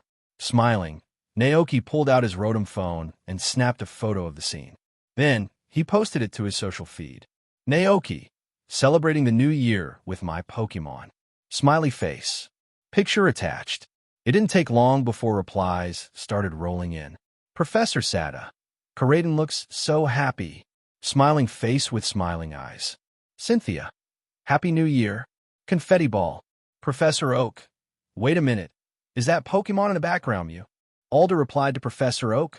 Ah, Naoki's got plenty of Pokémon as rare as Mew. Professor Oak replied to Alder. What? You mean there are even more Pokémon as rare as Mew? Professor Oak, Naoki, you need to visit Pallet Town sometime. I'd love to host you for some research discussions. Naoki, Professor Oak's research instincts were kicking in again. For researchers like him, Pokémon like Mew and Jirachi were treasures of immense scientific value. However, there wasn't exactly time for that right now. After thinking it over, Naoki replied, Naoki, sorry, Professor, things are busy at the ranch. I don't think I'll be able to visit Pallet Town anytime soon, but you're always welcome to come to Paldea instead. Unfortunately, it seemed like Professor Oak was just as busy juggling Pokémon research with his regular lectures. Naoki sighed, but didn't dwell on it. The two agreed to meet another time when their schedules aligned. After that, Naoki took a moment to reply to Professor Sada and Cynthia, sending them warm New Year's wishes. There was no Spring Festival Gala in the Pokémon world, but there were special New Year's programs featuring Pokémon celebrations. After dinner, Naoki settled on the couch with his Pokémon to watch TV. Or rather, the Pokémon were watching TV. Naoki was busy chatting with Iono on his Rotom phone. Iono told him that she had just finished dinner and was now at home, listening to the loud fireworks outside while her belly bolt rested beside her. Iono, ugh. It's so noisy outside. Faced with steam from nose. Naoki smiled at the message and replied, Naoki, come celebrate at the ranch next year. It's peaceful and quiet here. No fireworks, just good food and Pokémon. Grinning squinting face. Iono, oh, now that sounds tempting. You better not forget this promise. Smirking face. Then, out of nowhere, she added something unexpected. Iono, oh, I almost forgot to tell you. I started learning how to cook recently. Next time we meet, you have to try my cooking. Grinning squinting face. Naoki was surprised. For what he remembered, Iono had once told him she wasn't much of a cook. Back when she lived in Lavincia, she would often eat out at restaurants with her Pokémon instead of cooking at home. Naoki, what made you suddenly decide to learn? Iono, I figured I'd give a shot. If I can get better, I'll be able to cook for my belly bolt. Yellow heart. Naoki made a video call. Before long, the call connected, and Iono's face appeared on the screen. Hearing the familiar sound, Karaden, who had been nearby, perked up and eagerly approached the device. Seeing Karaden, Iono beamed. Happy New Year, Karaden. Rayo. Naoki, feeling a little curious about Iono's past, asked, back when you were younger, did you also rely on takeout food when traveling? Traveling. Iono shook her head. I actually didn't go out much. Back then, I was studying at Naranja Academy like everyone else. I had breakfast and lunch at the school cafeteria, and I only went out later when I started taking on gym challenges. But even then, I mostly used Pokémon taxi services to get around. I see. Naoki nodded in realization. I guess I assumed it was the same as how trainers from other regions. The next morning, after waking up, Naoki glanced at the calendar, as usual. Today was August 13th, and a red circle was drawn around the number, marked with a red pen. That was the mark Naoki made over a month ago when he started brewing beer. It meant today was the day the beer would be ready. The thought of it instantly energized Naoki, shaking off any lingering sleepiness. He got up and made his way to the living room, with Karaden following closely behind. In the kitchen, Sister NDD was already preparing a delicious breakfast for everyone. Brother NDD was tidying up the mess Alchemy and the other Pokémon had left behind. Meanwhile, Cyclizer lay in front of the fireplace, lazily squinting as if it still hadn't fully woken up.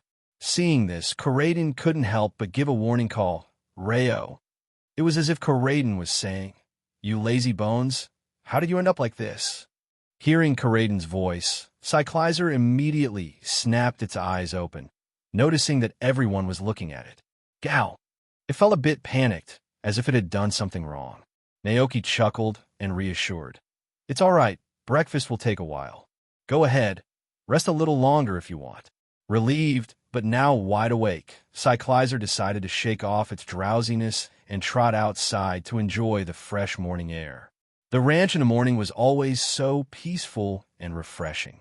A gentle breeze carried the faint scent of flowers and fresh grass. Dewdrops hung like little jewels on the leaves of the crops in the fields.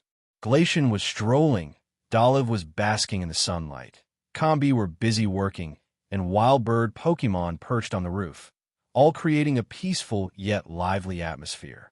Cyclizer loved it, and soon began running joyfully across the grassy field. Back in the living room, Alchemy stood on the cupboard, watching NDD prepare breakfast. Palmot had sprawled lazily on the sofa, its furry body wrapped snugly in the soft cushions. The sunlight streamed in through the large French windows. As Palmot lazily scratched itself, a few loose hairs floated in the sunlight, standing out clearly. Naoki, it looks like I'll need to start serving more chicken soup to the furry Pokémon on the ranch. He remembered that chicken soup was known for preventing hair loss and making Pokémon's coats shiny and smooth. Not only Naoki, but even NDD noticed the floating fur. NDD quickly fetched some cleaning tools and tidied up the stray hairs from the wooden floor. Naoki smiled, impressed yet again. Truly a top-notch butler Pokémon. While waiting for breakfast, Naoki made his way to the cellar. The cellar was dimly lit, and a soft fragrance filled the air. Naoki sniffed carefully and detected the distinct aroma of hops and malt fermentation. It's ready. With excitement, Naoki descended the cellar stairs and approached the nearest oak barrel. He turned the valve, and golden beer flowed out. A rich, malty aroma followed, filling the cellar with the smell of perfectly brewed barley beer. Naoki called up to Koraden, who was standing guard by the entrance. "Bring me a cup." "Rayo." Koraden responded and quickly trotted off to fetch a glass from the living room. Naoki reached out and took the glass, filling it with freshly brewed beer. As he looked down at the golden liquid, the information about the beer appeared in his mind. Barley beer, beer fermented from malt and hops, an essential part of any pub. Cooking effect, intoxication. After drinking, a Pokémon will enter a state of mild tipsiness, allowing them to relax both body and mind. In this state, the recovery speed of injuries is accelerated. If a fighting-type Pokémon drinks it before a battle, it may have unexpected effects. Evaluation: a basic barley beer, easy to make, a good choice for home or travel. Naoki chuckled, a bit surprised by the effect, but upon reflection, it made sense. It could bring peace to Pokémon, helping them fully relax. Perhaps this would be something especially appreciated by Pokémon that are often stressed or overworked. What piqued Naoki's interest, though, was that beer seemed to have a unique effect on fighting-type Pokémon. Would it allow them to perform some sort of drunken boxing during a battle? Coincidentally, Naoki had a fighting-type Pokémon on his ranch Koraden. He looked up at Koraden, considering it for a moment. But after some thought, he quickly abandoned the idea of giving it to Koraden. What if it got drunk and went on a rampage? It'd be fine with a regular Pokémon. But Koraden was a legendary Pokémon. If it got tipsy and started wrecking things, nobody on the ranch would be able to stop it. Satisfied with the brew, Naoki eagerly went to tell the good news to NDDs, who also managed the Pokémon Tavern on the ranch. The beer can help Pokémon relieve fatigue and relax. If a Pokémon is injured, drinking this will speed up the healing process, Naoki explained enthusiastically. "We can add it to the pub's menu." "Yeah." Sister NDD gasped in surprise, her eyes lighting up at the idea of such a helpful drink. Naoki grinned and nodded. After breakfast, he asked the two butlers to use their telekinetic abilities to carefully transport an oak barrel full of beer to the back of the tavern's bar. That way, if any Pokémon wanted to try it, the NDDs could simply turn the valve and serve up a cup. Over the past few months, the Pokémon Tavern had become a huge success, thanks in large part to the hard work and dedication of the two siblings. Not only do the siblings serve as bartenders to entertain the guests, but they also prepare food for hungry patrons. In addition to the milk and berry juice prepared by Naoki, they've specially crafted easy-to-make treats like sandwiches, buttered berry snacks, and buttered popcorn made from fresh corn for guests to choose from.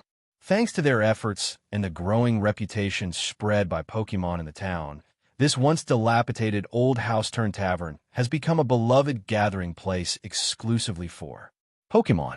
Though the tavern's popularity slightly veered away from Naoki's original plan, it seems like a happy outcome. Naoki usually doesn't interfere much with the Pokémon who gather at the tavern. But whenever a new Pokémon visits or one that piques his interest, he finds himself sneaking over to eavesdrop on their conversations, curiosity getting the better of him. Today, Naoki came to the tavern with a specific mission. to observe the effects of his newly brewed beer.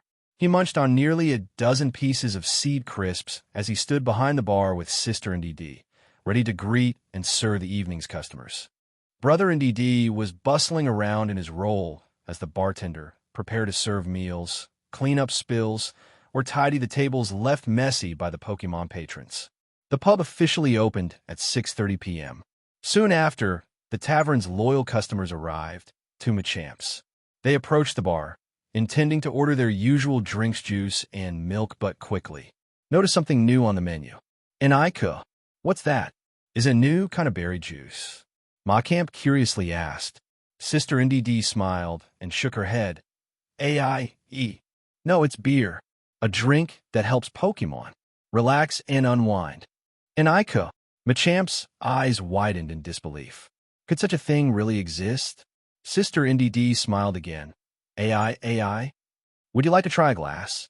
The two Machamps exchanged looks and, unable to resist their curiosity, handed over their payment and ordered 2 beers. Naoki, grinning playfully, filled 2 large glasses of golden beer and slid them across the bar. The Machamps sat at their usual table, gazing down at the golden liquid. The smell was odd, not like anything they had ever tried before. They hesitated for a moment, but eventually leaned down and took a small sip. As the beer traveled down their throats, the effects were almost instantaneous. Their cheeks flushed red, visibly entering a state of tipsiness. For the first time, the Machamps experienced the strange sensation of being lightheaded, as if walking on clouds. Their bodies felt weightless, their usual worries and fatigue melting away. Though the taste was unusual, they found it surprisingly good. The two Machamps raised their glasses and drank the rest of the beer in one go. With satisfied burps, they sat back, staring at one another in quiet amazement, too wrapped in the unusual. Feeling to say a word, Naoki watched from behind the bar, thinking, is it that the beer's too strong, or do these two just have really low alcohol tolerance? Just then, a quaint, known for its exuberant dancing, arrived at the tavern. Upon seeing the Machamps swaying in their chairs with glassy eyes, it stopped mid-step, looking thoroughly confused. Quack! What happened? It asked curiously, noticing the strange, dazed look on their faces. Sister NDD smiled gently, her voice soft as she explained, AI. They drank beer. Beer, no wonder. Quavel had heard of this drink, mostly enjoyed by humans. It found the taste a bit odd and had never been fond of it. So, with a polite shake of its head, it declined Sister NDD's recommendation and ordered its usual tree juice, settling down to sip it slowly. As time passed, more and more Pokémon wandered into the tavern. Most were from the town, while a few were stray Pokémon drawn by the promise of free food and drink. There was a pair of Plusle and Minun, an Elekid, a Pikachu, and many others. The once empty seats in the tavern were soon filled, and the space buzzed with lively chatter. The Pokémon guests were clearly enjoying themselves. Brother and Sister NDD looked on with joy as the tavern filled with life. But Naoki couldn't help feeling a little disappointed. Despite the crowd, none of the Pokémon were interested in trying the beer. The strange smell seemed to turn them off, and after serving the two Machamps earlier, he hadn't managed to sell another glass. At that moment, the door of the tavern creaked open. A Meowth walked in, a sad expression on its face, the golden coin on its forehead catching the warm light of the tavern. Naoki immediately recognized it. He'd heard stories from Quavel that this stray Meowth lived in Kosagi Town, making its living by using its treasure-gathering skill to open treasure chests. It was said that a trainer once tried to catch the Meowth, but it refused, saying it preferred the life of a treasure hunter, though treasure hunting often meant rummaging through trash cans. Naoki had seen the Meowth many times before, always lively and full of cheer. But today, something was different. Meowth approached the bar, its head hung low, clearly in need of comfort. Normally it would order its usual, a sweet and fragrant mix of juice and milk that always lifted its spirits. However, before it could speak, Sister NDD's kind voice chimed in. AI. We have something new today. It's a magical beer that helps Pokemon relax and soothe their souls. Would you like to try it? Meowth blinked in surprise. Its heart felt heavy, and maybe this was just what it needed to ease the weight it carried. So, with a small nod, Meowth agreed, "Meow. I'll have one." It placed a round, shiny coin on the counter, worth 300 poke dollars, one of the treasures it had found while treasure hunting. Sister NDD beamed with excitement as she poured a large glass of beer for Meowth and handed it to her brother, who carried it over to the table. Meowth climbed into an empty seat, sighed deeply, and took a small sip of the beer. Hearing Meowth sigh, Quackquavel turned around and asked Quack, "What's wrong with you today?" Meowth, upon being asked, couldn't hold back its sadness and began to complain. "Meow. I'm so foolish, really. I knew that the elegant Glamo from the rich family wouldn't be interested in me, but I just couldn't help myself. I confessed to her anyway." Quackquavel. Suddenly, Meowth's eyes lit up with admiration. "Meow.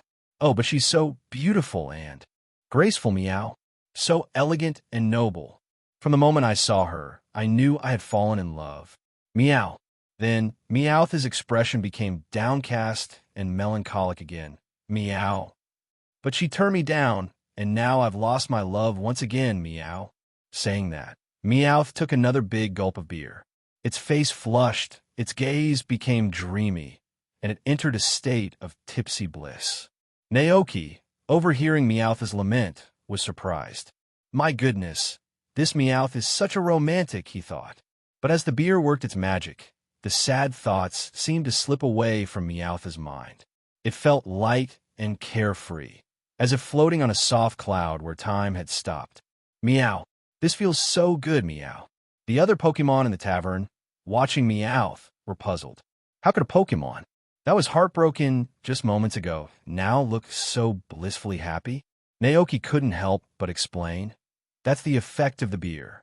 It helps Pokemon forget their troubles for a while, relax their body and mind, and shake off their fatigue. After drinking it, just head home, get some rest, and by morning, everything will feel better." Hearing this, the other Pokemon looked surprised. Beer can do that, they thought. Some of the Pokemon who originally weren't interested in the beer started to look a bit more curious and intrigued. Seeing this, Naoki raised an eyebrow playfully. "Wait a second. Don't tell me you all have broken hearts too?" Pikachu. Squeak, squeak, squeak. A wave of quick head shakes followed as the Pokemon insisted that they didn't. Some Pokemon even covered their mouths, giggling softly. The atmosphere in the tavern grew light-hearted and cheerful. Naoki continued to chat with the guests, but just then, the tavern door creaked open again. It was already late, and Naoki initially thought it might be Officer Jenny on her usual mountain patrol with her Growlife.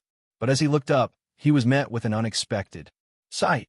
A whole group of Pokemon entered, Squirtle, Venusaur, Pikachu, Meowth, and leading them, a Golduck that had evolved from a Psyduck. Naoki's eyes widened with surprise as the Pokemon filed in. The group saw Naoki too, but quickly parted to make way. In the shadows behind them, a tall, feline-like figure with a humanoid body stepped forward, looking at Naoki with calm, emotionless eyes. The tavern fell silent. Mutwo. When Naoki saw who had just entered, he froze in place. At that moment, countless thoughts raced through his mind. How did this legendary Pokemon suddenly appear in his tavern? How did Mutwo even know about this place? Then it struck him. Naoki remembered the photo that Baby Bear and Mew had sent him, the one where they were posing with Mutwo and the clone Pokemon. Putting two and two together, Naoki started to piece it all together. He didn't snap out of his thoughts for a while. Instead, Sister NDD, though briefly surprised, smiled warmly at Mutwo and the group of cloned Pokemon that had followed. "Welcome." Mutwo didn't reply. Its gaze scanned the tavern, moving past the curious Pokemon guests until it settled on Naoki, the only human present. Mutwo thought to himself, "So, this is the human chosen by Mew? He doesn't seem all that different from the others I've encountered. But maybe I haven't yet discovered why." From the memories of Mew and Baby Bear, This human must be Naoki. Naoki.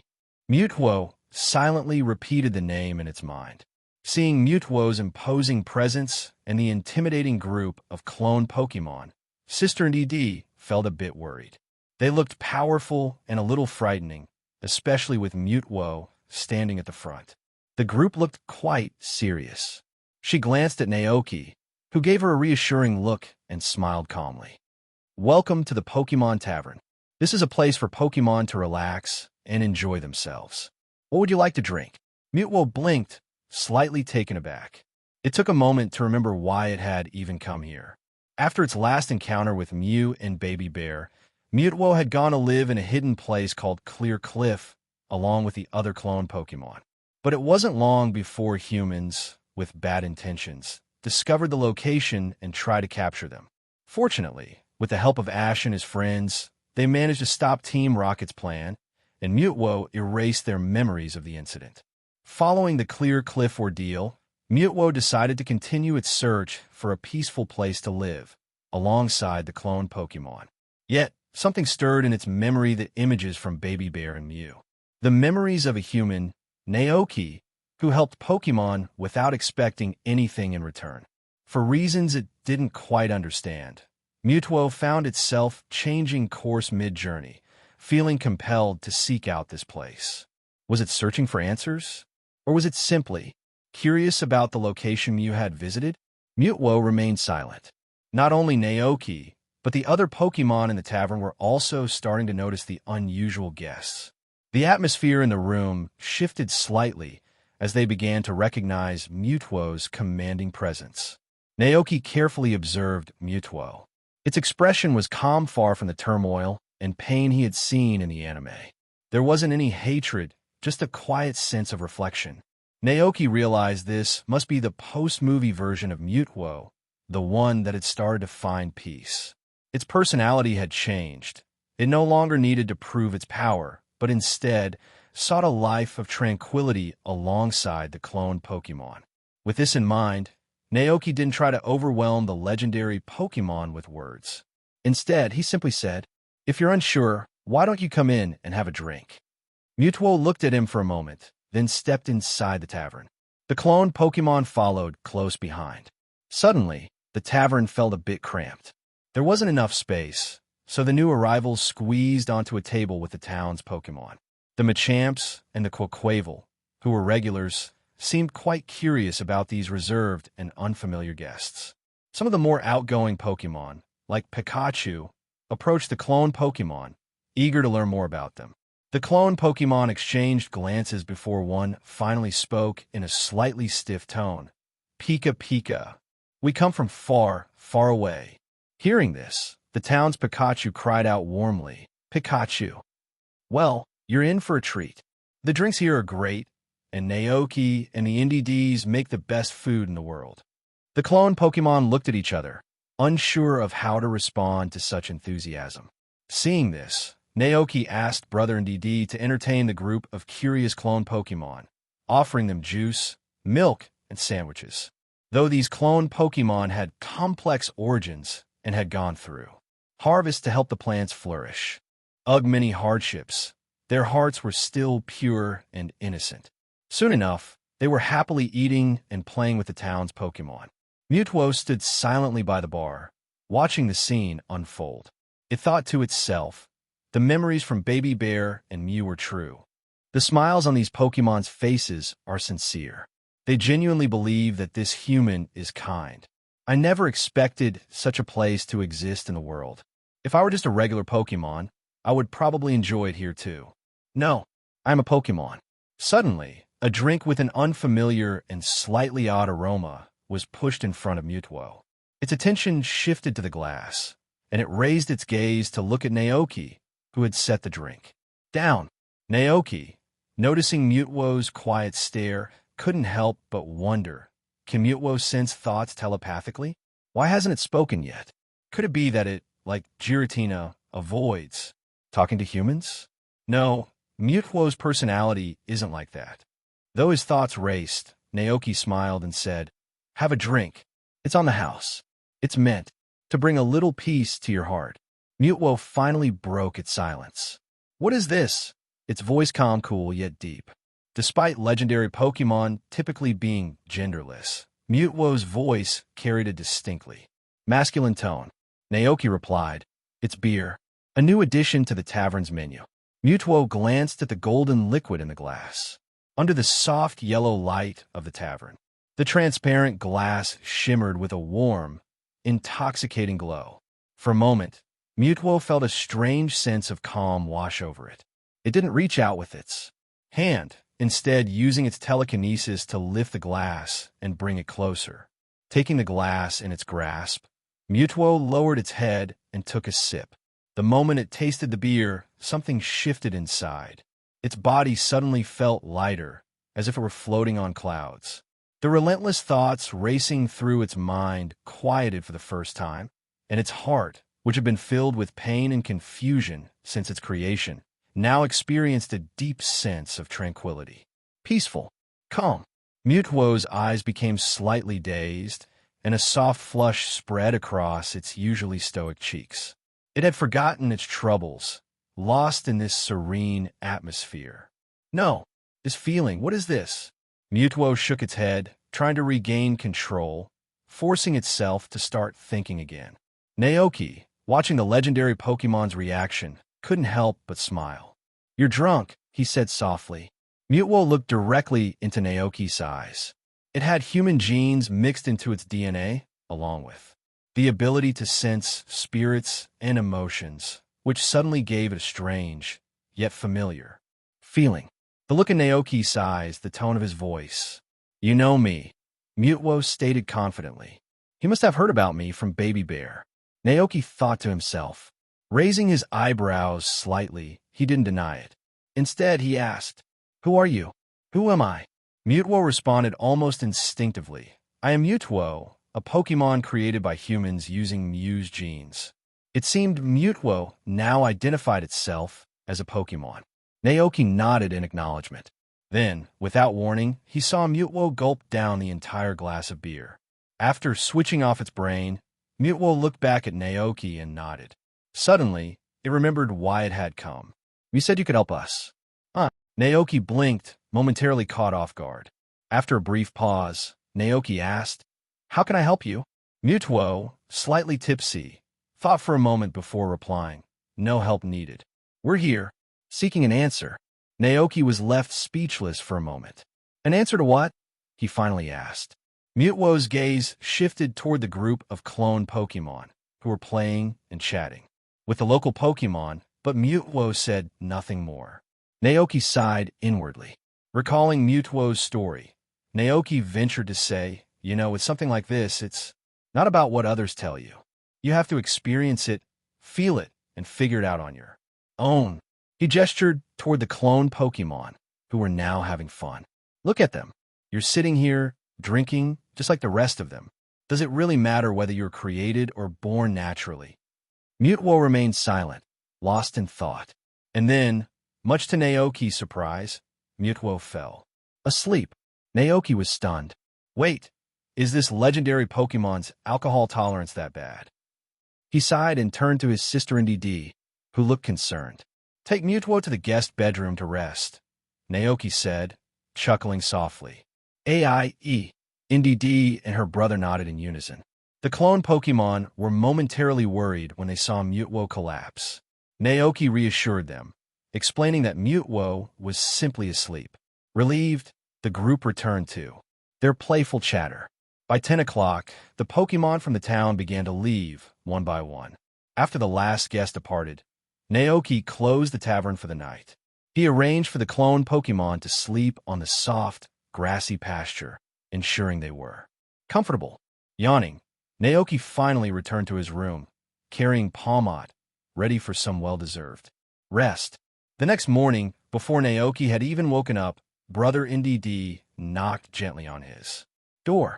Rubbing his eyes, Naoki opened the door. Ndd pointed outside, saying, "Ai." Slightly puzzled, Naoki followed him outside. There, in the pasture, stood Mutwo and the group of clone Pokémon, ready to depart. Hearing the door open, Mutwo looked up. The memory of getting drunk the previous day still lingered in its mind. Thinking back to its behavior, the legendary Pokémon felt shy for the first time in its life. At that moment, it saw Naoki walking toward it. Leaving, Naoki asked, unsurprised, "Where will you go?"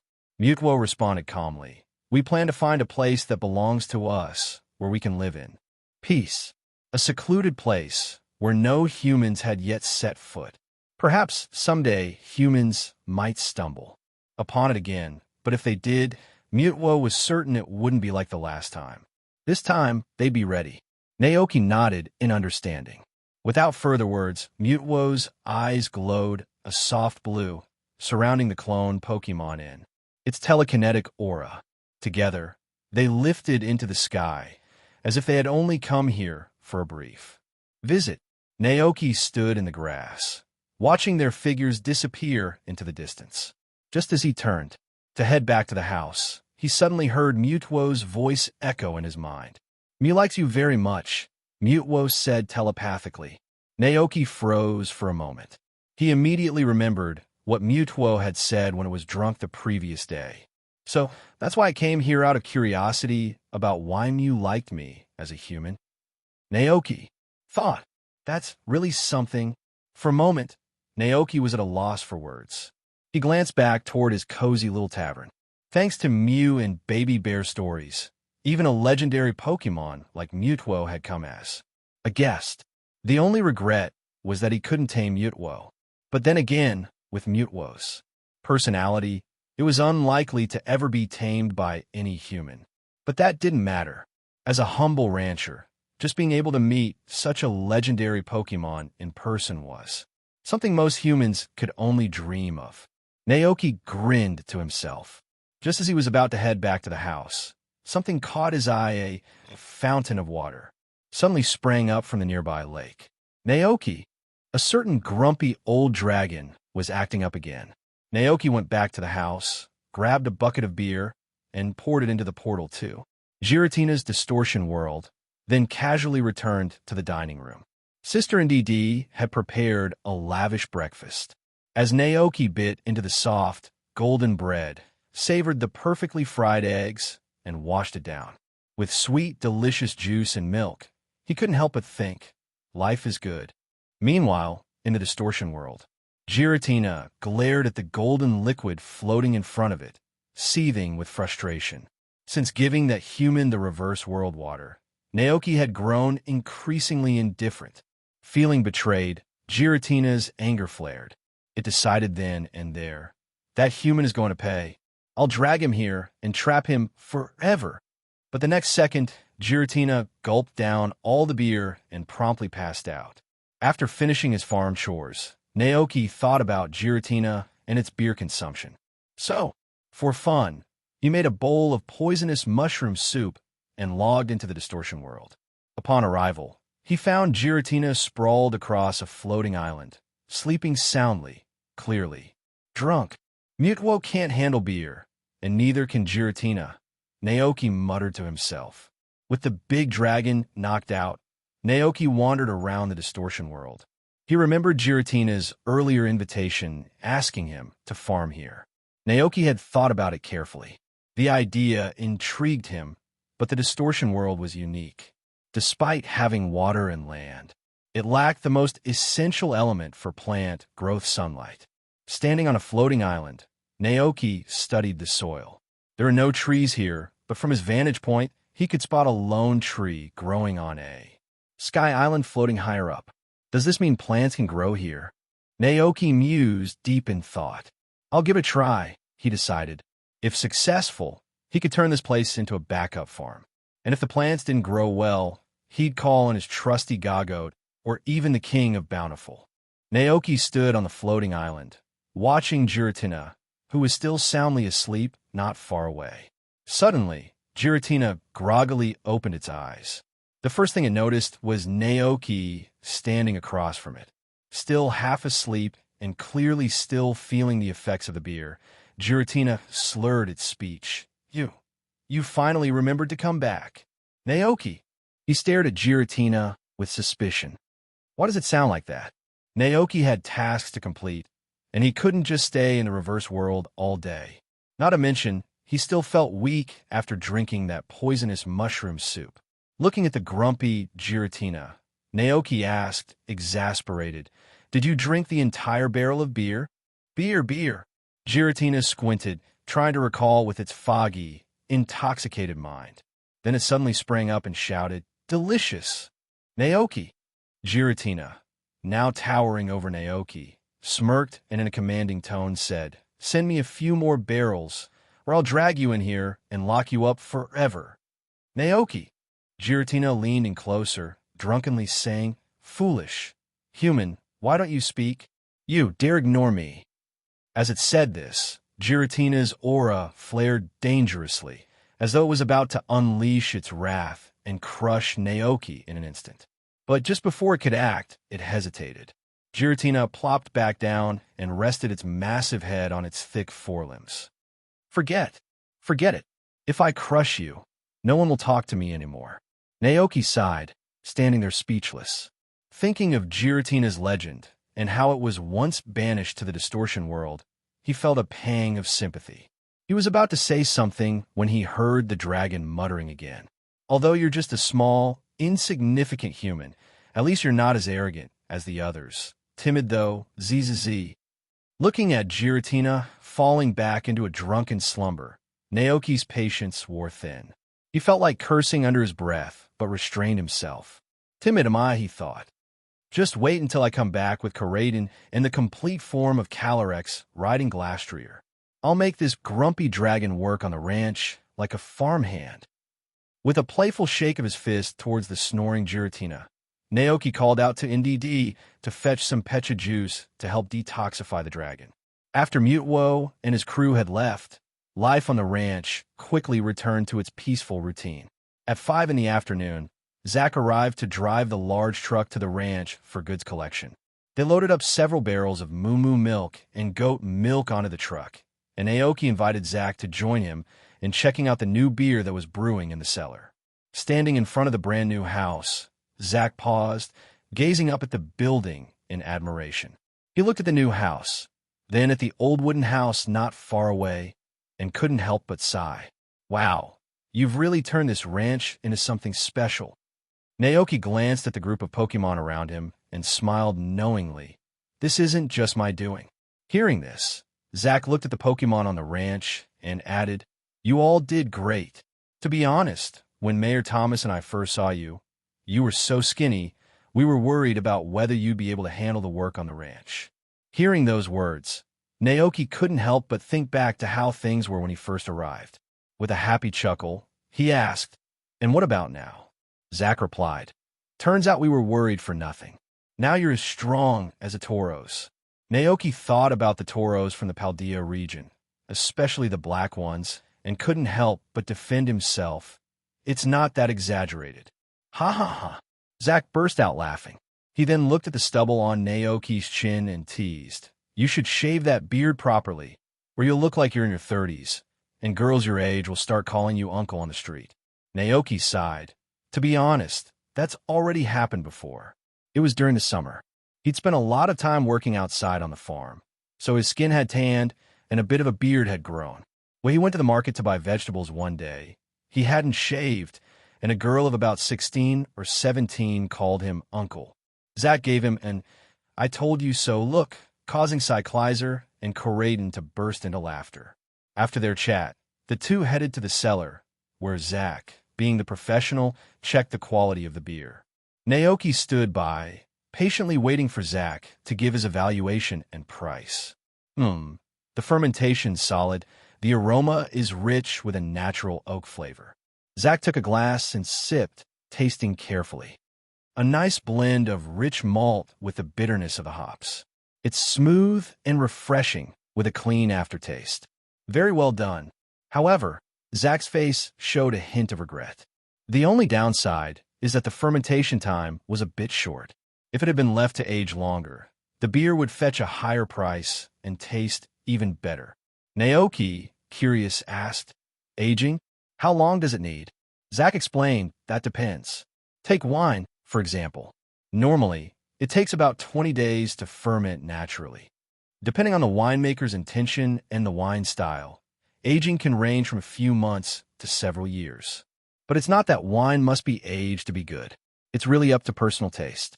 Some people prefer wine that's for several years, while others enjoy it fresh. Of course, Zach continued, aged wine tends to sell for a much higher price than wine that's been simply fermented. Zach said a lot, but Naoki's mind fixated on one thing: aged wine sells for a higher price. It just so happens there's a lot of fruit in the orchard, Naoki thought to himself. After selling this batch of beer, I could make some fruit wine. At this moment, Zach finished his inspection and gave the final verdict. 3,000 poke dollars per liter.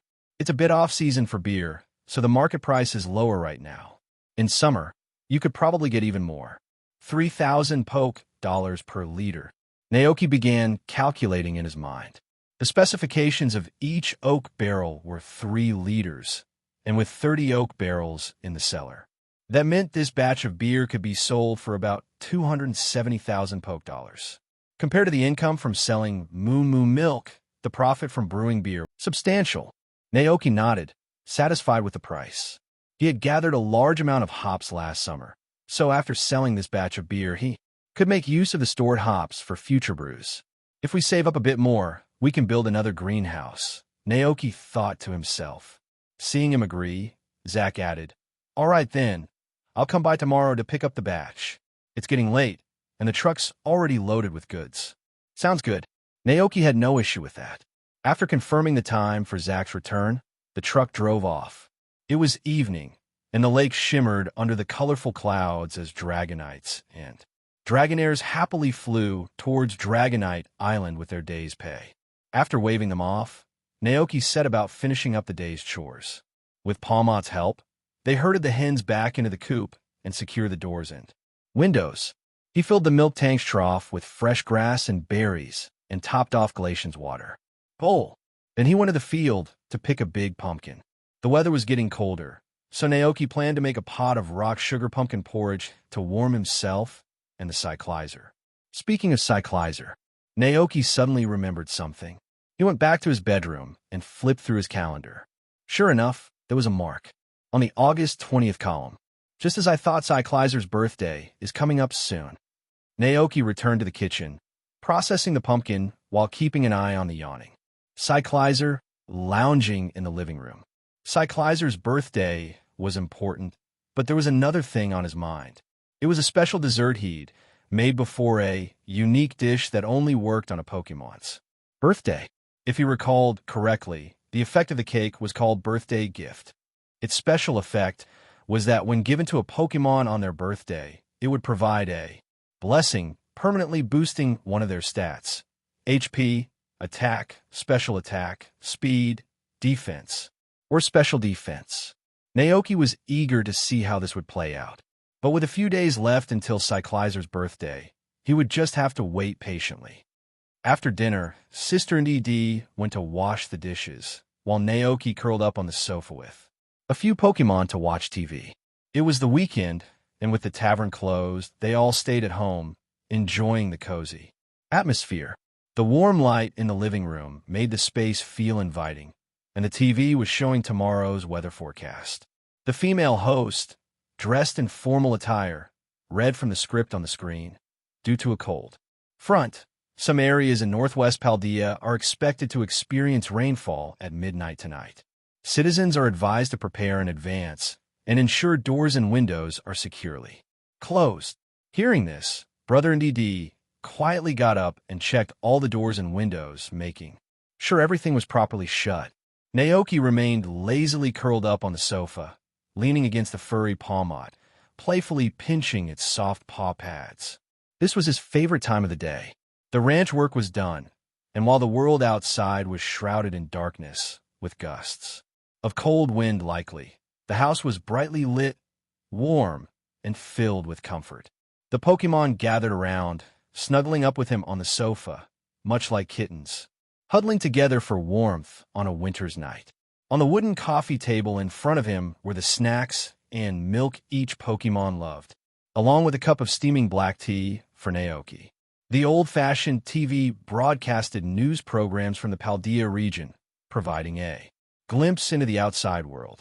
They always watched the weather forecast first, and after knowing what to expect for the next day, they'd switch to the news. This was how they stayed connected to what was happening beyond their cozy ranch life.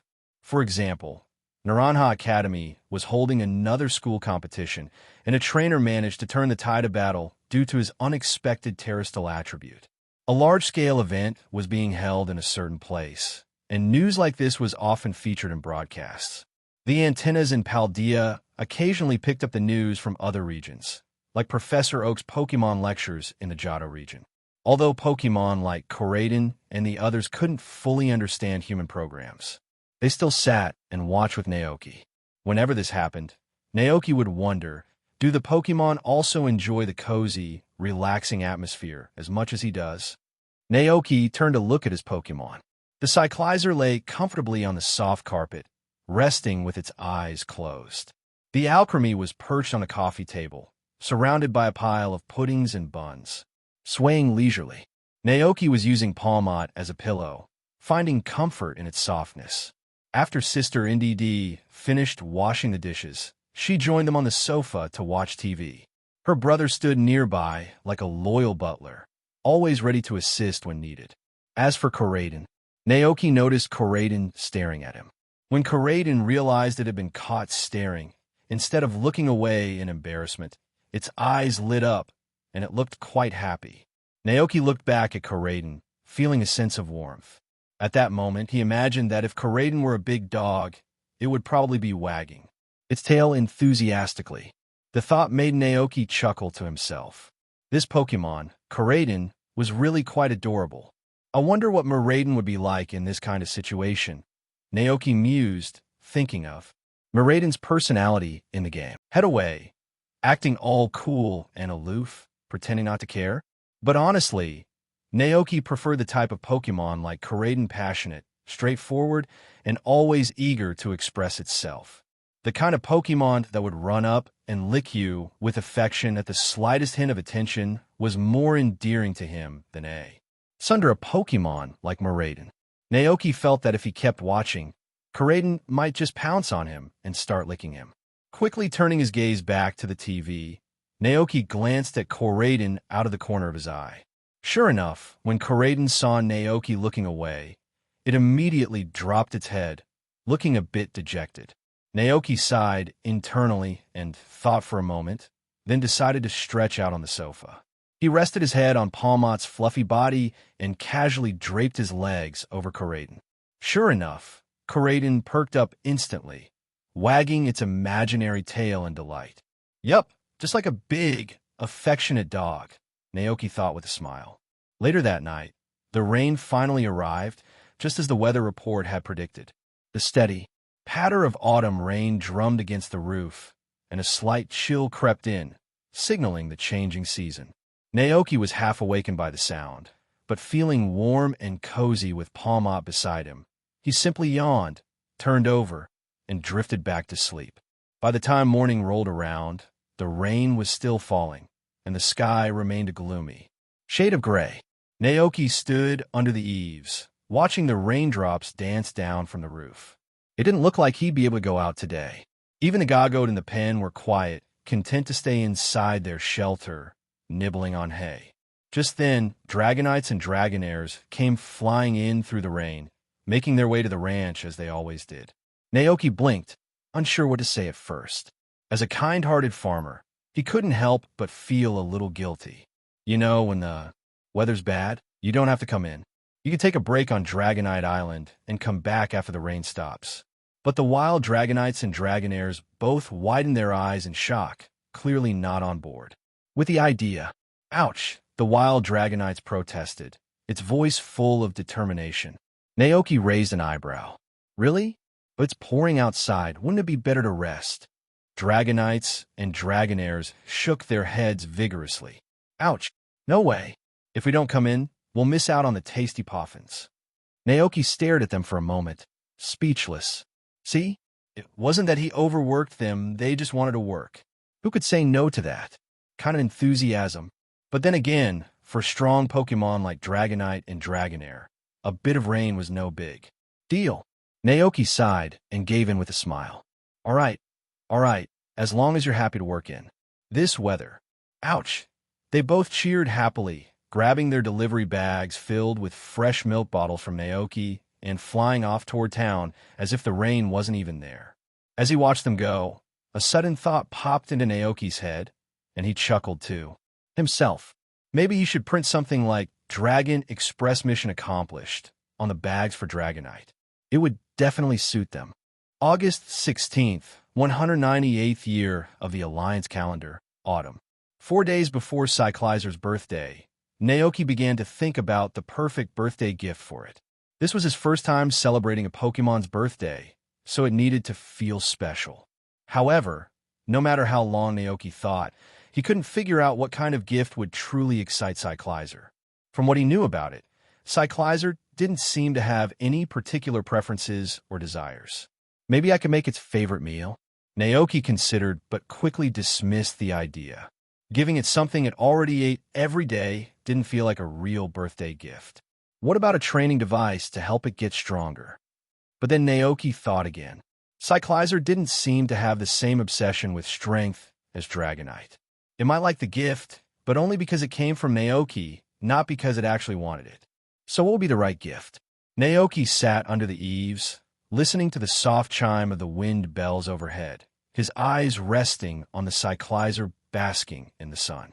Koraidon lay lazily nearby, taking a nap. Noticing Naoki had been silent for a while, Koraidon opened one eye and followed his gaze. It landed on the scene of a teary-eyed Cyclizer, holding its tail. Nearby, a Knacklestack Pokémon stood apologetically, shaking its head in a panic, clearly trying to say, I didn't mean it. Alchemy, who had been sitting atop the Knacklestack like it was driving a car, now looked down in confusion. Aga! Koraidon muttered in confusion. Naoki sighed. Knacklestack accidentally stepped on the Cyclizer's tail. I'll go check on them. Standing up, Naoki headed over, and Koraidon shook itself off and followed. By the time they reached, Alchemy had already jumped down from the Knacklestack and was tending to the Cyclizer's injury. The commotion drew the attention of other Pokémon, and Glacian and Butterfree also came. Over. Stack. Knacklestack mumbled apologetically as Naoki approached. Don't worry, Naoki said, trying to calm it down. Let me take a look. He gently took hold of the Cyclizer's tail. The tip, normally slender, was swollen like a little balloon, its pale skin slightly reddened. Naoki could only imagine the pain. A Knacklestack weighed over 105 kilograms. Cyclizer's eyes welled up with tears from the pain. Naoki quickly examined the injury and turned to Brother NDD, who had just arrived. Please bring me the gauze and medicine from the cabinet in my bedroom. Aiya. NDD nodded calmly, glanced at the injury, and headed back to fetch the supplies. Naoki held the Cyclizer's tail, ready to comfort it, but suddenly the weight in his hand lightened. For a moment, he was confused, then looked down to see the tip of the Cyclizer's tail lying quietly in his hand. Naoki was frozen. Nearby, Alchemy, Butterfree, and the other Pokémon gasped in horror, their exaggerated cries filling the air. Marie, bye, Stack. Knacklestack, absolutely terrified, stood paralyzed in fear. It hadn't meant for this to happen, but when Naoki looked back up at the Cyclizer, it was already looking much better, as if the worst of the pain had passed. Tentatively, Naoki asked, How do you feel now? Cyclizer looked a little embarrassed, seeing everyone so concerned for it. Cyclizer shook its head, looking at the missing section of its tail in confusion. After its tail broke, it suddenly didn't hurt as much anymore. Naoki's eyebrows raised. Could it be that the pain triggered Cyclizer's potential and it realized the move Shed Tail? Shed Tail is a move that sacrifices a bit of health to create a substitute, allowing the Pokémon to switch out with a partner. In the games, this is a move that only Pokémon like Cyclizer and Orthworm can learn. Naoki carefully examined the cross-section of Cyclizer's tail and noticed that it wasn't as bloody as he'd expected. Is this a new move? He asked. Instinctively, Cyclizer knew this was a move called Shed Tail. It nodded, a little embarrassed. Gaheo, it mumbled, realizing that it couldn't use the move again until its tail grew back. Naoki had a general idea of what had happened, and just then, Brother NDD jogged over with the medical supplies. Naoki took the bandages and healing spray, gently applied the spray to Cyclizer's broken tail, and wrapped it up neatly with a bow. "All done. You'll be good as new soon," Naoki said with a smile. Pokémon have remarkable healing abilities, and according to Naoki's knowledge, the tail would grow back within 3 days. After hearing this, the other Pokémon finally calmed down. Knacklestack hung its head apologetically. If it hadn't been so clumsy, Cyclizer wouldn't have been hurt. But the kind-hearted Cyclizer shook its head and smiled, reassuring Knacklestack that everything was okay. Harmony was restored among the Pokémon. Feeling a bit tired, Cyclizer found a cozy spot to nap. Despite the forgiveness, Knacklestack still seemed downhearted. It moved cautiously, making sure not to accidentally step on any other small Pokémon. Naoki and Koraidon returned to the eaves. Reflecting on Cyclizer's earlier response, Naoki couldn't help but smile and say, "Cyclizer really is a little angel." "Ah, Goddash," Koraidon agreed, having grown used to Naoki's frequent praise of Cyclizer. Naoki chuckled. "Why are you so happy when I praise Cyclizer? I remember you didn't like it much when we first got here." Koraidon had a sheepish look on its face. "Aga. Well, as long as you're getting along now," Naoki said, letting the matter drop. Given Koraidon's territorial nature, it was impressive enough that it didn't fight with Cyclizer anymore. Leaning back, Naoki asked thoughtfully, "By the way, has Cyclizer ever told you what it's interested in?" Koraidon tilted its head, unsure at first. "Plain, its birthday is coming up, and I want to get a nice gift, but I don't know what to pick." Koraidon perked up, recalling how, when it was still a Cyclizer itself, Naoki had once given it a special gift, a scarf and warm clothes. The clothes were like a snug little vest, with holes for its legs and a scarf to keep its neck warm. Cyclizer had loved the outfit, but after wearing it for so long, it had become torn and worn out. Naoki had tried to mend it a few times before retiring it to the closet. Without hesitation, Koraidon responded, "Aga." At that moment, a cool autumn breeze blew by, bringing with it a slight chill. An idea popped into Naoki's mind-warm clothes. Winter was approaching, and he remembered that some shops in town sold scarves and clothes for Pokémon. That's it. Naoki suddenly stood up, ready to head into town. Cyclizer's tail was injured, making it unsuitable for carrying Naoki to town. Besides, Naoki wanted to keep the gift a secret and surprise it when the time came. So, this time, he decided to ride a more low-key mount his trusty Gagote to town. Before leaving, Naoki reminded Koraidon, "Don't tell Cyclizer what I talked to you about today, okay?" Koraidon blinked, looking a little unsure at first, but then gave a nod of agreement. Satisfied, Naoki mounted the back of his Gagote and set off toward the town. It had been a while since Naoki visited, but the town was just as lively and bustling as ever. Following his memory, he made his way to the Pokémon beauty shop. Only here could he find some Pokémon outfits. Upon entering, he was greeted by a very fashionable Pokémon stylist dressed in colorful clothes. "Good afternoon, young man. Are you here to style this beautiful Gagote? Oh my goodness, its wool is so lush and soft.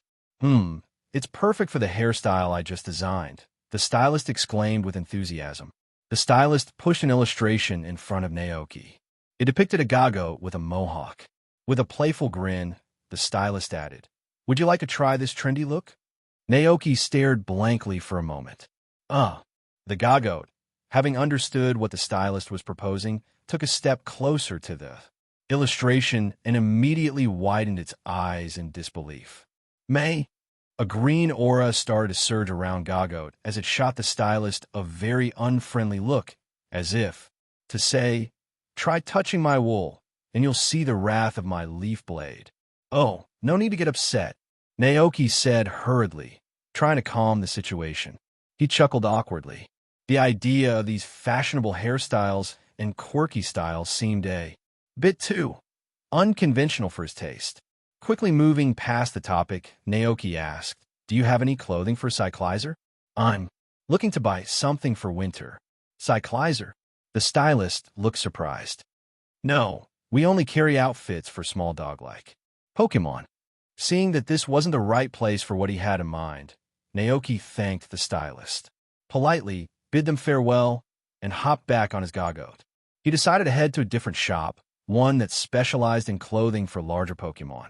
Naoki and his Gagote returned from the mall empty-handed yet again. Of course, the big mall only sells human clothes. Naoki muttered to himself, standing at the entrance, unsure where to look next. Just then, a young female clerk from the mall called out to him. Naoki turned around, slightly confused. The girl asked, "Are you looking to buy some warm clothes for your Cyclizer?"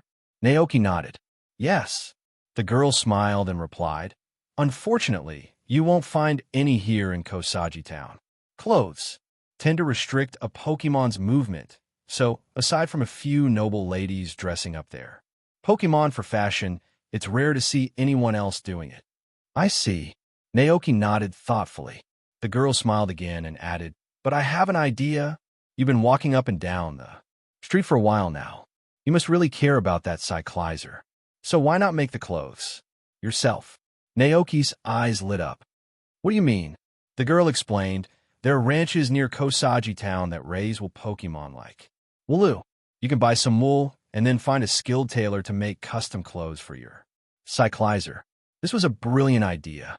Naoki thanked the girl, and, while there was still time in the day, he rode his Gagote over to the nearby Thunder Ranch to inquire about wool. The ranch owner, Ray, who was slightly older than Naoki, warmly welcomed him and agreed to show him around after learning the purpose of his visit. "Come on, I'll show you around," Ray said with a grin. Naoki followed, taking in the sight of the ranch. Thunder Ranch was located at the base of a hillside covered in lush grass, where a group of Wooloo and Double from the Galar region peacefully grazed. "It's a bit different from your ranch, huh?" Ray said with a chuckle. Naoki nodded. "Yeah, quite different." He noticed that Thunder Ranch didn't have much farmland, just a small pumpkin patch, and there weren't any Miltank-like Pokemon for dairy production. Ray proudly explained, "My ranch specializes in animal husbandry. We focus on raising wool, producing Pokemon like Wooloo. Their wool is top-notch for making clothes. In Galar, garments and carpets made from this wool are highly sought after. The wool from my herd is sold throughout the Padia region," he added with a hint of pride. Impressive. Naoki genuinely admired Ray's ranching skills. Compared to him, Ray was an expert rancher. Naoki had relied on his magical cooking skills and the help of his Pokemon to get his ranch going, but Ray had managed everything himself. "Aha, thanks," Ray said a bit bashfully. "So, you're here for wool, right?" Naoki nodded. "That's right." Ray waved his hand, calling over a plump Wooloo with soft, fluffy wool and large, gentle eyes. "Perfect timing. It's a shearing season," Ray said, pulling out a special pair of shears. As Ray expertly shaved the wool, he explained, "Wooloo's wool grows continuously. Even if you shear it completely, it only takes about 3 months for it to grow back. If you don't shear them, these little guys can barely move because of how heavy their wool gets." In no time, Ray had produced a complete woolen fleece. Holding it up, he said, "Look at this. Isn't it amazing? The fleece is intact and super elastic. If you were to wear it, you wouldn't get hurt even if you fell off a cliff." To demonstrate, Ray patted the wool, and it bounced back with a soft boing sound. Naoki was wide-eyed in disbelief. It was so resilient. If I gave this to a werewolf-like Pokemon, it'd really be a wolf in sheep's clothing, Naoki thought, amused. "I'll round off the price for you. 2,000 poke dollars per kilogram. This fleece weighs 6 kilograms, so that'll be 12,000 poke dollars, Ray said as he weighed the wool. 12,000 poke dollars. Considering the quality, it was a reasonable price. Naoki thought it was a great deal and quickly paid for the wool. Excited, he hurried back home, eager to start the next step, finding a tailor to craft the perfect warm clothing for his Cyclizer. It was going to be a birthday gift like no other. Naoki wished he could sew clothes himself for Cyclizer, but unfortunately, Tailoring was not a skill he had mastered. With just a few days left until Cyclizer's birthday, he looked down at the large ball of wool in his arms, almost bigger than he was, and felt a bit troubled. After a moment of thought, he decided to store the wool back at the ranch before returning to town to find someone who could help make the clothes. The Gagoat he was riding wasn't as fast as Karaden, but it was certainly more stable. By 3 in the afternoon, Naoki returned to the ranch. He hopped off Gagoat, which made its way back to the pen on its own. The ranch was just as lively as when he had left. Dragonairs playing in the grass, Combi and Butterfree fluttered amongst the flowers, while Palmot snoozed on the roof of the chicken coop. Seeing this, Naoki smiled softly. He patted Karaden's head as it ran over to greet him, and then glanced at Cyclizer, still curled up and sleeping not far away. This was typical Pokémon behavior. Whenever they were injured, they would sleep or rest, allowing their bodies to recover naturally. Karaden opened its mouth, as if to say something, but Naoki quickly made a shoo sound. Karaden closed its mouth immediately, its eyes looking a bit disappointed. "Let's head inside first," Naoki whispered, leading Karaden back to the house. He placed the wool on the sofa and turned to Karaden. "Are you afraid of the cold?" Karaden nodded eagerly. "Aga." Naoki raised his eyebrows, surprised. He had never noticed Karaden showing signs of being cold before. According to everything they knew, a powerful dragon type like Karaden, with its thick scales and resilient body, shouldn't be affected by the cold. Perhaps it was just part of the nature of dragon-type Pokémon, Naoki thought. After all, they were notoriously weak to ice-type moves, and those natural weaknesses ran deep. "All right then, I'll make sure to have a warm winter outfit made for you from this wool," Naoki said, smiling. He didn't want only Cyclizer to have a cozy outfit. It had to be fair to all his Pokémon. Like raising children, it wasn't good to show favoritism. Karaden's eyes lit up with joy. "Aga dash," it cheered. Naoki chuckled, giving Karaden's head a gentle pat. Karaden had the temperament of a big, affectionate dog, and it always warmed Naoki's heart. The trip to town had taken nearly 2 hours, and Naoki realized he was feeling a bit thirsty. He decided to pour himself a glass of water. But just as he was about to take a sip, there was a knock at the door. "Is anyone home?" a familiar voice called. Naoki's eyes lit up with recognition. He hurried to the door, and just as he had expected, it was Mrs. Dantes from town standing there with a package in her hands. Under the soft autumn sun, Mrs. Dantes, with her white hair and kind smile, greeted him warmly. "Good afternoon, Naoki. I made some pumpkin cookies, but I accidentally made too many, right, and I can't finish them, so I thought I'd bring some over for you." Naoki smiled at the sight of the bag of cookies, unable to refuse her kind gesture. "Come on in and have a seat," he said, welcoming her inside. As they settled in the living room, Brother NDD quietly brought over a fragrant cup of black tea for Mrs. Dantes to enjoy. Mrs. Dantes looked around the house, noticing how lively and warm it felt. Though not extravagant, the house was filled with the vibrant energy of life and Pokémon. "This place is wonderful. It's even more prosperous than when your grandfather ran the ranch," she said happily. "Really? Was the ranch in rough shape back then?" Naoki asked. He only had vague memories of those days. Mrs. Dantes nodded as she reminisced. "Oh yes, things are much different. There weren't any big houses here, just a few run-down wooden shacks. Your grandfather worked tirelessly, never giving up. He put everything he had into running the ranch. There used to be so many ranches here," Mrs. Dantes reminisced. "Your grandfather's ranch always won first place in the crop evaluation competition every year. It must have been so lively back then," Naoki said, trying to imagine the scene. "Oh yes." Mrs. Dante's eyes sparkled with nostalgia. Kosagi Town was a famous agricultural hub in all of the Paldea region, but her expression grew somber. "It's a shame there are fewer and fewer people farming now. Young folks either head to the big cities to pursue careers or become Pokémon trainers. Times are changing," Naoki said with a sigh. He thought about how, in another 10 years, the world would probably look completely different. From the era when travel was slow and letters were far away, to a time when the internet connects the whole world. Mrs. Dantes chuckled softly, though her voice carried a touch of melancholy. We're getting old. If your grandfather could see how responsible you've become, he'd be very proud.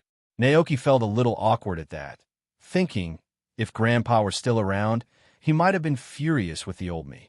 Mrs. Dantes stood up, preparing to leave. It's getting late. I should head home, she said kindly. But just as she turned, her eyes landed on the large ball of wool sitting in the corner of the room. Goodness, what's this? Have you started raising wooloo on your ranch? She asked, her face full of surprise. Oh, right. Naoki had almost forgotten about the wool, and Mrs. Dante's question jogged his memory.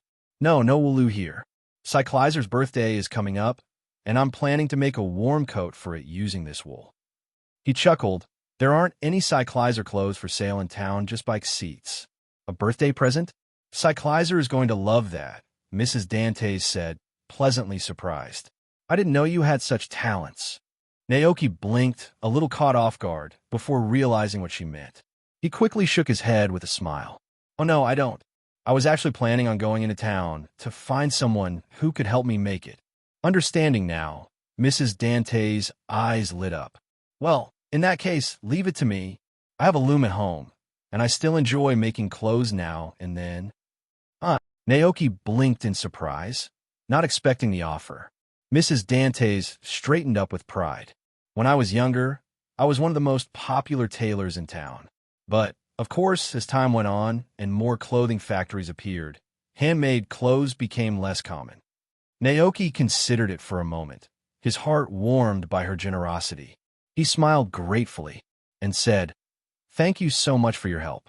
Don't worry, this is what I'm best at, Mrs. Dantes said enthusiastically. The wool was far too bulky for her to carry alone, so Naoki asked Dragonite to help. Dragonite, being his usual cheerful self, was more than happy to assist. He gleefully took the wool from Naoki and followed Mrs. Dantes back to the town, clearly excited to be part of the mission. By 5 o'clock in the evening, Zack arrived right on time to collect the ranch's goods. After loading up the buckets of moo milk into his truck, he wiped the sweat from his brow and asked, Thanksgiving is next month. Have you started prepping your pumpkin cookies yet? Pumpkin cookies? Naoki was puzzled. He knew about Thanksgiving thanks to Zack explaining it before. The festival, celebrated on the last day of autumn, involved people gathering to give thanks to the king of bountiful harvests. But pumpkin cookies? Seeing Naoki's confusion, Zack raised an eyebrow in surprise. You really don't know? Naoki shrugged. What do you mean? Zack thought for a moment and muttered. Right, you left Kosagi Town when you were still pretty young. Guess it makes sense you wouldn't know about this. Let me explain it, Zack said, his face lighting up. It's an old tradition here in town. On the last day of autumn, to celebrate the harvest, the townsfolk exchange small cookies made from their crops with each other. At night, the kids and their Pokémon go from door to door, trading cookies with the people who live there. Now Naoki understood why Thanksgiving was so important in Kosagi Town. Everyone honored the king of bountiful harvests on that day. Got it, Naoki nodded. I'll whip some up later. He remembered the pumpkin cookies Mrs. Dantes had given him earlier. Dragonite had already polished them off. That's the spirit. Zack laughed. Just want to give you a heads up so you're not caught off guard when the kids show up asking for cookies. Wouldn't want you unprepared. Naoki grinned and asked, So, can I just take the cookies from one kid and give them to the next one that shows up? Zack looked stunned. That's never really been done before. Naoki chuckled. Just kidding. I'm not planning on doing that. Zack let out a sigh of relief. He knew Naoki wasn't the type to pull something like that. After loading up the goods, Zack drove off, leaving the ranch behind. With the evening settling in, Naoki wandered over to the pumpkin patch and picked a large, golden pumpkin. Sister, NDD, had already started preparing dinner back at the house. Naoki gave the pumpkin a good wash and carried it over to the little cream workshop he had set up for alchemy. Though called a workshop, it was really just a cozy space for making cakes, snacks, and desserts. Alchemy spotted Naoki and immediately rushed over, noticing he was about to make some delicious desserts. But its tiny body and small steps made it hard to keep up, so it could only call out to Naoki. Marie, it cried. Naoki stopped and watched as a small, determined Alchemy dashed across the sofa toward him. He bent down, and Alchemy hopped onto the big pumpkin he was carrying. Marie, it wanted to help make desserts too. Seeing Alchemy's eager expression, Naoki smiled. You and Knucklestack have been running around all day. Aren't you tired? Marie, Alchemy shook its head, swaying its little body happily. A faint, sweet scent wafted through the air around it. But you know, Naoki said thoughtfully, other Alchemy tend to be pretty shy. They hide when they see anyone but their trainer.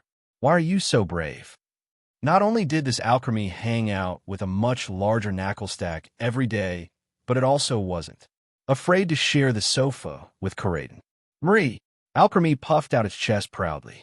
It was a brave Alchemy. Do you know what happens to brave Pokémon? Naoki teased, raising an eyebrow. Marie, Alchemy's curiosity was piqued. Well, Naoki began, brave Pokémon like you have two paths.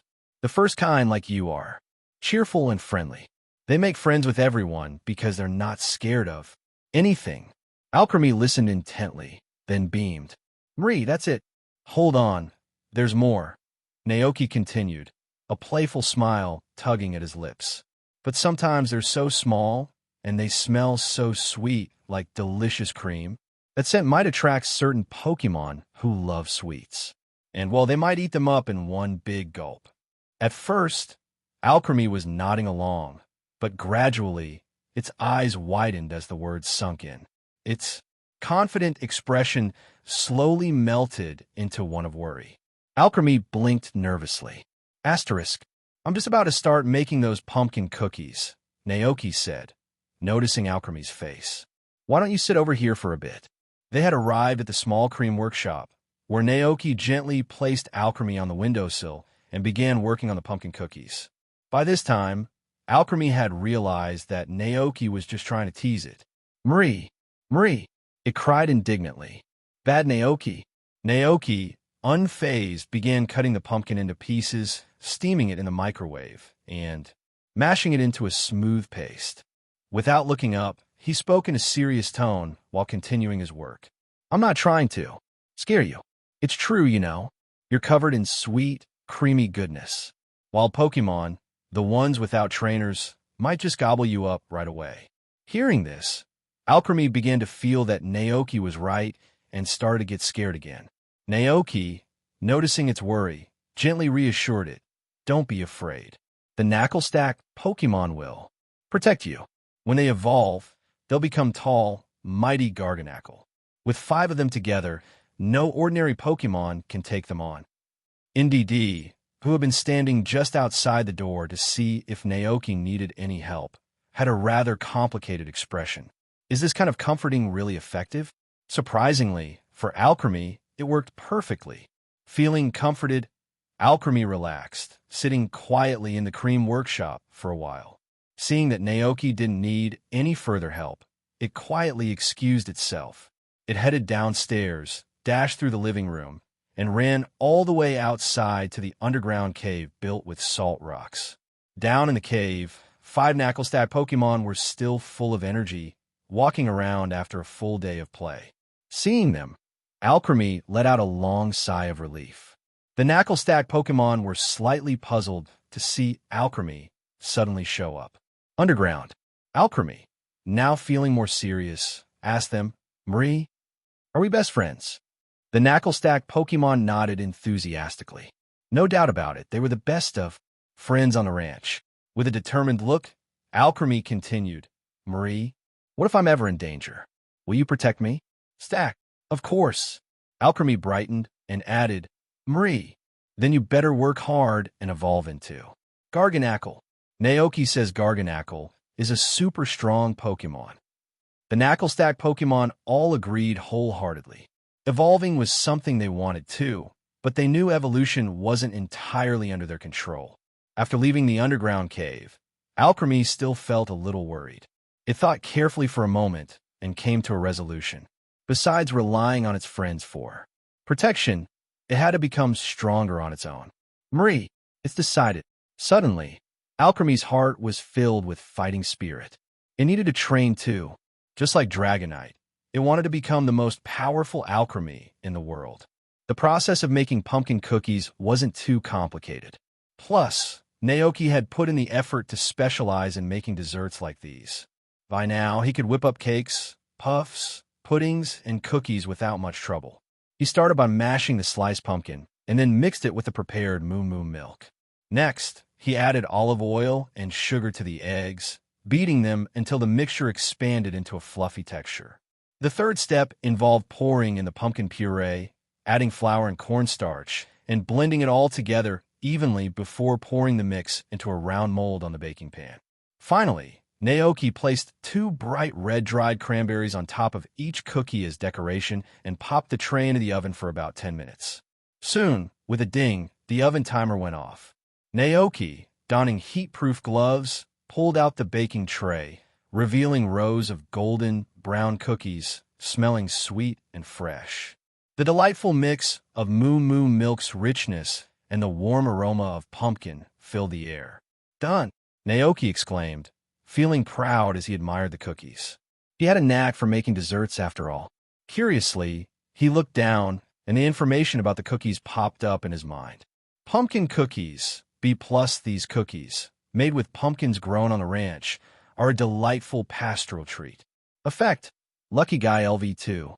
After consumption by Pokémon, the hit rate of moves that cause abnormal status conditions like sleep powder, hypnosis, and freeze beam is moderately increased.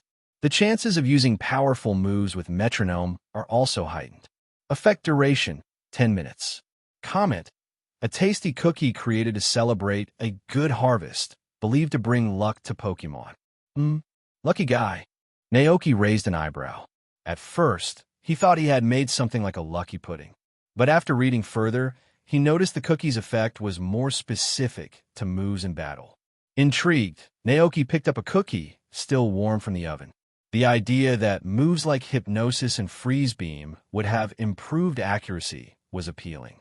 But what really caught his attention was the boost to metronome, a move known for its randomness. In the games, metronome could trigger any move, even powerful ones like Groudon's Precipice Blades, Kyogre's Origin Pulse, Palkia's Spatial Rend, and Dialga's Roar of Time. To pull off such powerful moves, a Pokémon only needed one thing: good luck. Naoki couldn't help but think of Misty's Togepi from the anime, who frequently used metronome with unpredictable results. He chuckled at the thought of Togepi suddenly using Arceus's judgment in the middle of a battle. Just imagining the scene made him grin with excitement. These pumpkin cookies were certainly interesting, but, unfortunately, the effect would be of little use for the Pokémon on his ranch right now. And with the effect lasting only 10 minutes, it was more suited for battle situations than everyday use. Still, something was better than nothing. Naoki carefully placed the freshly baked cookies on a plate and headed downstairs. Not many of his Pokémon had a sweet tooth. Aside from Alchemy, only NDD seemed to enjoy sugary treats. The other Pokémon didn't mind sweets, but weren't particularly interested in them either. Naoki had originally planned to let Alchemy taste the cookies, but as he looked around, he couldn't find her in the living room. Curious, he turned to his brother, NDD, who was closest. "Where's Alchemy?" "AI," NDD responded, pointing outside. Naoki was a little surprised. It was already dark, so why was Alchemy still outside at this hour? He left most of the cookies with NDD to share, and he set out for the ranch with the plate of cookies. After walking around the ranch for a bit, he finally found Alchemy under the guidance of Butterfree. She was talking to Dragonite with a face full of determination and enthusiasm. Intrigued, Naoki reached into his pocket for a packet of translation seeds, a handy tool to understand Pokémon speech. Popping one into his mouth, he listened closely. In a baby-like voice, Alchemy declared, "Mri, Dragonite, please teach me how to become stronger." Dragonite looked down at the tiny Alchemy in front of it, feeling a bit embarrassed. "Oh, my method might not work for you, because you don't have wings and can't fly." Alchemy tilted its head, confused. "Mri, what does being strong have to do with flying?" Dragonite's eyes lit up as it explained, "Oh, because if you can fly, you can deliver goods. Naoki says delivering goods is a form of training, and it helps Pokémon grow stronger. My current strength is all thanks to delivering packages. Hearing this, Alchemy glanced sadly at its own body. It didn't have wings like Dragonite, and that meant no delivering goods for it.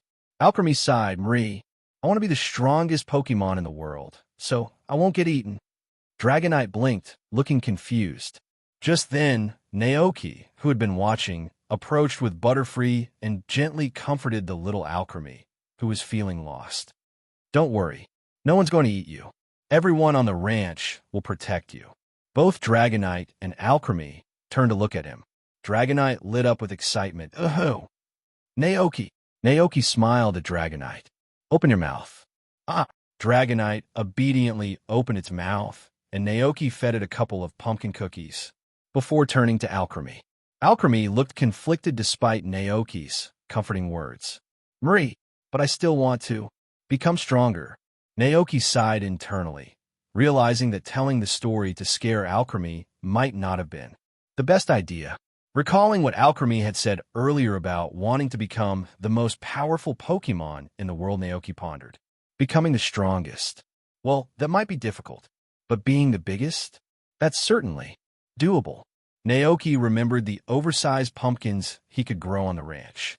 With a little help, Alchemy could grow bigger, maybe even Gigantamax. But for that, they need to take a trip to the Galar region. Smiling at the thought, Naoki handed Alchemy a cookie. Okay, I'll help you figure something out later. But for now, how about some snacks? Want to try the pumpkin cookies I just baked? Alchemy happily started munching on the pumpkin cookie. Watching Alchemy enjoy the treat, a new idea suddenly popped into Naoki's head. Alchemy could learn metronome. While directly turning Alchemy into the world's most powerful Pokémon would take time, there were clever ways to approach the problem. For instance, Alchemy could eat some lucky pudding first, and when the good luck kicked in, follow it up with the pumpkin cookie. A double dose of good fortune might just give Alchemy the edge to perform some truly incredible moves. But there was one little snag: Alchemy didn't know how to use metronome yet, and on the entire ranch, only Sister and DD had mastered the move. After thinking it over, Naoki smiled at Alchemy and said, I've got an idea on how you can become stronger. Alchemy's eyes sparkled with hope as it eagerly asked, Marie, what's the idea? Was he going to teach you to fly? Naoki chuckled and pointed at the pumpkin cookie in front of them. It's called metronome. While it won't make you stronger directly, it'll let you borrow the power of other Oakman, letting you pull off some seriously strong moves. Marie, Alchemy was a little confused. Naoki thought for a moment and gave an example. You know Koraidon, right? Its most powerful move is to jump high into the sky and then strike the opponent with full force. If you master metronome and eat this cookie, you'll have a chance to borrow Koraidon's power and use that powerful move to defeat anyone who tries to mess with you. Oh my! Alchemy's eyes sparkled with wonder. Could it really use such a powerful move? Naoki chuckled and continued. It's not just Koraidon. Metronome can let you use many powerful moves from other Pokémon. Alchemy was amazed. It definitely wanted to learn this move. But how would it even begin? Alchemy looked a little lost. Seeing its confusion, Naoki smiled warmly and said, That's where we'll need the help of NDD. For now, though, it was dinner time. After they ate and filled their bellies, they went off to find NDD. Naoki approached Sister NDD with anticipation. You know how to use metronome, right? Sister NDD nodded happily but looked a little confused. What was going on? Naoki explained. I'd like you to teach this move to Alchemy. The pumpkin cookies you ate earlier enhanced the effects of metronome. Understanding immediately, NDD down at Alchemy, who was staring up with eager eyes, and she smiled. So, Naoki led the group of Pokémon to an open field. Turning to his sister, Naoki said, These pumpkin cookies will work on you too. While there, in effect, you might be able to pull off some incredibly rare moves. Sister NDD nodded. She already understood the effect of the cookies. Seeing that she was ready, Naoki stood back, watching as NDD prepared to demonstrate. Metronome. Watch closely. I'm about to show you. Sister NDD said to Alchemy. Alchemy nodded eagerly. Marie. Then, NDD gently waved her finger. Instantly, her hands began to glow with a soft, milky, white light. A magical energy radiated from her body. All the light gathered at a single point, and when the energy reached its peak, it transformed into a dazzling beam of light, blasting forward with incredible power.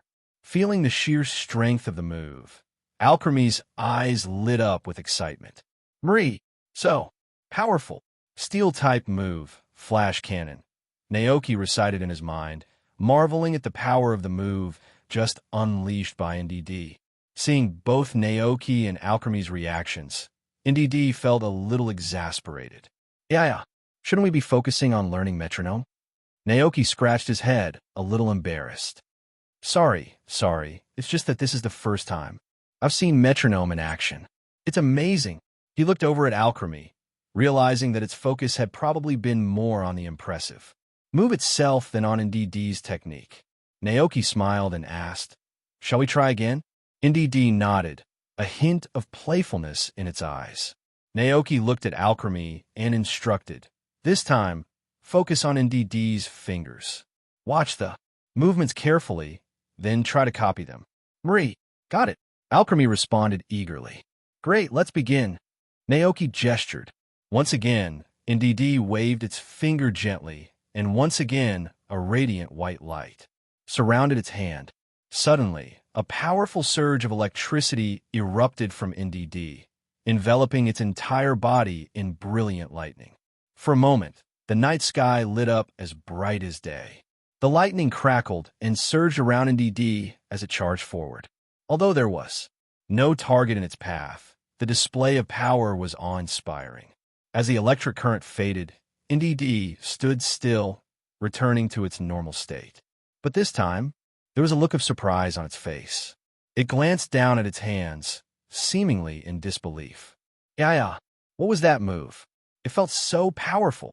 NDD looked up at Naoki with a questioning expression. Naoki's excitement grew. If I'm not mistaken, that was Bolt Strike. Yeah, really? Naoki grinned. Yep, that's not just any move, it's the signature move of Zekrom, the legendary Pokémon. You're pretty lucky. It seemed the pumpkin cookies were working wonders. Naoki turned his attention back to Alchemy and asked, "Did you watch NDD's movements closely?" Alchemy nodded, its ruby-like eyes shining with determination. Marie, I did. Naoki smiled. Give it a try then. Alchemy focused on its small cream-covered hands, mimicking NDD's movements as it waved its fingers. It tried once, twice, but no glowing light appeared. Seeing Alchemy's frustration, NDD stepped forward, offering another demonstration. This time, NDD waved its fingers again, but instead of a legendary move, it summoned a more common attack, Swift. Here's a simpler move, NDD said, sharing its experience with the metronome technique. Alchemy listened carefully, soaking in the advice, and continued to practice under NDD's guidance. The first few attempts were failures. The second set, more failures. But Alchemy remained determined, and as the sky grew darker and evening fell, the Pokémon who frequented Naoki's Pokémon Tavern began arriving at the ranch. Instead of heading to the tavern right away, they gathered to watch the adorable Alchemy practicing metronome. Despite the growing audience, Alchemy stayed focused. It waved its fingers again and again, undeterred by the previous failed attempts. Finally, on the 57th attempt, a brilliant white light surrounded Alchemy's small hands, shining brightly in the darkness. Marie, I did it. Every Pokémon present fixed their gaze on Alchemy, eagerly watching what would happen. Next, the strong white light condensed into a ball of energy, radiating an incredible amount of power. The ball trembled slightly, as if the immense energy inside was too much for it to contain. Naoki felt his heart race with excitement. What move was it going to be? The answer quickly revealed itself. Alchemy threw the glowing orb high into the sky, and with a dramatic explosion, it burst like fireworks, scattering radiant light across the dark night. The lights scattered like shooting stars, burning bright with red trails as they plummeted down at high speed. And then boom, it landed with a deafening crash, like a meteor shower hitting the ground. Naoki's eyes widened, and he whispered in awe, "Judgment." Sanction the Judgment. That was Arceus's signature move, Judgment attack. Naoki took a sharp breath, stunned by the sheer power. Alchemy had somehow managed to use Arceus's signature move through pure luck. Not only Naoki, but the Pokémon watching nearby were equally shocked. They looked up at the night sky, where the streaks of red-tailed light passed overhead, reflected in their wide eyes. After the attack, the ranch was left with more than a dozen deep craters, though fortunately, the damage was limited to an open area without affecting the rest of the ranch. The watching Pokémon stood frozen, their jaws practically dropping. How could this seemingly delicate Alchemy have unleashed such a terrifying move? Even Alchemy herself didn't have an answer. She stood there, wide-eyed, staring at her own tiny hands in disbelief. Was that incredible power really hers? Naoki broke the silence, asking, "Want to try again?" Alchemy blinked, then nodded eagerly, waving her fingers once more to use metronome. This time, as the rich white light enveloped her, a thick beam of destructive energy shot forward, straight into one of the craters left from before. The grass evaporated in the intense light, turning to dust and leaving a barren path across the lawn. Naoki's mind raced as he recognized the move. Hyper Beam, he thought to himself. A general-type move with a power of 150. So strong, Naoki exclaimed, impressed by the strength of Alchemy's moves. Unfortunately, the effects of the pumpkin cookies are temporary. They only last for about 10 minutes. If only the effect was permanent.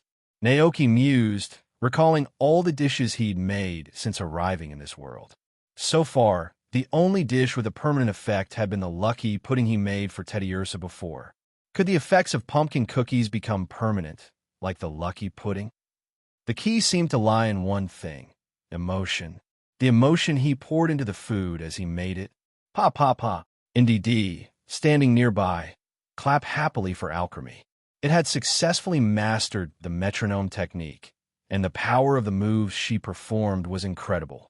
Alchemy's face flushed slightly at the praise from her gentle mentor, feeling both proud and a little bashful. Naoki chuckled and asked, "How does it feel? Are you happy now?" "Marie, yes." Alchemy nodded enthusiastically, her eyes sparkling. Naoki thought for a moment before adding, "Actually, rather than focusing on head-to-head battles, I think you're better suited for supporting other Pokémon in battle." Alchemy tilted her head in confusion. "Marie, support?" Naoki smiled and explained, "For example, when a Knackle stack evolves into Garganacl, you could ride on their shoulders during battle." He continued, "The Garganacl can be the main attacker, while you support it with moves like Decorate, Aromatic Mist, Aromatherapy, Helping Hand, and Baby Doll Eyes." He listed off the benefits of each move. Decorate will boost Garganacl's attack and special attack. Aromatic Mist will raise its special defense. Aromatherapy can heal any status conditions, and Helping Hand will increase the power of its attacks. As for Baby Doll Eyes, it will lower the opponent's attack. Naoki grinned, finishing with, "I like to call this combination the Gundam Tactics." Alchemy's eyes sparkled with excitement. "Marie, that sounds amazing." This was a whole new way of thinking, one she had never imagined before. Seeing this scene, Naoki knew that Alchemy was touched. "Okay, it's getting late. Time to go back and rest," Naoki said gently. "Marie." Alchemy returned to her usual innocent and lively self.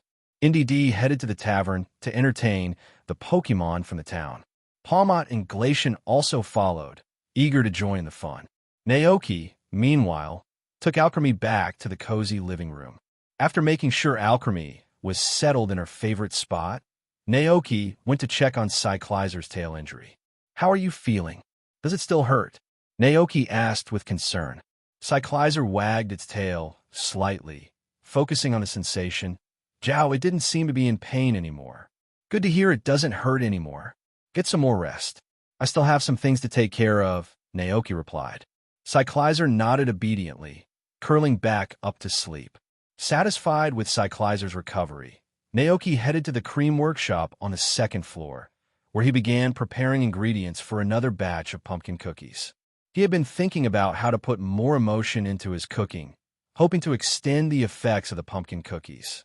But emotions, there's something you can't see or touch, a mysterious force that makes things feel special. Naoki closed his eyes for a moment, recalling all the moments he shared with Alchemy. The first time they met, when Alchemy and Smoliv looked at him curiously, unsure of what to think. The way Alchemy's cheerful personality blossomed over time as he grew comfortable around him. How she'd taken on the role of a big sister, helping to care for the 5 Knuckle-Stack Pokémon and playing with them. Their first time making a cream cake together. The summer evenings spent by the river, watching fireflies together. Their peaceful life together, from the vibrant spring days when everything was in bloom, to the calm autumn as the leaves turned golden. And Naoki imagined the future, the two of them growing older, sitting by the fireplace, reminiscing about these very moments. Alchemy curled up beside him as they looked back at all the beautiful memories they had shared. With a deep breath, Naoki opened his eyes, now filled with determination. It's time. Naoki opened his eyes and, with emotions flowing through him, began to make the second batch of pumpkin cookies. 30 minutes later, with a soft ding, the oven signaled that it was done. Naoki pulled out the baking tray and checked the information about this batch of pumpkin cookies. Pumpkin cookies, made from pumpkins grown on the farm. These cookies are infused with the maker's emotions, creating a warm, homey dessert. Cooking effect, lucky level 3. After being consumed by a Pokémon, the chance of inducing abnormal states from moves like Sleep Powder, Hypnosis, Stun Spore, and Ice Beam is significantly increased. When using the move Metronome, the odds of landing powerful moves are greatly enhanced. Effect duration, 1 hour. Comments. A delicious cookie made to celebrate a bountiful harvest, rumored to bring good fortune to Pokémon. Still not quite there, huh? Naoki muttered to himself, though he wasn't too disappointed. He had expected it. The emotions he tried so hard to summon still felt a bit forced. They didn't have the same effortless flow as when he had made something special for Baby Bear in the past. Perhaps he would achieve it when something truly meaningful happened, like if Alchemy were setting off on a journey or during another special occasion. Even so, this improved batch had a much stronger effect. The lucky level was upgraded from LV2 to LV3, enhancing the chance of inducing abnormal states from moderate to significant. The duration was also extended to a full hour. It was definitely useful. At the very least, Naoki thought, Alchemy could carry a small pouch of cookies and eat one whenever she needed to maximize the effect of Metronome. The next morning, after finishing breakfast, Naoki received a call from Mrs. Dantes. He answered the phone and heard her familiar, gentle voice. Naoki, I still don't know Cyclizer's exact measurements. Do you have a tape measure? If you could measure its height and waist circumference, and let me know the size of the tire-like structure on its chest, that would help a lot. Naoki suddenly remembered the code for Cyclizer. I completely forgot. I'll measure it right away and send you the details. Mrs. Dantes chuckled. No rush, dear. I'll be waiting at home. After hanging up, Naoki found the tape measure he had bought earlier, which was tucked away in the utility room on the second floor. He then went to find Cyclizer, who was lounging comfortably. With a confused look on its face, Cyclizer watched as Naoki began measuring its height, waist circumference, and the size of the tire-like air sac on its chest. Jow! Cyclizer tilted its head, unsure of what Naoki was doing. Naoki, I'm measuring your height to see if you've grown taller. Hearing this, Palmont ran over, eagerly waiting for Naoki to measure him too. All right, one at a time, line up, Naoki said with a smile. Palmont immediately stood behind Cyclizer, his little paws fidgeting with excitement. Corraden let out a creaking noise and stood behind Palmont, his massive frame towering over the others. Seeing this, Sister NDD happily joined the lineup, her eyes twinkling with excitement. She glanced at her brother, who stood nearby, hesitating. His face was conflicted, clearly wanting to join, but trying hard to maintain his image as the calm, mature butler. "Aiya," sighed Sister NDD, rolling her eyes playfully before grabbing her brother's arm and dragging him over. Naoki noticed and couldn't help but laugh out loud at the sight. Brother NDD immediately put on a stern expression, doing his best to look composed and adult-like, though his embarrassment was clear. While measuring Cyclizer's waist, Naoki chuckled and said, "Your brother's been like this since he was little. He had that exact same face when I first met both of you." The two siblings seemed to remember the moment. Back then, Naoki had visited, bringing them some delicious snacks. Sister NDD nodded, smiling at the memory. Brother NDD, meanwhile, blushed slightly, recalling how, after Naoki left, he'd been caught with his face full of crumbs from the snacks. Naoki found their personalities quite amusing. "Honestly, your brother is still pretty adorable. He may act all grown up, but he's still just a little NDD, not even a year old. Always trying to look so mature." Brother NDD's face turned even redder. Sister NDD couldn't help but laugh. But Naoki added warmly, "Even though I tease him, your brother is really reliable. Thanks to him, I could take it easy now.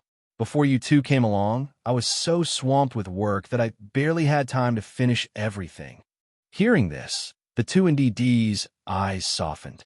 They both felt Naoki's genuine gratitude, and as they sensed his emotions through the small horns on their heads, a warm energy spread through their bodies. Feeling that gratitude, Sister NDD beamed with happiness. "Aiya." Brother NDD gave a slight nod, still maintaining his composed demeanor, though his eyes sparkled with appreciation. "Ai. All right," Naoki said cheerfully, having finished measuring Cyclizer. He patted its head and looked at the eager Palmot next in line. "Your turn now, Palmot." Palmot chirped, running up excitedly, standing tall and puffing out his little chest, ready for his turn to be measured. Naoki measured Palmot's height and smiled. "Well, it's 1.1 meters tall. That's one strong Palmot."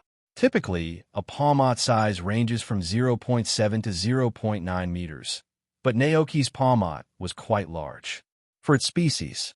"Palmot." Palmot cheered, feeling proud, and then stepped aside for the next Pokémon. Next up was Koraidon, who required Naoki to look up. Naoki climbed onto the sofa and measured Koraidon in its combat form. 2.6 meters. Incredible. You're the tallest Pokémon on the ranch." Koraidon puffed up with pride. Rayo. It also considered itself the most powerful Pokémon. Naoki chuckled, understanding the look in Koraidon's eyes. Yes, you're the strongest. Now, can you please move aside?" "Rayo." Koraidon was so excited that it licked Naoki with a big, sloppy tongue.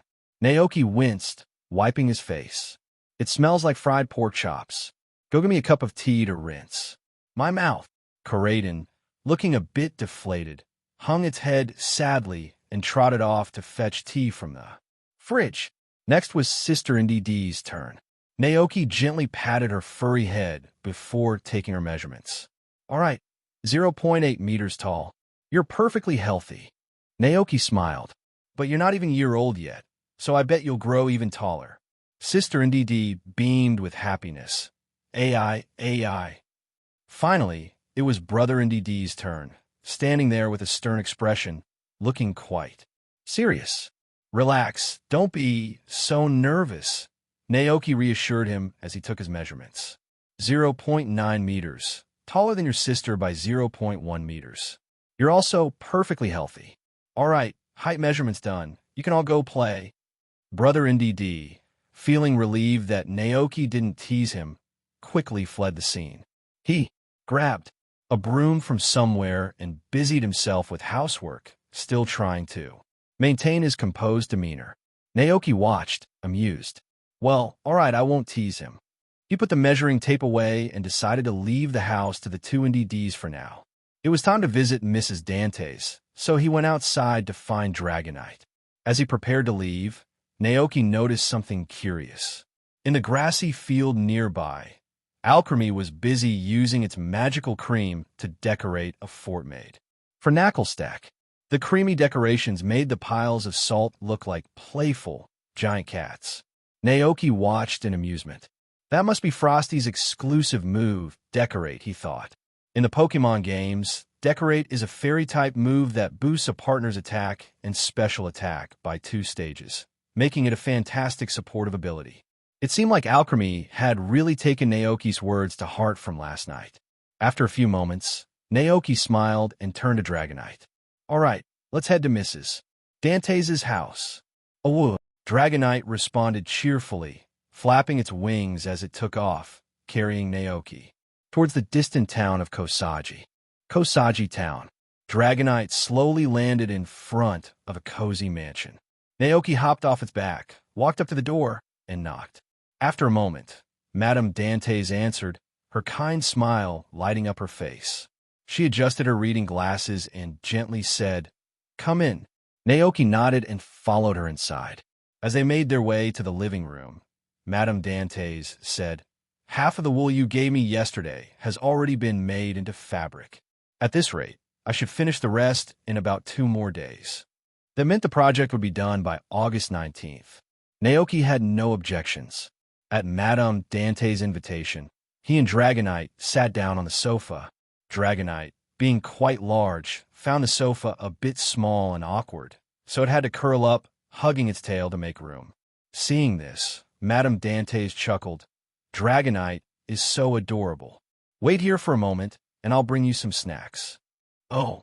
Dragonite looked perfectly content despite its cramped position, happy to be here. Naoki smiled politely. "Thank you, Madame Dantes." "It's nothing," she said with a warm smile, and headed to the kitchen. As Naoki waited, he began mentally calculating the costs of getting custom-made clothes for Pokémon like Cyclizer. Soon enough, Madame Dantes returned with a cup of tea for Naoki and a glass of berry juice for Dragonite. She set the steaming tea in front of Naoki. "Here you go, Naoki." Then she placed a glass of juice before Dragonite. "This one's for Dragonite, and here's some cookies I baked earlier. Help yourselves." "Oh." Dragonite happily started munching on the cookies with its claws, clearly making itself at home. Naoki couldn't help but ask, "Does Dragonite usually act like this when it's here?" Understanding his question, Madame Dantes chuckled. "Dragonite's very well behaved. Don't worry, I spoil it a little." Naoki smiled awkwardly. Madame Dantes lived in this small town with her husband, right? But Naoki had never heard much about their family.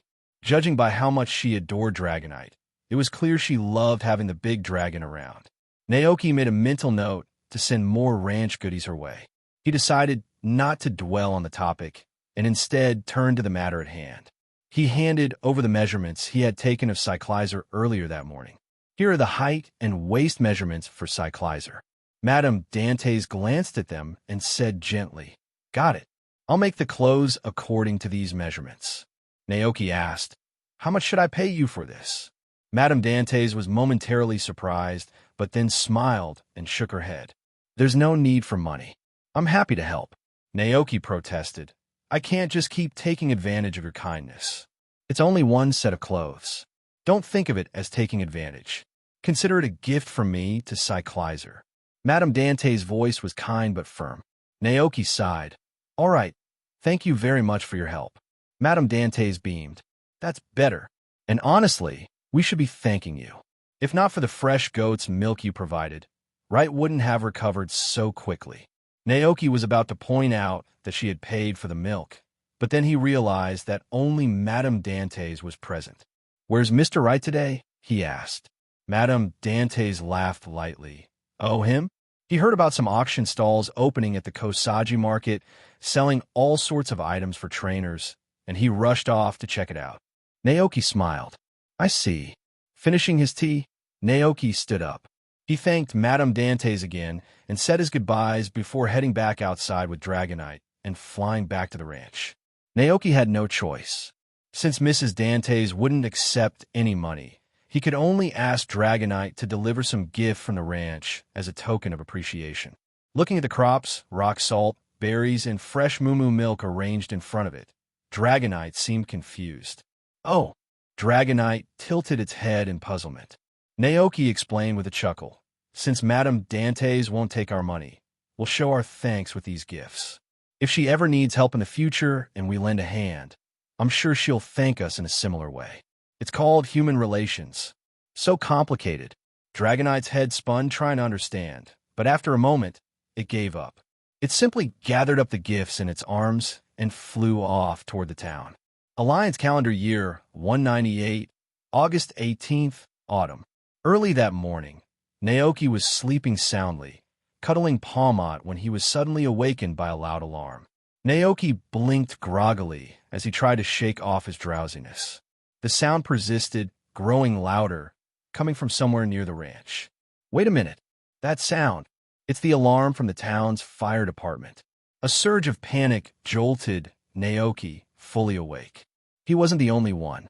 Koraden, who had been peacefully snoring on the bed, had also sensed something was wrong. It got up, walked to the window, and peered outside, a serious expression on its face. The night sky was bathed in a reddish glow. Naoki quickly rushed to the window and gasped. In the distance, flames blazed fiercely in the back mountain, lighting up the sky. Oh no! What Officer Jenny feared has finally happened. There was a fire in the back mountain. This time of year, with the autumn leaves falling, dead branches and dried leaves were scattered across the ground like kindling. A fire in these conditions could easily spiral out of control. "We need help." Naoki quickly threw on some clothes and rushed into the living room, where Koraden was already waiting, alert and ready. He glanced at Cyclizer and Alchemy, who had been startled. "Awake. You two, stay here and rest," Naoki instructed gently, before racing outside with Koraden and Palmot close behind. Just then, he saw Officer Jenny zooming by on her police motorcycle with her trusty Growlithe, headed toward the fire. Spotting the lights on in the ranch, Officer Jenny made a U-turn and pulled up beside Naoki. Her face was serious as she called out, "Naoki, the back hill is on fire. It's dangerous here. The fire could spread to the ranch. You need to evacuate now." Growlithe barked urgently beside her. "Arf, arf." But Naoki shook his head firmly. "I can't leave. This ranch is my home. It's where me and my Pokémon worked so hard. I have to protect it." "Where's Dragonite?" Naoki shouted, and soon Dragonite flew over from the grass. Dragonite, still groggy from being woken up, arrived at Naoki's side in a bit of daze. But when it saw the serious expression on Naoki's face, it quickly snapped to attention. "Do you see that?" Naoki pointed toward the back mountain, where flames were blazing into the sky.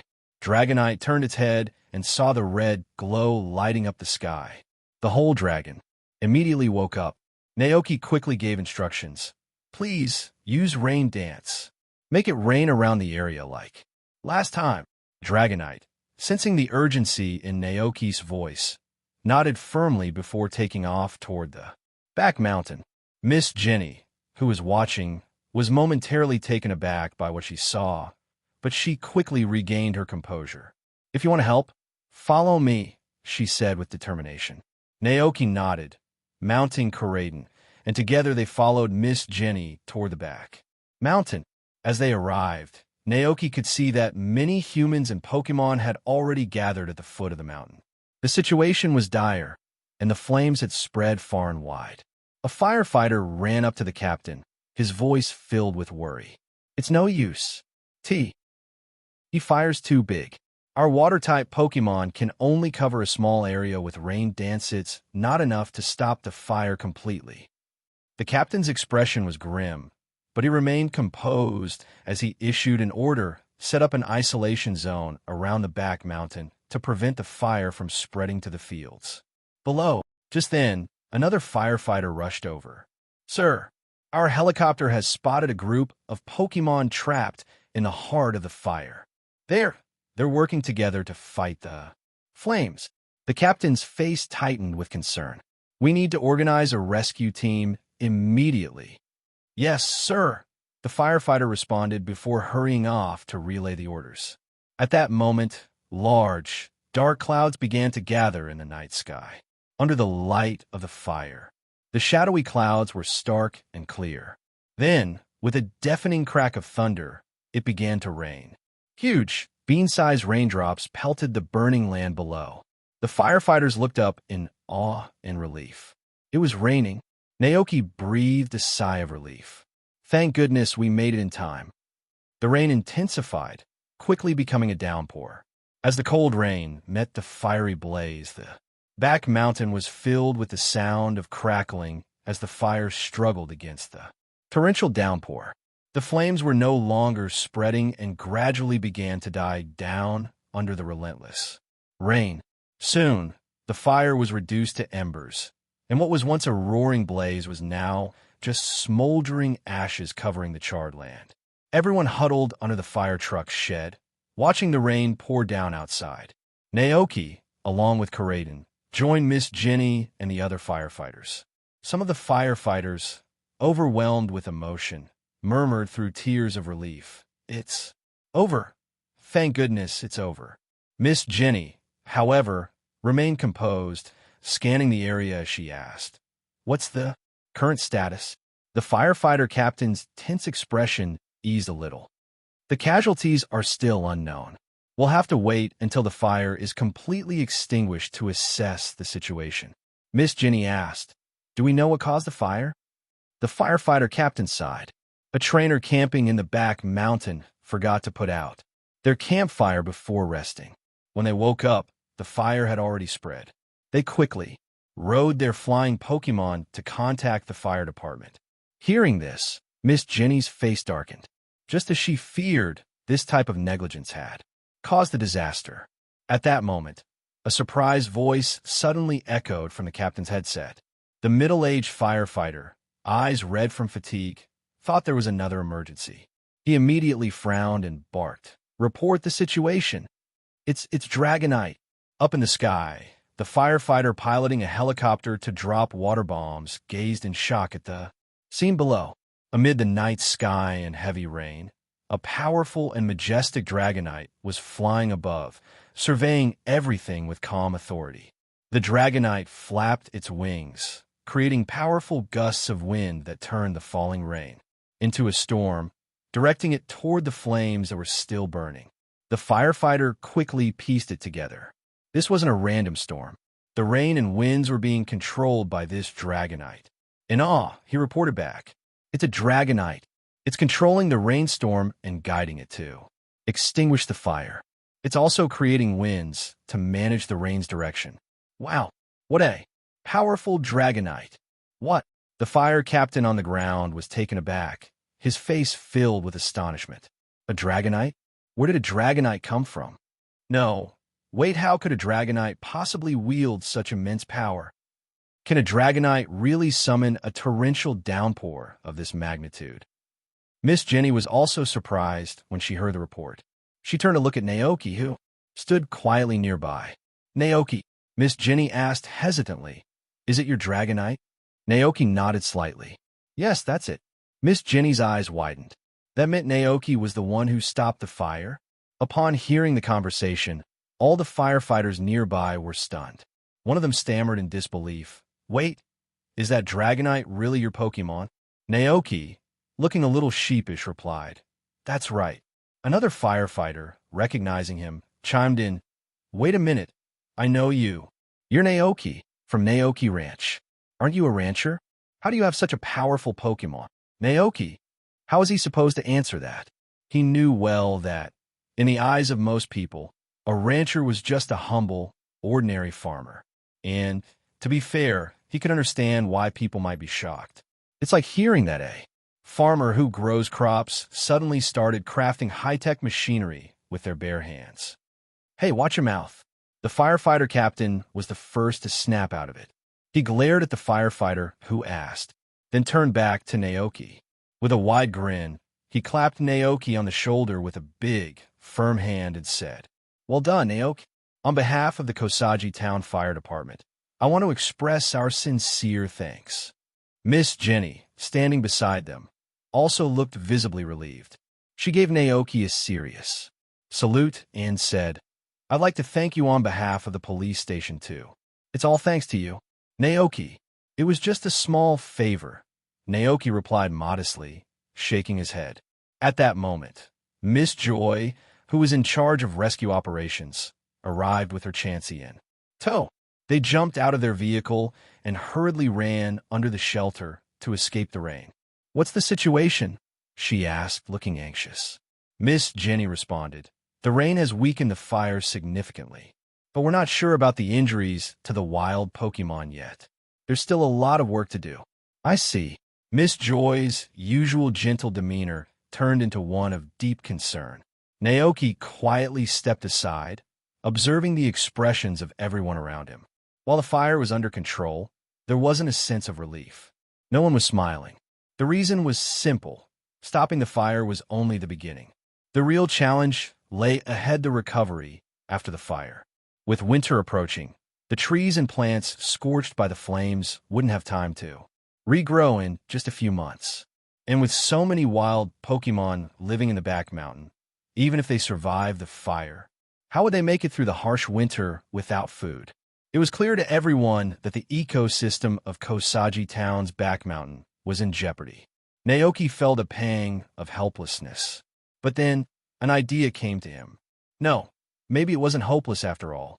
If he could invite the king of bountiful harvests, then the damaged ecosystem could be restored. Not only that, but the presence of the king could also inspire faith and hope in both the humans and Pokémon of the town. The land might thrive again, faster than anyone thought possible. Chapter 220, Rescue. Mr. Naoki, why are you here? At this moment, Nurse Joy noticed Naoki and his Pokémon, Koraidon, standing nearby. Nurse Joy recognized Naoki because his ranch was quite famous in this coastal town, and she had previously visited to check on his Gago's health. After a few visits, she got to know the gentle and kind-hearted young rancher quite well. Naoki explained, "The ranch is nearby, and I came to help." The tall, tough firefighter captain chimed in. It's all thanks to Naoki that the fire was brought under control so quickly.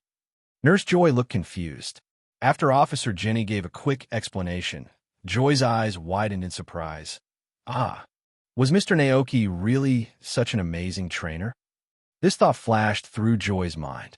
She was initially surprised, but then she remembered the powerful Gagote she had seen on Naoki's ranch, bursting with grass-type energy, and suddenly it didn't seem so far-fetched anymore. After a brief greeting, everyone's focus shifted back to the mountain, still shrouded in rain. Officer Jenny frowned, her serious expression making her look even more determined.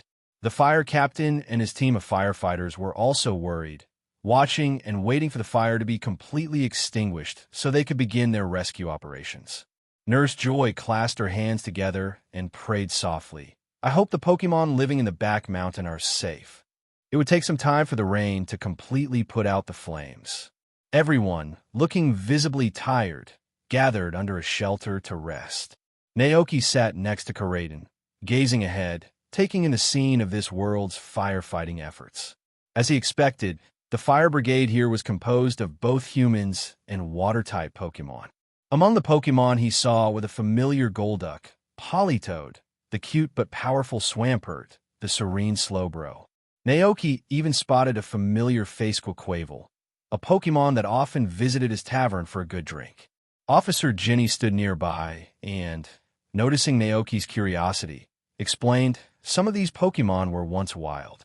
After being rescued by the fire department, they stayed behind to help. Naoki nodded, then turned the conversation to the next steps in the rescue efforts. "Once the rain stops, you're going in to rescue the wild Pokémon, right?"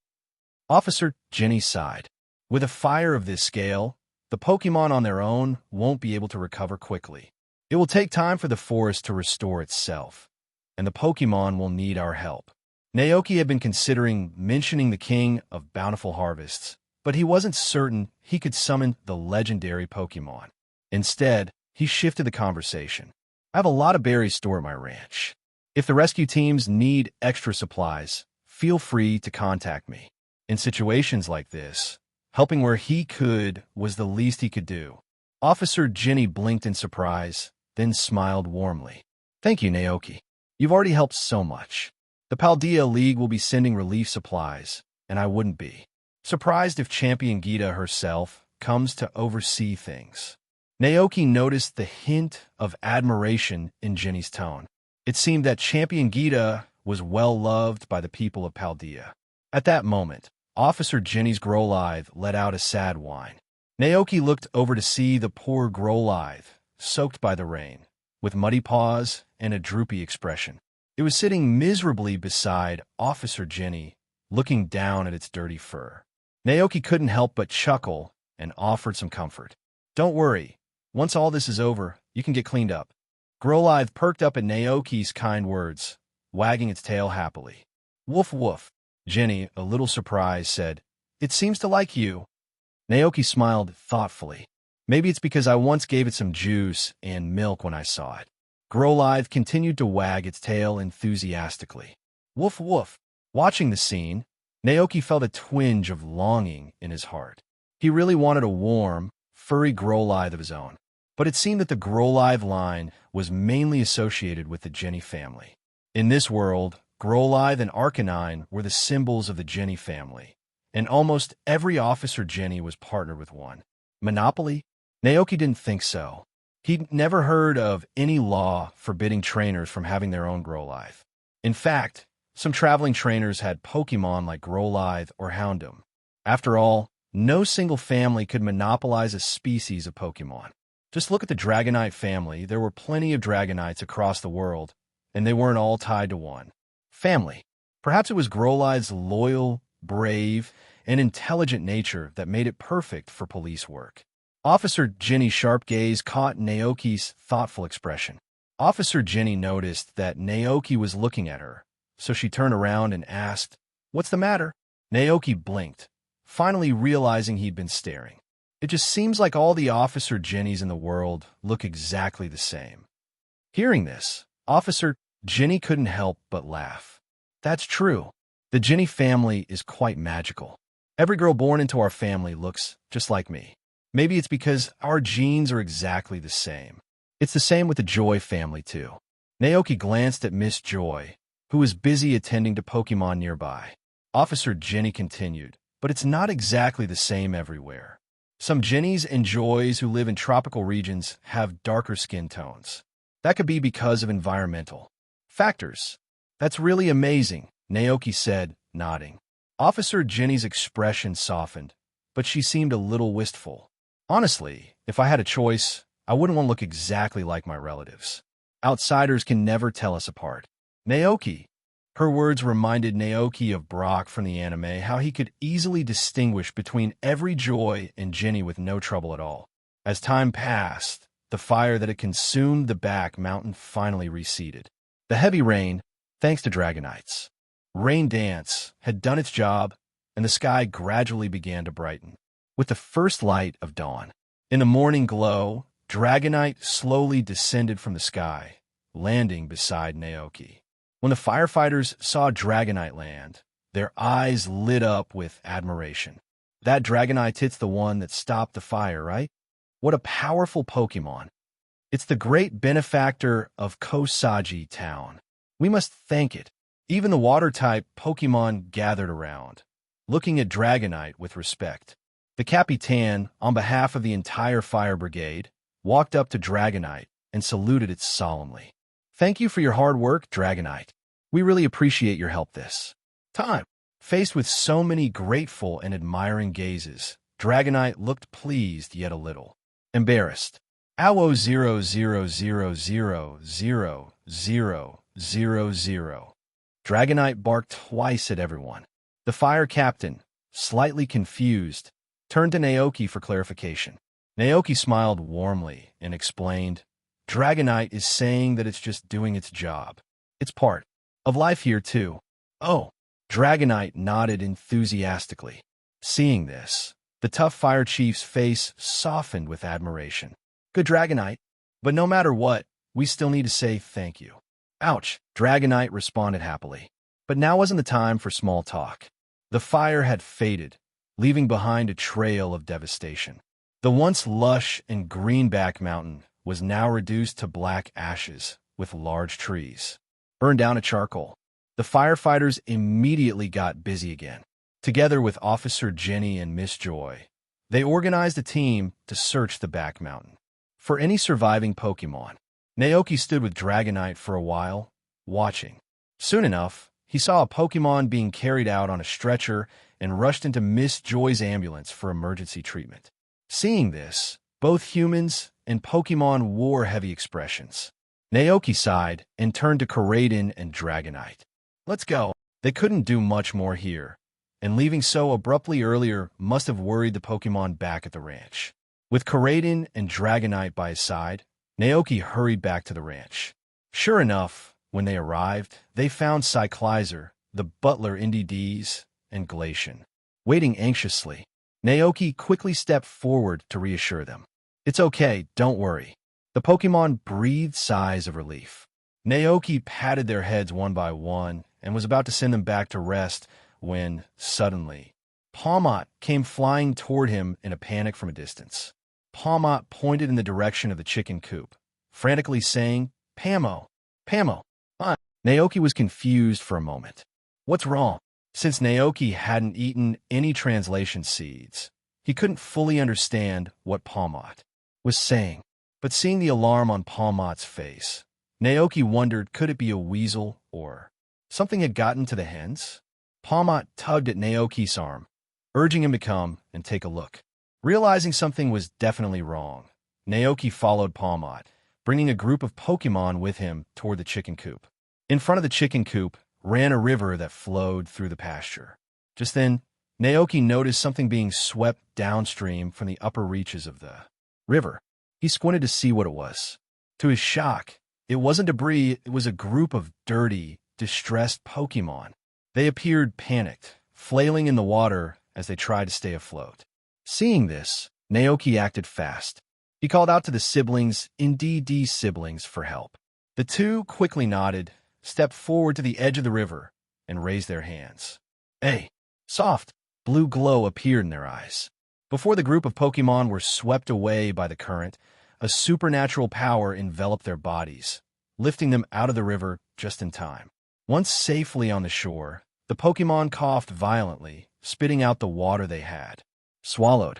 The younger Indeed gently patted the back of a chubby Minccino, trying to comfort it. Naoki stood nearby, scanning the group of Pokémon.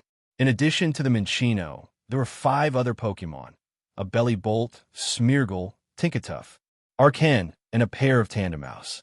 Each Pokémon looked exhausted, with burn marks covering their bodies, and their fur or skin smeared with ash and soot.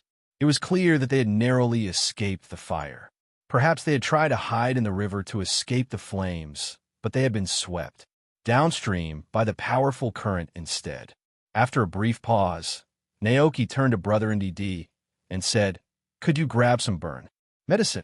Indeed replied calmly, nodding as he hurried back to the house. He returned shortly, carrying several bottles of burn treatment spray from the first aid kit. Naoki approached the cautious Smeargle first. Don't worry, I'm here to help. You're injured, and I want to heal you, he said softly, waving the bottle of burn medicine in front of it. Smeargle, sensing the sincerity in Naoki's voice, lowered its guard. Naoki gently sprayed the burn medicine across its body before moving over to the chubby Bellybolt. Unlike Smeargle, Bellybolt was still visibly shaken. Its body trembled slightly, and as Naoki neared, it curled up in fear. Suddenly, sparks of electricity crackled from the electric sacs on its belly, enveloping it in a shield of energy. Naoki crouched down and spoke soothingly. Bellybolt, don't be afraid. You're safe now. There's no danger here. However, Bellybolt remained tense, its body trembling as the electricity crackled even more fiercely. Seeing this, Naoki hesitated, unsure of how to approach the frightened Pokémon without getting shocked. At that moment, Palmot stepped forward, eager to help. It confidently patted its chest, flew over to Bellybolt, and discharged a gentle current from the electric sacs on its cheeks. When Palmot's electricity met Belly Bolt's, the air filled with a crackling sound. Naoki watched in surprise, but soon understood what was happening. This was how electric-type Pokémon often communicated through the exchange of electrical currents. It was their way of offering comfort and friendship. Sure enough, Belly Bolt's tense body began to relax under Palmot's calming influence. Its curled-up form stretched out, and it cautiously observed its surroundings with its wide, yellow eyes. Naoki smiled warmly at the now relaxed Pokémon. There we go, just relax. I'm going to treat your injuries now.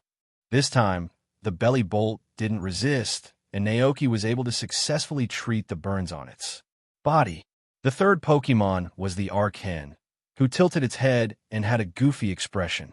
Naoki thought that such a silly-looking Archen would be easier to approach, but before he could even get close, the Archen flapped its wings and flew away, quickly disappearing from sight. Naoki, huh? With no other options, he decided to continue treating the remaining Pokémon. The Minccino had been around humans before and was relatively friendly, so it wasn't as wary as Belly Bolt. The treatment went smoothly, though Naoki noticed that most of Minccino's fur had been burned off, leaving it looking quite bald, which was a little unfortunate for such a normally fluffy Pokémon. Next were the Tandemaus, two pure white, big-eared mice. The smaller one hid behind the larger one and didn't have many visible injuries. The bigger one, however, had more serious burns. Both of them looked at the humans and the other Pokémon around them with timid eyes. Noticing their fear, Naoki crouched down and held out his hands gently, trying to appear as non-threatening as possible. Don't be scared. I'm here to help. The Tandemaus, after seeing Naoki help the other Pokémon, hesitated but eventually looked at each other and cautiously stepped forward. Naoki gently sprayed the burn medicine on the larger mouse's back and smiled. You're such a reliable partner. The two mice squeaked in response. All right, all done, Naoki said, giving them a gentle pat before turning to the next Pokémon, the Tinkatuff. Unlike the hammer-wielding Tinkatuff he had in mind, this little Tinkatuff didn't have its signature hammer. Whether it had lost it while escaping or simply didn't have time to forge one yet, Naoki couldn't tell. At this moment, the Tinkatuff was trying its best to look up at Naoki. Naoki smiled warmly and was just about to greet it when, to his surprise, the Tinkatuff suddenly collapsed to the ground, falling into unconsciousness. Naoki was startled when the Tinkatuff suddenly fainted. He quickly knelt beside it, checking over its body. There are burn marks, and they're pretty severe. It looks like it's lost a lot of energy because of the burns. Naoki noticed the unconscious Tinkatuff was trembling slightly. When he touched it, he realized its whole body was cold. It's suffering from hypothermia. This was a serious and dangerous condition for Pokémon. The heat loss from their bodies was exceeding what they could generate, and if left untreated for too long, the Pokémon could be at risk of severe complications, even death. They needed warmth immediately, not just Tinkatuff. Naoki also noticed that Minccino and some of the others were shivering, likely due to the extended time spent in the river. Naoki felt grateful in that moment for the Pokémon medical books he had read in his free time. He had originally studied them with the intention of caring for the Pokémon on his ranch, but it turned out to be useful now in this unexpected situation. He carefully picked up the fainted Tinkatuff and looked at the other Pokémon Smeargle, Tandemaus, Minccino, and Belly Bolt. Come with me, he urged gently. Some of the Pokémon hesitated, still scared from their ordeal, but the younger indeed sibling stepped forward with a warm, comforting tone. The frightened Pokémon looked at her and, reassured by her gentle manner, reluctantly followed Naoki back to the house. Once inside, Naoki grabbed a warm blanket and carefully wrapped Tinkatuff in it. He then set to work, lighting the fireplace by adding some compressed wood logs, creating a cozy warmth. The room's temperature gradually began to rise. Warm yourselves by the fire, Naoki said, pointing to the flames. This time, the Pokémon didn't hesitate. They all gathered in front of the fireplace, basking in the warmth. The flames seemed to ease their chilled bodies. Minccino, in particular, let out a soft sound of comfort as the heat enveloped it. After treating Tinkatuff's burns with the burn medicine, Naoki placed it closer to the fire as well. In the gentle warmth of the room, the Pokémon slowly began to relax. But even as they warmed up, fear still lingered in their eyes. Their experience the night before had been terrifying. The fire had consumed everything they once knew. Pokémon of all kinds had fled together, even those that normally would have been enemies. In the face of the relentless flames, survival became their only focus. Some water-type Pokémon had tried to douse the flames with water gun, but their efforts were too small to stop the blaze. There had been so many Pokémon escaping alongside them, but as trees fell and paths were blocked, they became separated. In the end, only a few managed to stick together, jumping into the river to escape the inferno. That's how they ended up here. Naoki, observing their expressions, didn't need to know the full details to understand that whatever they had gone through, it was harrowing. Koraidon, the Indeed siblings, and the other Pokémon looked on with sympathy, understanding the pain these wild Pokémon had endured. Suddenly, a loud gummo gummo sound broke the silence. All the Pokémon turned to look at the belly bolt. The electric-type Pokémon clutched its round belly, looking a bit embarrassed and panicked. Naoki was the first to react, realizing what was happening. It wasn't a call from Belly Bolt. The sound was coming from its stomach. It was hungry. There's a common saying in Belly Bolt's habitat. Every sunset, you'll hear a chorus of gummo gummo. Naoki quickly remembered that none of the Pokémon had eaten breakfast yet. Once he was sure that Tinkatuff was stable, he began preparing breakfast with the help of the younger Indeed sibling. Meanwhile, the older Indeed stood watch by the fireplace, keeping an eye on the wild Pokémon that had experienced such a terrible disaster. The Indeed's thoughts wandered back to the Meowth they had rescued at the manor, abandoned and alone, just like these wild Pokémon now. It seemed that the trauma from last night had left all the Pokémon in low spirits. When they saw the tragic scene, anyone would be worried about the situation in the back mountain. Koraidon stood tall in the living room, glancing at everyone, and then tried to comfort them. Rayo. With Naoki here, everything will be fine. It always trusted Naoki unconditionally. Even though Koraidon was now a very powerful Pokémon, in its heart, Naoki remained an omnipotent figure. Hearing this, Glacian, Palmot, and the other Pokémon looked at Koraidon. Seeing how confident it was, they too felt reassured and turned their eyes toward Naoki, who was busy cooking. Naoki, unaware of the attention, hurriedly took out fruits, sandwiches, eggs, steak, and milk from the refrigerator. He put a pan on the stove, frying eggs and cutlets, then added them to the sandwiches. Afterward, he squeezed juice from berries, mixed it with milk, and heated it in the microwave. In no time, a nutritious and delicious breakfast was ready. The younger Indeed sibling eagerly helped serve the breakfast to everyone. Minccino, the pair of Tandemaus, Smeargle, and Bellybolt all received thick sandwiches and fragrant hot milk. The smell of food touched the hearts of these hungry Pokémon, and they looked at the human with gratitude in their eyes. Naoki noticed their expressions and smiled warmly. "You're welcome. We all live in this place, so it's only natural to help each other." The warm firelight restored some energy to Minccino. It wiped its tears with its tiny paws before lowering its head to eat. The other Pokémon also ate silently, grateful for the kindness they had been shown, each one thinking that when the time came, they would find a way to thank Naoki for rescuing them. Tinkatuff still hadn't woken up, so Naoki went over to check on it and found it had simply fallen into a deep sleep from exhaustion. Not wanting to disturb it, Naoki decided that after breakfast, he would head to the back mountain to see if there were any other wild Pokémon that needed help. What he didn't expect was that upon hearing his plan, Minccino and the others all expressed their desire to go along as well. Seeing their determination, Naoki agreed, asking the NDD siblings to stay home and watch over Tinkatuff while he led the Pokémon to the back mountain. The rain had just stopped, and the ground was still wet, making the path to the back mountain muddy. At first, the scenery along the road hadn't changed much, but as they entered the back mountain, the devastation became clear. The tall trees that once stood proudly were now reduced to blackened stumps, scattered across the ground like broken matchsticks. The bushes and grass had been burned to ash, and the air was thick with the damp smell of rain and smoke. Mink! Once Naoki had treated the Pokémon, Palmot immediately flew off to continue the search. As Naoki worked, Watrell began to wake up.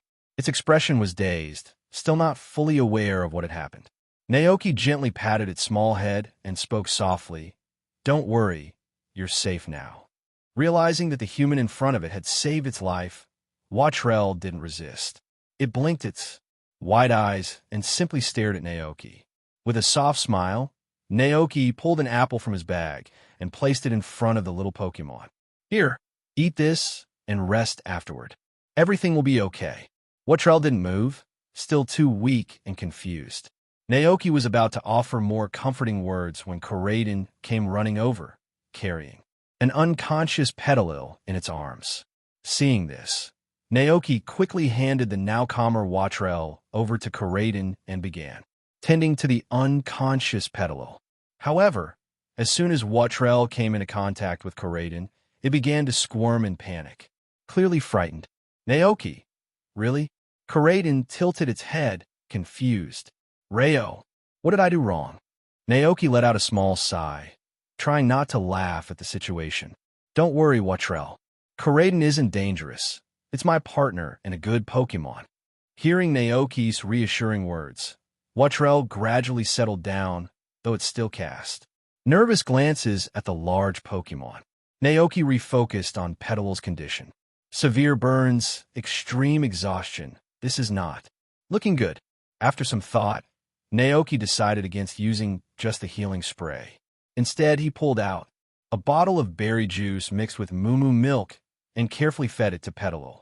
This homemade blend, Naoki knew, had stronger healing properties than most store-bought remedies, but it wasn't easy to carry, so he had only brought a limited supply for the Pokémon in the most critical condition.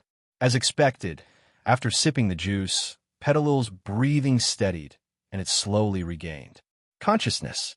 Once Petalil was awake, Naoki applied burn spray to its injuries, ensuring the burns were properly treated. When Petalil's condition stabilized, Naoki finally let out a breath of relief. He stayed with both the recovering Petalil and the nervous Watrell, waiting for more Pokémon in need of help. Although he had hoped the rescue would go smoothly, to his disappointment, no more Pokémon were found for quite some time. "We can't go on like this," he thought, worried that the severely injured Pokémon wouldn't make it if they didn't receive immediate help. After some quick thinking, Naoki came up with a plan. He sent the other Pokémon to continue searching and called back his 3 Go-Goats. Standing before the tall and strong Gogoat, Naoki wore an expression of determination. "I need you all to use grassy terrain just like you do in the pasture. Cover as much ground as possible." Grassy terrain not only boosted the power of grass-type moves, but, more importantly, it restored the energy and health of Pokémon standing on the ground. "Can you do that?" Naoki asked, his tone serious. The 3 Gogoat bleated with confidence. "Bah, good." Naoki smiled. "Then I'll leave it to you. And don't worry, I'll make you all a special herb dish later as a reward." The Gogoat looked excited, eager to help. They lined up, stomping their hooves on the ground with determination. In the next moment, vibrant green energy surged from their bodies, sinking deep into the earth. As the light spread, green, crystalline grass began to sprout from the scorched land. In mere seconds, a vast field of lush, emerald grass spread across the forest, rapidly growing and covering the once burnt ground. Naoki was in awe. His Gogoat had grown stronger during this time, much stronger than he had realized. Meanwhile, elsewhere in the forest, the rescue team, consisting of the fire brigade, Officer Jenny, and Nurse Joy, was moving swiftly through the charred woods, searching for injured Pokémon. Officer Jenny's Growlithe sniffed the air, tracking down the scent of Pokémon in need. Suddenly, Growlithe perked up, its nose twitching, and barked loudly. "Woof! Woof!" Officer Jenny glanced at her partner. "Did you find something?" Before Growlithe could respond, One of the firefighters gasped in shock. "Look, what's that?"